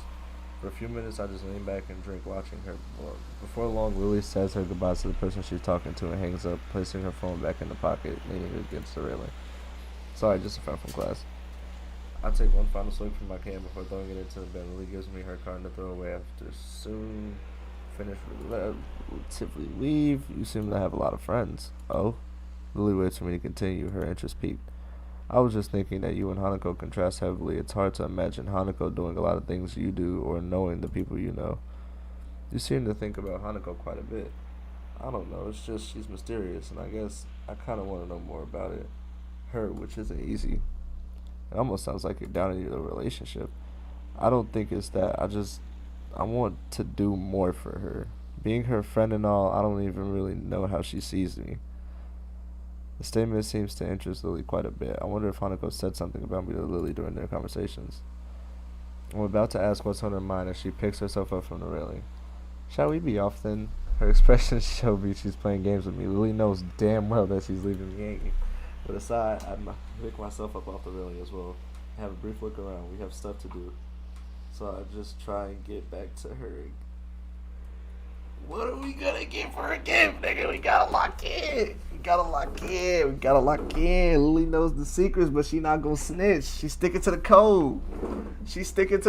Unlike that nigga D'Angelo Russell. She's sticking to the code. Unlike Swaggy P. Oh my god, bro. She's sticking to the code, nigga. She's standing on that business. Say, Lily, the doll you got, Hanako, was it new? Well, yes, I'm not sure what. Oh, I know what you mean. I think I found a shop across the road. Oh, is it some kind of toy shop? It's an antique shop. I think it's probably going to be our best bet. Really? I didn't even know we had one. I missed it the first time we went by here. It's pretty well hidden. Well, then it can't hurt to check. Inspired by this new find, dust ourselves. Alright. We in a little antique shop. Beautiful. Shout out to this nigga right here. Almost bored to look through his particularly small eyes. What's good, Unc? Lily holds tightly onto my arm as I find myself having split efforts between making sure we don't miss a potential gift for Kaneko and making sure Lily doesn't inadvertently bump into anything. The task is quite difficult given the haphazard way that the store layout is, many things poking out to the shelves there on a sitting piece of furniture, but eventually we safely arrive at an old desk covered in dolls and teddy bears. I think this is the right place. There's pretty much every kind of doll you could imagine here. That should make the choice much simpler. Could you please pick one for Hisayo? I had a feeling it would come to this. I picture Hanako in my mind and try to imagine which of the dolls before me would suit her the best. My eyes wander across the collection. Each one is exquisite. As the one before it, the sheer number of styles is boggling, but eventually one catches my eye. Here, what about this one? I picked up a small porcelain doll that looks to be at least somewhat affordable, dressed up in Victorian-era green dress with a little brown hat.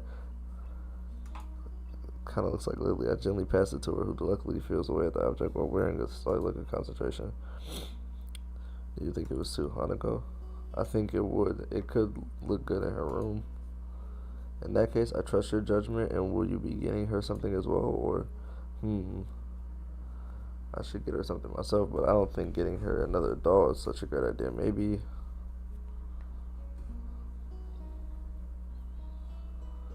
not far from us. Wait here, I think I found something. My, that was fast. I gingerly walk through the collection of crystal glassware and pick up the box. Wooden sides are covered in the carving depicting ancient battles around the castle.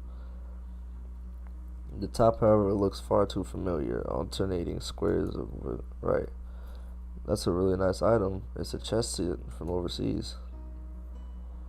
The store owner's sudden appearance startles me a little. I didn't see him approaching at all. I suppose he's trying to help us because we don't really look like we know what we're looking for.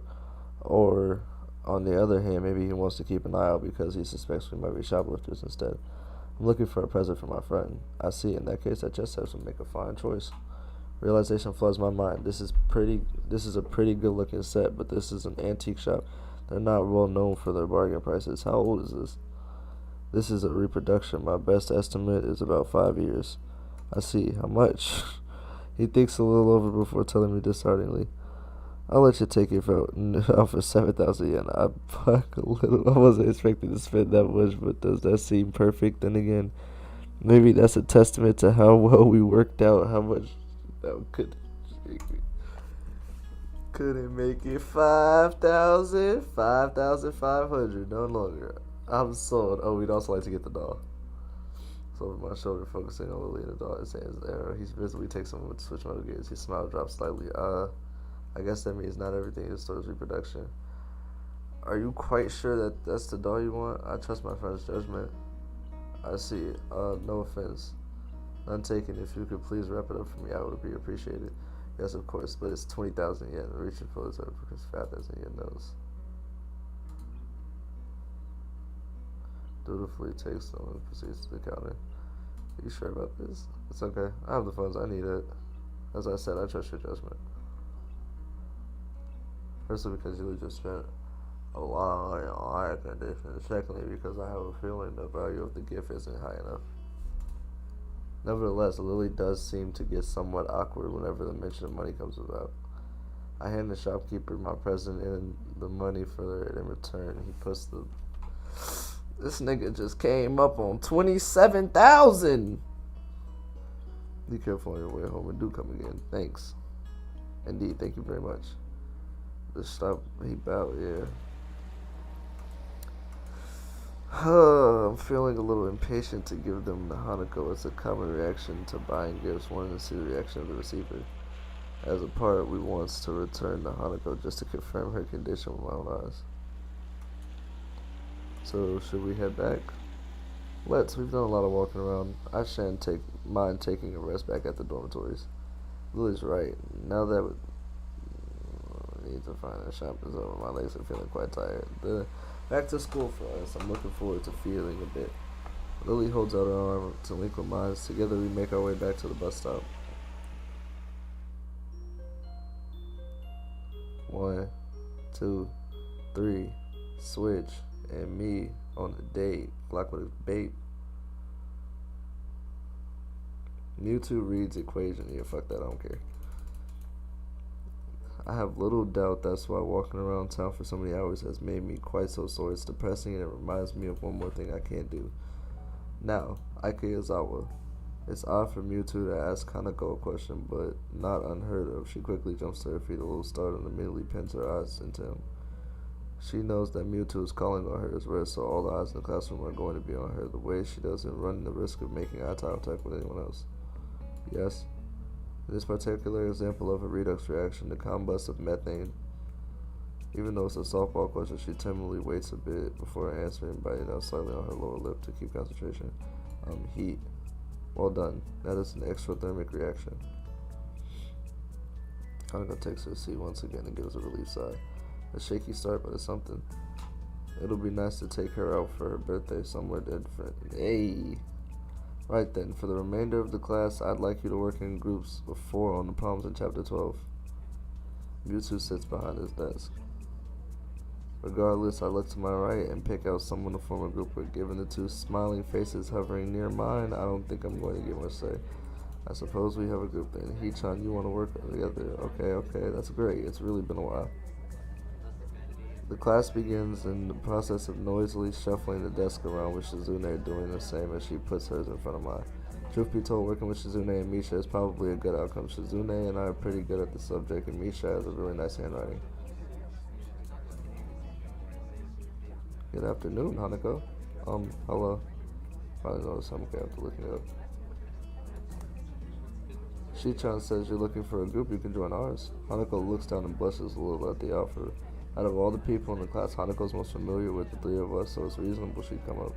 Then again, her actually coming up to a group with the intention of joining them is something she apparently very rarely did before. She leaves briefly to drag her desk over, and Shizune and Misha wheel back to me as soon as our backs turn. I guess we get to play again, Hee-chan. You hardly ever play with us anymore.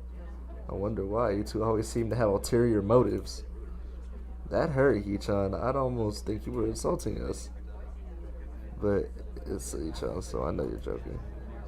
There's such a great sense of humor about it, but it'd be awful for someone to take advantage of your good nature, like making you help them with their work. Wow. Shizune seems excited for a second. A little surprised that I'm willing to challenge her, but when she sees Hanako coming back, she backs off with a smile. I guess the mind games are over early today. Bro, shout out to my twins here. These are my twins. These are the twins. Hanako gently sets down her desk in front of Misha's. Her eyes are locked downwards, and I'm left wondering why until I look around the class. Type shit. It's strange. No one bats an eyelid when Hanako runs out of the class to avoid group work, but now that she's making an effort, they're staring at her like as if she's done something wrong. We all move to sort ourselves out, spreading our textbooks. Hi, Hanako. It's nice to finally work with you. Yeah. Are you the reason Hee-chan has been avoiding us lately? Chi-Chi-chan says it's a little rude, but if Hee-chan wanted to spend time with a cute girl, it's understandable. I don't think it's like that. Hanako starts to fidget with her unused. I think it's an ordinary person would drop the conversation by now, but Misha is like the... Misha barrels ahead with some questions too quickly for me to get a chance to interject and guide discussion somewhere more comfortable. Really? So he wasn't hanging out with you yesterday? No. I can feel my cover being blown away. Lily didn't want Hanako to know that we were out behind Kiss, let alone planning out her birthday party. It wouldn't be good for her to find out. Yeah, I was doing something else. You know how it is. Really? I wonder what was so important for you trying to blow us off like that. If it wasn't spending time with Hanako, who could it be really interesting? Now that it's starting to feel like an interrogation, I'm surprised at how Misha is able to exert such a feeling of pressure without actually intending to. Were you with Lily? Out of nowhere, Hanako manages to stumble on the answer. She may be dreadfully quiet and shy, but she's intuitive. Oh, fuck! What makes you say that? Yesterday, Lily said something similar. Suspicious, Chi-chan. I demand that you explain yourself. Hey, shouldn't we be doing the assignment? But it's so mysterious, even Hanako wants to know. It's true for the expression on her faces. Iris said she wants to know as well. I apologize to Lily, but she really don't want to know. It doesn't seem... I feel a rush of conflicting emotions, so I jump up. I couldn't readily identify them, but when I calmed down to speak. Alright, I'll tell you. I went to town with Lily, but it wasn't what you think. Lily and I were... For Honako's birthday, we were... it was like, I gotta go take you a little bit, than I thought she would. A brief silence passes, which is her name. Misha looks at others sheepishly. I could tell that they didn't expect their game to turn out like this. Misha looks up at Hanako in order to apologize, then pauses. Hanako is staring at the middle of her desk and barely moving a mile alley. Hanako, I'm sorry. There's a few seconds pause, but Hanako lifts her head and shakes. It's okay. Her expression looks odd, like she's very tired. That doesn't seem natural. Oh shit, I almost just failed. Cuz. Oh, crib. Oh, just failed, nigga. Anyway. Nobody really wants to continue with the current conversation, so we open our textbooks and group work. This is pretty dull with the equation supposed to... Man, get these two other bitches off my screen. They're blowing me. Let me go talk to Hanako, bro. You done fucked up my birthday surprise. You niggas can't do nothing right.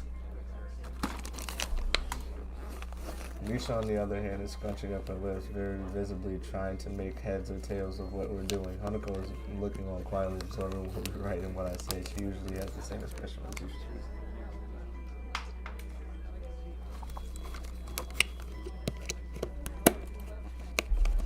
Hey Hanako, do you understand this? Misha looks to Hanako. I suspect her hope is more to find a comrade in ignorance rather than genuine hope. I am not really, I guess. I'm surprised by how tense she is answering, but she settles back down. She breathes out. You okay? I can go over it a bit if you want to. Hanako shakes her head slightly, but then again, I don't think she needs the extra explanation, despite what she just said to Misha. Quickly interjects into they're slowly going through it step by step. Times like this remind me of what kind of work may not be mechanical for everyone. It just feels like the grass with a suspect. Blah, blah, blah, blah, blah. School shit, school shit, school shit. Interesting.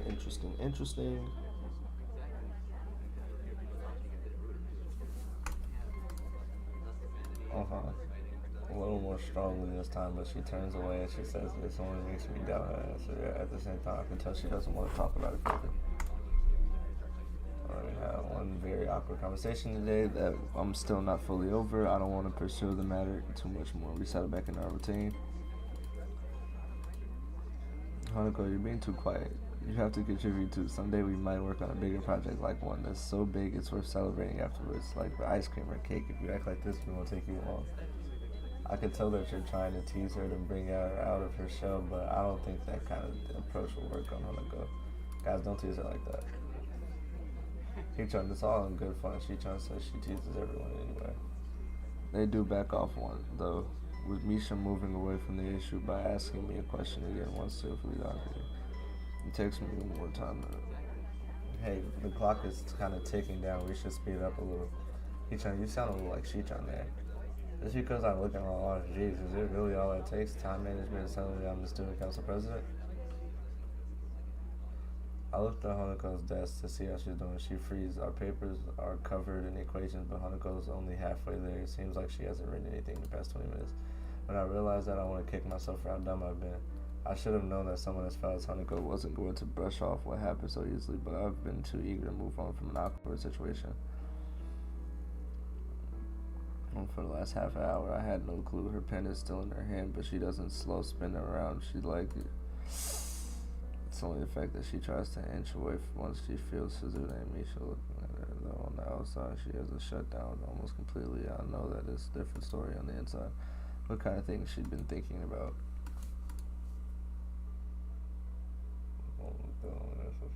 If she weren't frozen to the sea, she would probably run out of the room right now.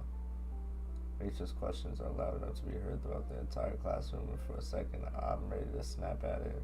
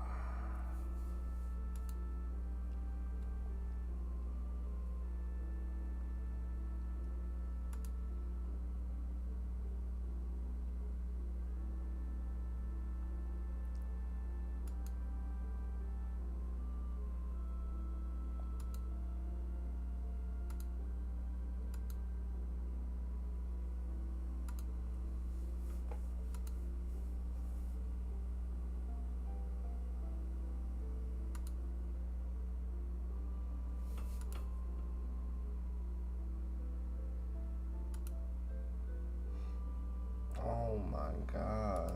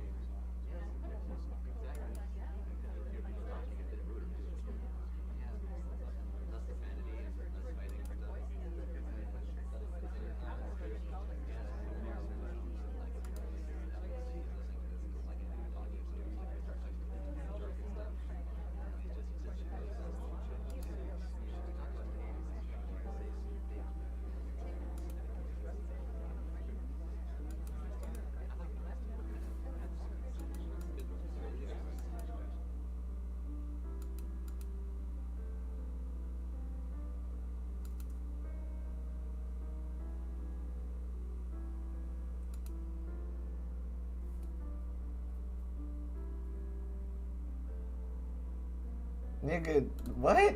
Bro, why did he send us out here with the deaf with the non-speaking bitch? So there's silence before looking at me. Even without words, I can tell what she's asking. I'll take Hakano to the nurse. Is that okay by you? I try to communicate with my intentions through hand gestures, but I don't feel like I managed.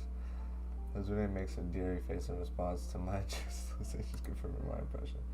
She stabs her finger in the air decisively, first at me, then Hanako, then towards the stairs. She waits for me to nod before pointing at herself. I get the feeling Shizune is much better at this than I am. I nod at her, since her plan, after all, is the same as mine, Shizune. Are you okay with me taking you to the nurse's office? Hanako doesn't say anything but nods. She stands up in place by herself. When I begin to walk, she obediently follows. I've read about people being catatonic before, but I think it's the time I'm seeing it for myself. She looks extremely tired after everything that's happened. It's not surprising. It lies on the bed in the infirmary, and the nurse take our leave. He shuts the curtains behind us, and both of us take a seat quietly and thoroughly go through everything that happened in some detail. I want to understand what happened, and the nurse has a good chance of anyone knowing. He nods throughout my explanation. His face looked troubled as I finished. It must have been troubling for you to have seen all of this. I'd be lying if I said I wasn't. I get that she fainted, but he nods, but his face is cloudy. You don't know either. Well, yes and no, it's complicated. I assume you've heard about the concept of a patient confidentiality. This is a bit of a minefield in that respect. I'm going to put this pretty bluntly. This is a matter of Isawazawa and me and her therapist. I moved to protect, but think better of it. I want to deny what he says, but if I think this through rationally, what he says makes perfectly sense. Facts. Good. I wish I could help you more, but I think Ikuzawa needs right now isn't someone prying into her past or her emotions. She just needs somebody to be there for her. She needs a friend. For what it's worth, I think you've done well in bringing her here. Sounds like you and your friends dealt with the situation well too. I'll give you a lollipop or a sticker as a reward, but you might be too old for that. He gives a cocky grin, obviously trying his best to lighten the atmosphere. I'm not really in a laughing mood. Thanks, B. Do you mind if I stay with Hanako? I appreciate the thought, but I think it would be better to let her rest for now. She'll be back to her dormitory for the evening, so you can visit her. I agree with him before standing, and it feels like all I can do is...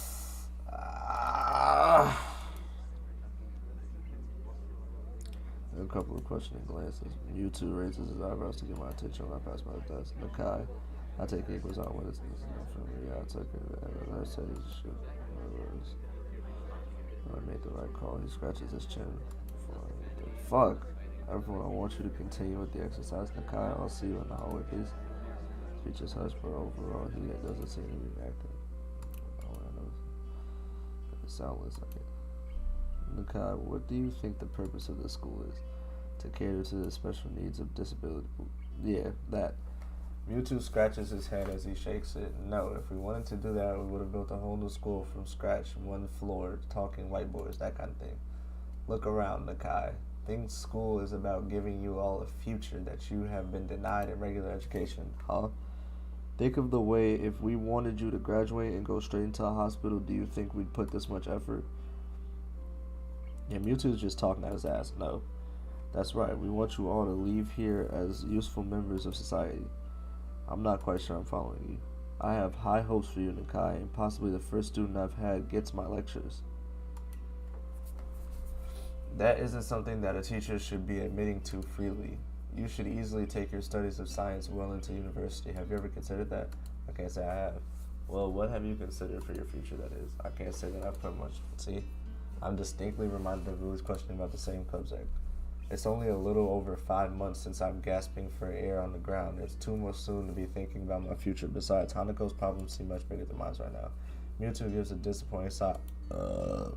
Think of this place as an opportunity. Here you are, boundless facilities, good teachers, plus the added bonus of the nurse and the staff. You should be really nothing but thinking of the future, right? As I raised my head to meet his gaze, a thought occurs to me. It's almost like Mewtwo totally sidestepped the issue at hand. Why do none of the fast seem to care about how Hanako skips class? I've seen you watch her walk out. She shouldn't really say something. It isn't really that simple. Every student has special needs. If it weren't for that, then we wouldn't be able to have a school here. For example, I wouldn't keep you in class if you were having trouble, but that's not. Mewtwo cuts me off before I can think of finishing my sentence. Ikuzawa's case is very much like that, but instead of CPR or pacemaker, what she needs is time and space. The faculty was made aware of this from the day she arrived. Thus, whenever she feels the need to leave class, we let her do so. And even though she isn't a star pupil, she seems to pass all of her exams, so it hasn't affected her ability to study. Isn't that enough? I open my mouth to protest, but I find a fault in his argument. While her condition does at first seem to be wholly psychological, its worst effects have been on her psyche. It still puts me off, though. Isn't he just passing on the responsibility for her problem? Surely she can't go like this for her entire life. I understand that you might not be used to this kind of thing. It's been a big change for you. That said, they're gonna send me to this school for reading. My fucking lord. That said, it's less than a year until graduation now.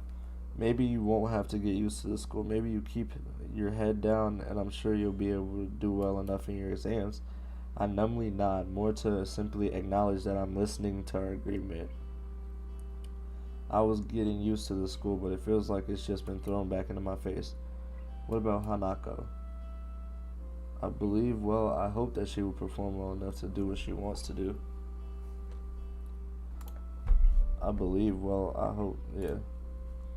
Well, that is, I don't know, not all students leave school with an idea of what they want to do, unfortunately. He takes care of to emphasize the last words. Today's been a troublesome day for you. I doubt you'd be able to concentrate much anyway. After all that's happened, I'd allow you to take the rest of the day off. Your grades have been good in the classes so far, which makes me think you won't have any trouble catching up on what we've been doing. He gives a small smile along with his praise. If it makes up for the seriousness of his lectures. Go collect your things and I'll see you tomorrow. Alright, thank you. I'm also still bothered by the fact that Hakuno was helped at least as much by Shizune, her enemy, by proxy as by myself.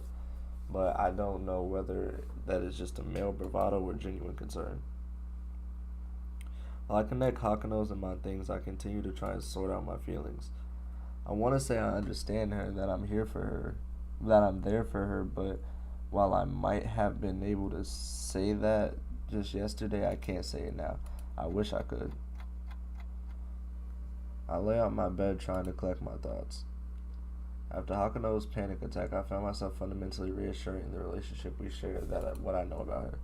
I've had a hard enough time dealing with 4 months in the hospital. One look at her scars tells me that she was in there for a lot longer than I was.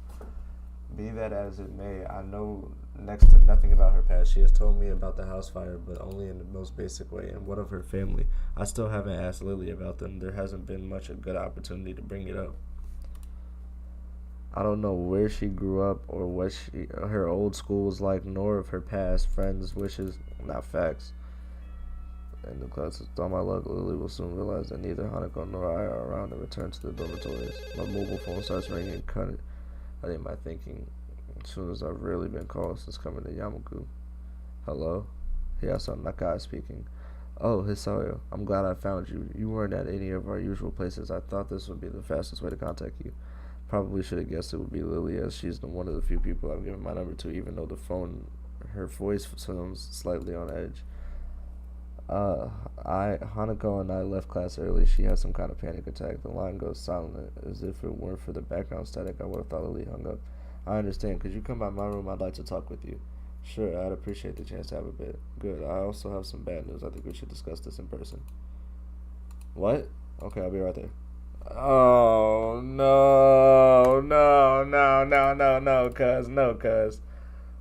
Looking a little worse for my fear. No, cuz. Well, there's no point in either of us waiting. Would you mind going first and say what happened today? My memory of the incident is all being a fade, but I explained it the best I can. Lily inviting Hakuno to work with the group. Shizune and Misha's questioning are for Frey. Subsequent panic attack. I add Shizune's reaction almost as an afterthought, but Lily seems to take some kind of comfort in hearing about it. I guess rivals don't become rivals for no reason. There must be some history there, but now isn't the time to explore that. She said her therapist sessions were helping, but I had my doubts. It's quite a shame. Her birthday has caused problems before, but I had hoped that she would improve with you around in the more intensive therapy. Where's Hakuno now? Last time I saw she was in the infirmary. I guess she wasn't in the library or the tea room when I checked. I can only assume that too.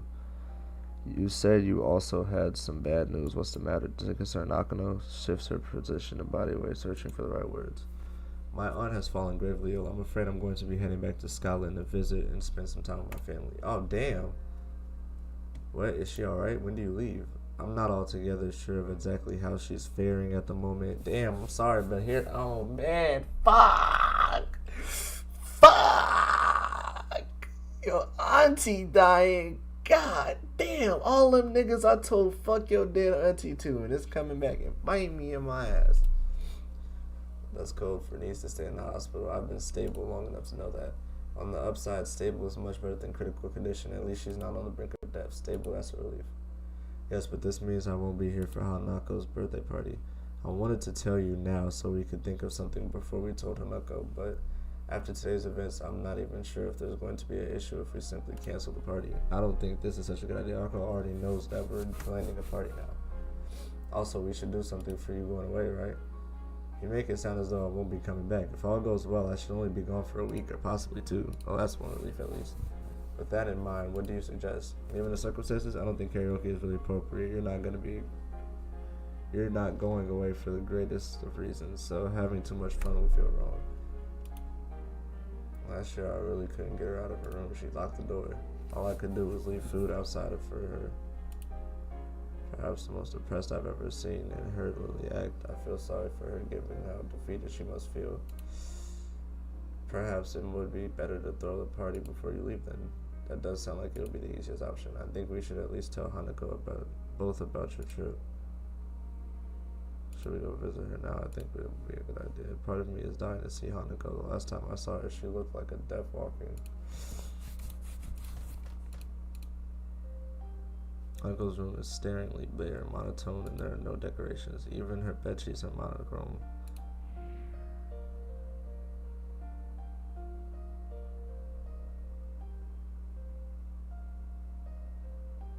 Soppers of tracks left by her tears still sit on the reddened face. I quietly walk and said, "Oh, right, that's her friends. I'm tweaking." "Hello, Hanako. Hiseo told me about what happened. Are you alright?" Hanako's eyes open only a little bit. "I'm okay." She tilts her head slightly to look at me, noticing my grimace, and I can't hide it. "Sorry for making you worry. Really, I'm fine now." She really doesn't look nor sound okay, though. At least she seems more calm than we was. I said it before, right? You don't need to say sorry for this. Hiseo's right. I shouldn't have hidden something like a birthday celebration from you. Lily picks up the silence that follows. "I'm the one who should be sorry, Hanako." Hanako's eyes open to peer at Lily. She looks at Lily for some time, taking in the face of those dark. Lily must have made the right impression on her as Hanako recovers enough to prop herself up on the bed and shift to this. Okay. Hearing Hanako shuffling, Lily moves forward and feels out the side of the bed. "Lily, if you want me to go, I don't want that." Lily and I are both surprised at Hanako mustering her courage. A half-mumbled "okay" is all I give.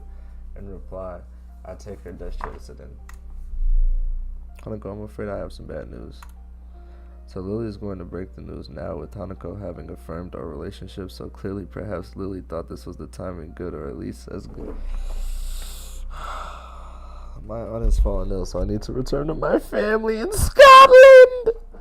Concern replaces Hanako's remorseful expression. "Your family, you mean in Scotland, right?" "That's right. Akira and I will be leaving Saturday." "So you're going away?" "I won't be gone for long, only a week or two. I'll be back before you know it." And he say, "Oh, that's right, I'm not going anywhere." Hanako seems to take only minor comfort in this, but she does manage to summon some resolve from somewhere inside her. "Is your aunt going to be alright?"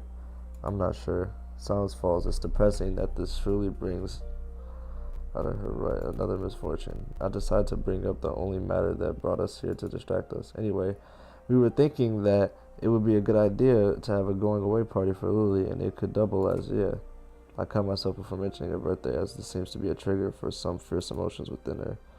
Lily gives Hanako a gentle squeeze. "Is it alright by you, Hanako? It won't be anything lavish or overdone, just something small in my room." "So just in the school, just us?" "That's right, just the three of us if you like. I could ask Akira to come as well." "Okay, you're only going away for a week." "Only a week or two. Yes, I promise it won't be longer." "Okay." Most people would be upset at hearing about a family member falling ill, but at the same time happy. "Alright then. You look like you need a rest, Hanako, so it might be best if we all went back to our rooms for now. You know that if you ever want anything, you can always come talk to me or Hisei, alright?" Lily's voice is pensive. "I understand. Thank you, Lily," Hisei. Night. Lily doesn't seem to be doing well either. She looks pale and drawn. "Are you alright?" "I'm just a little tired. It's been hectic recently."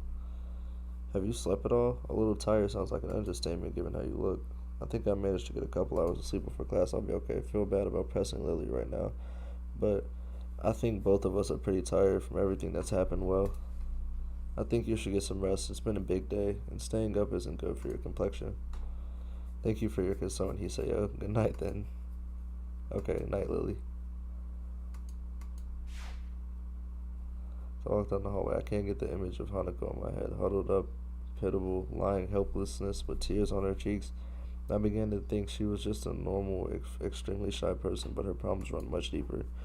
Trying to take our relationship further than what we share now when she's so fragile and vulnerable wouldn't be right.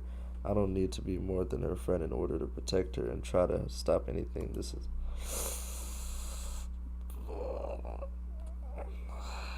The possibility of my feelings for her going beyond that doesn't matter anymore. Hanako was precious to me, and that's why I can't take advantage of her.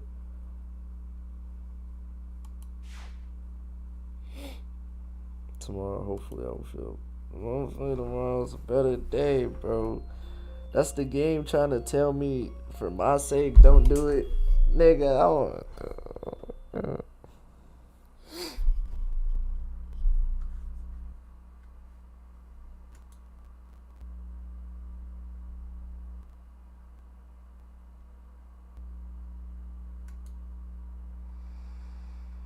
She makes sure she's a small presence, but man, this nigga said I find myself looking over her desk, just hallucinating, praying she appears.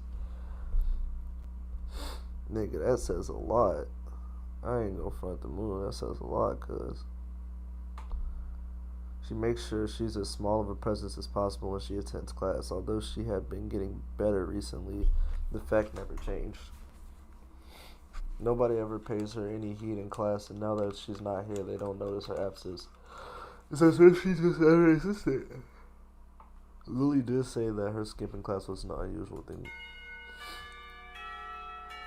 Nisha is prodding me in the side with her mechanical pencil to get my attention. Hello, is anybody there? Hey, stop that.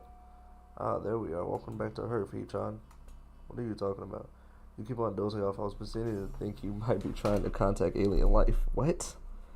I really didn't get much sleep last night, so I doubt Misha's words. I'm not sure whether it was due to my medicine side effects, Hanako's panic attack yesterday, my worrying about her in general, all three. I yawned tiredly before resting my chin in my palm, having been reminded of how badly I slept. Hey, are you alright? Yesterday kind of rattled me as well. Yeah. I guess I wanted to speak to Akano again, though. Did you see her last night? Yeah, Lily and I talked to her. This may sound a bit weird, but can you tell Shizune thank you from both me and Lily? I know Lily technically didn't thank Shizune, but I could tell by her reaction last night that she wanted to at least. That's how it works out in my head. I think what she trying to say is you're welcome. The furious signing Shizune's red-handed cheeks tells me that she said it was entirely different. Her blatantly flustered expression is amusing enough to make me chuckle. That's good, Brownie. What's so funny, Hee-chan? Was it something we said? No, that's not it. I was simply thinking about how cute Shizune can be at times. Wow, you're right. Shi-chan really is cute when she tries to be. I noticed that Misha decides not to sign her response to Shizune. Maybe Shizune's rage is enough for a counter to any quantity of cute. Nevertheless, Shizune's quick call. Alright, bro. I've had enough of this conversation with these two niggas. Turning away from them, I bet. What? I want you to come and have dinner with us. Dinner? In the mood over. The invitation certainly is tempting. I take away dinner from two cute girls is not a bad thing after all. The thought of Hanako locked up in a room keeps from dancing on the edge of my mind. Sorry, I have to pass. Aww. Misha doesn't sign my response, but Shizune picks up on it easily enough the grimaces and disappointment. She moves her arm, assumingly beginning some form of either protest or concern. Oh well, it's your choice, Hee-chan. I promise I'll join you two another time if that helps. Misha perks up at this, but Shizune does share her reaction. What a flick. I return the gesture until they're out of the sight. I didn't think they'd be so disappointed, and it makes me feel a little bad for ditching them. Still, I have things to do. The girls' dormitory is especially rowdy today, with a number of girls loudly playing games and watching television in the common rooms. I can hear their voices even now standing in front of Hakano's door. An odd contrast to the emptiness of the floor she's on. The voices from below make the emptiness feel all the more lonely. I hope Hanako would be in class today, especially after the talk Lily and I had with her last night, but I feel, not knowing what state she's in, I take a small breath before, as the seconds roar, I begin to think she might be asleep. The door handle rattles a little before I can raise my hand and knock again. The door opens, and a silver an eye appearing in the gate, only just large enough to fit it. I just stand and smile at her. I don't think words really can help me after all. The actors return, and Akano wordlessly looking at me. The gap's not wide enough to see her expression, so I can only guess what she's thinking. As we look at each other, the only sound being disembodied gaily from the ground. I'm not sure how long it takes, but eventually the eyes move away. I keep wondering whether she'll let me in or shut me out. Now that I have a full view of her in the bedroom, the first thing I notice is that Akano's hair is quite damp. She's recently showered, which has made me even more obvious by the scent of shampoo wafting towards me. The look on her face seems curiosity, as if she's not really sure what to make of me. Even so, I'm not really all of that sure what she's thinking. It seems as if she's gone for a long time, and now nothing returned, neither of us. Hanako realizes she's staring, looking away awkwardly before turning to the side and gazing at her. I can see her hands failing in the folds of her oversized gown that hangs. To my surprise, it's not me, but Hanako that breaks the silence. Why? Because, why did I come here? I was worried about Hanako, so I came to her room. She let me in, as I'd hoped. And then what? What did I mean to do? Why didn't I think this through before coming here? I want to make up for what I feel I caused, at least partially. I wonder if this is what Kano felt when she saw lying in the Stidderlau pastel blue hostel bed. A deep sigh steadies my nervous and a little ends my stomach. I don't know, I just want to see you, I guess. Giving me a little surprise, looking up to her face, she gives me, since you're here, I'd like to play a game of chess with you. I almost hang my head in disbelief that all she wants to do after I've been winding myself up so much is play a game. Looking at her face, though, tenacious smile perched upon it, I realized that it's more than that. She could not have bothered answering the door. She could have shut it as soon as she saw my face. She could have asked me to leave. She could have rejected me at so many points, but she didn't. Now, with this calm face, she wants to play the game. The same game that we played when we first met. A feeling of relief washes over me. Everything will be alright. Hanako has let me into her world. As long as we can be together like this, I think everything will be alright. It would be my pleasure. There you go, King. Work, Gingo, work.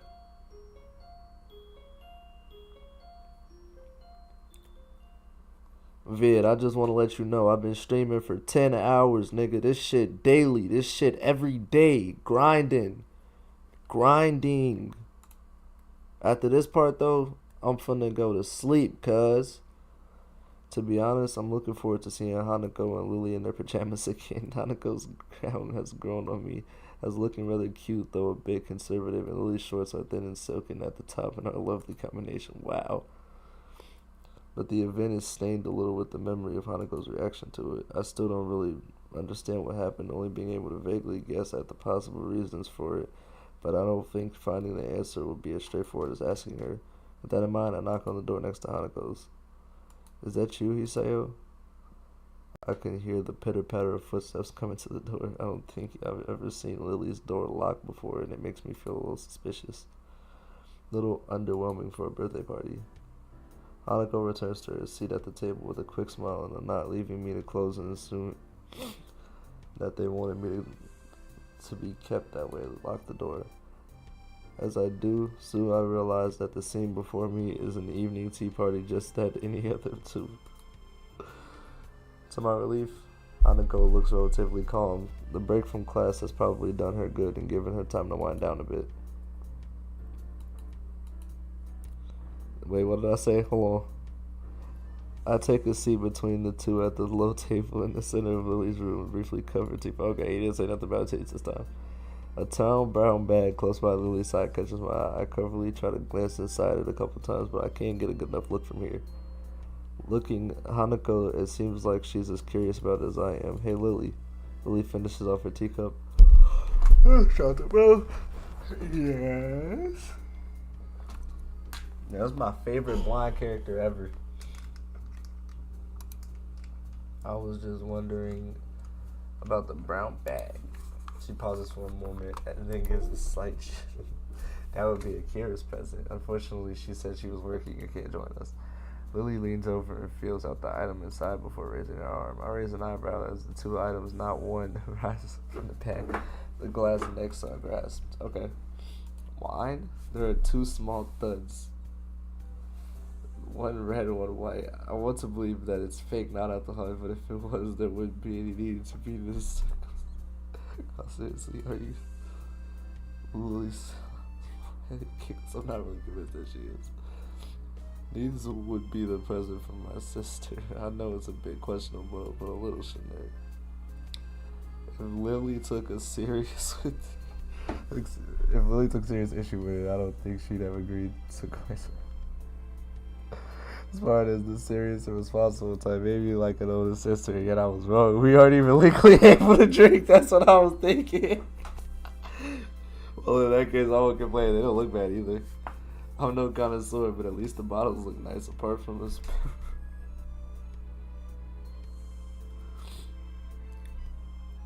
I can't really say I'm a total straight edge going by Hanako's expression. She's thinking the same thing. It's her birthday anyways.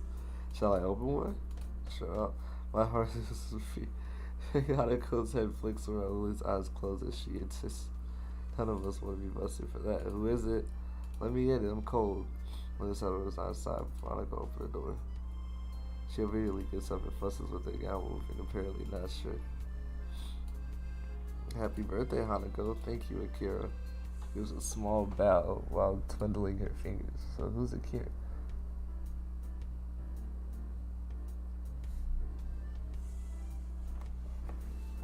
What? What? She's got a tall, studded out sister? She looks to be about the same height as Hanako and has short blonde hair that's quite roughly cut.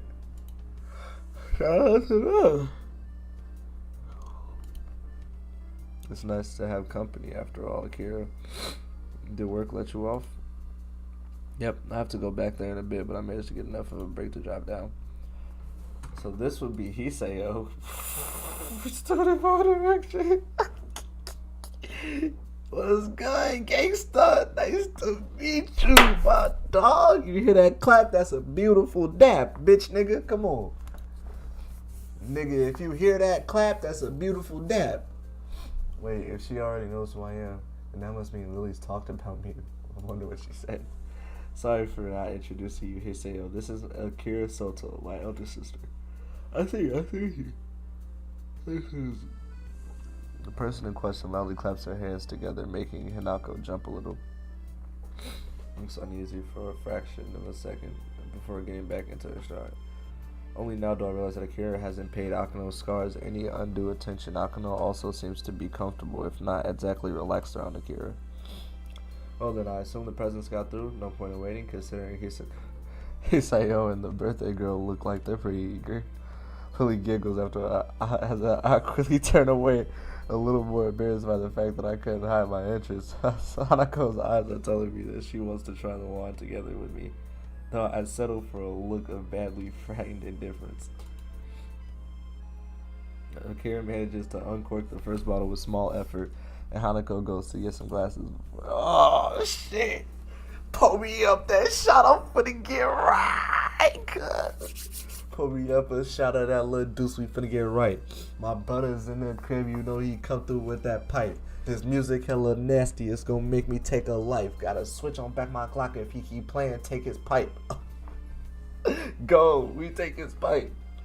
Nigga, this is not X videos, we do not take no pipe, but we give it out. Your bitch might receive it, she's a... Damn, I was about to say, she's a D lineman, she's stout. Oh, that's tough. Here's to Hanako and to Lily's trip. Cheers. Hold on. Oh, put one back. Oh, popping these pills till I feel nauseous. The pale yellow liquor is nothing like the stuff I've had with my parents, with the fruitiness and the flavor almost entirely hiding the taste of alcohol. It's possible that Akira just chose a wine which would be suited to our taste, since none of us are used to drinking alcohol. Well, at least I hope none of us are. This isn't too bad. I was expecting something harsher. If you hadn't liked, I had a few other varieties you could have chosen from. You sound like you know your stuff when it comes to wine, so literally. Only a bit, bro. I ain't gonna lie, bro. Ain't nobody drinking no fucking wine, man. Give me a shot of anything clear. Anything clear as fuck, I'm taking a fat shot of, nigga. Put that shit in my cup. Me and bro gonna fuck it up. Nigga, I ain't gonna lie, bro. I won't be drinking, bro. But if I'm with bro, if I'm with the gas folk, or I'm with some bad shit, I ain't gonna lie, bro. I'm taking shotties. Take that edge off. Keep me calm. Before I ain't even gonna lie, folks. Video shoot with the guys be so funny. I need to go to another one, folks. Them niggas is so funny. Shout out to all the guys in that video shoot for my dogs. Lily grimaces slightly at her sister's boast. I note that she is sipping from a glass as she does so, though. Anyway, now that Akira's gift has been opened and sampled, we should move on to ours. Yes? This is for me. Carefully wrapped doll from under the table, hands the present, okay? It's beautiful. I'm not sure what reaction I was expecting from Hanako. She turns the doll around with the same delicacy she offered. I'm glad that you liked it. Hisayo picked it up, honestly. Hanako suddenly remembers that she is not alone in the room and shifts her focus from the doll. Yes, I like it. Thank you, Lily and Hisayo. Actually, I got you something else. I reach into my bag and wrapped up here. Happy birthday. So Lily's doll next to her and opens the present with the same care. Before long, the chick is we crazy! I'm beating Shorty, free famous Richard, nigga! I'm beating Shorty! Free famous Richard, boy! Almost by accident, she triggers the catch to the lid, startling herself in the process. She opens it and retrieves one of the gray pieces. She seems as absorbed in the chess piece as she was in a doll before. They're coral. They're coral, natural coral, undyed, or so I'm told. Thank you, Hisayo. No problem, it's your birthday after all. That's right, my birthday. Once again, Hanako's reaction seems a little off, but she carefully closes the board. I notice Akira is beginning to look very strained. I wonder if she knows anything about what happened in class, given that she seems to be trending the eggshells.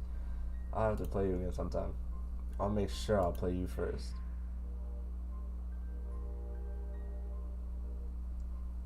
Hey, the act seems to settle her down somewhat, and we just sit in silence for a while. That's nice. That's nice. Shout out to bro. That's nice.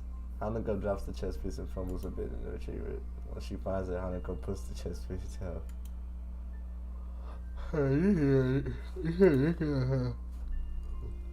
It is a party, Haseo. Despite saying there was a slightly concerned edge to her voice, eventually. Bro, what if we just got Hanako addicted to getting drunk to solve her problems, bro? Oh, shit. She looks to be taking some small sips from the glass and letting the wine settle on her tongue before swallowing it. That's probably the best way to put it. For I ain't gonna lie, hand me the bottle. I'm taking a 3-second shot, folks, and then I'm done for the whole night. Because I'm gonna smoke so much weed that on top of that, I'm gonna break myself. I hope your aunt is okay too, Lily. Lily and I are slightly taken aback by Hanako's forever to wish Lily well, despite her own familial suspicion. I'm a little bit scared. My, thank you both. I'm sure I'll convey your thoughts to my family when we get there. It'll be fine in the end, Lily. Don't worry about it. As the room's mood has become sullen, well then, shall we start on the cake? Give me that cake! Give me the cake! Foul! That's that cake! Type shit. Alright, everyone seems to welcome the distraction, so I retrieved the cake from my bag. Mixing wine and chocolate cake isn't something that I thought I would work with, none of us. Chocolate cake, red wine, and bad girls. Sorry, Lily, I didn't mean to make a mess. Sorry. Don't worry, I've got it. Lily reaches sideways and gently takes the fussing Hanako in her arms, giving her a pose. That's hot. Yeah, well, I'm just happy you're here. That's hot. That's hot. That's hot. Seeing the two of them likes me make me appreciate the fact that I'm privy to such an intimate moment. Even Akira couldn't help but smile at the sight. Literally. They slowly break off from one another, Hanako regaining herself somewhat while I quickly get back to my right.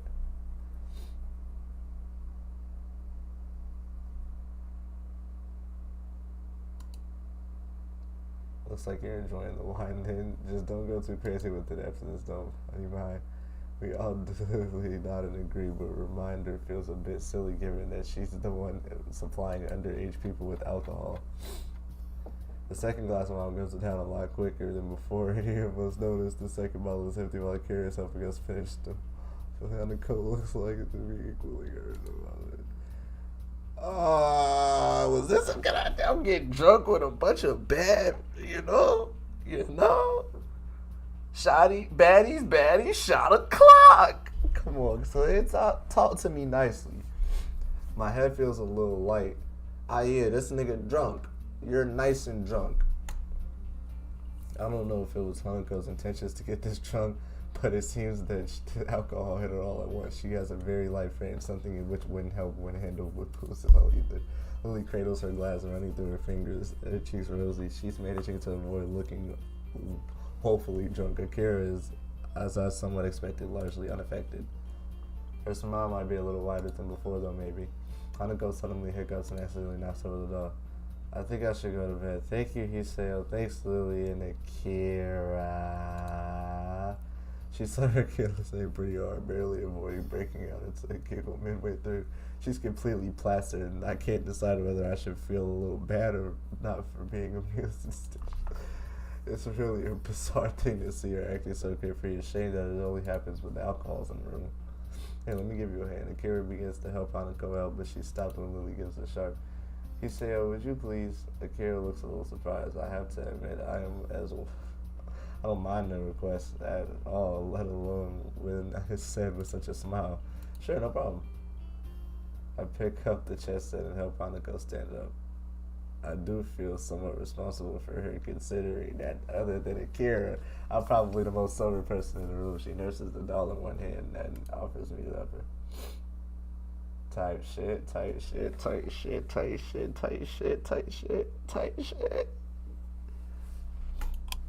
Inside the room, I flick on the light. Hanako turns her attention towards the shelf on the dresser with the elegant doll sitting and staring at the bare room. There you go, you'll be safe in here. That shit's creepy. Satisfied that her doll's here, only two real possessions are safe. Hanako takes a step back and stands up, staggering severely. I step forward to catch her if need be, but she regains her balance without any help. Yo, we gotta talk about Akira, bro. Getting a bunch of kids drunk is crazy. Akira's black. Akira's a nigga. After a minute or two, she begins to sway a little side to side. It's very off-putting. Are you gonna be alright? Hanako raises her hand towards me as if she's only remembered that I'm also in the room. What's unexpected is that she takes two swipes and wraps her around my body, her head coming to my whoa. I could feel my heart beating as all of my senses. Yo, remember last time this happened, I died. Fuck. The smell of wine on her breath and the feeling of her fingers through my clothing, the scent of her hair underneath my chin. My hands remain out in front of me, not daring to touch her, with the temptation is there to hug her, to embrace her, to tell her. Yo, I ain't gonna lie. You're good, bro. You're not wildin', Hanako. But I want to stay with you and Lily. It reminds me a bit of Misha. She probably wouldn't be pleased with me. You know I can't. You're a girl and I'm a guy, and after all, Lily needs to sleep. She gives a disappointed groan. It's so strange for her to act so forward. Don't worry, I'll see you again tomorrow, okay? I decide to rest a hand on her head to reassure her that as far as I'll allow myself to go in terms of physical contact with her while she's in this state. She's drunk. We're not going to take advantage of the drunk situation. Good dude. Good man. That's another perfect dab, nigga. Dab me up correctly. Nuzzles against my chest. It makes me feel all the more uneasy with the whole situation. As her arms tighten around my back, I quickly decide to bail out. I rest my hands on her shoulder and give her a firm, gentle push. Her grip tightens a little so that she eventually breaks up. I don't want you to go. Hanako, please. Akira and Lily are going to start thinking weird stuff if I take too long here. It's perfectly true, too. I really don't want to take any chances. I feel very uncomfortable right now. AKA, nigga, if she keeps applying pressure, I'm gonna bust. Let me repeat that again. If she keeps applying pressure, I'm going to bust. I shouldn't try to read anything in the way she's acting right now. I read that aside from alcohol, lowering inhibitions. Be a good dude and wait till she's sober and take it down. People can react to getting drunk in many different ways. That doesn't necessarily reflect their, yeah. Hanako hiccups again, looking right at a mess as she stands and looks downcast in the center of the room. Her personality changed as she drank more and more, and now I'm all alone in her room with me. Her previous brightness seems to have left her, but she's just acting a beat. Even if she was, what could I possibly do for her since I do the exact same thing in regards to my own condition? Distancing myself from the thoughts, I eventually managed to coral Hanako towards her bed, though her attempts to tame the wild sheets on the end of the list. Sorry about tonight, Hanako. I know you probably won't remember any of this, but happy birthday. I'm sorry I couldn't do more for you. She looks up at me for a moment. I have no idea what I said actually got through to her, but if any chance...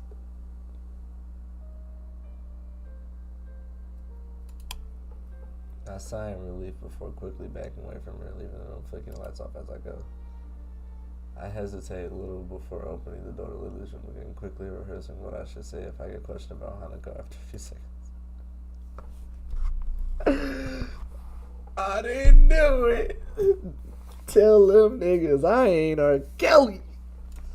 Akira's casually smiling as Lily is on. Is that you, Asayo? Yeah, I got Hanako to her bed. She's sleeping now. That's good. I have to admit, I hadn't thought she'd ever drink quite so much. Hey, it's fine. She's all safe and tucked up in bed now with the way she is. She awkwardly trails off through Lily, and I will hardly protest. For someone who's anxious and fearful, drinking would give an easy out for them constant feelings. Literally. If she took 4 blinkers and some shots, she'd be good. I think back to what I asked myself in town, my relationship with her. Is that one of a friend, or is that of a friend and has only ever felt that way? But now I think I know why. Lily's been there for both Hanako and me since I first met her. But she's like that for everyone, trying to do her best to make them feel better. With that in mind, then where's the bond between me and Hanako? After rescuing our relationship following the panic attack, I inadvertently triggered during class. I feel like we're back to being friends, but she's stuck in my mind more and more. I can't say I view any other girl in quite the same way, but maybe it's just a normal reaction to say something like this. Say Akira. She yawns before looking at me. It's getting pretty late. You know what happened with Hanako, don't you? Yeah, Lily told me. I negotiated pretty hard for a break so I could calm down and help her birthday a bit brighter. We get along pretty well. It's surprising to hear that from someone as extroverted as herself, but if Hakano came to know her through Lily, maybe she had to get used to Akira. And on that note, I'd better get going. I'm already a bit late. I see, but it's already so late. Sorry, we got a bunch of pet work dropped on us, so overtime. Be safe, ma. You haven't forgotten about the time for the flight and all the rest. Don't worry, I have everything ready. It's just a matter of packing when it gets closer to the time to leave. Atta girl. I'll see you guys later then. Your sister is something, alright. I should probably have thought that comment through before saying it regardless. You okay after all that drinking, not wasted and just hiding it well? I assure you, I am quite well. I can moderate myself. You seem quite self-possessed as well. I do say so myself. Yeah, well, I guess your moderation applies to me as well. With a little hesitation, I take a seat at the table in front of Lily. I want to address this directly, if for no other reason to settle my own thoughts. I've been meaning to ask this, but it took me a while to make up my mind. Do you have any idea about what triggered the panic attack? I gathered it was something to do with her birthday, but I don't know anything else. Even Akira was really being careful around her, so I assume she knows as well. Of the birthday party now well and truly over. To be honest, I'm not sure all of the details myself. Hanako told you that she was in a house fire. She told me as much. After we met, we spent a lot of time together. Other than that, she quite simply never told me. She never told you. Assuming the worst, that what does she have to look back upon? A life of isolation and possibly even the death of her family? Maybe even going as far as blaming herself for these ifs. Even thinking about what little I know about Hanako's past is bleak. To have lived through all that and to live with those memories. I could see her rebuild at least some of her composure before my eyes. I get the feeling both of us are talking more frankly than we might otherwise do thanks to the wine, but it feels like just talking this out is a good thing anyway. I'll just put it like that. What can I possibly do for her? I'm not wholly sure I should tell you this, but Hanako told me that you visited her the day after we both went to check on her. I must admit, I did not predict she would take such a step so quickly after what happened, nor did I expect you to. What you trying to say? I think it was a nice gesture on your part. It wasn't much, really. It's just at times like this, I sometimes think it would be better if we had never had to leave Yamako, or at least this town. Things are much easier without others around. I didn't expect Lily to look quite so troubled by what I said. For a while, she looks lost in thought. She moves to speak, but stops herself as soon as she does and rethinks it's a bit off-putting. Tell me, do you have anything planned for Friday evening? Friday evening, no. Is it your flight for Scotland the next day? I don't think it would be a good idea to tie yourself before you... It'll be alright. I'll do this tomorrow evening, but I imagine Hanako will be feeling rather off for a while. The thought of how she's going to be tomorrow makes me grimace. Maybe we should count our blessings that she didn't end up simply throwing up from drinking so much while having such low tolerance. Well, I'm going to be able to attend whatever you are planning. What is it? Nothing unusual, I assure you, just a little excursion. And you'd be better off, he said. I can't imagine it's long until curfew. Oh, damn curfew, I completely forgotten. I look at the clock next to Lily's bed. It seems to be some oddity without written numerals, which I suppose makes sense given Lily's condition. Not wanting to risk a haughty security patrol giving me a scolding, I get up and decide to go to my dorm as she says. Well then, I guess I'll see you in Hanako, assuming that both of you manage to get up in the morning. Thank you for your concern, Hisayo. Until then. With that, I make my way out to the hallway. The hammering of a fist against the door feels like it nailed me once, twice, 3 times. I let out a long, annoyed breath and bear it. Pretty damn awful. My face feels like it's cast out. Right, nigga? Oh, God. Nigga, who waking me up and I just got drunk? Ah!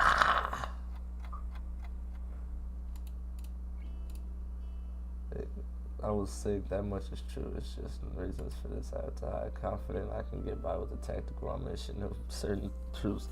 I stride into the classroom to do my best to appear normal. The instant I open the door and take a single step, I can feel Dustin's eyes looking at me. My eyes take a quick sweep around the class. I spar Hanako. We make eye contact momentarily before she looks down and sits at the hard desk. Did she spill the beans?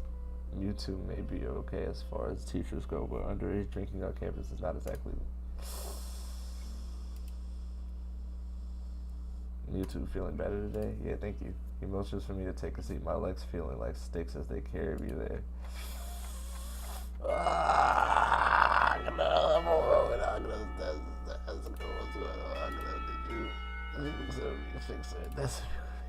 It's just, well, hello there, Hee-chan. It's nice to see you again today.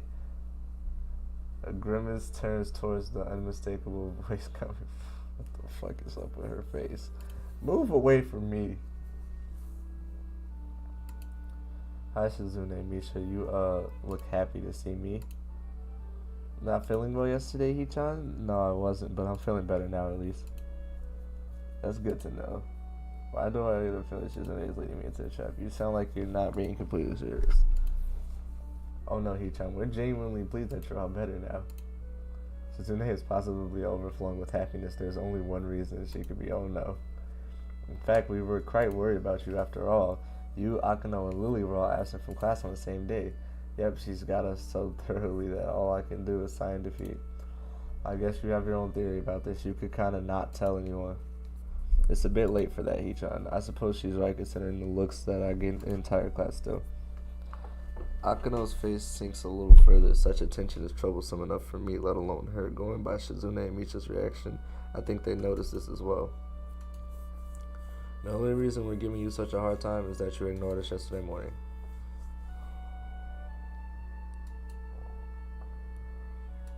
That was you two? It was, and you left us there for ages after we'd taken all the effort of coming to the dormitory early in the morning. Sorry, I was having a problem with nausea. And not buying it, I can't blame it.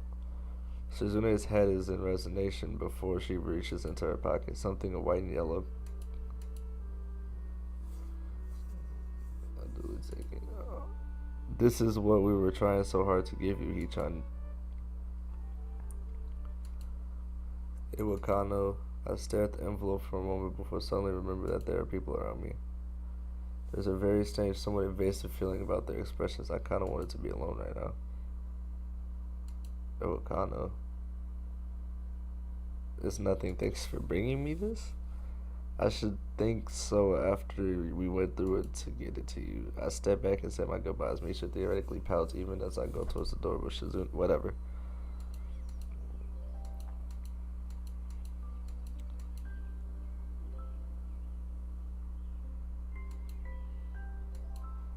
Her handwriting looks vaguely familiar. What? Not much more than an update on the state of things going on in her life. My old class had a good start to the school year, but it ends on a very personal, if brief note. It feels a bit like she wrote most of the letter just to try and soften the blow from the ending. I wanted to somehow express my feelings, but the right words didn't come to me. I couldn't say anything to comfort you. I really am sorry for not being able to support you when it mattered the most. Even though I like you so much, at least now I can finally be more honest. If I could go back to those quiet days in February and March, I'd tell you not to give up on yourself. That's what I would say. You managed to get back on.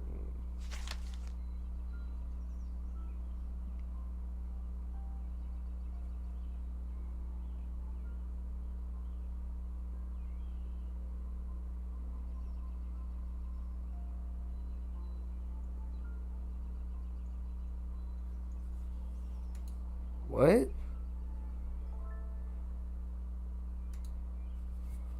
I hadn't held on to any illusions that it could ever begin anew. That last time she visited me, neither of us said anything except for one word. She said, goodbye.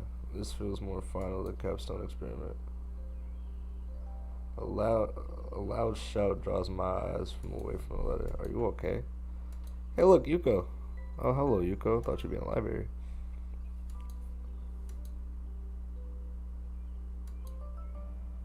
Mind if I stay here? Sure, go ahead. What's up, Yuko? The lush lawns and the clear blue skies. Yeah, all that. Hey, Hisayo. You didn't answer my question from before. I wasn't gonna say anything, but you still look troubled. If you don't want to say anything, that's okay, but I don't mind at all. I'm so sorry. I'm asking something strange. Nah, I don't mind. I got a letter from someone I knew before I came to Yamaku. It made me think about some things. I thought I managed to get over most of my problems at the incident. I don't think that's good, Hishayo.